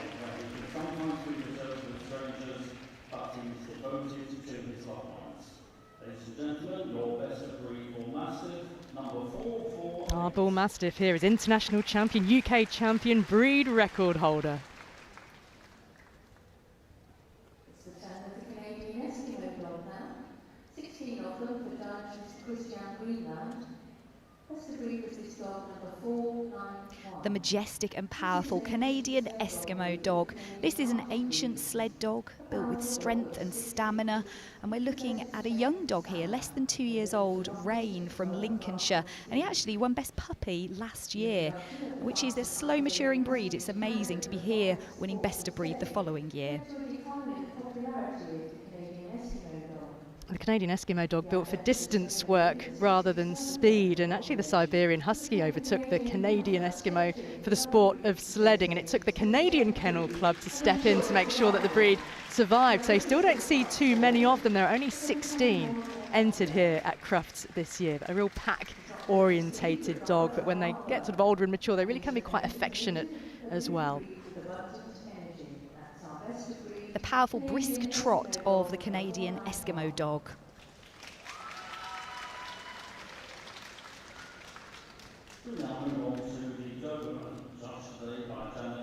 Well, this Best of Breed Doberman is a champion dog. Best in show at the Birmingham National Show and in Boston as well. Comes from Chippenham. The Doberman is a mix of Pinscher with some Weimaraner, Greyhound, Manchester Terrier, Rottweiler and German Shepherd, and it results in this really intelligent breed with great speed and toughness of character.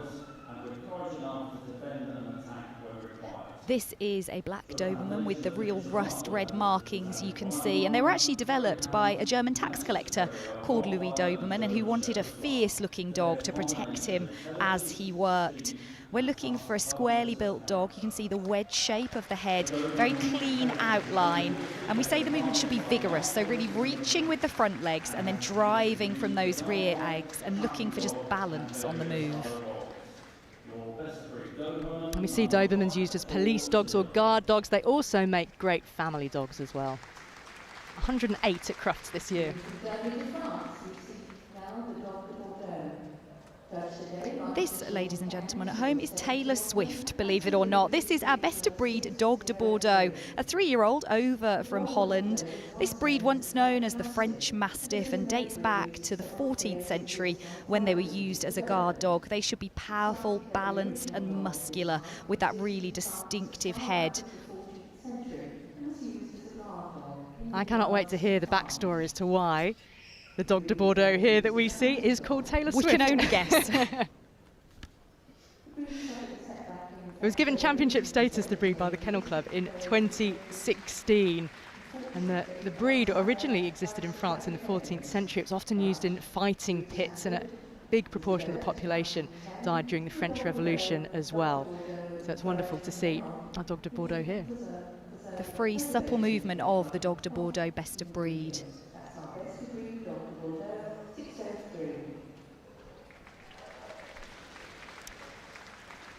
This is a champion dog in Croatia and in Luxembourg. Comes from Cornwall though, 5 years old, is at Pingler, and the German Pinscher was originally bred as a rat catcher. That name Pinscher meaning to bite or grip.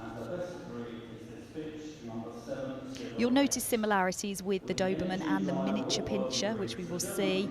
You're looking for that blunt wedge shape of the head when the judge is looking at it from above. It's a dog that's approximately as tall as it is long, and when we look at it moving off, it should have a free, well-balanced movement. And the coat to touch, short, dense and glossy. They're really a very low-maintenance breed to have as a pet. And our judge here will be looking for that top line, staying strong and firm, looking for good reach, which you can see with those front legs in particular. There were 14 German Pinschers entered today. This was the Best of Breed.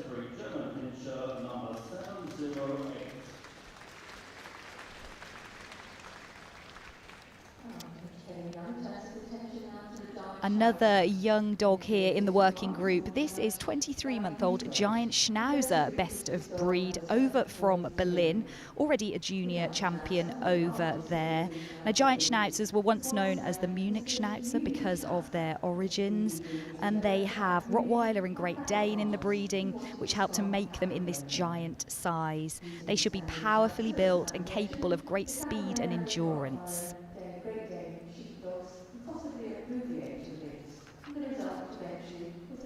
This giant Schnauzer, 23 months of age. Now, this is a black Giant Schnauzer. They do also come in salt and pepper. And Schnauzer takes its name from that distinctive bristly moustache, the chin whiskers that we can see. Top coat's harsh and wiry. The judge will be paying close attention to the correct conformation here when the dog is on the move. There were 51 Giant Schnauzer here, and this one won best of breed.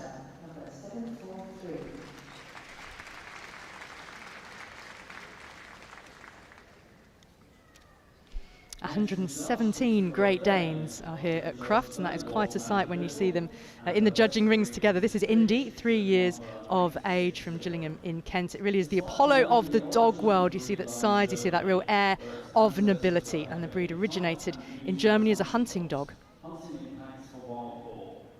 The Great Dane should have a look of dash and daring, as if it can go anywhere and do anything. Despite its size, it should be an elegant, graceful dog, each part flowing with balance smoothly into the next. And you can see that beautiful head there with the dark mask, the alert expression. That's so important in so many of the working dogs because of the purposes that they were bred for originally.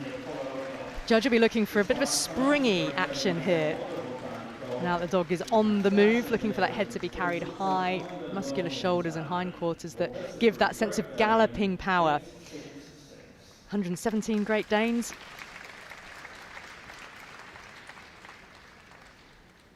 Three years old Indy. Another young entrant in the working group. This is our Great Swiss Mountain Dog, just over 2 years of age, a female called Fela over from Poland. And this breed is the largest of the Swiss herding dogs, and it shares many characteristics, as you can see, with the longer head Bernese that we saw earlier, including those tricolour markings. It was used for herding cattle as a guard dog and also for pulling milk carts. Now we see a well-muscled breed here, heavy bones. The body should be slightly longer than the height at the withers, that's at the top of the shoulders. That really dense coat, close-lying double coat as well. And they tend to be very even-natured animals as well. They can be quite confident around strangers, and the judge will be looking for a real balanced stride. There were 19 Great Swiss Mountain Dogs entered at Crufts this year.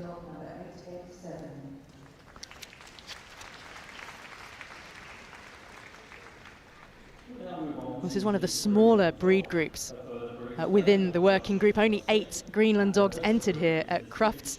It's a haulage dog equipped for pulling sleds in Arctic conditions. This is 7-year-old champion dog Alice. Now, it's wonderful to see so many of these working dogs actually work at home, and apparently Alice is cracking worker in a harness, her owner says. Now, this breed is the only surviving native breed in Greenland, and they should be powerful body with a heavy coat, designed to survive in Arctic conditions. This one moving off really nicely. You can see the top line carried level with the tail and the reach and drive. And that bushy tail, a real feature of the breed. It should curl very loosely and falling to one side as we see it doing.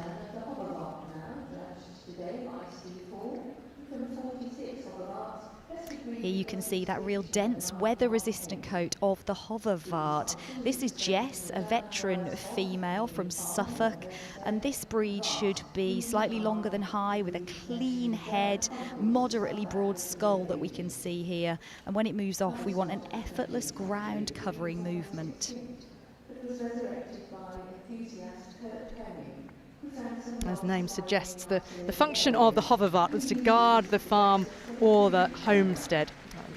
You often see a distinctive spot over each eye. A very clean head and a broad skull. The judge would be looking for also an alert and intelligent expression. They're very adaptable dogs. They make good companions, good working dogs. the shining black coat of this Hovervart best of breed.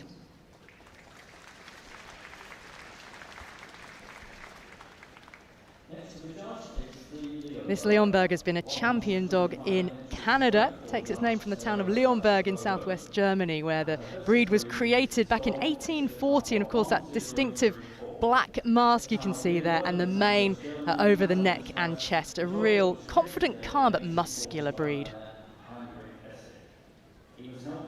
You can see some of the breeds that have contributed to the Leonberg, the St Bernard, the Newfoundland, the Pyrenean mountain dogs as well, originally guard dogs, and actually you can still see the lions that were designed to match this breed on the crest of Lyon, the town in Germany.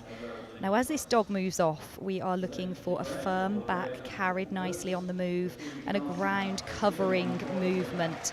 Again, lots of these breeds have the dual coat. That means a harsher top coat with a softer, denser undercoat beneath.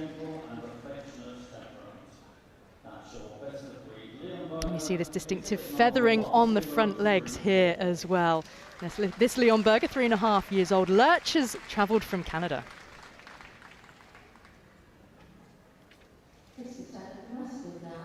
When the Romans invaded Britain, they discovered large, courageous, Mastiff-type dogs, and this is our best of breed, Ezra. We're looking for type and substance, but we're combined with soundness and movement. We don't want anything over-exaggerated in this doll, and they actually are a Category 3 breed, which means that they have a vet check by the Royal Kennel Club before they can compete to make sure that they are fit for the function they were bred for. That robust body is a real feature of the breed. The square look to the head. Those legs are set wide apart. And you do see in different colours. Apricot or fawn also exists. That ear, the ears and the nose, jet black. And Judge will be looking for, again, confirmation as the dog is on the move. This one of our vulnerable native breeds. This is the Mastiff. There were 42 entered today. This is the Mastiff best of breed 1085. Well, fans of Harry Potter will recognise, of course, Hagrid's dog Fang is the Neapolitan Mastiff. This one, though, the name is Sweet Potato. Love to understand why. But the Neapolitan Mastiff, I mean, characteristic loose skin over the head and body, but it can't be excessive. The judge will be making sure of that. A very devoted and vigilant breed. This is a 4-year-old female. An owner describes her as bold and brave as the breed should be, and that is what they were bred for in the first place. We're looking for a fairly large head with that deep, square muzzle. They should be well boned, which the judge will be feeling for as he gets his hands on her. And that coat, it's short, dense, even, and it should have a good sheen to it, which you can see under the lights. Now, they do have some loose skin, and that was to stop them from getting injured, but it should never be exaggerated. That big, broad skull, the stocky neck. The judge will be looking for the broad skull, a well-boned, large and muscular breed, the Neapolitan Mastiff. Very impressive. There are more overseas entries at Crufts this year than there ever have been before, and this is one of those dogs. Here from Poland, it's our Newfoundland best of breed. They're a real gentle giant, developed in northeast Canada, where they were used in the water, whether that was trawling fishermen's carts or hauling fishing nets out. They are very versatile, and they should look noble, majestic and powerful. And you see the size of the feet just out of view there, but that's what helps the dog to propel itself through the water. They've got webbing and that dense, oily coat, water resistance as well, fit for function. Makes that dog ideal for jumping into cold, cold lakes and rescuing people, doing the job that it was bred to do. And Byron apparently does love to hang out in the water. As he moves off, we will see the distinctive gait of the Newfoundland. They always roll as they move. The tail will come up. You can see they're always really popular because of their sort of bear-like look they have to them, don't they? We often see them placed in the group. There were 146 Newfoundland entered, and this was the best of breed.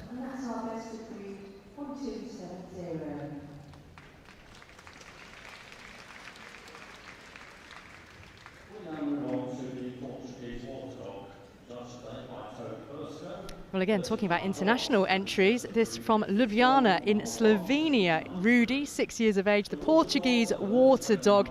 And that lion trim, of course, a real breed feature. The thick mane and the clipped hindquarters in the water really helps the dog to propel itself through the waters. It was traditionally used to drive fish into fishermen's nets.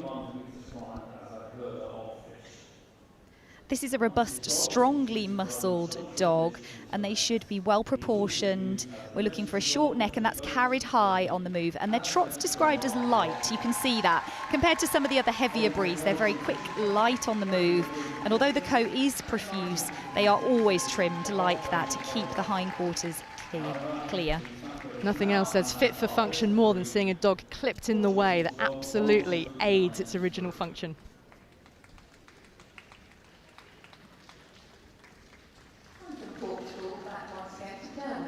What an incredible day for this young Rottweiler. Only just out of puppy, winning a first challenge certificate and then taking best of breed from a very famous kennel of Rottweiler and Shiba Inu breeders. This was a dog that dates back to Roman herding dogs, and they should be compact and powerful with strength, endurance and manoeuvrability. This one so smart for such a young age. You often see the Rottweiler in the armed forces, don't you, and as a police dog, because they've got really great intelligence. They can be highly trained, a very courageous dog as well. Big cheers in the arena here for Hottie. Will Hottie be hot to trot tonight? These dogs are slower maturing. The larger the dog, the slower maturing. So to see one at 14 months that's this together, this is a really beautiful Rottweiler, best of breed.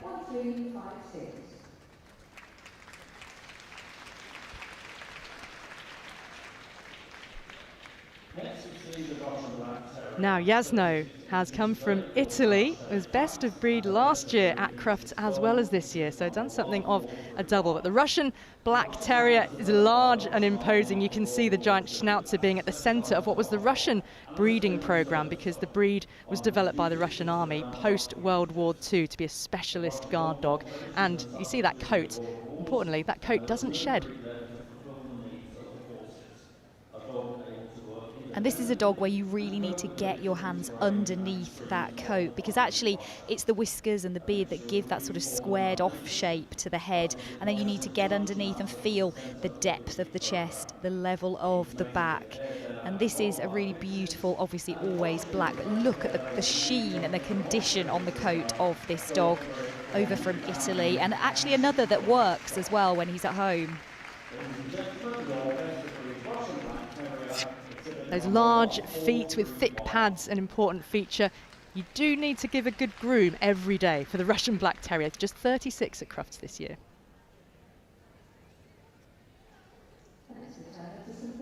Instantly recognisable. Here we have the national dog of Switzerland, the St Bernard. This is Chanel, a young female dog who owner describes as a wild child. So let's see whether she behaves today. The breed was named after a 10th century monk who founded a hospice in the Alps which would care for travellers who were on perilous routes. And they were used as rescue dogs to locate lost and stranded travellers.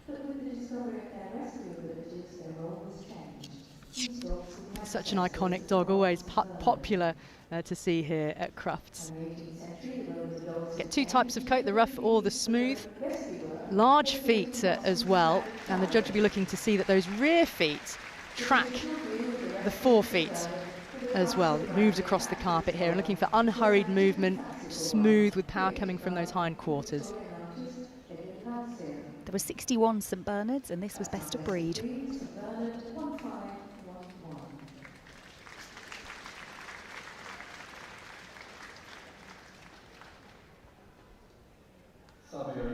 Well, this is Polar Bear, 4 years and 10 months old from South Yorkshire, said to always be smiling, still works in harness, was a bronze medal winner at the British Siberian Husky Racing Association just recently. The Siberian Husky is the lightest and the fastest of all the sled dogs. And this dog, following in his mother's paw prints, she won best of breed here at Crufts back in 2019. And of course the Siberian Husky, biggest entry in the working group, and they are the lightest and fastest of the sled dogs. It's all about the movement here. They should be able to move and move for days with a free, graceful action, and you can see that perfectly, light and quick on the feet. Judge will be looking for well-sprung ribs, straight and strong body with a level top line. Moving really well. Looking for effortless motion. 156 Siberian Huskies here at Crufts this year, the biggest breed entry amongst this working group.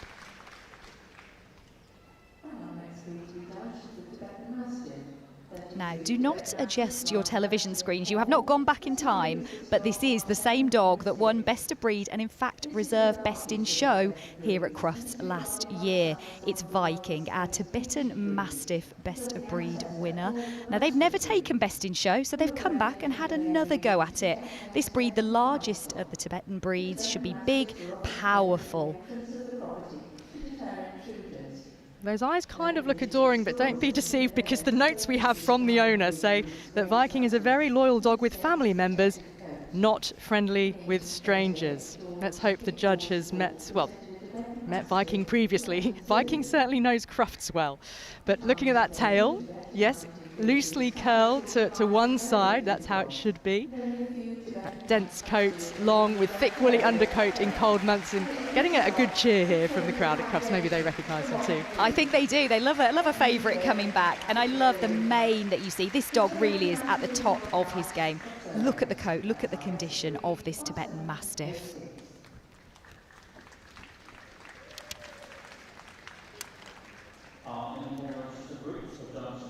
Well, this is the winner from the import register, the Pyrenean Mastiff, which is a very large and powerful breed. It was known for its work protecting herds from wolves and bear predators in the Pyrenees. And that thick coat is a real feature. And it's surprisingly light on its feet as well for its size, but the judge is looking for strong bones and a deep set chest there. This is a really special occasion for the breed because it was only recognised last October by the Royal Kennel Club, so it's the first time we've seen any Pyrenean Mastiff entered at Crufts. This one's from Lincolnshire, a young dog, only just out of puppy at 14 months of age. And we're looking for a dog slightly longer than it is high. It should be very large, solid bone, noble and intelligent. And it has lots of different colours, but they often have gold, grey or badger markings onto the head. So a real first for the breed, first time of seeing it here at Crufts, a Pyrenean Mastiff.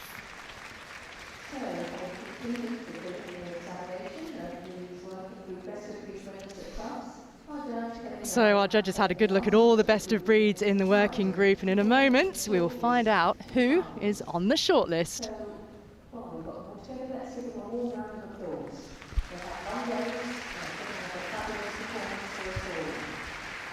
So our judge just going round, just giving himself one last chance to look at each of these breeds, compare them to their breed standard. That is the description of the ideal dog in each breed. We've got a great combination here of really big winners, breed record holders, and then also dogs that are just out of puppy, really new to the big ring at Crufts. It's a tough choice.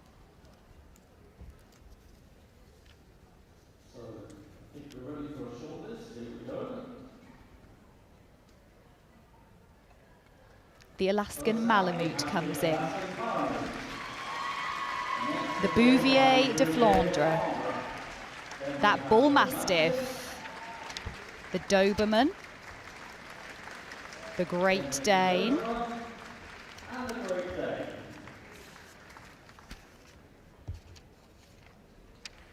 The Doberman. The Newfoundland. That young Rottweiler. What an occasion for that kennel. And he's back again. Viking, the Tibetan Mastiff, is in with another shot. That's our shortlist of 8.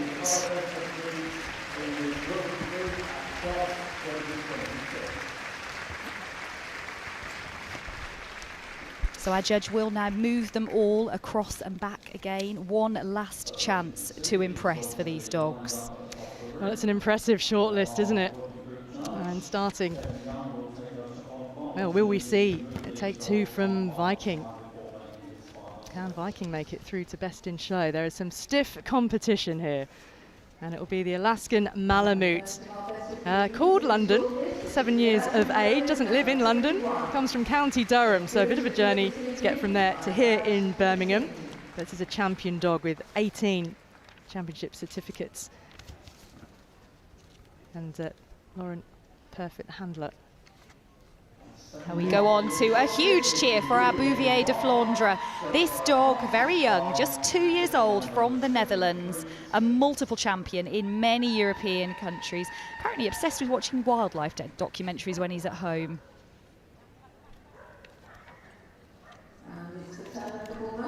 Our Bull Mastiff moves out. Paris, champion dog, breed record holder. So keep your eye on Paris, 6 years of age here. Travelled from Liverpool.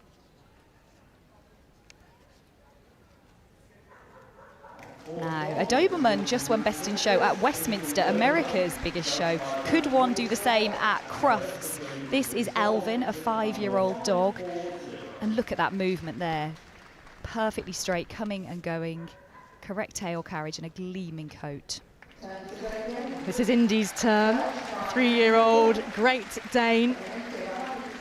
Moving off here with Paula Jacobs, her handler from Gillingham in Kent.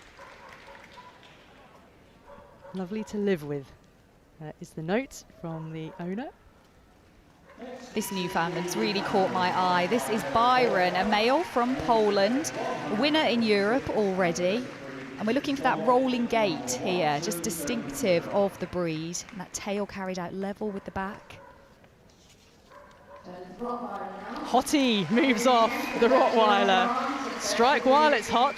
It was tonight the night. Only just out of being a puppy, just 14 months old. What an achievement to be here and shortlisted.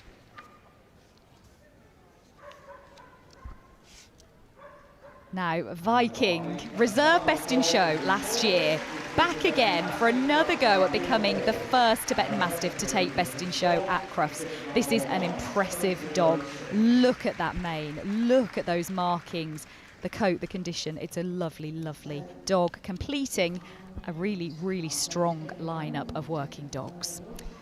Well, this could be a tough task here for Kevin Young.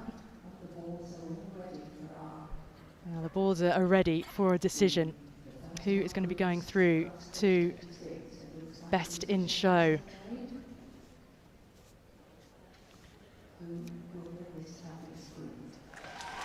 Oh my word! It is Viking. Viking gets another shot at Best in Show. What about that? 3 years of age, he's back again. If at first you don't succeed, try again. In second place, the Rottweiler, a puppy, incredible. In third spot, we have that really smart Doberman. And fourth goes to the Great Dane. What a lovely lineup, but Viking. If at first you don't succeed, try again. Well, Vikings had success in the working group. That is 2 in 2. What a tremendous achievement. Twice a world winner, twice European winner. And Viking, we will see back at Best in Show on Sunday night.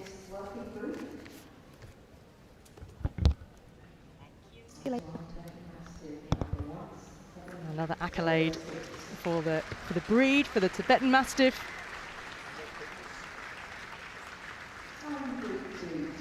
Gabriel Stafuza, the handler, very, very proud for him. And for the Rottweiler, who I'm sure we'll see more of Rotti.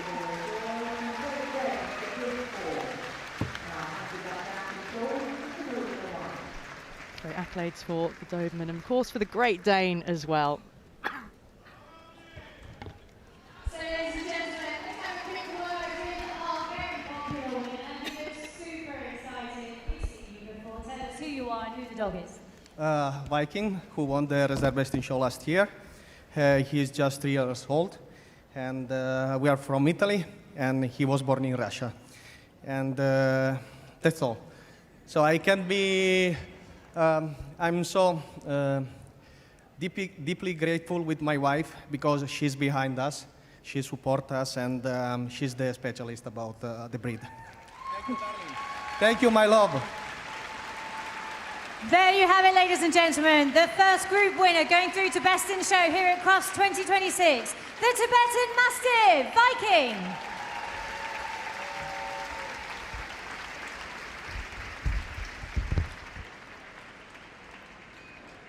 So let's see them go around one more time. Winning the working group is the Tibetan Mastiff, followed by the Rottweiler, the Doberman and the Great Dane.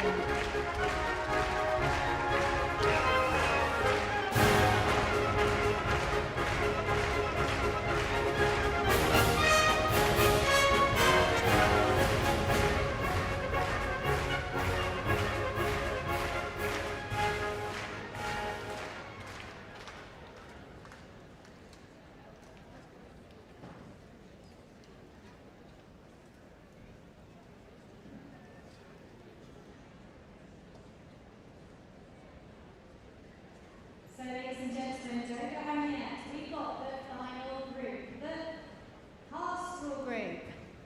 This is the second of today's groups. We will find out in about 45 minutes who goes through to Best in Show on Sunday night, the winner of the Pastoral group. So, we cannot do this group without a judge. He began in the dog show world in 1965, first awarded CCs in 1979.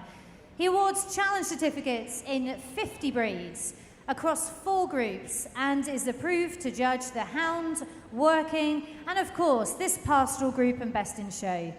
He's no stranger to the Crufts main arena, as his dulcet tones grace the commentary team for many years. He's escorted into the arena by Tom Mather of the Crufts Committee. Delighted to have into the ring, Graham Hill.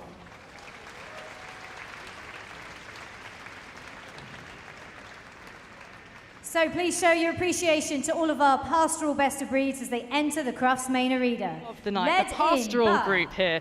And our judge Graham Hill is in the arena, and our first dog to enter the arena is the Anatolian Shepherd dog, Kitara, 6.5 years old, entering the arena.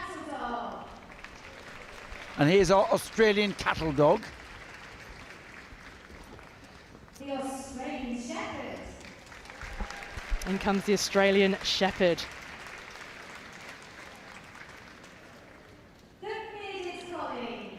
Here's the bearded collie, won from an entry of 200 today. Our Beauceron, 5 years of age. This is Ellie. Now the first of our Belgian Shepherd dogs, the Groenendaal. The first of our Belgian Shepherd dogs here, the Groenendaal. And our second Belgian Shepherd is the Belgian Shepherd Lakinois.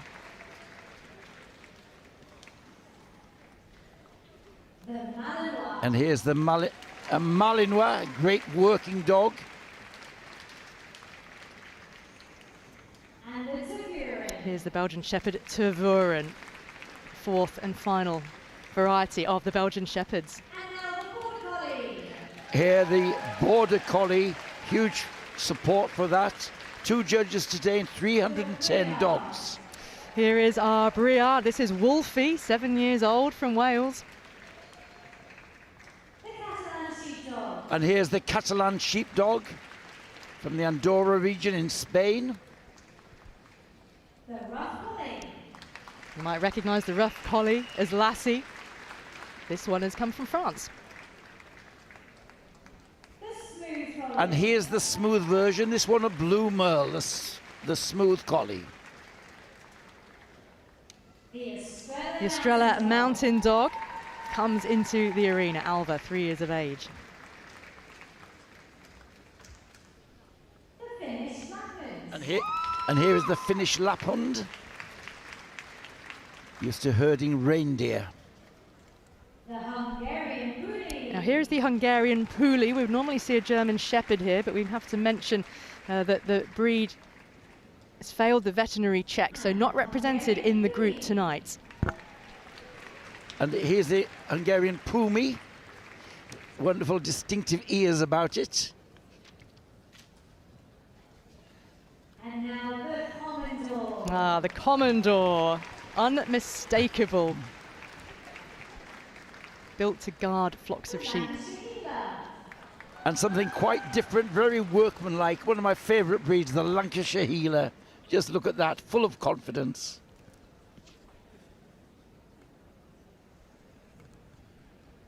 Very statuesque, awaiting a grand entrance for 10-year-old Bossy Maremma sheepdog, an Italian breed. And this one has come from Verona. And here's the elegance of the Norwegian Boohund, light and leggy, very ancient breed. And now the Old English Sheepdog. This is always a popular breed, the Old English Sheepdog. Keep an eye out here for Jack, who is a champion dog in Hungary, Finland and Denmark. And here is the Polish Lowland Sheepdog. The Pyrenean Mountain Dog. And the Pyrenean Mountain Dog, JJ.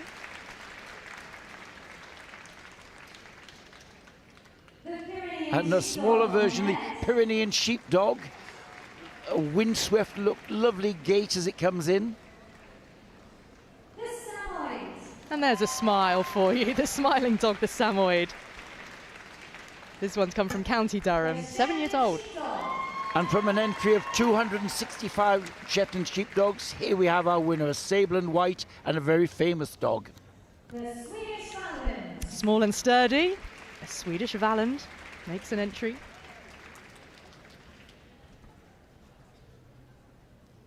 The Welsh Corgi Cardigan. The first of the corgis, it's the Cardigan Corgi, the longer of the two varieties.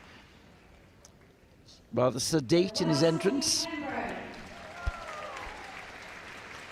And the Welsh Corgi Pembroke comes in, very well known of course with its royal connections. And finally, the winner of the variety imported breed register, the White Swiss Shepherd Dog. And from the imported register, it's the White Swiss Shepherd, a breed which is gaining some popularity in the show rings here.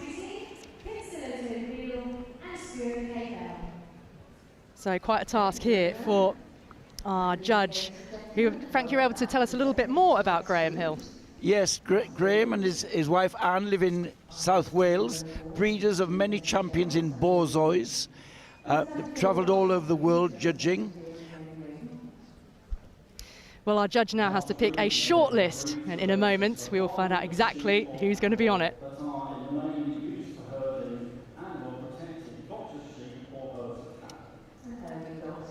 Now,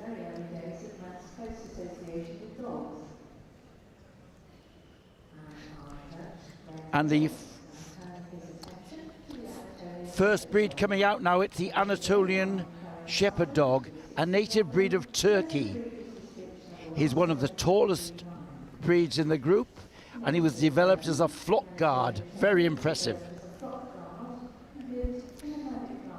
So this is Kitara, who has come from Scotland, 6.5 years of age. And when asked what's Kitara's most important wins to date, well, it's this one, making it through to group judging at Crufts. It's thought that the breed was developed from the Mastiff and guarding dogs of the Middle East. It was often required to live out all year round in the extremes of climate. It was very devoted to its owner, but not so to wolves and bears. A formidable guard dog for the flocks.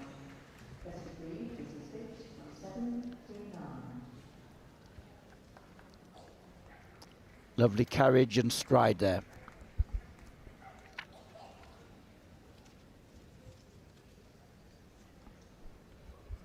This is the Australian cattle dog, often known as the blue heeler.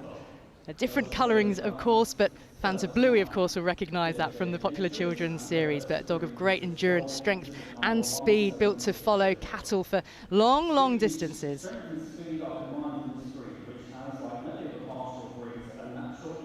And the judge going over the dog, feeling its texture of its coat, its sturdiness of body. Now this is a breed which is a bit watchful to strangers, and we see he's a little bit uneasy with the judge going over him there. They are formidable guard dogs, I'll tell you, and very fast. This one is a red speckle, the sort of red coat with white speckles coming through. Have a sort of very forbidding expression. for rustlers. This is 3-year-old Rig, and I just love that red coats that we see here.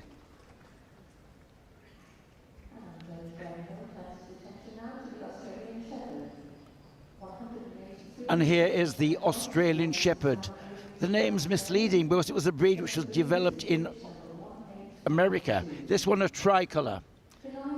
The judge going over, feeling the shoulders and the construction. See that it's well made and healthy in wind and limb. Well, this is Jasmine. We're told this Jasmine is full of sass and very cheeky. There's maybe a little bit of that character shining through as well. And we should point out as well that Australian Shepherds can be born with a bobtail. So if you're looking at the tail there and wondering where it is. Now this our Australian Shepherd, 2 years of age, is Jasmine. It's thought that the breed originates with the Basque Shepherds who emigrated to Australia, took their dogs with them, and then later on to Australia. They saw the qualities in the dog, very good moving and very flashy for the show ring.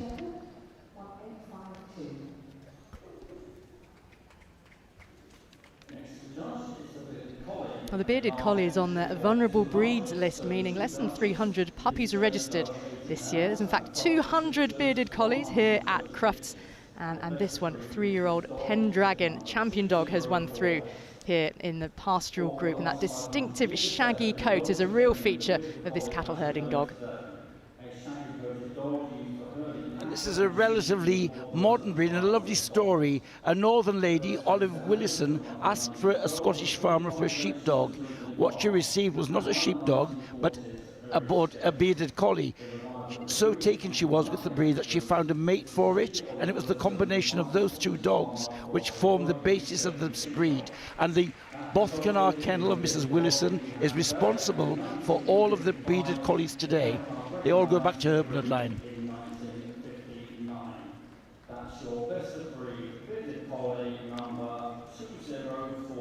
Well, the bearded collie, a really steady and intelligent working dog, a strong muzzle and a large square nose.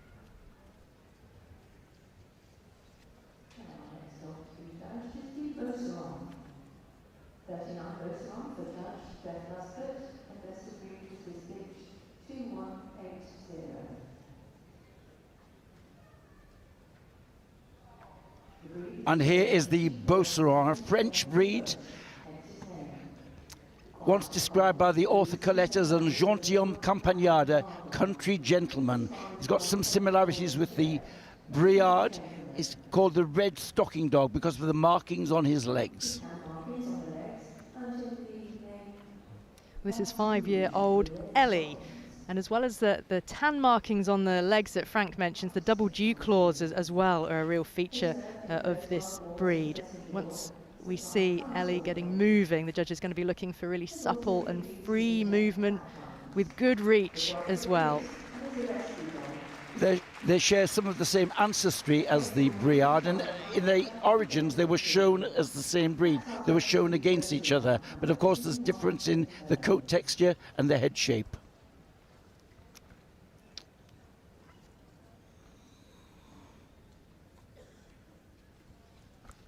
Next we have the first of our Belgian Shepherd dog. This is the Grooming dog. It's the first of the 4 varieties of Belgian Shepherd, and this one has travelled all the way from Finland, the Belgian Shepherd Groenendaal. It's a really versatile herding dog. The breed dates all the way back to the Middle Ages in Belgium.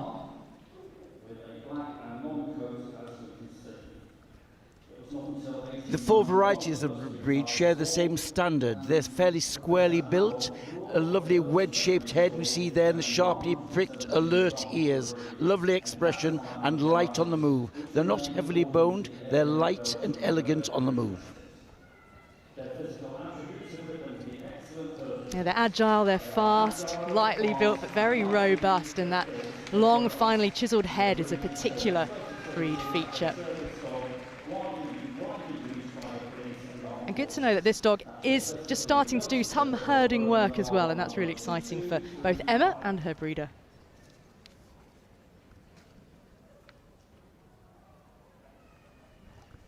And here's the rarest of the 4 varieties, the Lacanois. distinctive for its wiry, rough coat and coming in this fawn colour.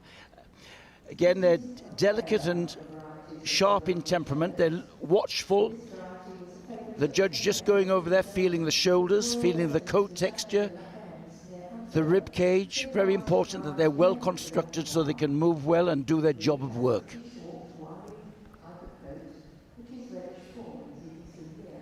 And whilst we've got this beautiful reddish fawn colour that really is the sort of singular breed standard for this variety of Belgian Shepherd, you note also that distinctive black shading both in the muzzle and towards the tip of the tail as well.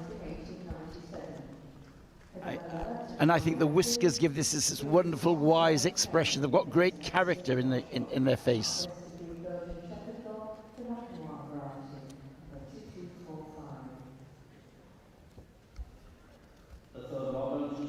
Well, the Malinois has what you call a double pigmented coat, where the tip of each light coloured hair is blackened. So very distinctive here, and typical black mark on the face as well. Most commonly used in the armed forces, and we see them in the police force in particular.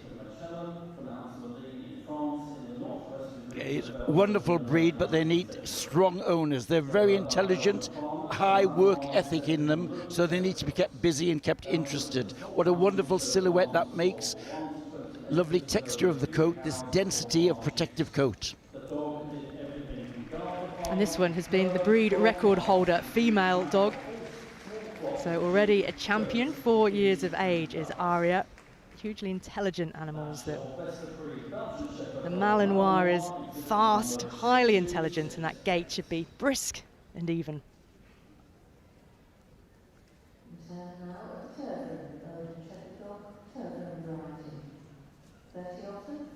And here's the Tervuren, distinctive for its coat, its golden coat, often shaded with black.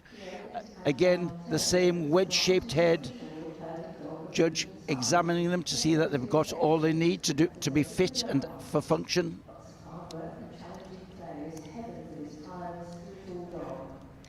And the outer coat's really abundant, isn't it? Should be really long and thick, and the judge is making sure that it's had a good feel.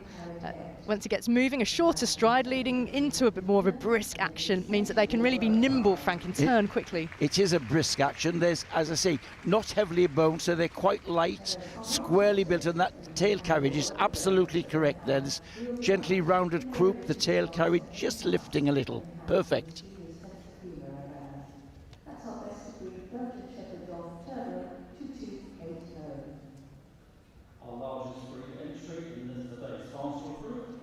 There were 310 Border Collies entered into Crufts this year, and Derek has made it through here, looking to make it into Best in Show. The Border Collie, specialist herding dog, it's so often the biggest breed entry amongst the pastoral group, but very, very popular, good all-round working dog, great speed, great agility, and great stealth as well.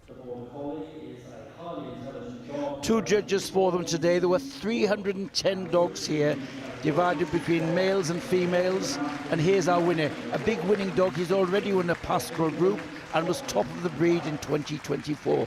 What I love about this dog is the typical action. He just drops his head low, is a rather stealthy, crouching action, perfectly seen here.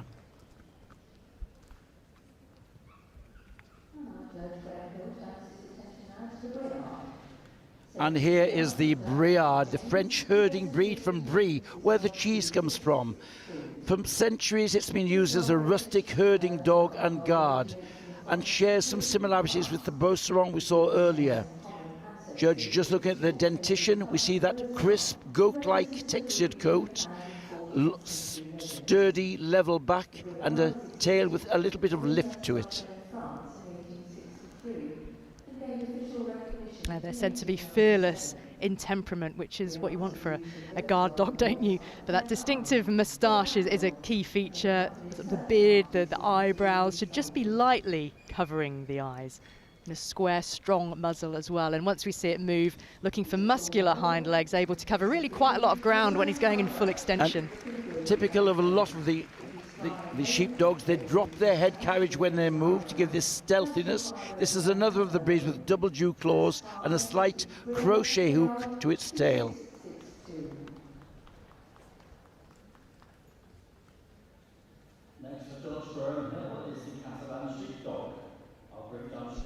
Here's our best of breed Catalan sheepdog, 6 years old. Now, the breed originated in northeast Spain. It was a sheepdog in the Spanish Pyrenees, and you can still see it working as a sheepdog in that region, but also makes a really good family pet as well. And the judge will be looking at those double dew claws that are a real breed characteristic on the legs. And a very rustic, rather rough-looking coat, which gives him protection in all weathers. This one has been best of breed at Crufts 3 times, so a good winner. Comes from Lincolnshire, from Waddingham in Lincolnshire, Brian Harper handling. And this is again another one with the slight hook to the tail and double dew claws. It was thought that the double dew claws were provided an extra toe to give them grip when working in rough terrain. Very nice stride here, and again the lower head carriage typical of the herding breeds. No stranger to the main arena here at Crufts then, 3 times the best of breed winner here.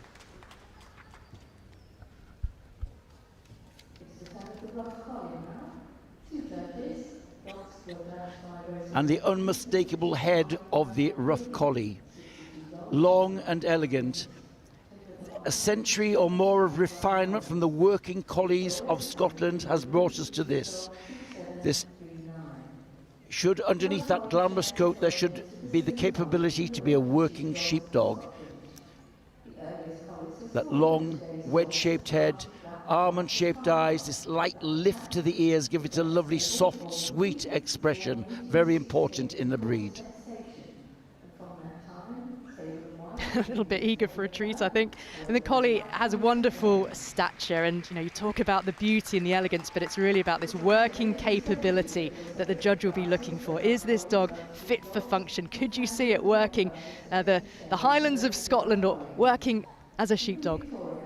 And that the coat should not be so dense that it disguises the body shape of the dog.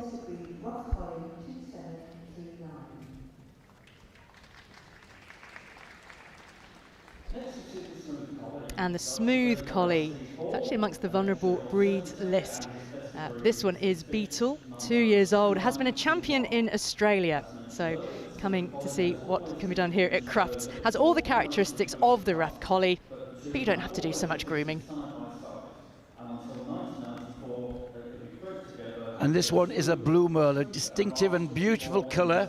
The patches of black on a silvery blue background. Again, the same lovely shape to the head and that sweet expression. The rough collie and the smooth collie were bred together, could be interbred until 1994 when they were separated. So when I first started showing dogs, you could see the 2 litter mates, one in the rough collie and one the smooth collie. Amazing, but they're now separated breeds. A wonderful coat, the blue merle here, Beetle, our 2-year-old smooth collie.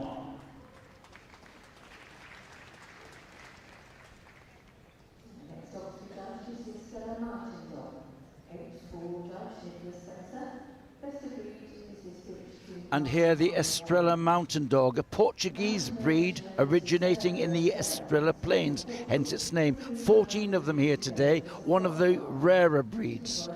Characterized by this neat turn of the ears. We see the ears turn back. This lovely richness of coat, and the texture of the coat gives it protection. It's workmanlike. Lovely dark mask and super expression here. And they really do make excellent guard dogs. They are extremely loyal to their owners. And as well as that characteristic of the folded back ears, you can see that the hook to the tip of the tail just visible there, and that big double waterproof coat, which means it could live out all year in the mountains. This one going very nicely, a very nice temperament and lovely carriage for the breed. Beautiful.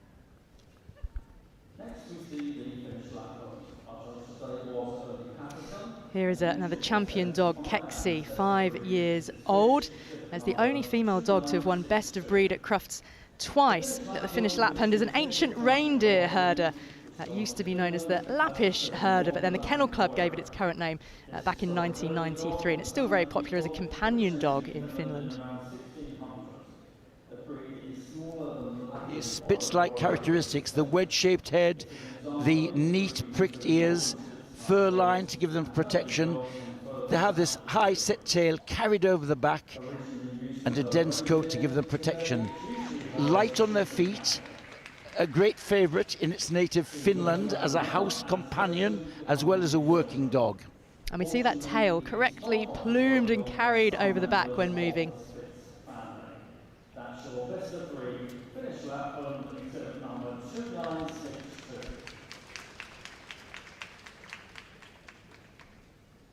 And here's the unmistakable Rastafarian dog of the group, the Hungarian Puli. 33 of them here today. The Magyars of the Far East brought their breeds and their culture to the West, and here we have this working sheepdog, light, nimble, and coated with cords. And this is 9-year-old Moose, who's become the new breed record holder today by making it through here with a shot at being in best of show. But that distinctive corded coat, this is just magnificent to see, isn't it? And when puppies are bred, they start off with a coat of very loose flocks and they later cord naturally, which is what you see here in the older dog. And underneath those cords, they're a remarkably light dog. They're quite lightly boned, wiry in the body, and it gives them this brisk action. They're so light and nimble they can jump on the backs of the sheep and get to the other side of the herd by taking a shortcut that way. This one bred in America.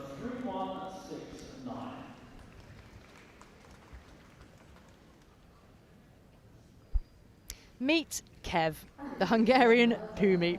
Kev lives in Bristol, and this breed was only recognised by the Kennel Club in 2015, but the Pumi was developed in the 17th and 18th century. It crossed the Puli with terriers and the German Spitz, and that helps to give the outline you see here. But those tipped ears certainly hark back to the terrier, and that's a real feature of this breed. And it gives them a wonderful expression. They look so naughty, so mischievous and lovable, don't they, as they look at you. They are, however, very useful as a herding dog. They're light on their feet and very intelligent. They've also proved their worth. They're very obedient, and I've seen them working in agility, which is marvellous because they're quite fast. The owner said that this today, her win at Crufts, is the most important day in her career. Wonderful. Our judge here looking for a short stride, but a very energetic and balanced stride as well, which we're seeing here from Kev.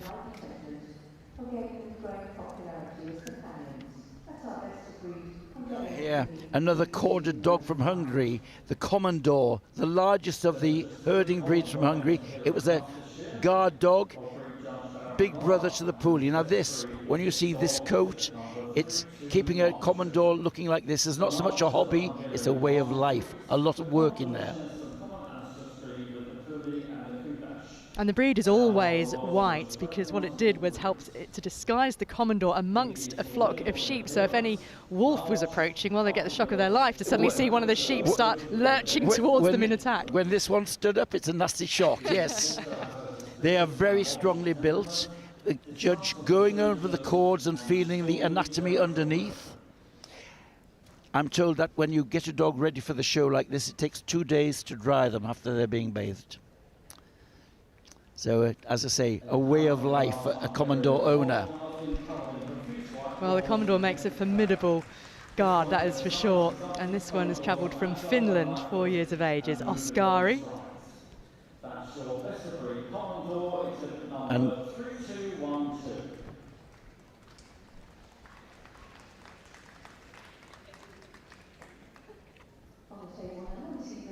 the Lancashire Heeler on the vulnerable breeds list, a dog that has bags of character. It's thought to be the result of a cross between a Welsh Corgi and the Manchester Terrier back when cattle were herded from Wales to the Ormskirk markets. And it certainly takes its healing instincts from the Corgi and has these really distinguishing thumb marks on the front legs from the Terrier as well. I can't understand why this breed is not more popular. It's such a wonderful breed. No fuss, no bother, great characters. and full of character. I had a marvellous story from a milk marketing board was going around the farms in Lancashire, and she said, isn't it strange how all the mongrels here look alike? And to which the affronted farmer said, there's not mongrels, love, there are Lancashire heelers. So, and here they are, wonderful. This one's a black and tan, but the breed also comes in liver and tan. And this is Benson, who has been best of breed in Crufts before, back in 2022.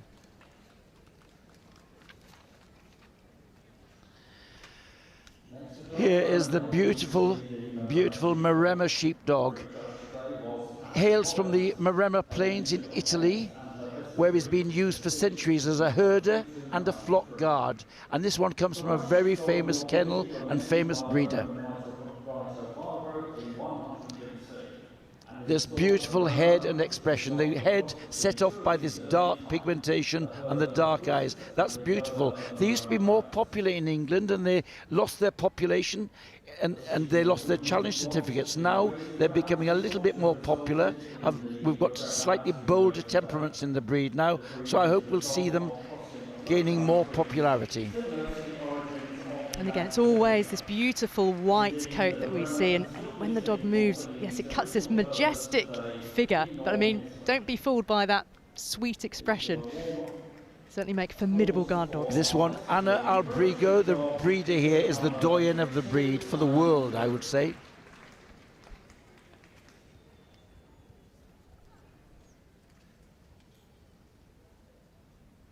This is Jamie, the Norwegian Boohund, who is celebrating his 4th time as best of breed at Crufts. Boo means homestead in Norwegian, and so this is the dog of the homestead, so it can be used to both guard the farmyard and herd the sheep. And he's 8 years old now. He's still looking really good. I judged him last summer when he was best of breed. He's a beautiful example of the breed. Spitz-like in characteristic, this wedge-shaped head and that tail again. The Boohund goes back to Viking times.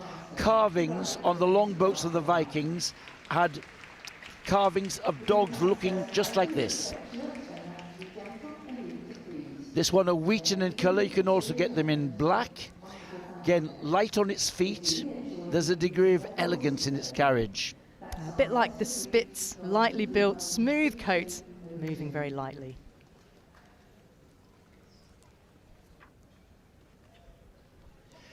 And this has to be one of the hot dogs of this group because he's come from Hungary, from a very famous kennel. The breed was developed in the southwest of England. They were not only Old English sheepdogs, but they worked on cattle as well. They used to be called bobtails because they were traditionally docked breeds, and actually when the dogs were docked, it gained their own as a tax exemption as a working dog, but it was also a hygiene factor as well. Now the judge going over that coat, looking at the tail, underneath that coat there's a big ribbed body. And watch for when our Old English sheepdog Jack here starts to move, because you look for that bear-like roll, don't you, in the hind quarters.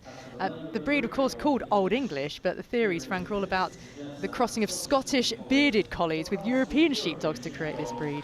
And this dog comes with a lot of form. Recently declared top dog of Hungary. He's won in several countries, and he's bred in America from a very famous kennel, the Bugaboos Kennel. This one, known as Jack, he's Big Dream for Bottom Shaker. So it's a very fancy name for little Jack here, yes.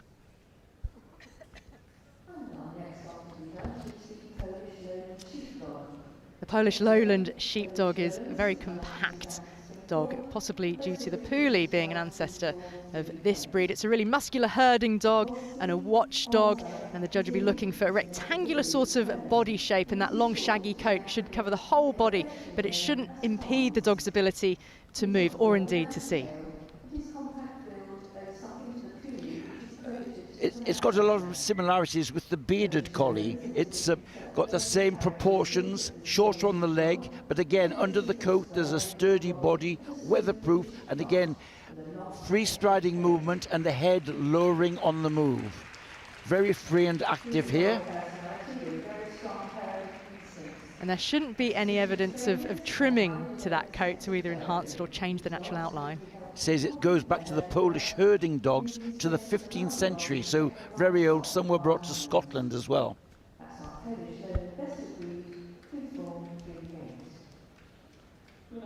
The beautiful head and expression of the Pyrenean mountain dog. This is a French breed, as his name defines his location. He was bred to work in the Pyrenees as a flock guard, working alongside the Pyrenean sheepdog, which we'll see later. Here is beautiful head and a beautiful temperament from the almond-shaped eyes, soft expression, dark pigmentation.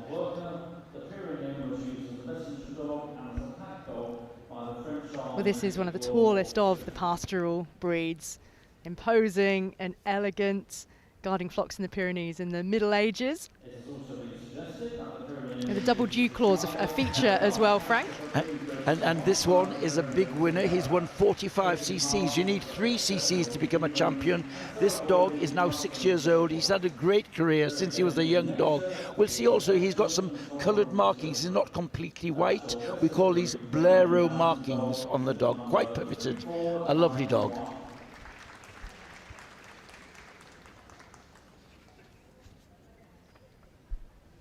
A very different size, the Pyrenean sheepdog.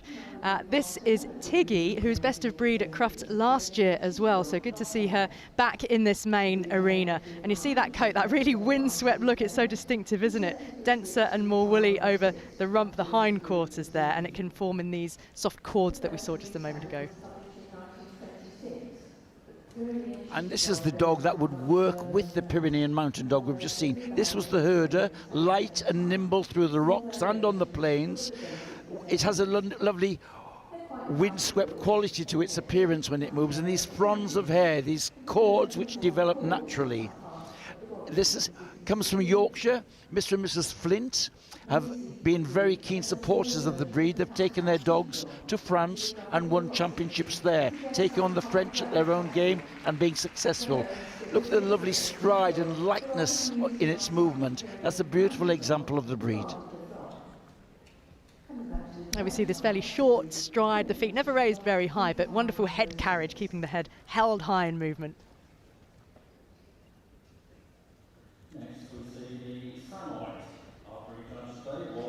And now the Samoyed, 105 today. This is a breed which takes its name from the tribe who developed it, the Samoyedes from northern Siberia. Its main function was as a reindeer herder, but it was sometimes also used for pulling the sledges.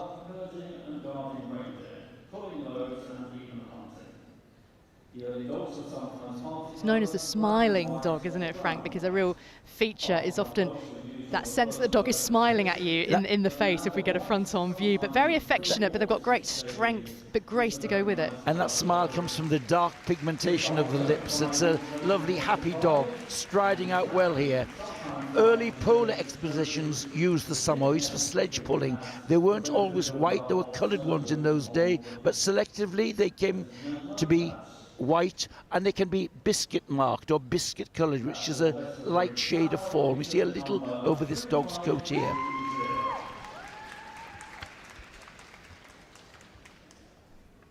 This is a small, long-haired working dog. The Shetland sheepdog is really lithe and graceful. This is Alice, who is a champion dog, 4 years of age. Judge will be looking here for really abundant coat and mane with that frill as well, which is a key feature of the breed, and quite a sweet expression to go with it as well. There's a beautiful shot of its head, this wedge shape, elegance and quality. You can see it's very feminine in its expression. The ears slightly pricked there, tipped at the edges. The Shetland Isle is a small island, and they like small breeds. A small breed of sheep, the Shetland pony and the Shetland sheepdog. And apart from herding the sheep there, they used to protect the crops from sheep, so they've been worth their while for the Shetlanders. This one moving lightly, lovely elegance and lightness in its movement.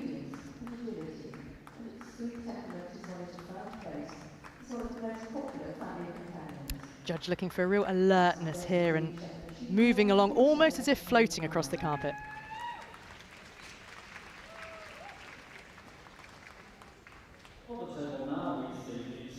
And here's the wonderful Swedish Valhund. They were a Swedish cattle dog working on the farms. It's thought that they have some go back to the Viking times. They're sturdy, workmanlike, and look at the harness markings over the shoulders in that density of coat. This wedge-shaped head with sharp expression and neatly pricked ears. They were a wonderful breed of Spitz type. You may see a similarity with the Corgi, and the Vikings came to Wales, and it's thought that they might have brought some Viking dogs with them, which influenced the development of the Corgi. The Corgi people say the Vikings took back the Corgi blood to Scandinavia and developed it. They're arguing over the source of this, but here is a lovely dog.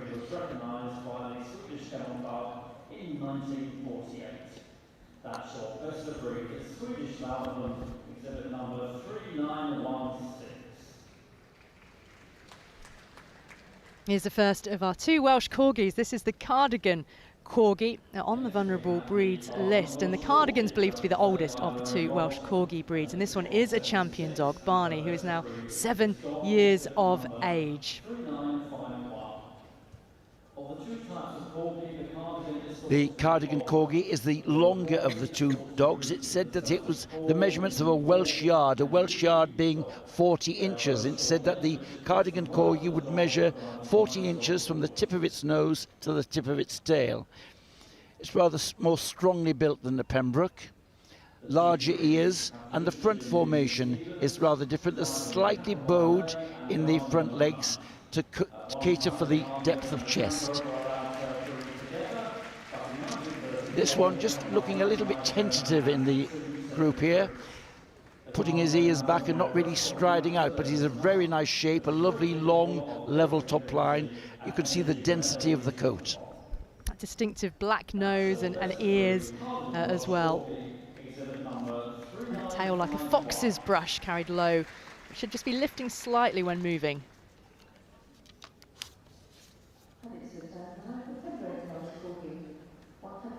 And here is the Pembroke Corgi. Very nice entry today, 130 of them today. This one a red and white.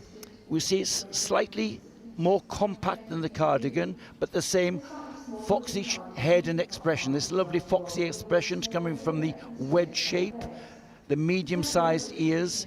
It's a low-slung dog because they were heelers dogs. They had to be low to ground and pushed the flocks forward by nipping at their heels, hence a heeler.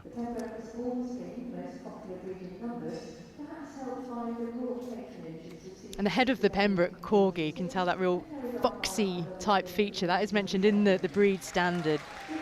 Foxy in the way it looks, the shape, highly alert, a real intelligent expression. And the judge, who'll be looking for quite a free gait despite those short legs and keeping a nice level top line, which we can see there. And of course the patronage of our late Queen Elizabeth II brought great popularity to the breed, and it's had a resurgence since her passing.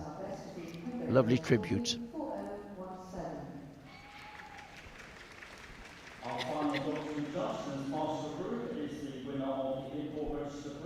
And the last of the best of breeds in this pastoral group is from the import register, the White Swiss Shepherd dog, distinctive white coat, a really versatile and highly intelligent worker as well. It was developed from the German Shepherd, where white always existed but was quite frowned upon. But this White Swiss Shepherd, Aston, 3 years of age, from Helsinki, and is a champion dog. The White Swiss Shepherd has gained popularity because of the growing disenchantment with the German Shepherd, which some people say has become exaggerated. This retains the type that we perhaps saw in the 1960s, with a little bit more leg, hard top line, and striding out well.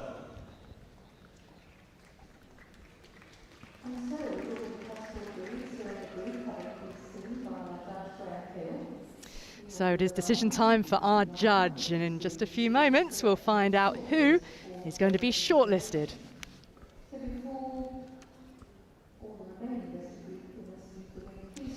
Graham Hill here has quite a task on his hands, Frank. There are a lot of quality best of breeds in the ring. And very sensibly, he's taking his time, taking time to look round the breeds, which are the dogs which he really like best that can come out into the shortlist.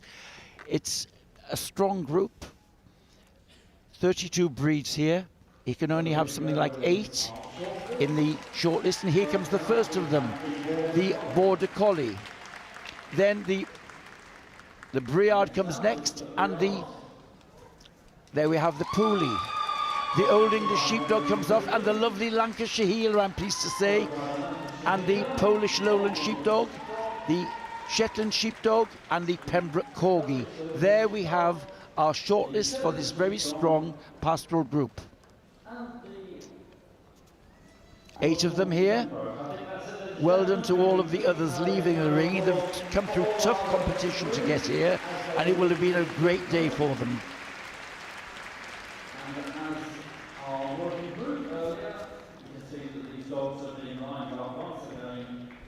Now I think our judge is going to move them out and back.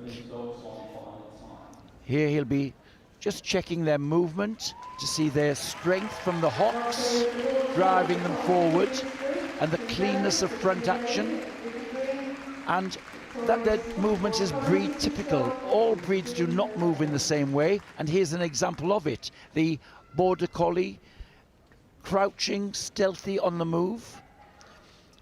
And here is the Briard, a fawn Briard, done a lot of winning over the past 2 years.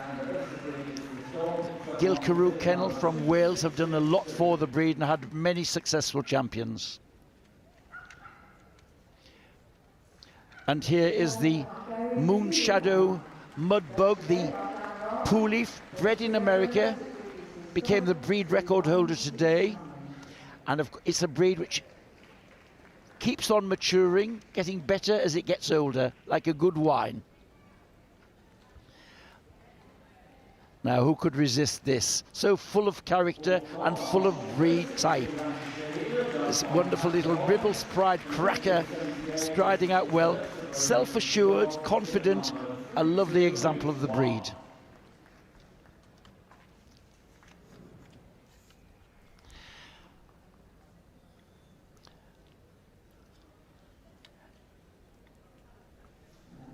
I think you're a fan of this Old English Sheepdog, Frank. Yes, he's a dream big, and this might be a big dream for him today. His grandfather and great-grandfather have won the group before, and we see now his ambling movement, which is the feature of the breeder, rolling movement.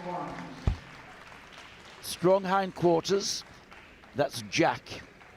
Top dog in Hungary for last year. And here is the Polish Lowland Sheepdog.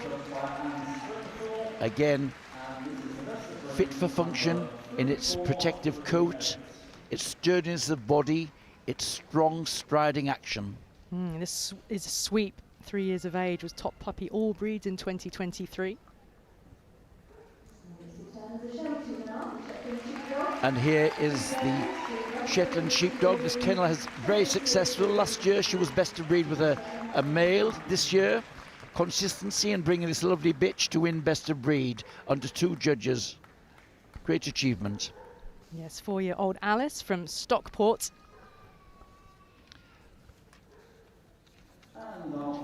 And here's the big winning Pembroke Corgi, again bred in America. A lot of success. Bill Me Later, named after the breeder. Well, tough job here for our judge. It's a fabulous shortlist in this pastoral group, but only one can go through to best in show on Sunday night.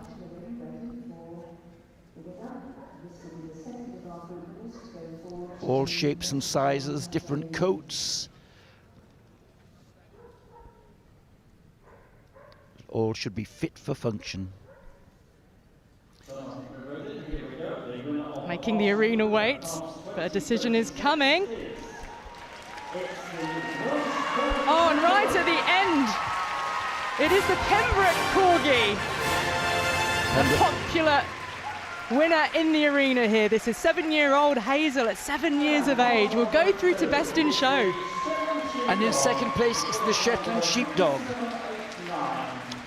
Going back to Cheadlehume in Manchester. And third is the Old English Sheepdog, Jack. Dream big, but nearly got there today.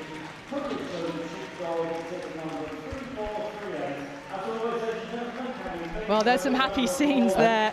In fourth place, the Polish Lowland Sheepdog. So congratulations all round amongst the sporting handlers.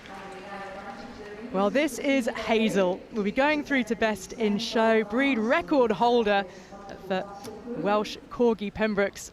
She won Best of Breed, and now she'll be competing for Best in Show. A wonderful group, and the Pembroke Welsh Corgi receiving the beautiful trophy. And the trophy presenter here, Christina Bailey, who's been very successful with Old English Sheepdog breeding, and her sister judged the breed today. Very good dog breeding family. And the Shetland Sheepdog Reserve Best in Group.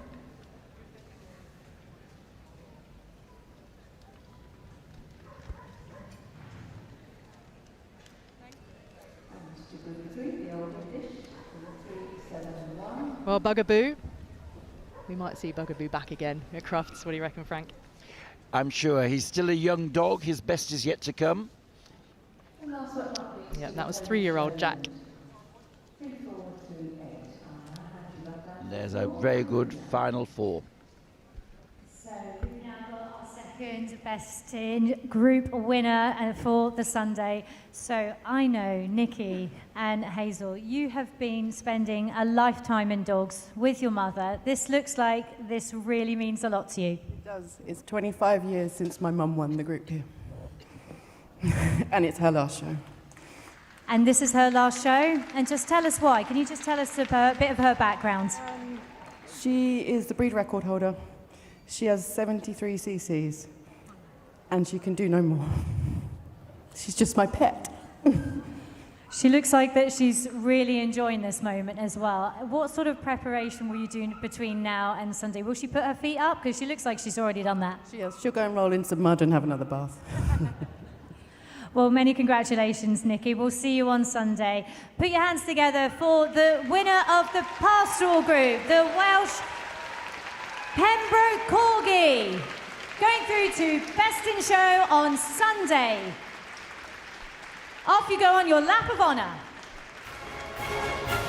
Well, quite an emotional moment there for Nikki, the owner and handler of Hazel, our 7-year-old Welsh Corgi Pembroke, who will be going through to Best in Show. Quite a personal story. No doubt we'll be hearing much more from Nikki and from Hazel as we build up to Sunday. Congratulations to them.